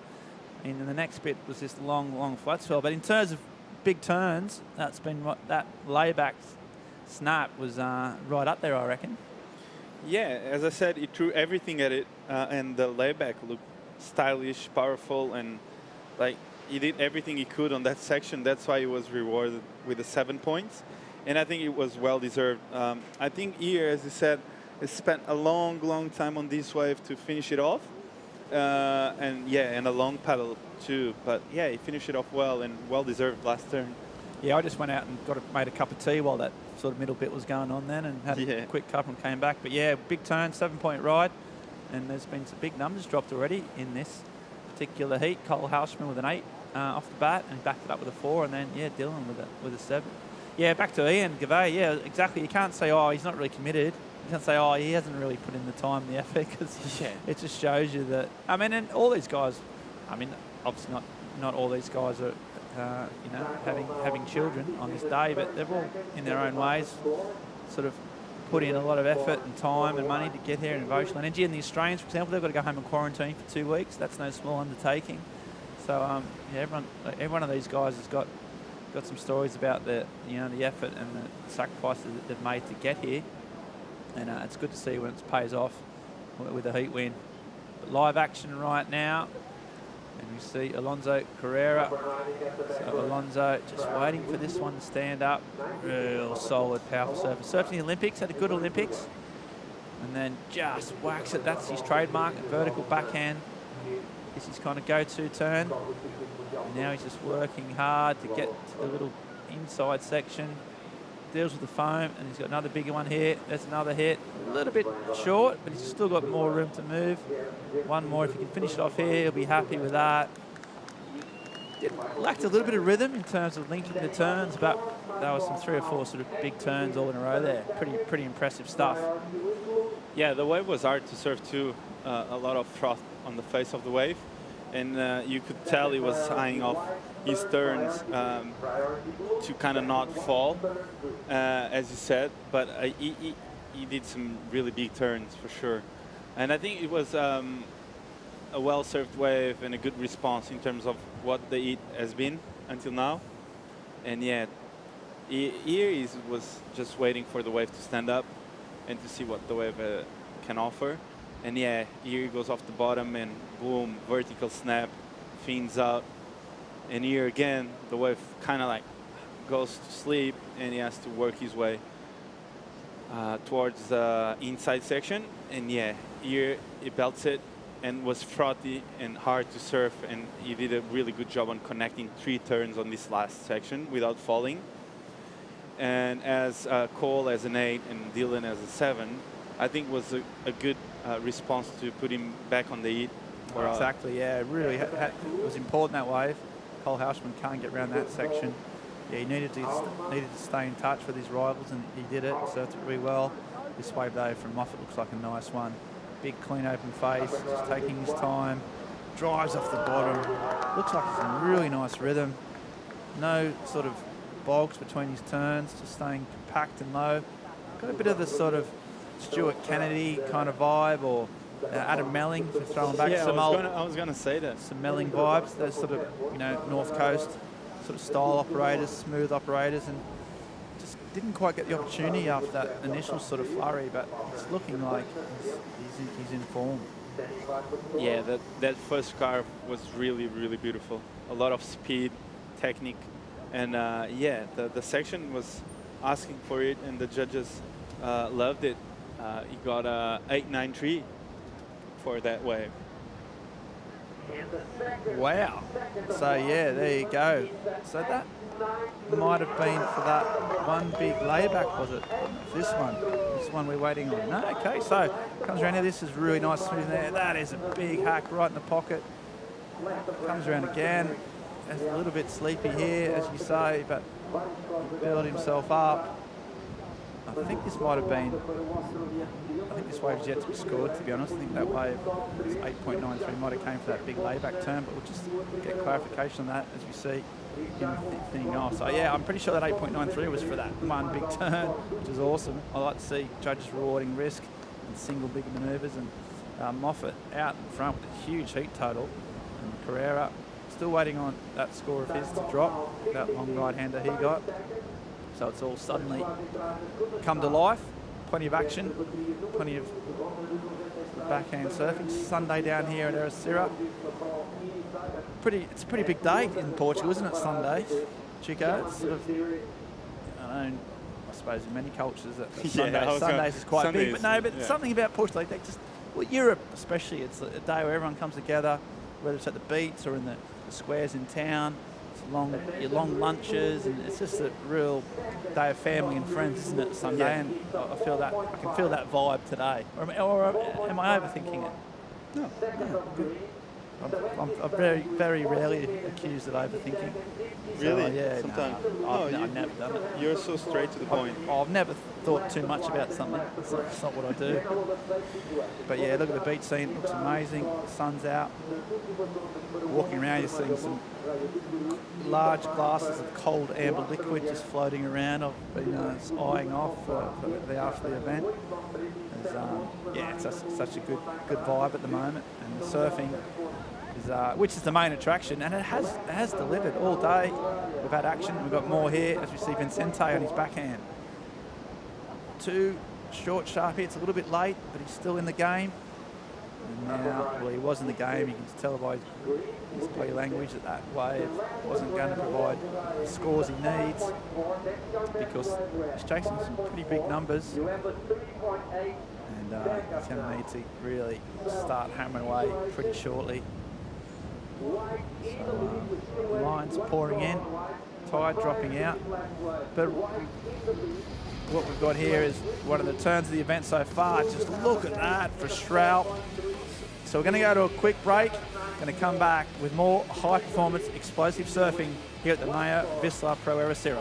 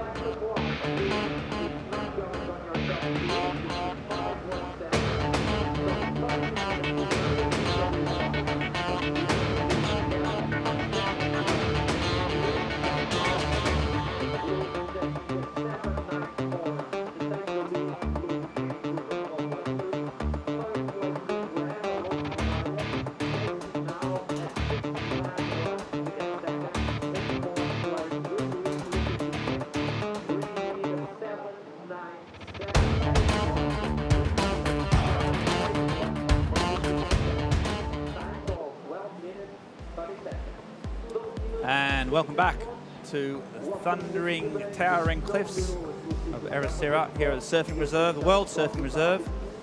This special part of the world has been protected due to its primary place in Europe in surfing. Surfing is at the centre of this little part of the world, and we've elected to preserve it. Right now, we've got 4 surfers out there that are making the most of this surfing reserve, and making the most of the waves on offer. Some big numbers have come in. We saw Dylan Moffat with an 8.93 on the back of pretty much one crazy layback. And then Cole Hausman also with an 8, with some backhand surfing at the highest order. And that leaves Alonso Correa and Lucas Vicente, the South Americans, both needing some scores. Down there is this petition, weareoneocean.org. So that's the way that everyone can get in and try and help save this planet. If you go to weareoneocean.org, you'll see all the work that's been done in that organisation, and all the efforts that you can do to help that. First and foremost, most easily, is to sign the petition. We've got weight in numbers, and the more people that sign that, the more good work We Are One Ocean can do. So go to that, hit the website, sign up, and get aware and get involved, because we can all make a difference. This man here right now, he's not making a difference in this heat. You can just see his body language is always a sign. It's hard to compete at that level. Is it hard not to show your frustrations? Are you sort of coached not to show that sort of frustration, that body language and that type of thing? Is that something that the judges don't like to see? Is that too hard to sort of just fib? Well, in my opinion, I think once you get a good wave, if you want to claim it, you can do it. Like, it's your personal choice, you know. Like, so when you have a bad heat, I think the judges are not looking for your body language at the end of the wave, but what you did on the wave. And of course, if you surf it well, but then you look unhappy, that's bad for you. Don't surf well and be unhappy. Yeah, exactly. It's a bit of a principle for life, really. But yeah, it's understandable, the frustration from Lucas. He's had a few waves, and none of them have offered any sort of real opportunity, and that's when you get frustrated, when you just want to surf and do some big turns, but yeah, he hasn't had the chance as yet. Still got time, and he needs some big scores, because these guys ahead of him have posted some big numbers in this heat. And yeah, that mindset, it's an interesting part of surfing, isn't it? That more and more coaches are getting involved and trying to work out the best strategy, to maintain your positive outlook, isn't it? It's all about positive thinking and staying positive no matter what situation you're in. But that's a difficult task when the ocean's not cooperating or something's going wrong. On the backhand though, so he's going to go again. It's hard to see, that is Vincente again, 2 hooks, but you can see, I mean, he's not, he's trying so hard, he's catching waves, he's staying busy, but unfortunately he's not getting the big hookups that he needs. Yeah, I think Dylan is getting away with this hit. Those first 2 waves looked amazing. I think he got a wild card, right, on the CT event, the first time we kind of saw him up on the event. Yep, exactly. And yeah, I was quite impressed with his surfing, but I'm even more impressed now to see him surf like a long point break. Yeah, it looks a lot like, it reminds me a lot of Adam Melling and Stuart Kennedy, and yeah, he rips. So yeah, he's got that style, hasn't he? That real sort of smoothness that some of those Australian surfers do have. And at the moment, he's probably one of the highest heat titles of the day. I'd have to double check, but he's definitely right in the top 5 performances so far. And he's still got a bit of time left. I mean, you don't want to go too far, because the next step up from that, if you go on your Kennedys, your Mellings, you're talking about your blonde hair, sort of Rip Curl sponsored sort of style masters. You know what comes after that. It's your Fanning, the top of the list. But I think it's a bit early to compare. It wouldn't be helpful, but perhaps to compare to Mick at this stage. But he's only young. He's got time on his side. Maybe one day he can reach those type of comparisons. But yeah, really impressive performances from Dylan. Did you listen on the we talked about WSL finals, didn't we? Chico, about the how great it was, but also enjoyed Mick Fanning and Kelly Slater in the booth. I mean, none of our dynamic, and maybe a few more world titles, but apart from that, but no, it's just really fascinating to have those top guys just kind of sparring almost, like they've been through so much, you've got so much insight, and I thought that was fascinating. That was nice to see their opinion on the comp and what they think about the scores, and it's always great when you have like people that have won world titles commentating surfing. Yeah, I mean, well, because whatever they say, you just trust it. Yeah, I mean, you can't really not trust on what Mick or Kelly's saying. Nah, about a carve. Yeah. Or fin. Yeah. So exactly. They've got a bit of credit in the bank, haven't they? Exactly. Yeah. They can break it down too, like a molecular level too, don't they? They don't mind going super deep into something, but then they'll piece that back together to the broader brushstrokes of their world titles, and but 14 world titles between them. They had so much knowledge and articulate. I think especially Mick, just over time.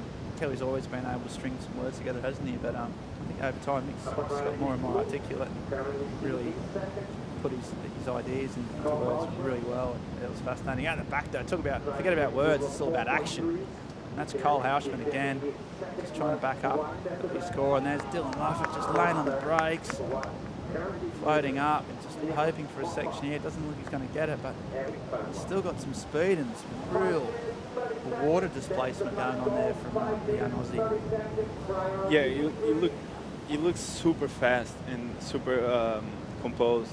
Like the way he's connecting his turns and the way he's holding his rail looks really impressive.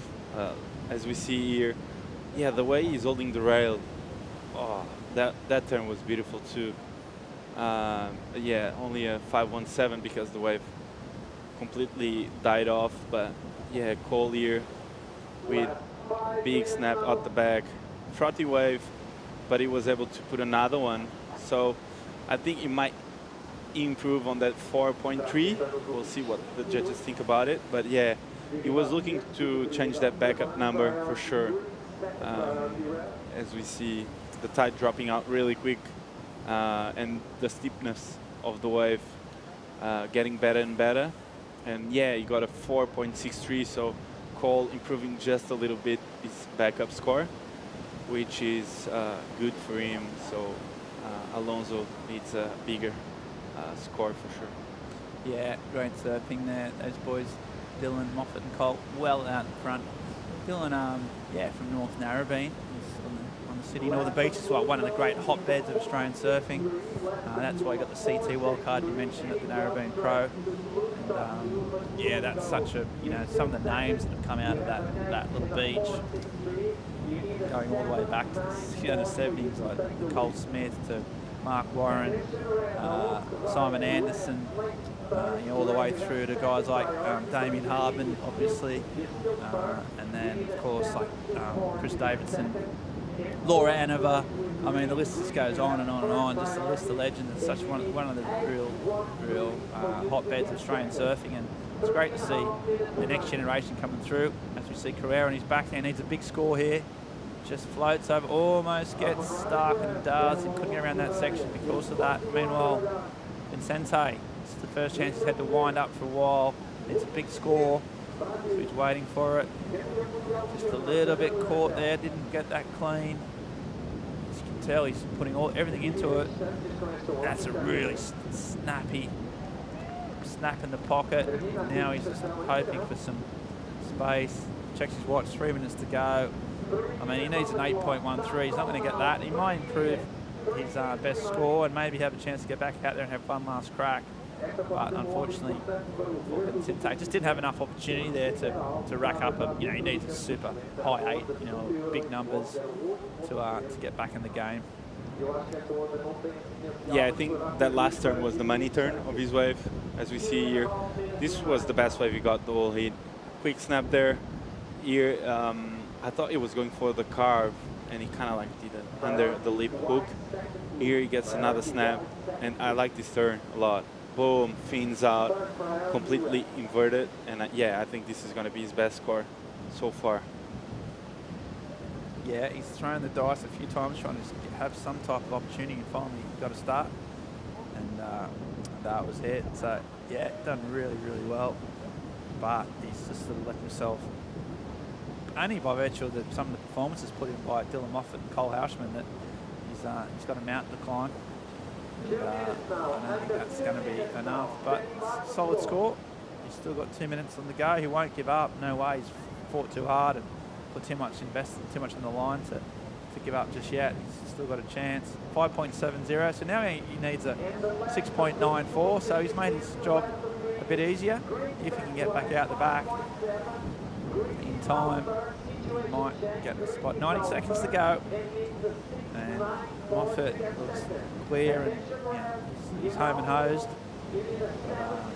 Sensei, Pereira both needing some big numbers, and time is against them.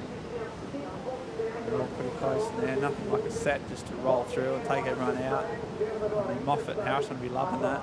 Everyone else quite frustrated. There he is there. He's still trying to get back out. Paddling for all he's got. He's just probably going to run out of time once he can get one of these outsiders on the way back out. Here he goes. Going to pull the trigger. This is one of those sets that we saw roll through the lineup and take out the guys. He couldn't get that one, so out the back. So Cole Houshman, this will be his victory lap. He's surfed really well. He's got some turns here to do. Just S-turning. Looks really strong, composed. So it's a really nice, smart heat. Looks like he's going to get through the all-important first round. Yeah, it's expecting big things. Sponsored by Vissla, who of course is sponsoring this event. So always good to, competing at an event where your sponsor's right behind you. It just gets you another little bit of incentive to show what you can do in front of the bosses. And he's home and hose. It looks like just with 5 seconds to go. Oh, last right here. That's not Dylan Moffat has priority, so that's not going to cause any type of interference grief, which is good. And it's just both going in.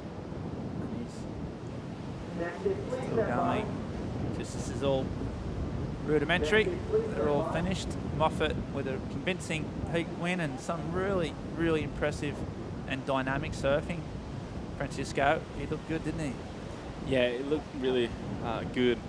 I enjoyed watching him surf, and I think he did a really good job on putting those scores right on the board. Looking forward to see what he can do in the next rounds. Yeah, that'll give him so much confidence to know that, just with one turn you can rack up a high 8. Just to know that that's in your locker. That's something that not all the surfers have. All these guys are at an incredible level, but there's probably only half the field that have that ability to manufacture something like in that excellent range from just one turn, and it looks like Dylan Moffat has that ability. So he's looking good. We'll actually we'll have Joanna talk to him sooner. We can sort of unpick that heat, see what he's got to say for himself. But right now, there's a bit of a break in proceedings. We're going to tee up a commercial break shortly. And we're going to come back with more live action, the round of 96. The MEO Vissla Pro Ericeira. Don't go anywhere, please. 5, 4, 3, 2, 1.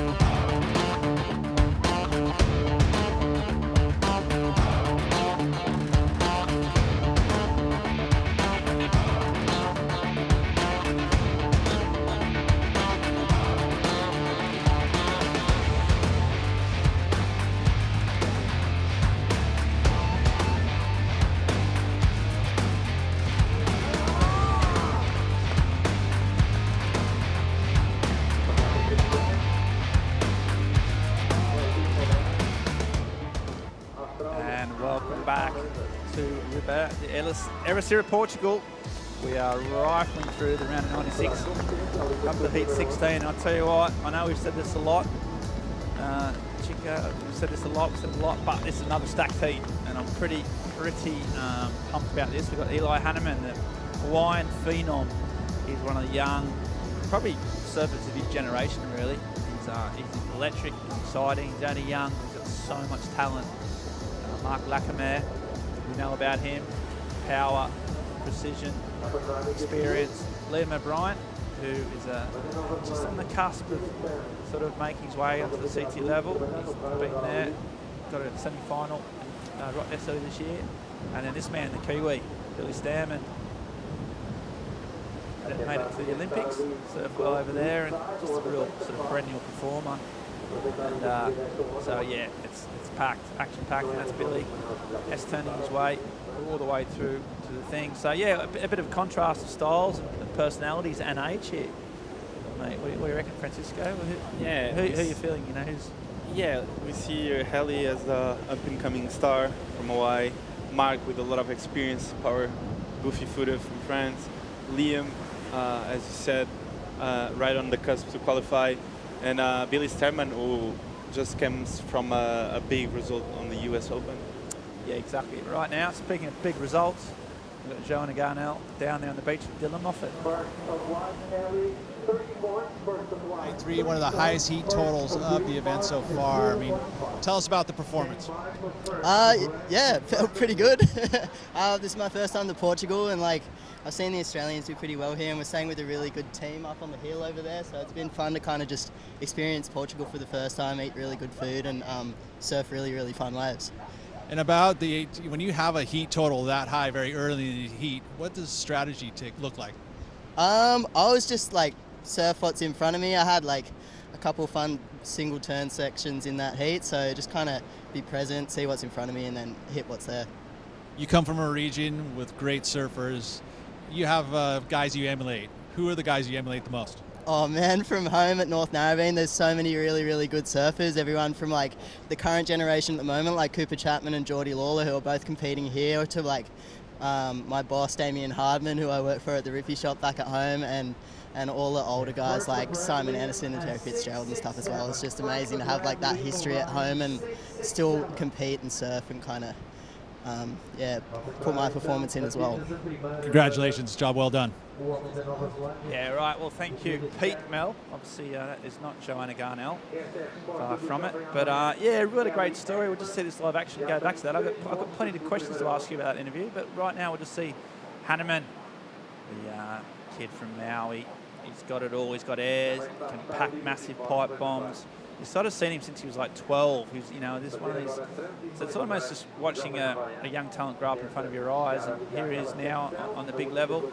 It's not so much about potential now. It's about trying to crack that thing, and he just finishes off there. But yeah, real big talent and only young. But yeah, what a classic story, Dylan. Still working in the Rippy store. I think I found that pretty really, Australian really kind of cool. thing. That you know, some of these guys are still.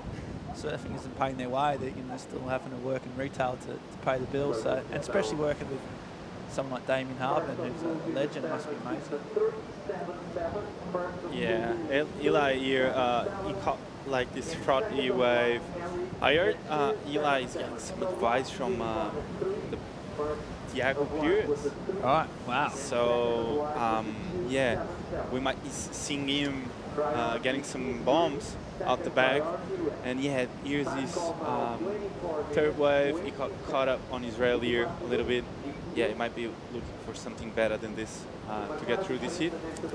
And here, out the back, Liam O'Brien starting off with a big bang. This wave looks amazing. Boom, another big turn there. Meaty section, he attacked it. Here he's just cruising and weaving his way to the inside. Let's see how he can finish it off this wave. Quick snap there, and another one. Wow. Great surfing. Actually, and Liam's also got a second job at home. He's a hair farmer.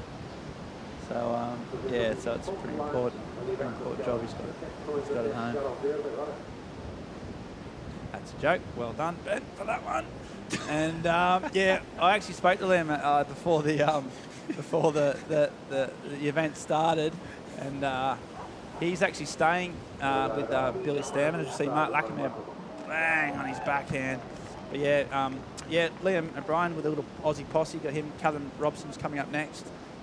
Billy Stammen, and also Kai Ball. So yeah, he's up against his housemate in this one in Billy. But Liam O'Brien surfed in Rottnest, got a wild card there, got to the semi-finals. I think that was a real sort of big result, big openings. Gambit showed you that he's sort of ready for that level, and he's opened up strong here, 6.67. I think these guys like Dylan Moffat, Liam O'Brien, just the next sort of push of Aussies coming through.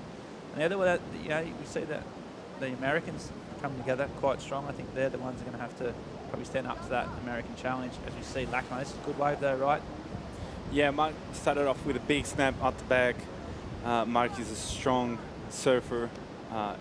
He has been on the QS for a while now. And yeah, he was weaving his way to the inside to see if he can connect some big turns here. And yeah, just weaving and waiting and waiting. He might be, come on, stand up. And yeah, can he get a big turn here? Boom, big snap here. And he gets another one, fins out. So well done by Mark. Really well served. He stayed on that wave until the end, and yeah, he got the bonus section, so he might be stoked on that. Yeah, good start for Mark back in the game. But right now, I've got Pete Mel. I think he's down at the Unwanted Shapes. What have you got for us, Pete? Yeah, Ben, I'm back here at the Unwanted Shapes. I actually wanted to highlight one of the boards here. We've got 8 boards that are in this booth right now, but this one specifically, the white light is shining through it. This is actually one of the unique boards that we have here at the Unwanted Shapes. This is a chambered model, and you can see the reason why we're here, the COVID-19 edition of the Unwanted Shapes, is unfortunately with this COVID, we have masks and rubber gloves everywhere, and we hate that for ocean pollution. So we're bringing awareness here, and I wanted to showcase this board. This is by Rodrigo Lopez from Costa de Caparica, which is just south of Lisbon. This is one of the shapers who has put together this beautiful piece of art. But also, the reason why we're here is to bring awareness to the COVID waste, and we don't want that in our oceans. So you know that, Ben. This is what we're doing it for.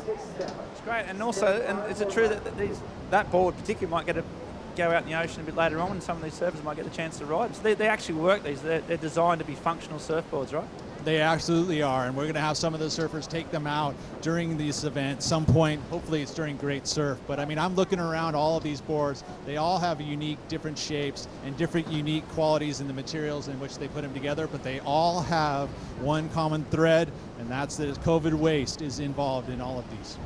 Okay, thank you, mate. Well, that's a great little sort of innovation down here. Obviously, the waste we're generating, we've got to save, got to keep it out of the oceans. And I mean, the light was catching that board amazingly, but it was also catching Pete's hair as well. I thought the salt and pepper of Pete's hair caught in the Atlantic light was also quite spectacular. And the combination is frankly amazing. So another great innovation from the people down here supporting Portuguese surfing and trying to keep our oceans as free as pollutions and plastic as we can.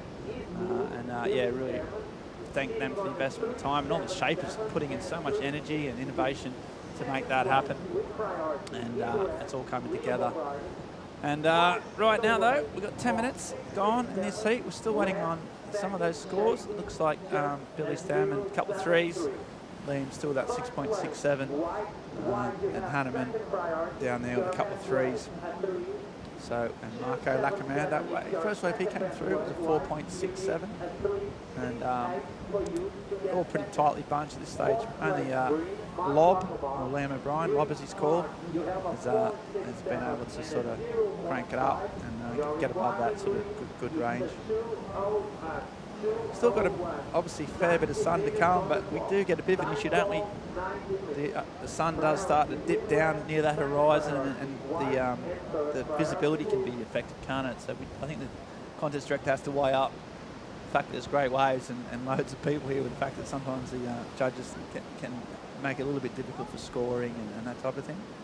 Yeah, exactly. Here in Ribeira, when the sunset comes down, it gets really hard to see. So the judges are having a close look to see if, what time they should stop, because it's hard to then recognize the callers and what they are actually doing on the wave. So at this level, no one wants mistakes. So yeah, they are having a close look on that. But for now, we can see it. And we've only got, after this heat, so this is heat 16. I think we're aiming to get through 18 heats.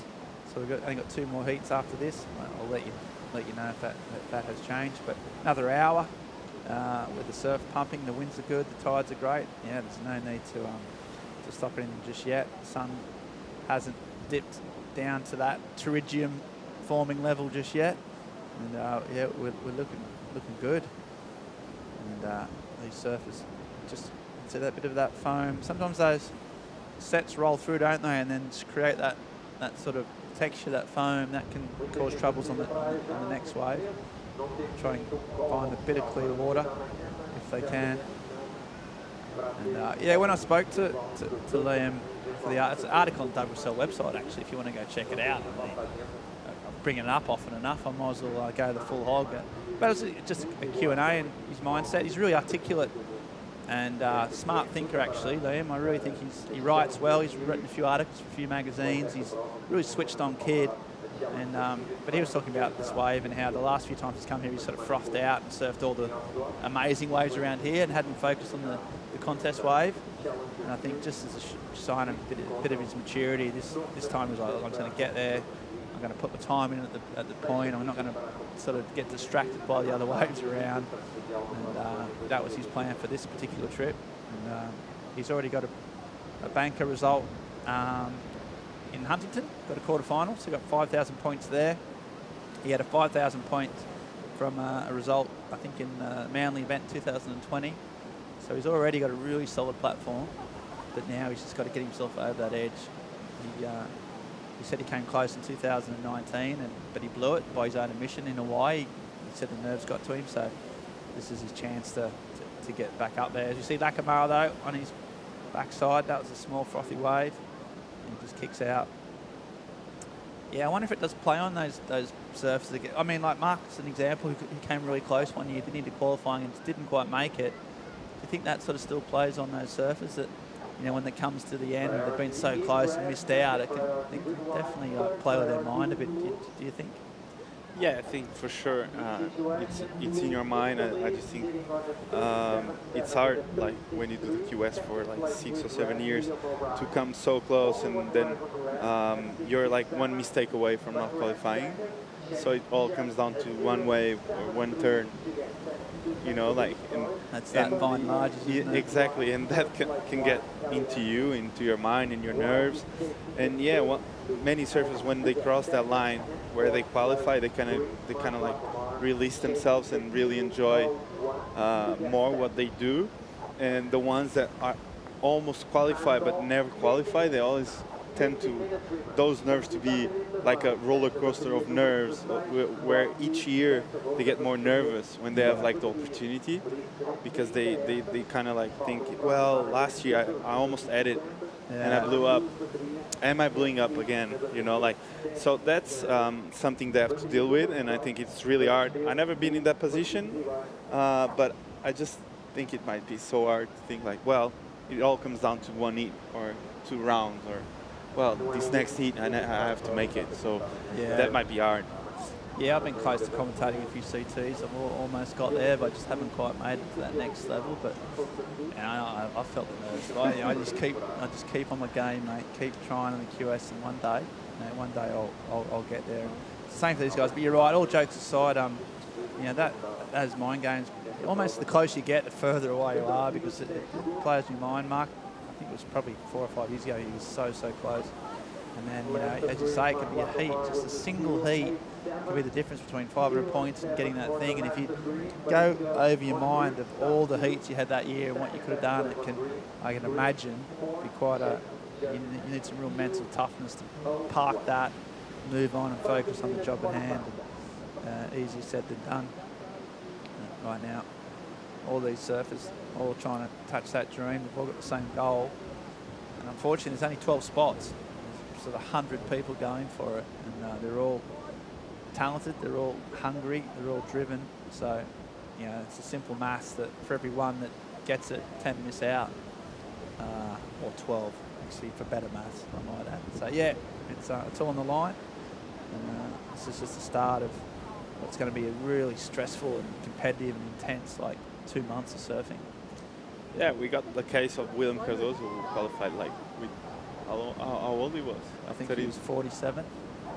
Nah, yeah, he was 32. Like, yeah, he's in his 30s. Yeah, exactly. And then when he cracked that goal he had, he ended up winning a comp on the city the year after. Yeah. So that you could tell that was quite something he had on his mind for a long time. He was trying to qualify for, like, I don't know, maybe 8, 9 years. Yeah, exactly. Yeah. And he was that close. Yeah. So many times. So and once he cracked that goal, he kind of like released himself, and he was so stoked. He had, like his dream came true that he actually won Bali. So that happens a lot when you see surfers like cracking up the CT and yeah, definitely. And I think more and more as Kelly Slater has shown, but surfers are just staying so fit, staying so focused that you know, surfing into your 30s, you know, you're still fit, you're still surfing as good as ever, so there's no reason why you can't perform at that level. And I suppose it's just the fact that it's a long grinding process. If you don't do it, you know, after 5 years, it can start to wear you down. But these guys are all at very different stages of their careers, and they've got bright futures ahead of us. We're just waiting on some action. While we have a bit of a break, we're going to go to commercial break, and I'm going to come back with more live action soon. As we see, Lacamar, he doesn't want to go to a commercial break. He's still so busy, but those waves just aren't delivering. Sort of trying to sit on the inside a bit more, trying to hunt out those little inside runners, but it's not working for him just yet. He has to go back out and regroup. As we see Eli Hanneman, that's a bit more dynamic. Such a fluid, technical surfer. You know, he's got some filling out, so he's still slight. He's not a big guy, but he's training hard, and he's proven himself on the North Shore over the last sort of 2 winter seasons. He's really put in his time, starting to climb up that, you know, totem pole, one of surfing's most hardest totem poles or pecking orders. But right now, he's in a bit of a bind, and he needs a 3.6. No one's really been able to get a mark. And what about Liam O'Brien?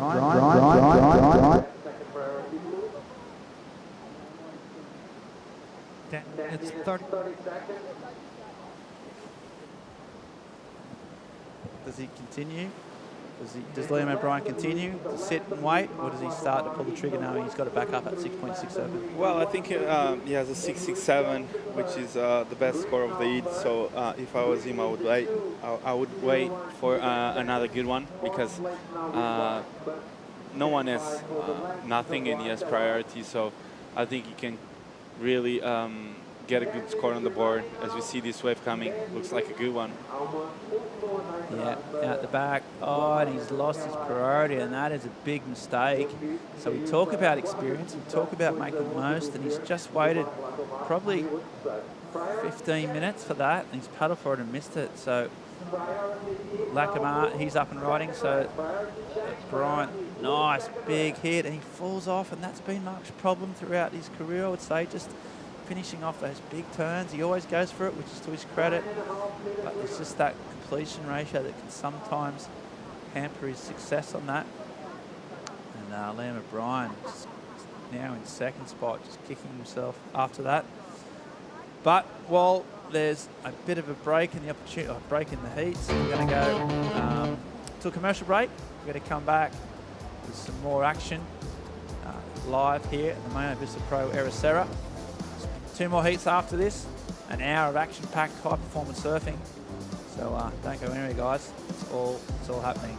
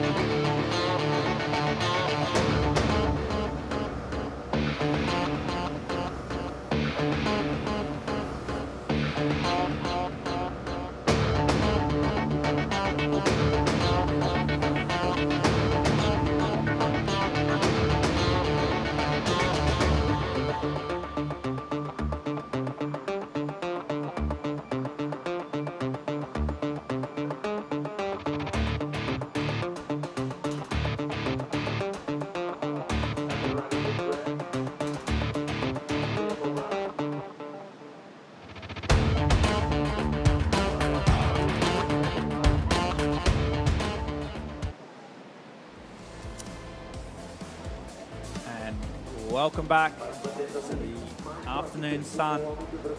Good waves here at Vera Ilas. We're in Ericeira. We're here for the Challenger Series event in Portugal.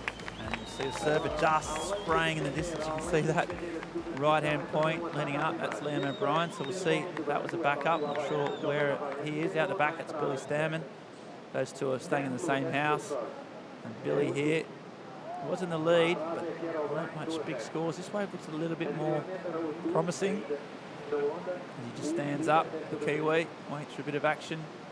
Really experienced veteran, done so many QSs. He hopped on in 2014 almost. So he's been around a long time. I think it was back in 2011 he beat Kelly Slater when he was like a wild card. So he's been around the block. Super positive guy and super experienced, and he's having a good crack at this so far. What was it like? You must have sort of been travelling with each other, and then you come up against one of your competitors in the in the heats, or one of your good mates, or one of your travelling companions. Is that difficult, or do you prefer going up against your friends, or does it make life tricky? Well, I think it's always hard when you compete against someone you're staying with, because when you travel to a spot, you want to have that crew of support and support each other. And once you get into the water, it's hard to go against someone you want to do well to. And yeah, I just think it's something that a surfer is used to, because it happens a lot. Since a young age, on the juniors, you compete a lot with your friends, and then on the QS it's normal. So yeah, it's just a question of like adapting and surfing your best anyways. Okay, and that's Liam O'Brien. So we said he made that mistake, but I tell you what, he didn't let it affect him. He got a wave. He just needed to back up that 6.67. I mean, he didn't go absolutely to town on that wave, but he surfed it well and surfed it pretty confidently. And he knew he didn't need a massive score, but he just locked in a back up at the very least. He needed some points on the board, and with that score, with that wave, he's going to at least getting himself back into the top places and get himself back in the game. So yeah, didn't let that mistake he made affect him too much. Got some points on the board and sort of consolidated that opening wave. So he's done well there. We'll see what score he gets. Here he goes though. This is Eli Hanneman, Hawaiian. Nice green open face in front of him. Trying to find some open face. Show a bit of that variety. There it is. The fin release, and there's a big hit. And he makes it, and he likes it himself. He was a bit late to that party, but he nailed it, hammered that door shut. And he liked it himself. He was just trying to improve on a 3, so he'd definitely done that. But yeah, putting it on the edge, putting it on the line, and coming out well there. That's what you've got to do to get through these stacked heats. Well, I think he did a really good job to complete that last turn. This he started off with a cutback to set up this wave. Comes off the bottom. He hits this section really well, but this one, boom, heavy section, and he made it. So yeah, I think he's looking for a good score to get onto the next round, I think. Yeah, he's only needing a 4.8, so, well, that last turn was really critical, so we might see him improve and actually maybe doing his best score of this heat so far, I think. Yeah, he doesn't need any big numbers. 4.81. That wave of Liam O'Brien, as you can see on the scoreboard, came in at a 4.7. So that means he's out in the lead again and backed up that solid sell. But yeah, that wave of Eli, that's the one we're looking at. He needs a 4.81. You'd like to think with that dynamism, that sort of dynamic display and a bit of risk, he'll be rewarded for it. Judges taking their time. It's going to be tight. And that could leave both Mark and Billy needing a score with 3 minutes to go on the clock. So it's going to be pretty close. The scores starting to come through. Here's a recap. As we see, Liam O'Brien started off strong, didn't he, Francisco? Yeah, he got the wave of the heat so far. This wave was a really well surfed wave, and the wave had some size. So yeah, he connected the dots really well here. I love this carve, set up the last turn. Boom, he finishes it off.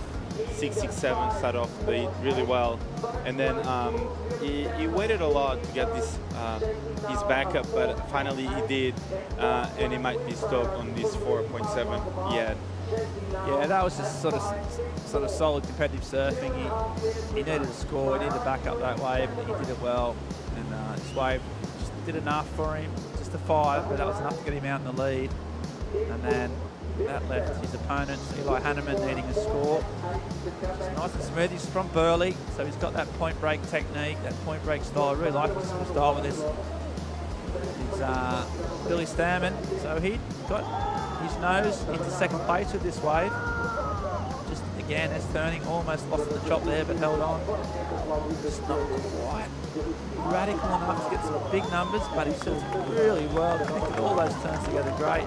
Unfortunately, it meant that Hanneman came back with that last wave, and he got a 5.9 for that big closeout re-entry wave, and that's pushed him up into second. So, as it stands, Billy Stammen still needing a score. They're coming thick and fast here because that, again, looks like, it's a bit hard to see, that looks like Liam, again on his forehand, surfing red. And he just can't make that connection. He's a bit disappointed. 1 minute to go, 90 seconds on the clock, and it looks like we've still got those scores to come in. Plenty of waves been ridden, plenty of scores to drop, and we'll just see with Eli out the back, the Hawaiian, whether he can hold on to that second spot. And yeah, it's getting pretty tight. See that sun now starting to dip. There's Billy Stammen there, so he's done. He's had his time. He's done. He can't do any more than that last wave. We'll see what he gets. So he needed a 4.88, I think, before this wave took off. So that's pretty well, Francisco. Yeah, he got a quick first snap there. He has to bring it all the way because he needs to score. Let's see what he does on the inside. Quick cutty there, comes off the bottom, boom, snap again. He gets another cut back, and yeah, here he's just waiting for that last section to hit it, and a good roundhouse cut back to finish it off. Is that a 4.8? He liked it. I thought it was pretty safe at surfing, personally. He just sort of didn't really go to town. I think he could have been a bit more aggressive, but you know, I'm not the judge. I don't love me, don't judge me. That's my motto.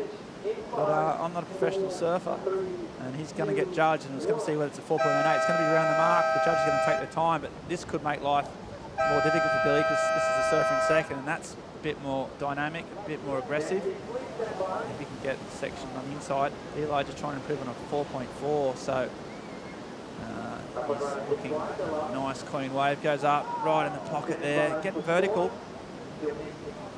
Quite good composure too, you know, needed this wave. Surfing it all the way to shore. He's got one more section here. If you can just release the tail, does a nice little fin waft, another fin waft. He takes legs and he likes it. So even if Billy does get that score, it could make, things could change quite quickly after the judges lock in that one. So a few scores to come in. And a flurry at the end there, Francisco. We waited a while for it, but it got exciting. Well, I think Billy got that last wave. That might or not be the score. But I think Eli, with this last one, he really put a good score on the board, I think. As we saw here, Billy got the score, got 5.07. Billy got the score, so he would have been on the rocks going, yes, I've done it, I've nailed it, and then he's turned around and seen his competitor get that wave, with literally 2 seconds to go. And now Eli just needing a 4.6, so you think he might get that, and he's just gone from the elations, the highs and the lows. He thought he'd done enough, and then just surfing, you can rip your heart out, can't you? It's just with 2 seconds left on the clock, that wave was caught, and that's the difference between a fun week in Portugal and a bit of soul searching. And God knows I've been there before. And it's still waiting. We've still got to get this score in for Eli. But it looked like one of his better waves. Trying to improve on that 4.40. So judges taking their time. Crowd's still thick on the beach. Perfect temperature. Good times down there. But it looks like those scores haven't come in. We're going to go to a short break. We'll come back with the results when Pete Mel and Paul Evans bring you through to the end of the day. And we'll see Liam and Brian there. But right now, we're going to go for a short commercial break and come back for what we hope is the last 2 heats of the round of 96.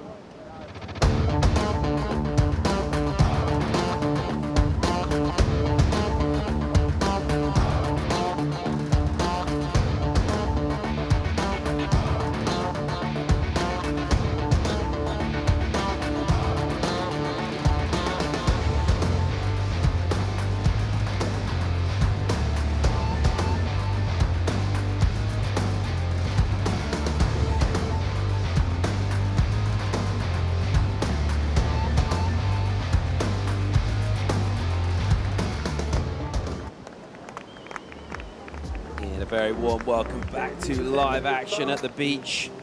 See it on your screens, official results in smiles for that young man right there. Eli Hanneman just squeezes in right at the death, narrow margins. He actually tied. Actually tied for score, but gets it on the highest individual score, high single wave score.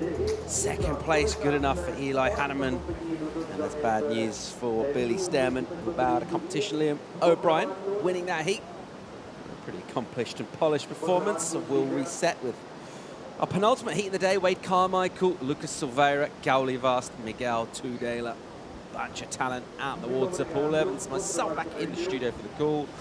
The former big wave world champ, Peter Mel. Just 2 heats left to go in the day, mate. Let's see what they offer up. I love this light. It's that kind of the low sun in the sky, kind of brightens up the cliff line. Wind starts to abate a bit. And generally the performances are pretty high, although it must be tough for those judges because they are staring directly into the sun. Yeah, making the most of a variety of camera angles though. Great place to shoot Ribera from. We've got the elevation of the cliffs, we've got drones too, we've got camera people, camera operators positioned all up and down this beautiful natural amphitheatre, giving us all sorts of vision on all sorts of surf. And that young man right there, Gauli Vast, already a storied career at such a young age, a pip for greatness. He's got a strong stable backing him up, a lot of them lining the spot here in the meantime. A man who has already had a decent fist at the championship tour surfing, given a great account of himself. Wade Carmichael, the big powerhouse, one of the hairiest people we've had on tour for a while, and just loves powerful surf, laying down raw turns. Let's see what he gets done at Ribeira Dilias. Looking at the 4 events that we have for this Challenger Series, we just had the US Open beach break. Wouldn't say that would be a big strength for this man right here, but right here at Ribeira de Ilha, this is a spot where he could put big numbers up, get himself into those quarterfinals, semifinals, even a win. And then Oliva, he'd also say that the beach breaks of Hossegor would be a nice powerful wave, but ultimately these big right-hand point breaks, this is where he would definitely blossom.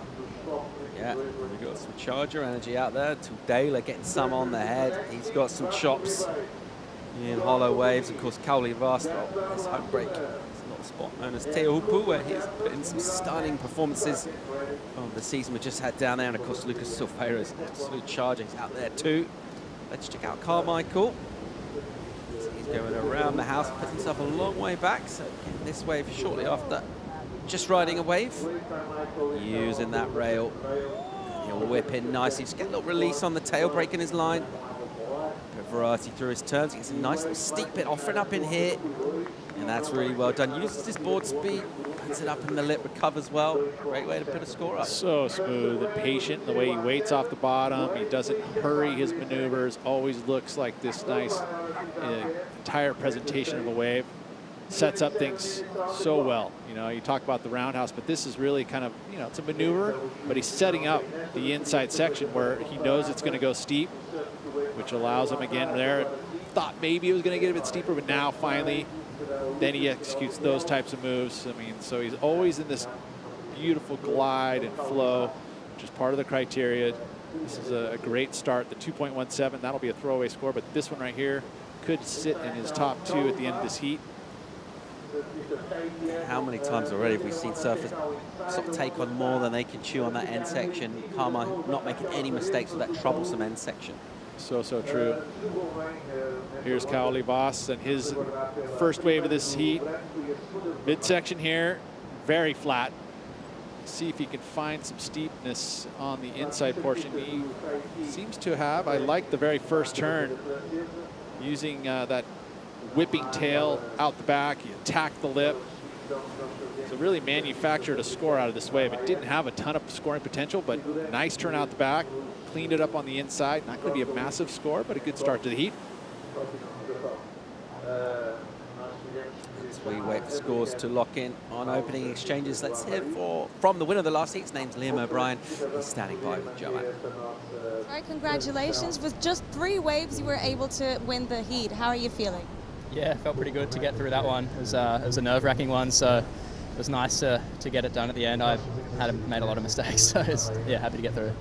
And what was your coach saying just now? Oh, not too much. We just kind of went over the heat and talked about a few mistakes, a few things I did well, and some stuff I might be able to improve on. And do you think you'll manage to get another free surf here at the beach before the second round? Yeah, I'd say I'll surf in the morning before the event, but I think pull up stumps for the day today. It's enough. And what are you going to do next for preparation?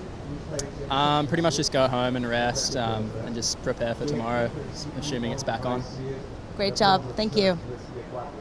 Good stuff from Liam O'Brien. Very much a cool customer, kind of dialed in. An honest appraisal from him. Reckons he made a load of mistakes. That doesn't matter one jot. He's through to the next round, as we see coming from behind here. Lucas Silveira did have a bit of traffic in front of him. It seemed to impede his scoring potential. Was a bit of a section between those two surfers. Let's see what our priority sages make of that. But didn't seem to be too much a miss there. Yeah, again, the big part of this, when you have a non-priority situation, it's a little bit less intense. You know, you just need to get out of the way. Generally, that's fine. If there's no hindrance of scoring potential, that's the big words that they look at. Is, was there a hindrance to scoring potential? My eyes, I believe your eyes too. No, probably not going to be a factor there. You know, you're able to kick out. It's not as like, remember when it used to be, if you even like looked or blinked at a wave, it was all of a sudden triangle, you got a triangle. Not these days. Those rules are gone. That didn't do anybody any good. Just made things confusing. So ultimately, the improvements to professional surfing, you know, the priority for 4-man heats, I think that was one of the biggest advances, is being able to utilize that on the QS, which, you know, we started it with the man-on-man has always been around. That's been around since the Stubbies back in the 80s. But priority and 3-man heats, that kind of happened in what, 5, 6, 7 years ago, something in that range. And that was kind of like, oh, we can do this with 3-man heats. Why not 4? And ultimately, it's worked out very, very well. I mean, it's improved the surfing. Everyone's getting their chances. You know, the battling for waves and pushing each other too deep and all that stuff's gone. Scores coming in for the opening exchanges in this one. Carmichael with a decent score, mid-range, 5.33. Reasonable opening efforts. Cowley Vasta 4.67 for him. So those the better. What we've seen early on, as you can see from that vision, our lineup just a little bit more kind of crossed up now. That tidal energy ebbing out. You look at the comparisons, that 5.33 to the 4.67. I mean, quality-wise, Wade's wave was much higher quality. Yeah. You know, the surfing wasn't real difficult, whereas Cowley really didn't have anything in the middle, had no flow really. It was just like that big tail blast kind of whip and then the cleanup on the inside, and not a big differential in score. You know, it's less than a point. So again, that dynamic high impact turns have been rewarded all day long. We saw that with Nat Young and his 9.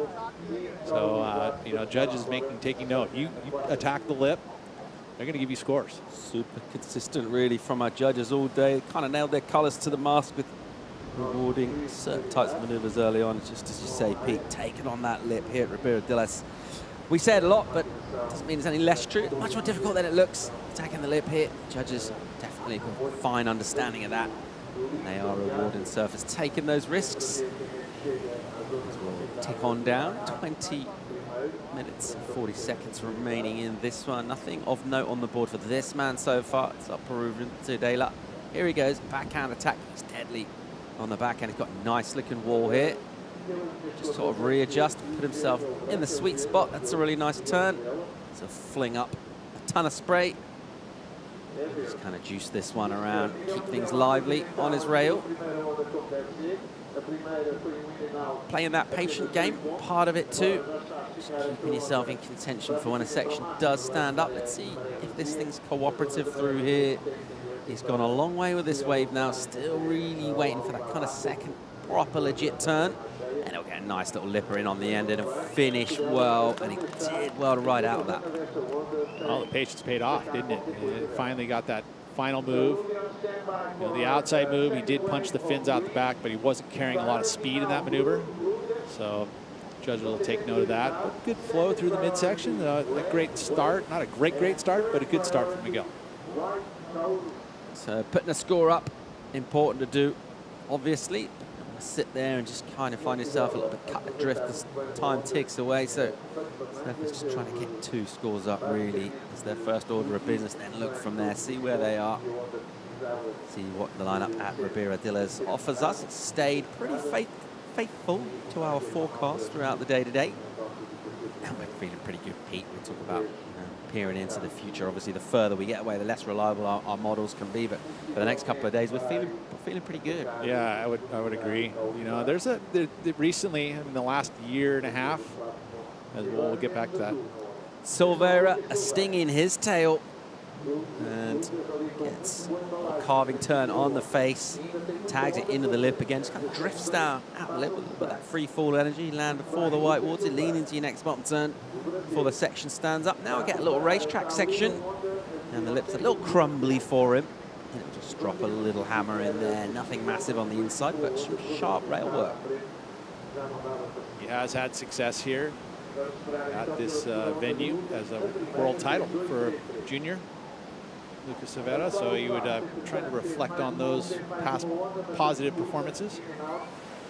But I was going to touch on one of the things that's happened, at least in weather forecasting recently, is we've sent up a couple new satellites, which are much better at reading elements of factual information. So they're taking pictures of wave heights and storm centers, and that's been a big advent in surf forecasting, obviously, and just giving us this new read on the elements of the ocean, factual information rather than hypothetical information, which has been really, really key in improving forecasting. Watch this replay here. Not a real big wave. This is one of the things about Lucas, is that he reads this wave here. He'll take a little bit of adjustment in size and go smaller, just as it has like that nice steep section on it. Didn't give him a whole lot, but it's going to be better than his first ride of the 2.33, and he's going to stay busy in the heat, which is something that we've been accustomed to in 4-man heats, is to stay busy. This is the replay of the last one from Miguel. Turned out to be best wave of the heat so far. All that patience paid off. He stayed with it, glides through these midsections that are a little flatter, which we see every time, especially at this lower tide. This midsection is always going to be flat. You just got to see how the setup's going to work to get to that inside section. And once you get to that inside section, right here was a little bit of a sketchy part because he had lost a lot of speed being stuck in the foam. But once he gets to the steeper section, he executes a big final move right in front of the judges. That right there, big whip, backhand hook. So, outside moves done when ice. There's a couple little out the face snaps with some spray. Earns the 5.93. Good stuff from the Peruvian, sticking to the task. Locking on that end section, traveled a whole long way for those points. And this wave does require a bit of physicality, a bit of fitness, a bit of strength as well. This man paddling's got plenty of that. Wade Carmichael decides he's not particularly interested in that wave. We'll have another look back at our arena here. Those are the cliffs. We're set in that little valley. There's a little creek that runs down there that gives this place its name. Ribeira Dillas, literally meaning like river island, essentially Creek Island. Where the name comes from this spot, and all of the elements of nature come together to make a beautiful surf spot. But not just for surf fans, if you just want to go for a hike up on the cliffs here and check out some of the marine life or bird life. It's just a beautiful part of the world to fill your lungs with salty air and have a look over the horizon. Well, water, one of the most corrosive elements on Earth, has created all the surf spots around the world, right? You think about the one that's sitting north of us here at Nazare. I mean, there's a gigantic deep trench. And the reason why that wave is the way it is because of that huge deep trench, one of the deepest in the world. But again, all these channels that are all funneled out of here are all fresh water, carving it out and making these waves. Carving out an opportunity here. Colivas, the young Tahitian, pushes on that one, does well to hang on. The wave is slopey and wobbly. He's dealing with a few rapids. He tries to find himself a little steep lip line to attack. Still staying patient. It's a little hook under the lip there. He'll wait for things to get a little bit more wally inside. That's nicely done. He fangs up a nice hit, releases a little bit of tail, and then gets straight back on the gas. And another strong turn again. It's a really good finish from Cowley.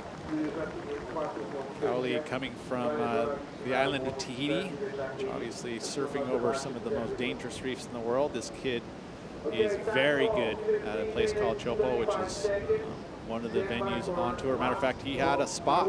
He was going to be able to wild card us and showcase his talents in the championship tour. Unfortunately, we had to cancel that event due to COVID. Live action from Tudela. Gets a nice little backhand snap and then almost a little forehand section open up for him, but he just uses it to kick out. Tudela staying at this. Going to keep that energy up. The score will come in for him and his fellow goofy Cowley Vast as well. Let's have another look at Miguel's wave. A bigger set wave. You know, outside there was a little tough to get up above the lip there. He decided to stay low, realizing that there was going to be some opportunity down the line. You usually would have connected and gone back, kept it going right, but realizing that there wasn't a ton of potential there, so reverts going left, nothing going that way, so kicks out. Here's the replay of Cowley's last. This will go into his top two at this moment. That little stumble there will be noted by the judges. Literally had his foot go almost all the way to the rail. He was able to plant it back onto the deck and keep it there. This is where the meat of the score kind of starts to happen. It steepens up there, little stumble once again, but keeps it again together, and this is where it gets nice and steep. Gets that beautiful move there, chucks the fins out the back. I like his style on the back end where he really kind of punches that fin out and then controls it. He's not like whipping it out of control, he almost controls it like a skateboard ollie or a disaster kind of style. Backside disaster, such a thing? Yep. There is, huh? As we'll see, across shore breeze, just kind of blowing across a beautiful venue. Ribeira de Les, packed Sunday afternoon in Portugal. Sports fans, surf fans, fans of beach lifestyle, they love it here. And a very educated beach crew, because, you know, I've been around the world, been able to look at crowds and how much they pay attention, but watching this crowd, they pay attention and they cheer when good stuff happens. We're going to go to quick commercial break. Join us for more live action. The Tahitian Cowley Vast is doing well in this one. Can he hang on? Find out after the break.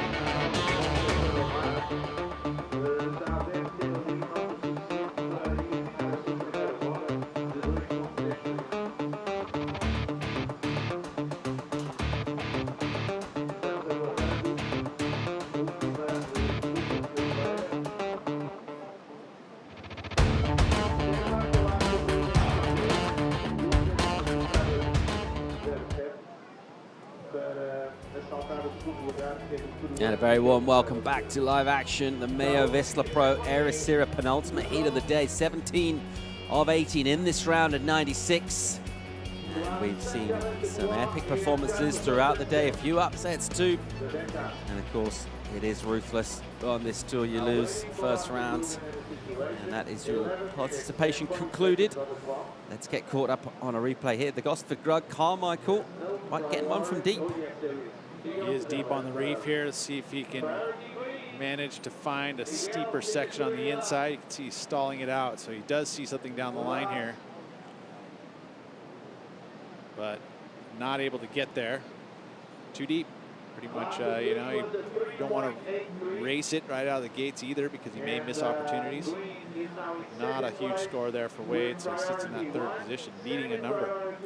Small number for him. Does get his top two. It's only a 2.8. Not really what he's after. 11 on the clock in this one. Energy. In terms of the sets, we had a little pulse early on. It's got a little bit quiet through the middle part of this one. Let's see if we fire up a bit. Vast has basically found the two best opportunities so far. But I feel like, you know, this can flip. And all of these relatively modest scoring heats all day, we've seen people well within striking distance of making a move. And Silveira back there all the way in fourth. Only needs a 5 of his own at the moment. That's the way this one's panning out. But you've got to say, in terms of, you know, we talk about the call and the sort of pressures on people making decisions, but you looked at this one, it looked kind of ragged and onshore and kind of rainy and cold, and we were like, actually, you've got to say, great call to run through today. We've had some really fun waves. No, for sure, and we've seen some big numbers.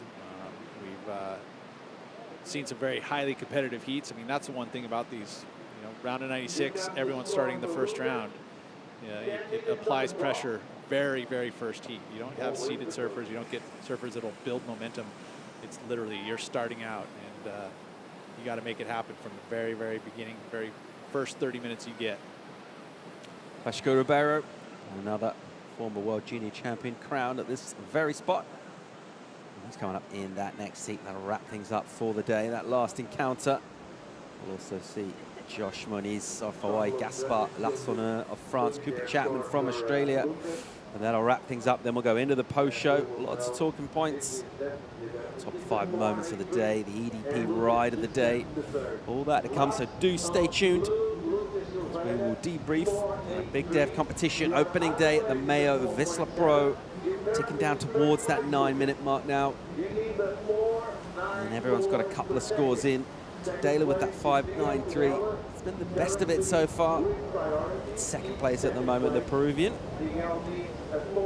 This one very much wide open. When I think about kind of skill sets of surfers in the field right there, they'll all be fancying themselves to come away with something significant, try and build up a bit of momentum throughout the week here. As we see a little paddle effort.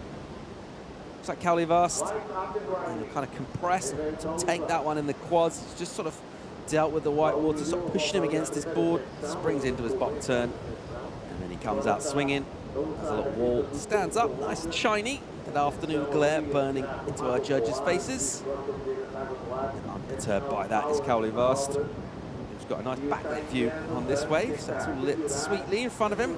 Can he find himself a little green wall on the inside? Looks like he's seen something he likes. He's eyeing something up, as he'll just whip, keep that board kind of loose on his feet and in the right position on the wave. And another hit off the top. He might lose him behind a rock here. Looking for a finish all the way down on the inside, Pete. Carrying a 4.67 as his low. I would say there could be an improvement there. Not going to be a gigantic improvement. There was that kind of outside section that he missed just because he took it kind of underneath that section. So there was the mid part that did stand up for him, which he was able to execute a nice turn, probably the best turn of the wave. Today, live action. A bit of a fat section here, so he'll just wait a little patiently. Some opening work done. Deals with the wobbles well. You see that front hand go down towards the deck as he recovers and gains stability, and then he loses balance and goes down. You know, the technique that, you know, some of the best backhand surfers have brought to the table. I mean, I remember watching we brought up Damien Hardman throughout the day. I know Ben did, just in talking about Nervine. Ben loves the Iceman. Yeah, and you can see this, some of the styles of the backhand surfer. There's this really straight back arm, and that's kind of coming from a guy like him. And then Aki, of course, but it's you know, these styles have translated from generation to generation. Watching this replay here of Cowley, he's got that same thing. It's stability that you have when you put that back arm back and you just load it through your bottom turns. It just helps you to drive through the maneuvers, and it's so important, especially on your backhand. And then you actually tighten that arm up when you go into your rotation. See exactly that, where right as he's going through the turn, he pulls his arm in, that tightens the arc in the maneuver. Great technique there from Cowley. But speaking of which, the Condor nickname, is that a surfing arm place, or is it just a reflection on a very wide wingspan? Wingspan, and then you know, if you think about my hand and you look at my fingers, they actually look like feathers. Like with the primary feathers on the end of the wing? Yes, they are the primary. So I have some primary feathers on the end of my wings, which is where I think the Condor came from. Nickname given to me by Chris Gallagher, who I traveled with for many years on the tour. Yeah, I mean, I still have it. It's funny, you can look at a photo from yesterday compared to, you know, I was at Grom, those feather fingers are still there. Can't take that style out. I mean, I think every surfer there's some uniqueness to their style. Very observant from Galley, though. Really looking at the fingers, he's getting into some detail there. He has, you know, yeah. Way to come up with a nickname. Silveira here, kind of going left on a right, trying to fade this one into the bowl. The wave is uncooperative for him, though, and it'll just kind of crumble away. Meanwhile, swinging behind, Carmichael. Looking to get out of fourth now. A little spot of bother. Doesn't need a big number. 4-4-4 is requirement for second. That's a big turn. And another one.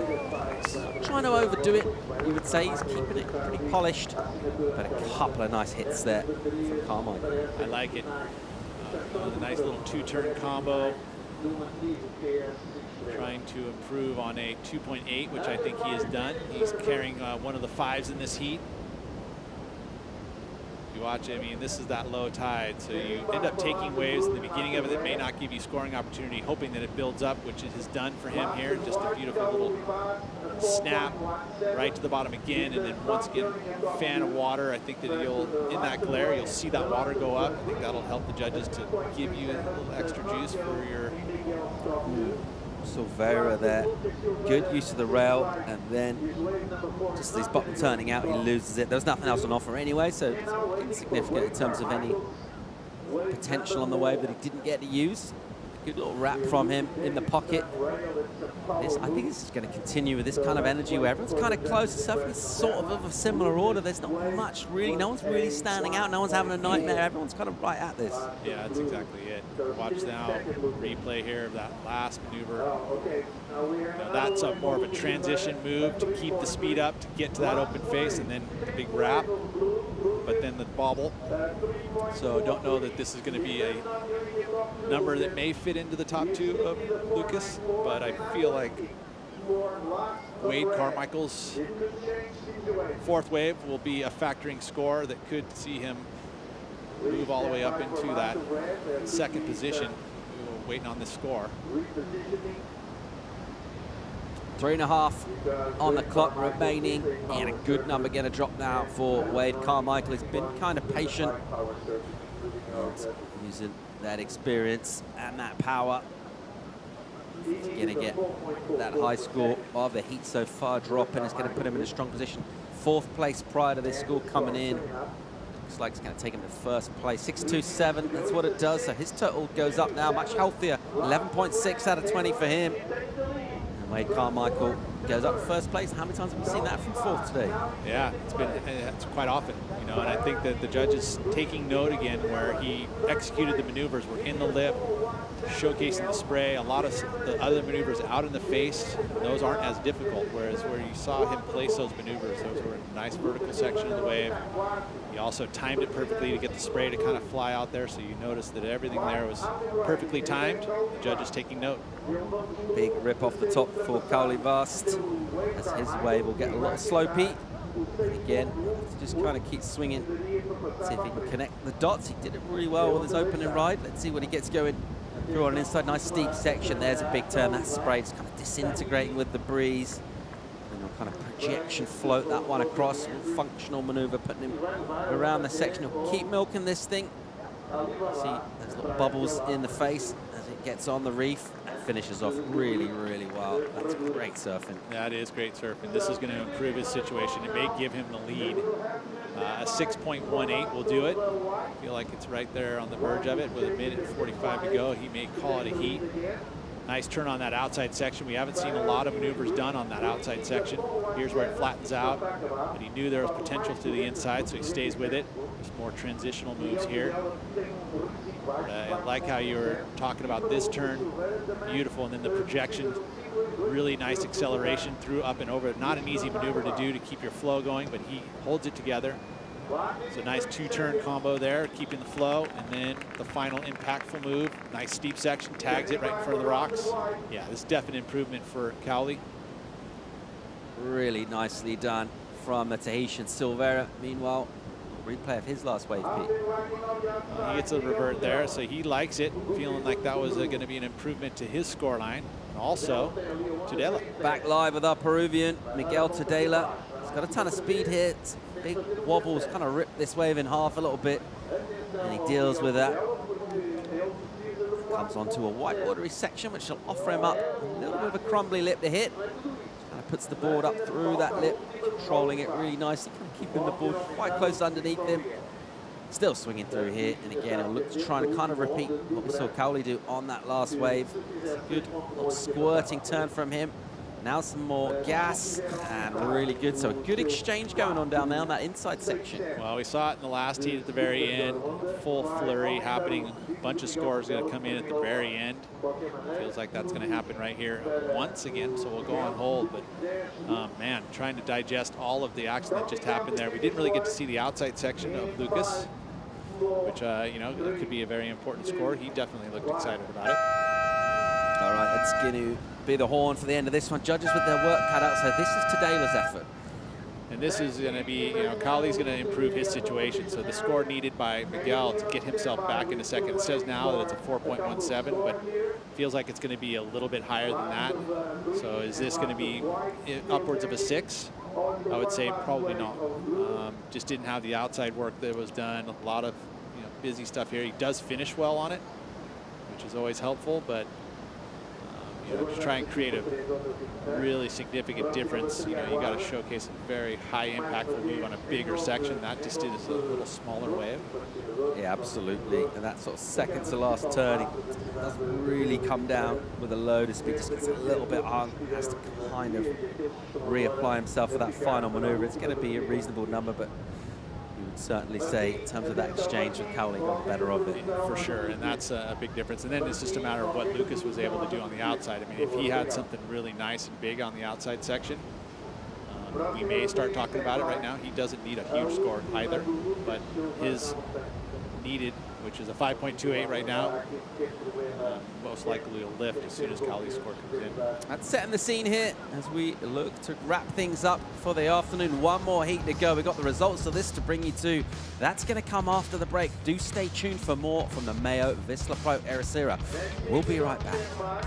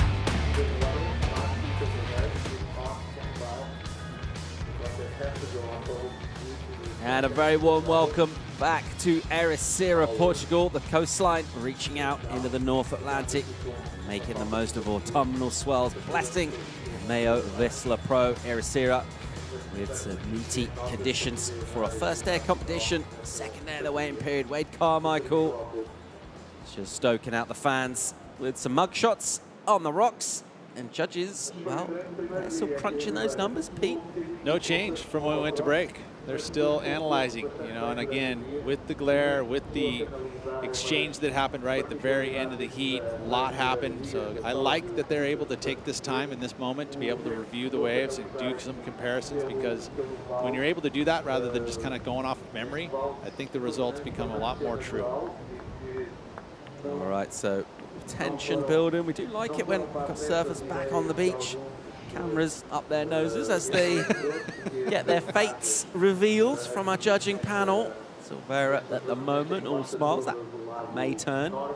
Like you said, we're not sure on his opening turn. We picked him up kind of midway through that wave. He might have got something huge done out the back. From what we saw, didn't look like it was going to be a threat to Cowley and Miguel, but We're not sure what happened out the back. Judges. We saw the power fist, right? But we've seen a lot of that. Yeah. They're always at the end trying to sell it, which is you know, part of the game now these days.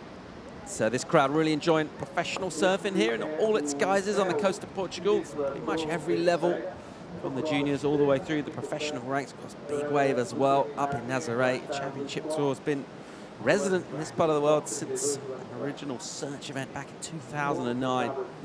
And the fans love pro surfing and pro surfers. There's one of them, Peruvian Tudela, with a debrief up there about how this went down. Of course, your debrief, you need a bit of context to it, and that comes on your position of how you actually, did you get through or not? So that's going to be a big decision from our judges, and it looks like at the moment, Pete, it's going to probably stay as we were with Kauli Vos.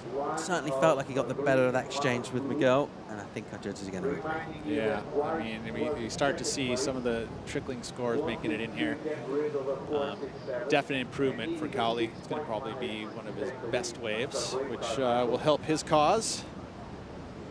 It's really the question for me is what Lucas did, because it felt like, at least in his eyes, he sold me on the thinking that he did something a lot more on the outside, because what he did on the inside, in my eyes, really wasn't something to really give a power fist about. So judges taking their time down there. They want to nail this and get this right. High stakes on the Challenger Series. Second event of 4 in 2021 to qualify surfers for the CT. 6.33 drops for Kauli Vast. A 6.33 for him, good enough for first actually. And he'll nudge Carmichael into second. Tudela's number isn't going to be enough, now requiring 5.68. Silvera looking for 6.77. We are still waiting for those numbers. Miguel's not going to get what he needs, so it's just this man on your screen. Brazilian, crowned world junior champ at this very spot.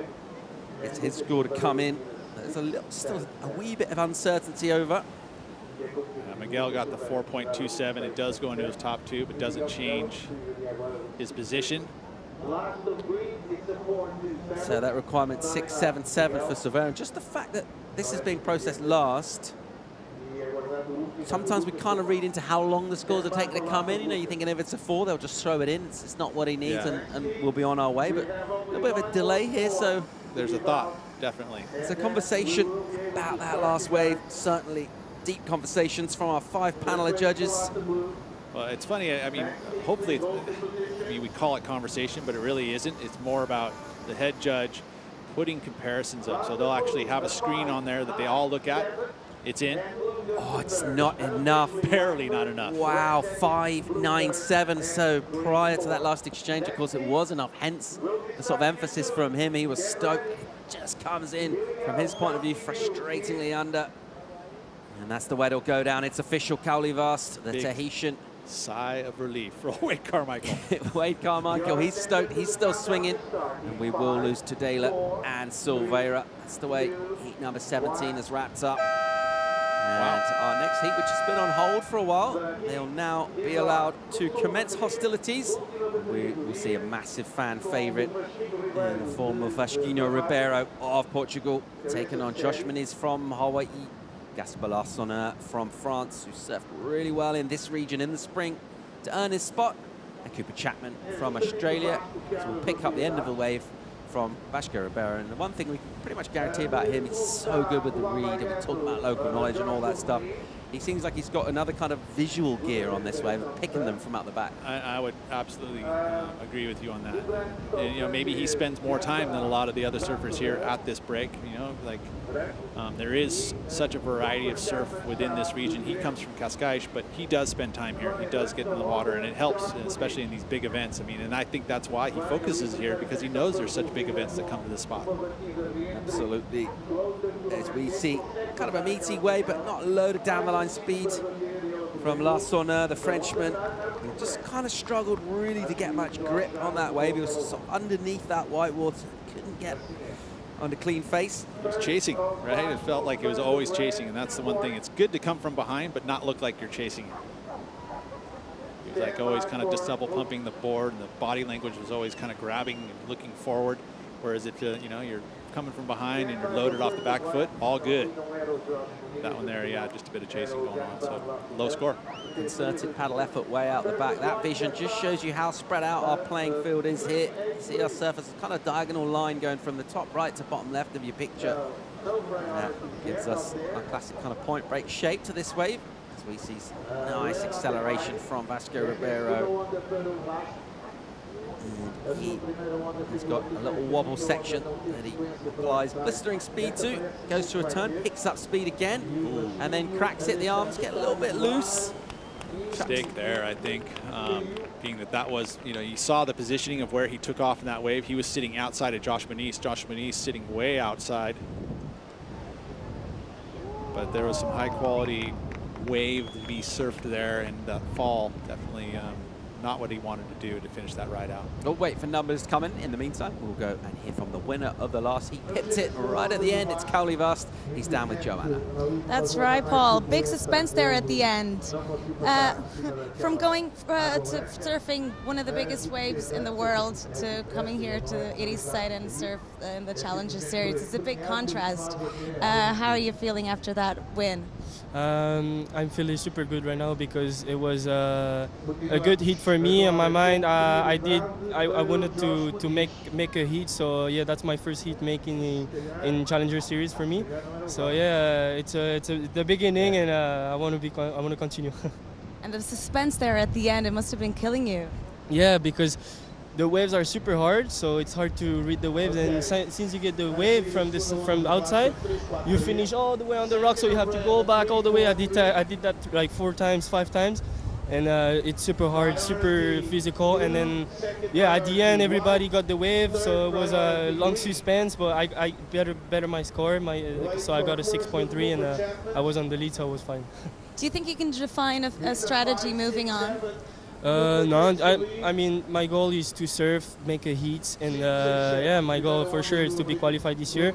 It's been my first time in the Challenger Series this year, so yeah, I want to keep going and get focused. Do you want to say a few words in your native language? Je sais que tout le monde regarde à Tahiti. Merci à ceux qui regardent et super fier, et bisous à ceux qui sont en France aussi. Thank you. Good job.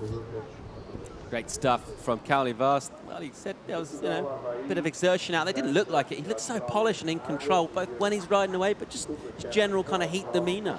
Yeah, well, I mean, he's young, right? And he's youthful exuberance, and he's a very fit kid. So I don't say there was too much, but I mean, a 30-minute heat, you do exert a lot of energy. It does feel like you get pretty tired.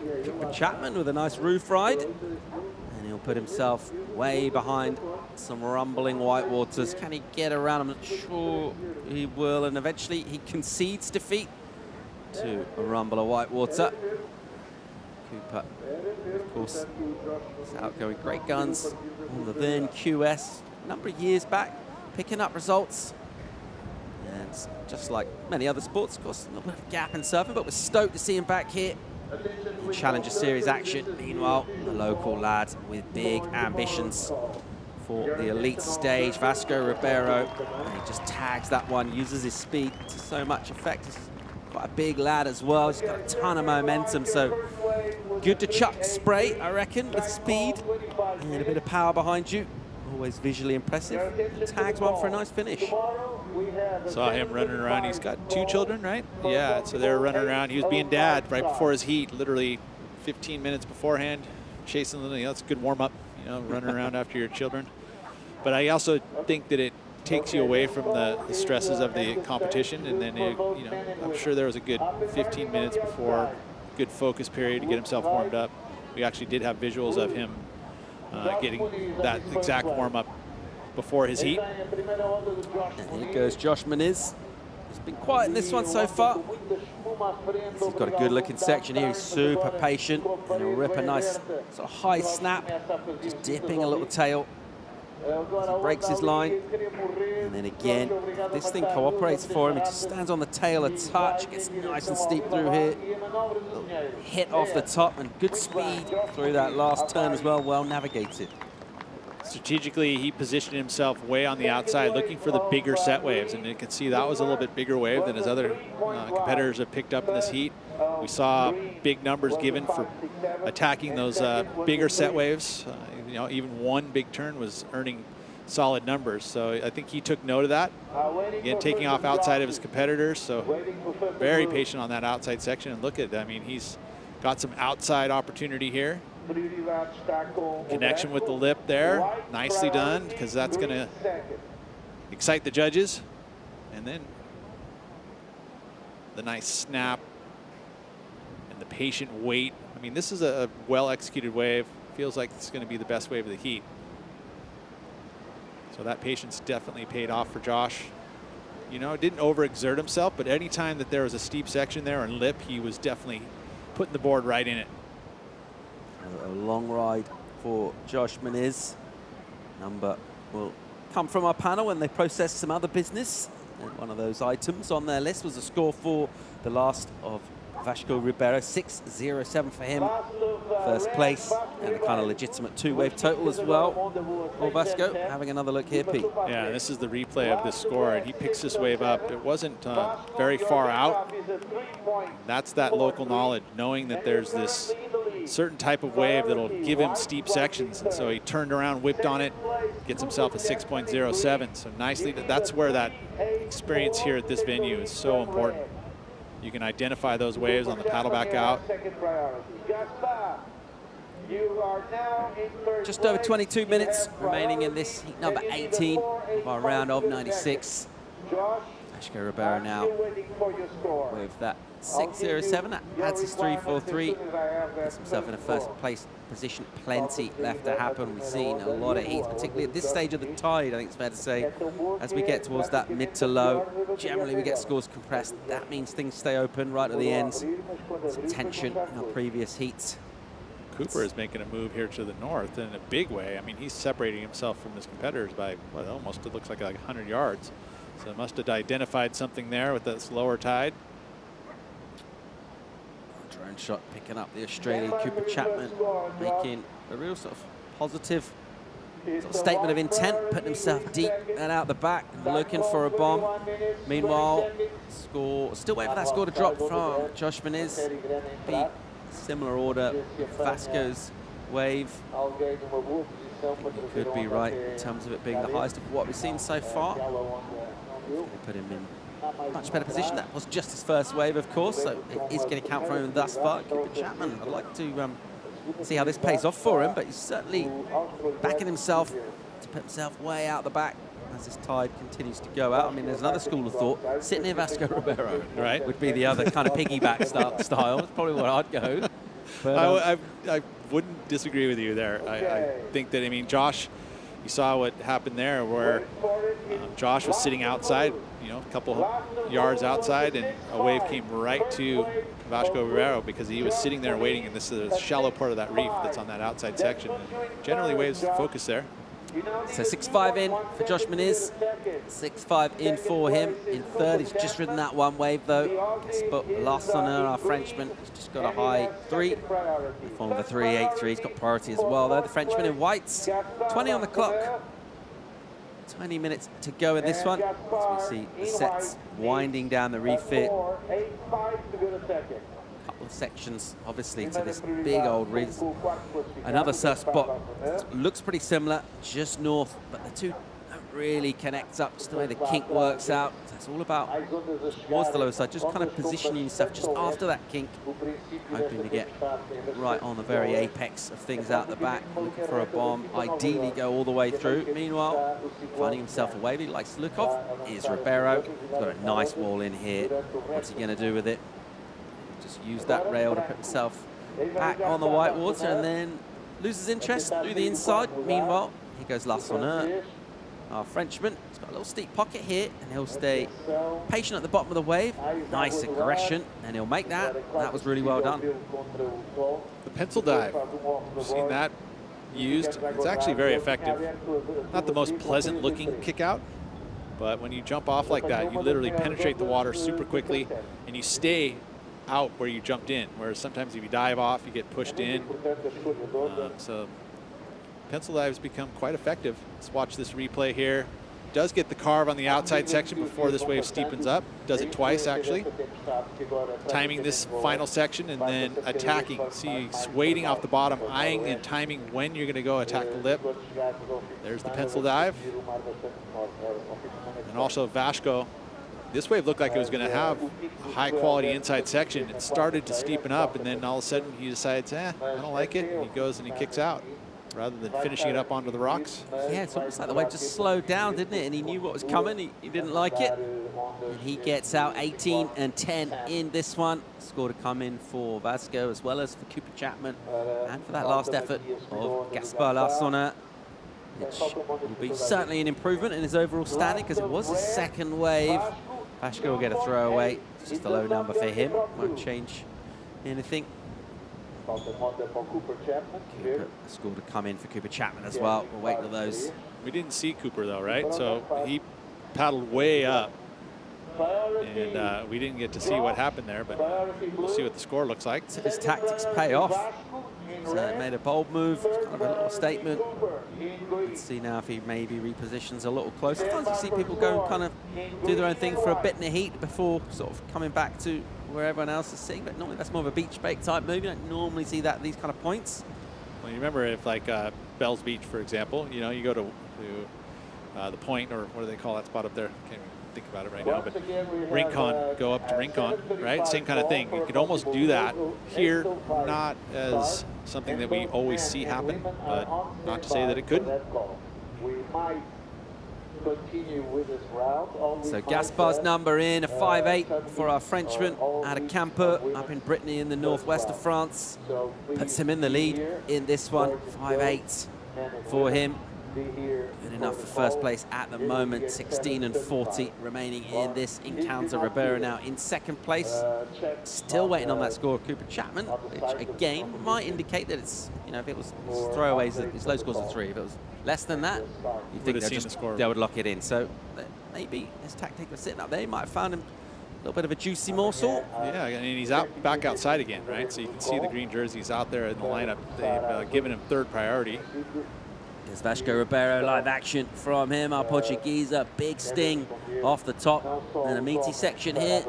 Uses that rail just to kind of jam himself back into the pocket. Another sort of similar turn, and then he'll get some lip to take on here. Throws a ton of spray, and then he'll get on the accelerator. Look to potentially getting some action down the line, which isn't forthcoming, but nevertheless, I like the way he slammed the lid shut on that one. That was a very high quality finish maneuver there for Ribeiro. We watch the replay here. Does get some maneuvers done on this outside section too. You know, a little bit of an over rotation of his body over the top of it, but controls it well. And then, you know, the judges will forget about that, especially when you do moves like that. This is going to be an improvement for sure for Vaško, already in second position. Could see himself into the lead. I would say pretty safely that that will happen. All right, here goes Joshua Moniz, live action, a ton of speed from the Hawaiian. He'll take on the lip as well. Oh, just gets that landing, goes a little wrong, kind of loses the fins, and then gets that shoulder kind of ahead of itself. And goes down. He was on his way to a number there. So Josh Moniz, just a second wave. Whatever that score comes in at will count for him.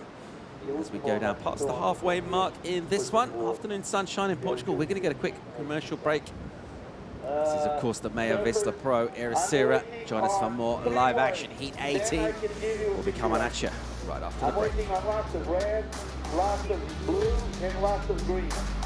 Then I can give you a situation. Time call is 14.5 minutes. So, lots of Josh. Lots of blue. Lots of that's the very good you talk to. That's the second way, Josh. Lots of Cooper Chapman. The Army green. It's a 6.4 with progress rate.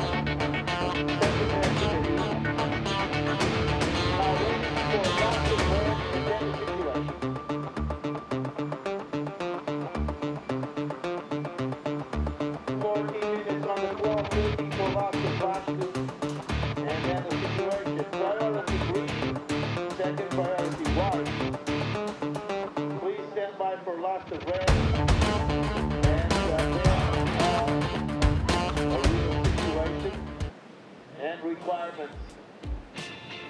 We're back live at Ribera d'Ilias, Heat 18 of our round of 96 Challenger Series action in the form of the MEO Vissla Pro Ericeira, the iconic shores of Ribera d'Ilias, setting the scene. And some healthy, meaty swell throughout the day, offering up opportunity for our surfers. So far in this one, the man has made the best of things. It's Vasco Ribeiro getting a 7.33 for that last effort. Judges really enjoying that finishing maneuver. First place for our local hero out of Portugal. He leads Cooper Chapman at the moment in second, gets a 6.4. We were waiting a while for a score, Pete, before we went to break. He comes in as a 6.4. That was as a result of his sort of redirection in the lineup. It's paying off at the moment. He's in an advancing position. That's right. You know, and again, just you know, saw something that no one else had seen in a little while, making the move to that north section. Here it is.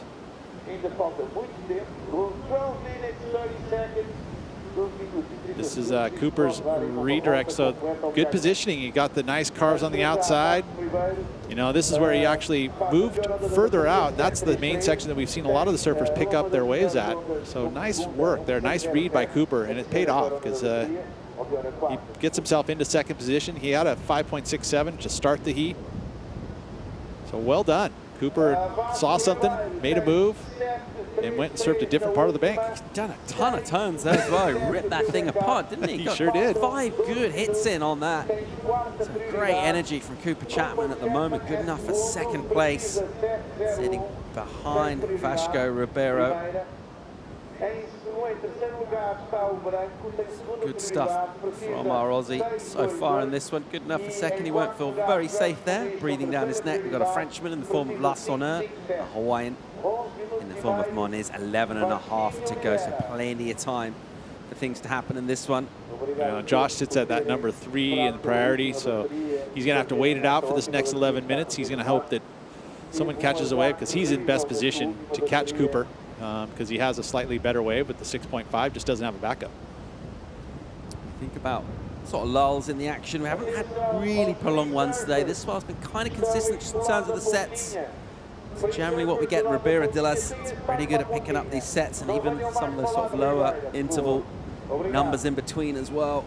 So let's see. Let's hope everyone gets plenty of opportunity. Josh Maniz's been pretty quiet in this one, really. Just those 2 waves ridden, a mistake on the second. It's cost him so far. Vasco now with that high score in the form of 7.33, just belting a section. We've come to expect that from Vasco. Kind of know what he's going to bring, and doesn't make a lot of mistakes. Never really has sort of terrible heats. It's more of a case of he's saying to everyone else, you need to surf really well to get past me out here, because you kind of know he's going to be throwing at least 6s and 7s. That's true. You know, you need to post big numbers, and that of course puts pressure. You know, instantly you're like, okay, there's the number 1 seed. He's carrying the red jersey, very consistent and well versed at this venue. So ultimately, it feels like almost you're like surfing for second place. You know, unless you're going to have an exceptional heat, he's going to post something in that 12 to 13 points every single time. Very consistent. And now just sitting in that 4th priority, so sitting inside everyone. Just viewing things in our lineup here. As we go down under that 10-minute mark. The MEO Vissla Pro Ericeira getting underway this morning with an ocean that looked pretty radically different. We had a bit of rain overnight, but we've had sunny skies all day. The crowd enjoying themselves down here in the sunshine. Sunday afternoon in Portugal. It's become really surfing one of the big sports these fans like to go out and watch. A ton of places to do it along this coast. None more consistent, certainly in terms of a contest venue. In our right-hand reef point here at Ribera d'Ilias, of course, a World Surfing Reserve, and just one of many breaks in this beautiful town of Ericeira. Of course, head up the coast in either direction, or down the coast as well. A bunch of other cool little surf towns as well, but very much in terms of attention of the surf world, focused on Ericeira for good reason. As we see these 4 trying to deal with a set on the outside. Vasco almost thought about maybe just looking for a bit of double up energy there. Doesn't happen for him, but we'll lose a bit of time and go under that 9-minute mark. Thinking of World Surfing Reserves around the world, Bells Beach, World Surfing Reserve, Santa Cruz, California, World Surfing Reserve. Trying to think of others. Something in wetsuits, right-handers. Yeah. Is that what it takes? Yeah. No, I think there's a lot of factors that come into it. Obviously, quality of wave and variety of waves, economic ramifications from the region that, you know, and it gives it this kind of, I mean, similar to an ocean reserve and actually sanctuaries and stuff like that. It's a added element to make sure that surfing is at the top of the list of things when you start thinking about building extra items in the ocean or so forth. Hey, this is a surfing reserve that is economically viable to keep it that way. Don't take surf spots away.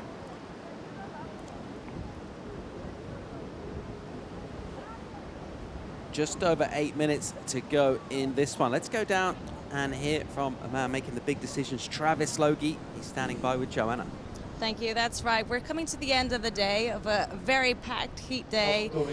What's the call for tomorrow? Yeah, massive day, lots of great heats, and we'll be back tomorrow morning again for a 7:35 a.m. call for a possible 8:05 a.m. start. Forecast looks really good for the next couple of days, so I assume we'll be back on. Thank you very much. All right, there it is. So back down tomorrow morning, 7:35 call. And we thought that forecast was looking good for tomorrow. We were thinking, certainly in terms of conditions from our atmosphere, the winds are looking more cooperative through the week, because wind is kind of one of those vagaries. It can kick up at any time, but certainly swell-wise, we're looking at a little increase for tomorrow, Pete, and we're feeling pretty good. I would imagine that getting through today, we did have the lay day on the first day of the waiting period. Things are looking good. I mean, this is a massive day to get done. 9 hours of competition throughout from we start at 8 a.m. We're going to finish up around 5. We get through 18 heats of the 24 in this round. Plus we have the round of 48 for the women. So I feel like tomorrow we'll probably finish out this round and then we'll look at women competing. 6:45 to go. Let's remind ourselves how this heat has gone down. Vasco Ribeiro, as we expected, looked good value, Pete. He sure has, you know, and it started out that way. You know, he did have the mistakes early with the 2 and the 3.43, but bang, gets the 6.07. One little error with the 2.8, but then backs it up with the best wave of the heat, 7.33. And you see where he caught that wave. That was inside of his competitors, so a good read with that local knowledge here. Understands what those high quality waves look like, especially at different tides. I think that's one of the key elements of understanding this lineup. Of course, that last final move, one of the highest quality final maneuvers we've seen in this heat. And that's where you see that 7.33. Cooper moving around all over the lineup, found his own little break, got himself one of the better numbers in this heat, 6.4. Again, he spotted something at this lower tide, went out there, made it happen, and picks up a wave that offered, what, 6 or 7 turns throughout the entire ride. So good job by Cooper. You know, he's had some experience out here. He's been able to surf in these QS 10,000s. I'm wondering if he had made it here for that World Junior at one point. I would say that maybe had a competition there. I don't know for sure, but I mean, you can see that somehow he has read this lineup and understood it and made it happen. Down towards that 5-minute warning, surfers feeling less comfortable with life. Will be in the form of the Hawaiian Moniz, the Frenchman. Last one, Josh Moniz, just those 2 waves ridden. Well, one of the things that has happened is that Josh has moved into the top priority position, and there really hasn't been any lifting of scores. So that's exactly what he wanted to happen. He was sitting there at 3rd priority for, you know, with 7.5 minutes, and now all of a sudden he's at the top of the order. Now has an opportunity. He only needs the 5.57. So his next choice better be a good one, and then not having the mistakes that we saw in the second wave. Yeah, sometimes you do see him with quiet heats. Does looks like kind of favors that kind of patient approach often. Certainly, I guess he would be adjusting his tactics according to what's on offer in the ocean. He's decided so far in this one to be a little bit more patient, but right now would be time to get busier, and I'm sure the next decent set wave as he comes through, we'll see a bit of concerted interest from Josh Moniz. He'll just keep making his way slightly further seaward. That possibly indicates got some sets stacking up on the reef here. Ribeiro-Dilius kind of keep himself in the right position for this. Meanwhile, anything slips through from underneath his beady eye. Surface down the order in terms of pros, he can snaffle them up. Well, you saw Gaspard and also Cooper had priority over the top of Josh Moniz, and the scores that posted for them were a 0.6 for Cooper, so obvious mistake there by giving up that priority, especially to Josh, who was chasing a score. and also the 2.00 by Gaspard. He has a 5.8. I mean, he's in contention. He could turn this heat easily if he could find a quality wave in this last three and a half minutes. So we talked about Cooper getting that redirect and heading up the point. Looks like Josh Moniz as well. He was getting deeper and further out. So an adjustment from him.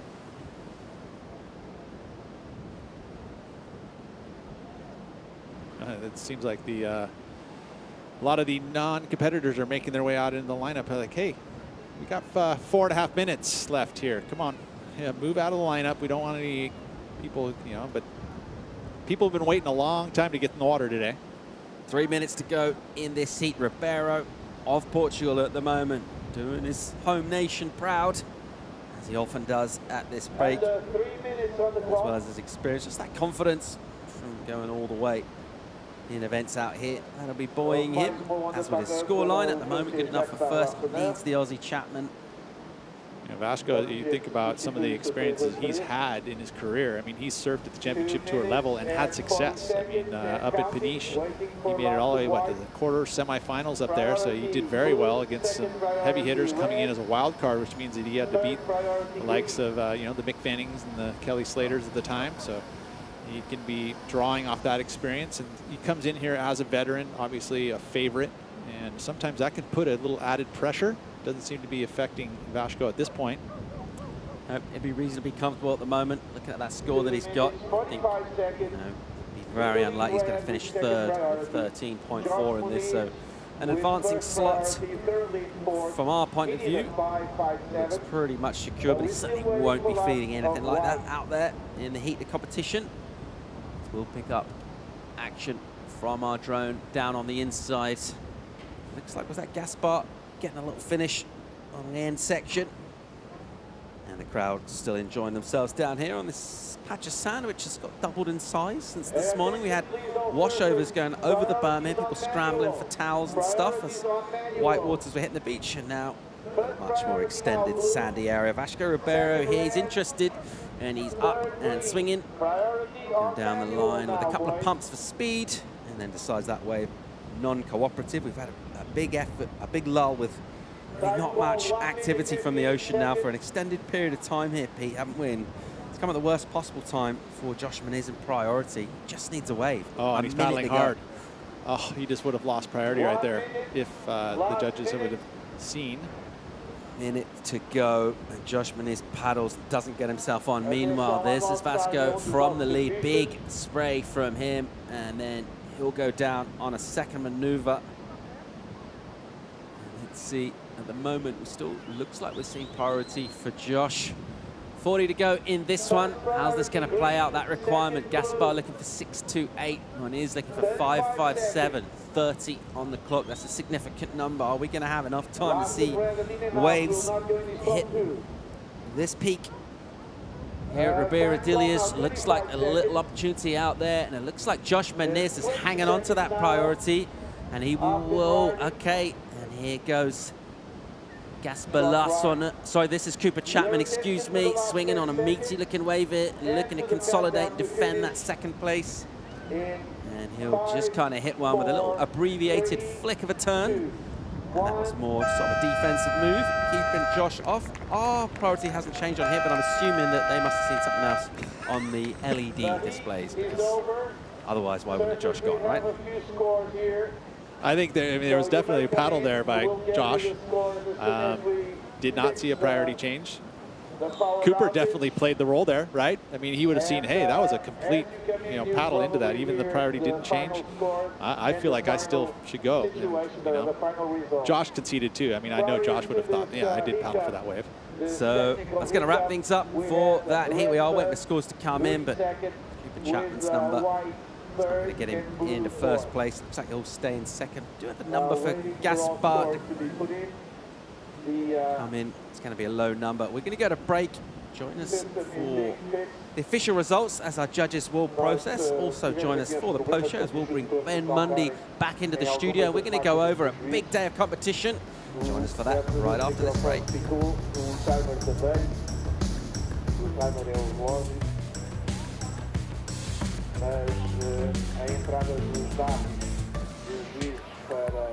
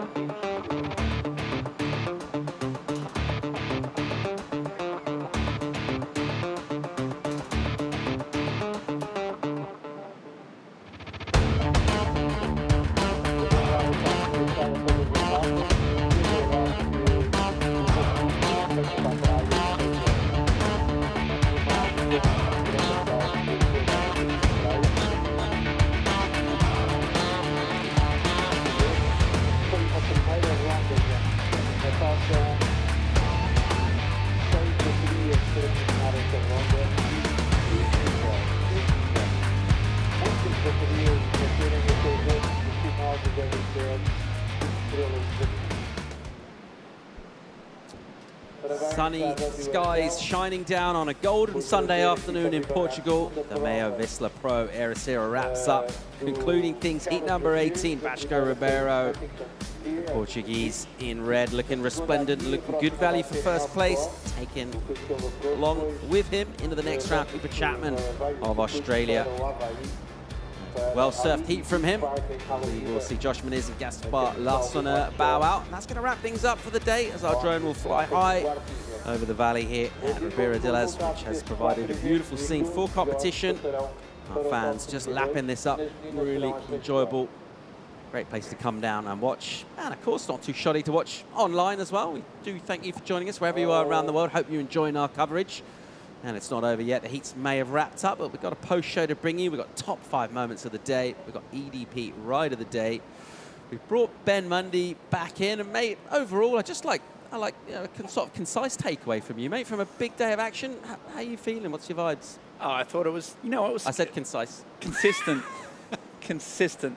I thought today it was moments of brilliance, but generally it was just a lot of hard nails competitors surfing very well, I would say, if I kept it concise, Paul. And Peter, how did you feel about the way things went down today? We were expecting big performances, we got them. Yeah, we did, and I mean, I always like to really dissect the judging, and being that that's something that's important to me, and I focused directly on that, and I think the judges nailed it today. In my eyes, there was no real true mistakes. I think that all the surfers that deserve to make it, in my eyes, were there, and I think that that's important. Definitely for the first day of competition at this break, there's a moment of trying to, I'm being less concise, sorry, but it was one of... Forget the massive turns, it's more about the judging's being your main thing today. I like to look at that. I think it's important, especially at this level of the Challenger Series, and there also was a vibe that those judges carried, which high impact, critical moves, whether they were just single moves, were rewarded greatly. And, we like to gush about Portugal for a number of reasons. There's always quite a lot of talk about fish restaurants and stuff like that, but I think the real star is the surf, which never really lets us down. It's kind of pumped all day. Absolutely, and this wave is it gives everyone an equal opportunity. You can't, the waves come consistently, the sets come through, there's enough opportunity. You've only got yourself to blame if you don't win out there, which I really love. Well, our attention's turned to a top 5 moments of the day. There's been a lot of highlights to pick from. We have gone through and picked out 5. And as we thought, just in terms of that swell ramping up, the ideal tide, the middle part of the day brought us some real juicy moments. And our first one of those 5, let's think back to Ezekiel and his performance. And I'm just thinking about, this is where, in a prime example, where the judges was about high impact moves. I mean, there's plenty of surfers that were able to put flow together and stuff, but he really exemplified that high impact in the lip types of moves that got rewarded, and that's why he got the advancement out of this heat. And he's one to watch here.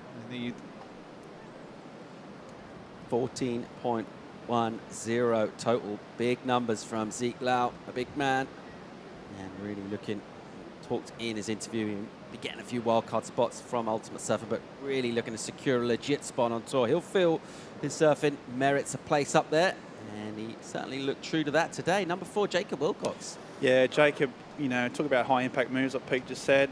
You know, and he did that, but he was just really played a really smart heat, Jacob, I thought. He bided his time. Even that, he just steps on the back foot, just waits, showed his bit of patience, a bit of composure, and that sort of summed up his whole kind of heat. He waited his time, bided his time, then cracked it when it mattered, and he got some big points because of it. So, yeah, really impressive from the Western Australian. Now, this backhand attack, it's a point of difference. We've seen some winners over the years. I know Ryan Callahan did well winning here. Gabriel Medina has performed well here. So, you know, it's just that point of difference. You get a bit more vertical, and I think that suits Jacob. He's also done well here in the past. So, yeah, a bit of a dark horse, but I'd keep your eye on him for sure. Jacob as well, no stranger to the power. Hailing from West Oz, looked very much at home. And how about the performance from Dylan Moffat? Wow. I mean, look at the commitment to that maneuver there. I mean, this is the North Narrabeen surfer. And he talked about his boss, the Iceman. That was funny. My favorite interview of the day. Right? It was pretty good. I mean, he talked about that. It's like, hey, this is my boss, you know, and he gave him a good shout out. But I mean, his surfing was one of the top of the day. Matter of fact, it was the highest heat total of the day, 15.93. That one turn earned him an 8.93. He had it backed up. This is the 7.0. So great performance from Dylan Moffat, hitting himself into the top 5. Great stuff from the Aussie. Meanwhile, think about number 2 and Nat Young, the veteran, the goofy foot, a massive 9 points. Yeah, this is the highest scoring wave of the day, and since you go from Dylan, one of the sort of young and up and coming stars, to Nat, who's had so much CT experience, and that just shows when it mattered, he just absolutely hammered that lip. He's got such a good backhand, as we well know, and it feels fresh. He's been away for a while, and he comes back and he's looking strong. And of course, let's think our number 1 moment of the day, this clash between Hiroto Ohara and Italo Ferreira. Yeah, now Hiroto coming out with the win. It was a very early lead given by Italo Ferreira. It was an 8-point ride. He was able to back it up, went left, actually had one of the only lefts that ended up in the top 2 scoring line. So Italo was in the lead throughout the entire heat, but Hiroto never gave up. He ended up finding himself in the win.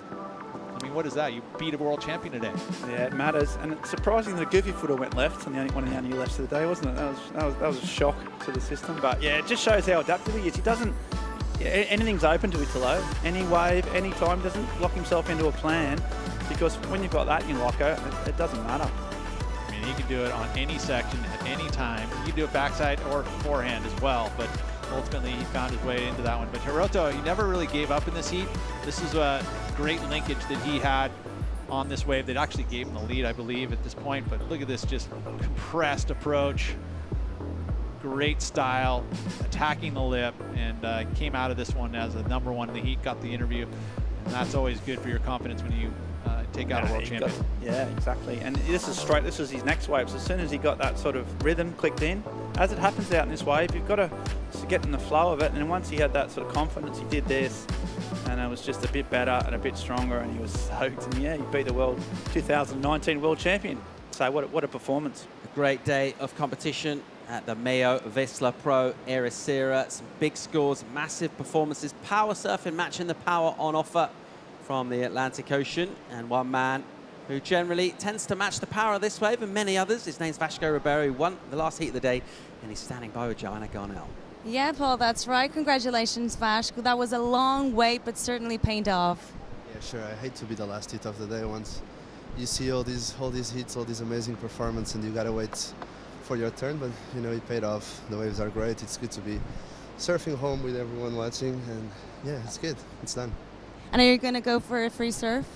No, it's done. Now I'm off with my daughters to go somewhere, have a dinner, and tomorrow we'll be back. So you're taking the relaxed side on the competition? Yeah, it's late. I don't know, it's almost 6, so I'm just going to relax. I was the whole day here watching, so I'm pretty tired, and that's it, back home. Well, say a few words in Portuguese. Só agradecer mais aqui às pessoas todas que estão aqui na praia, que foi incrível. Eu o dia todo à espera, mas pronto, está feito, primeiro round já está. Obrigada, thank you, and back to you guys. All right, great stuff from Vasco Ribeiro. Thanks, Joanna. And a way to close out the day with a big performance from one of our local heroes. Of course, we haven't seen Fred Moraes in action. We had him in for the morning show on day one of our waiting period. Look forward to seeing him. We've got a 7:35 call tomorrow, but before we turn for tomorrow, let's think about the EDP ride of the day. And Ben, it's going out to your compatriot, Dylan Moffat. Yeah, single turn, and it's great to see a single moment to sort of blow the whole competition apart. And this is the one that it gave that involuntary when you saw it. It really got you excited. And I think there were some great performances, but I think this one turn kind of summed up what this event is capable of, and where we're gonna. It's only going to get better from here. But this was electric.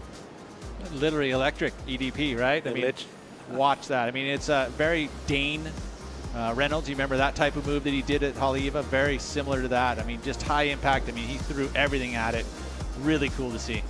Yeah, and it was great. It was just a great performance, and from a sort of one of those unknown guys that we don't know a whole lot about. And then your chat, you find these stories about these people. They've all got great stories, and when it comes with great moves, well, it's box office, isn't it? Right, it is. That's why we watch competitive surfing. A great day of competition. We thank you for joining us online. I hope you've enjoyed the show. We've got a call tomorrow morning, 7:35. We're just past our minds towards that forecast that we've been talking about. We're pretty confident about. So that's going to be pretty good tomorrow. We're thinking better than today. Yeah, well, Travis Logie, he explained it well. He's going to be here. He loves, once he gets the momentum going, that ball starts turning. It's pretty hard to stop it. I mean, especially with Travis. And, expected good conditions tomorrow. Surfline forecast saying, no worries. We're going to have surf again in the morning with better conditions. Nice smooth in the morning, hopefully. We'll get some breeze in the afternoon, as we generally do. But it doesn't seem to affect the performances at all, does it?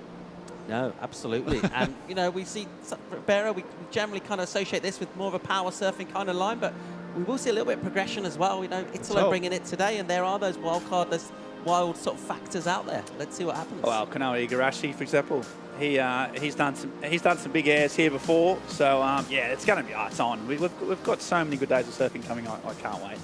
Fingers crossed. 7:35 a.m. call tomorrow morning. We're going to send you out with a highlights package from a big day of competition. MEO Vissla Pro Ericeira. Thanks for tuning in. WorldSurfLeague.com. We'll see you tomorrow morning.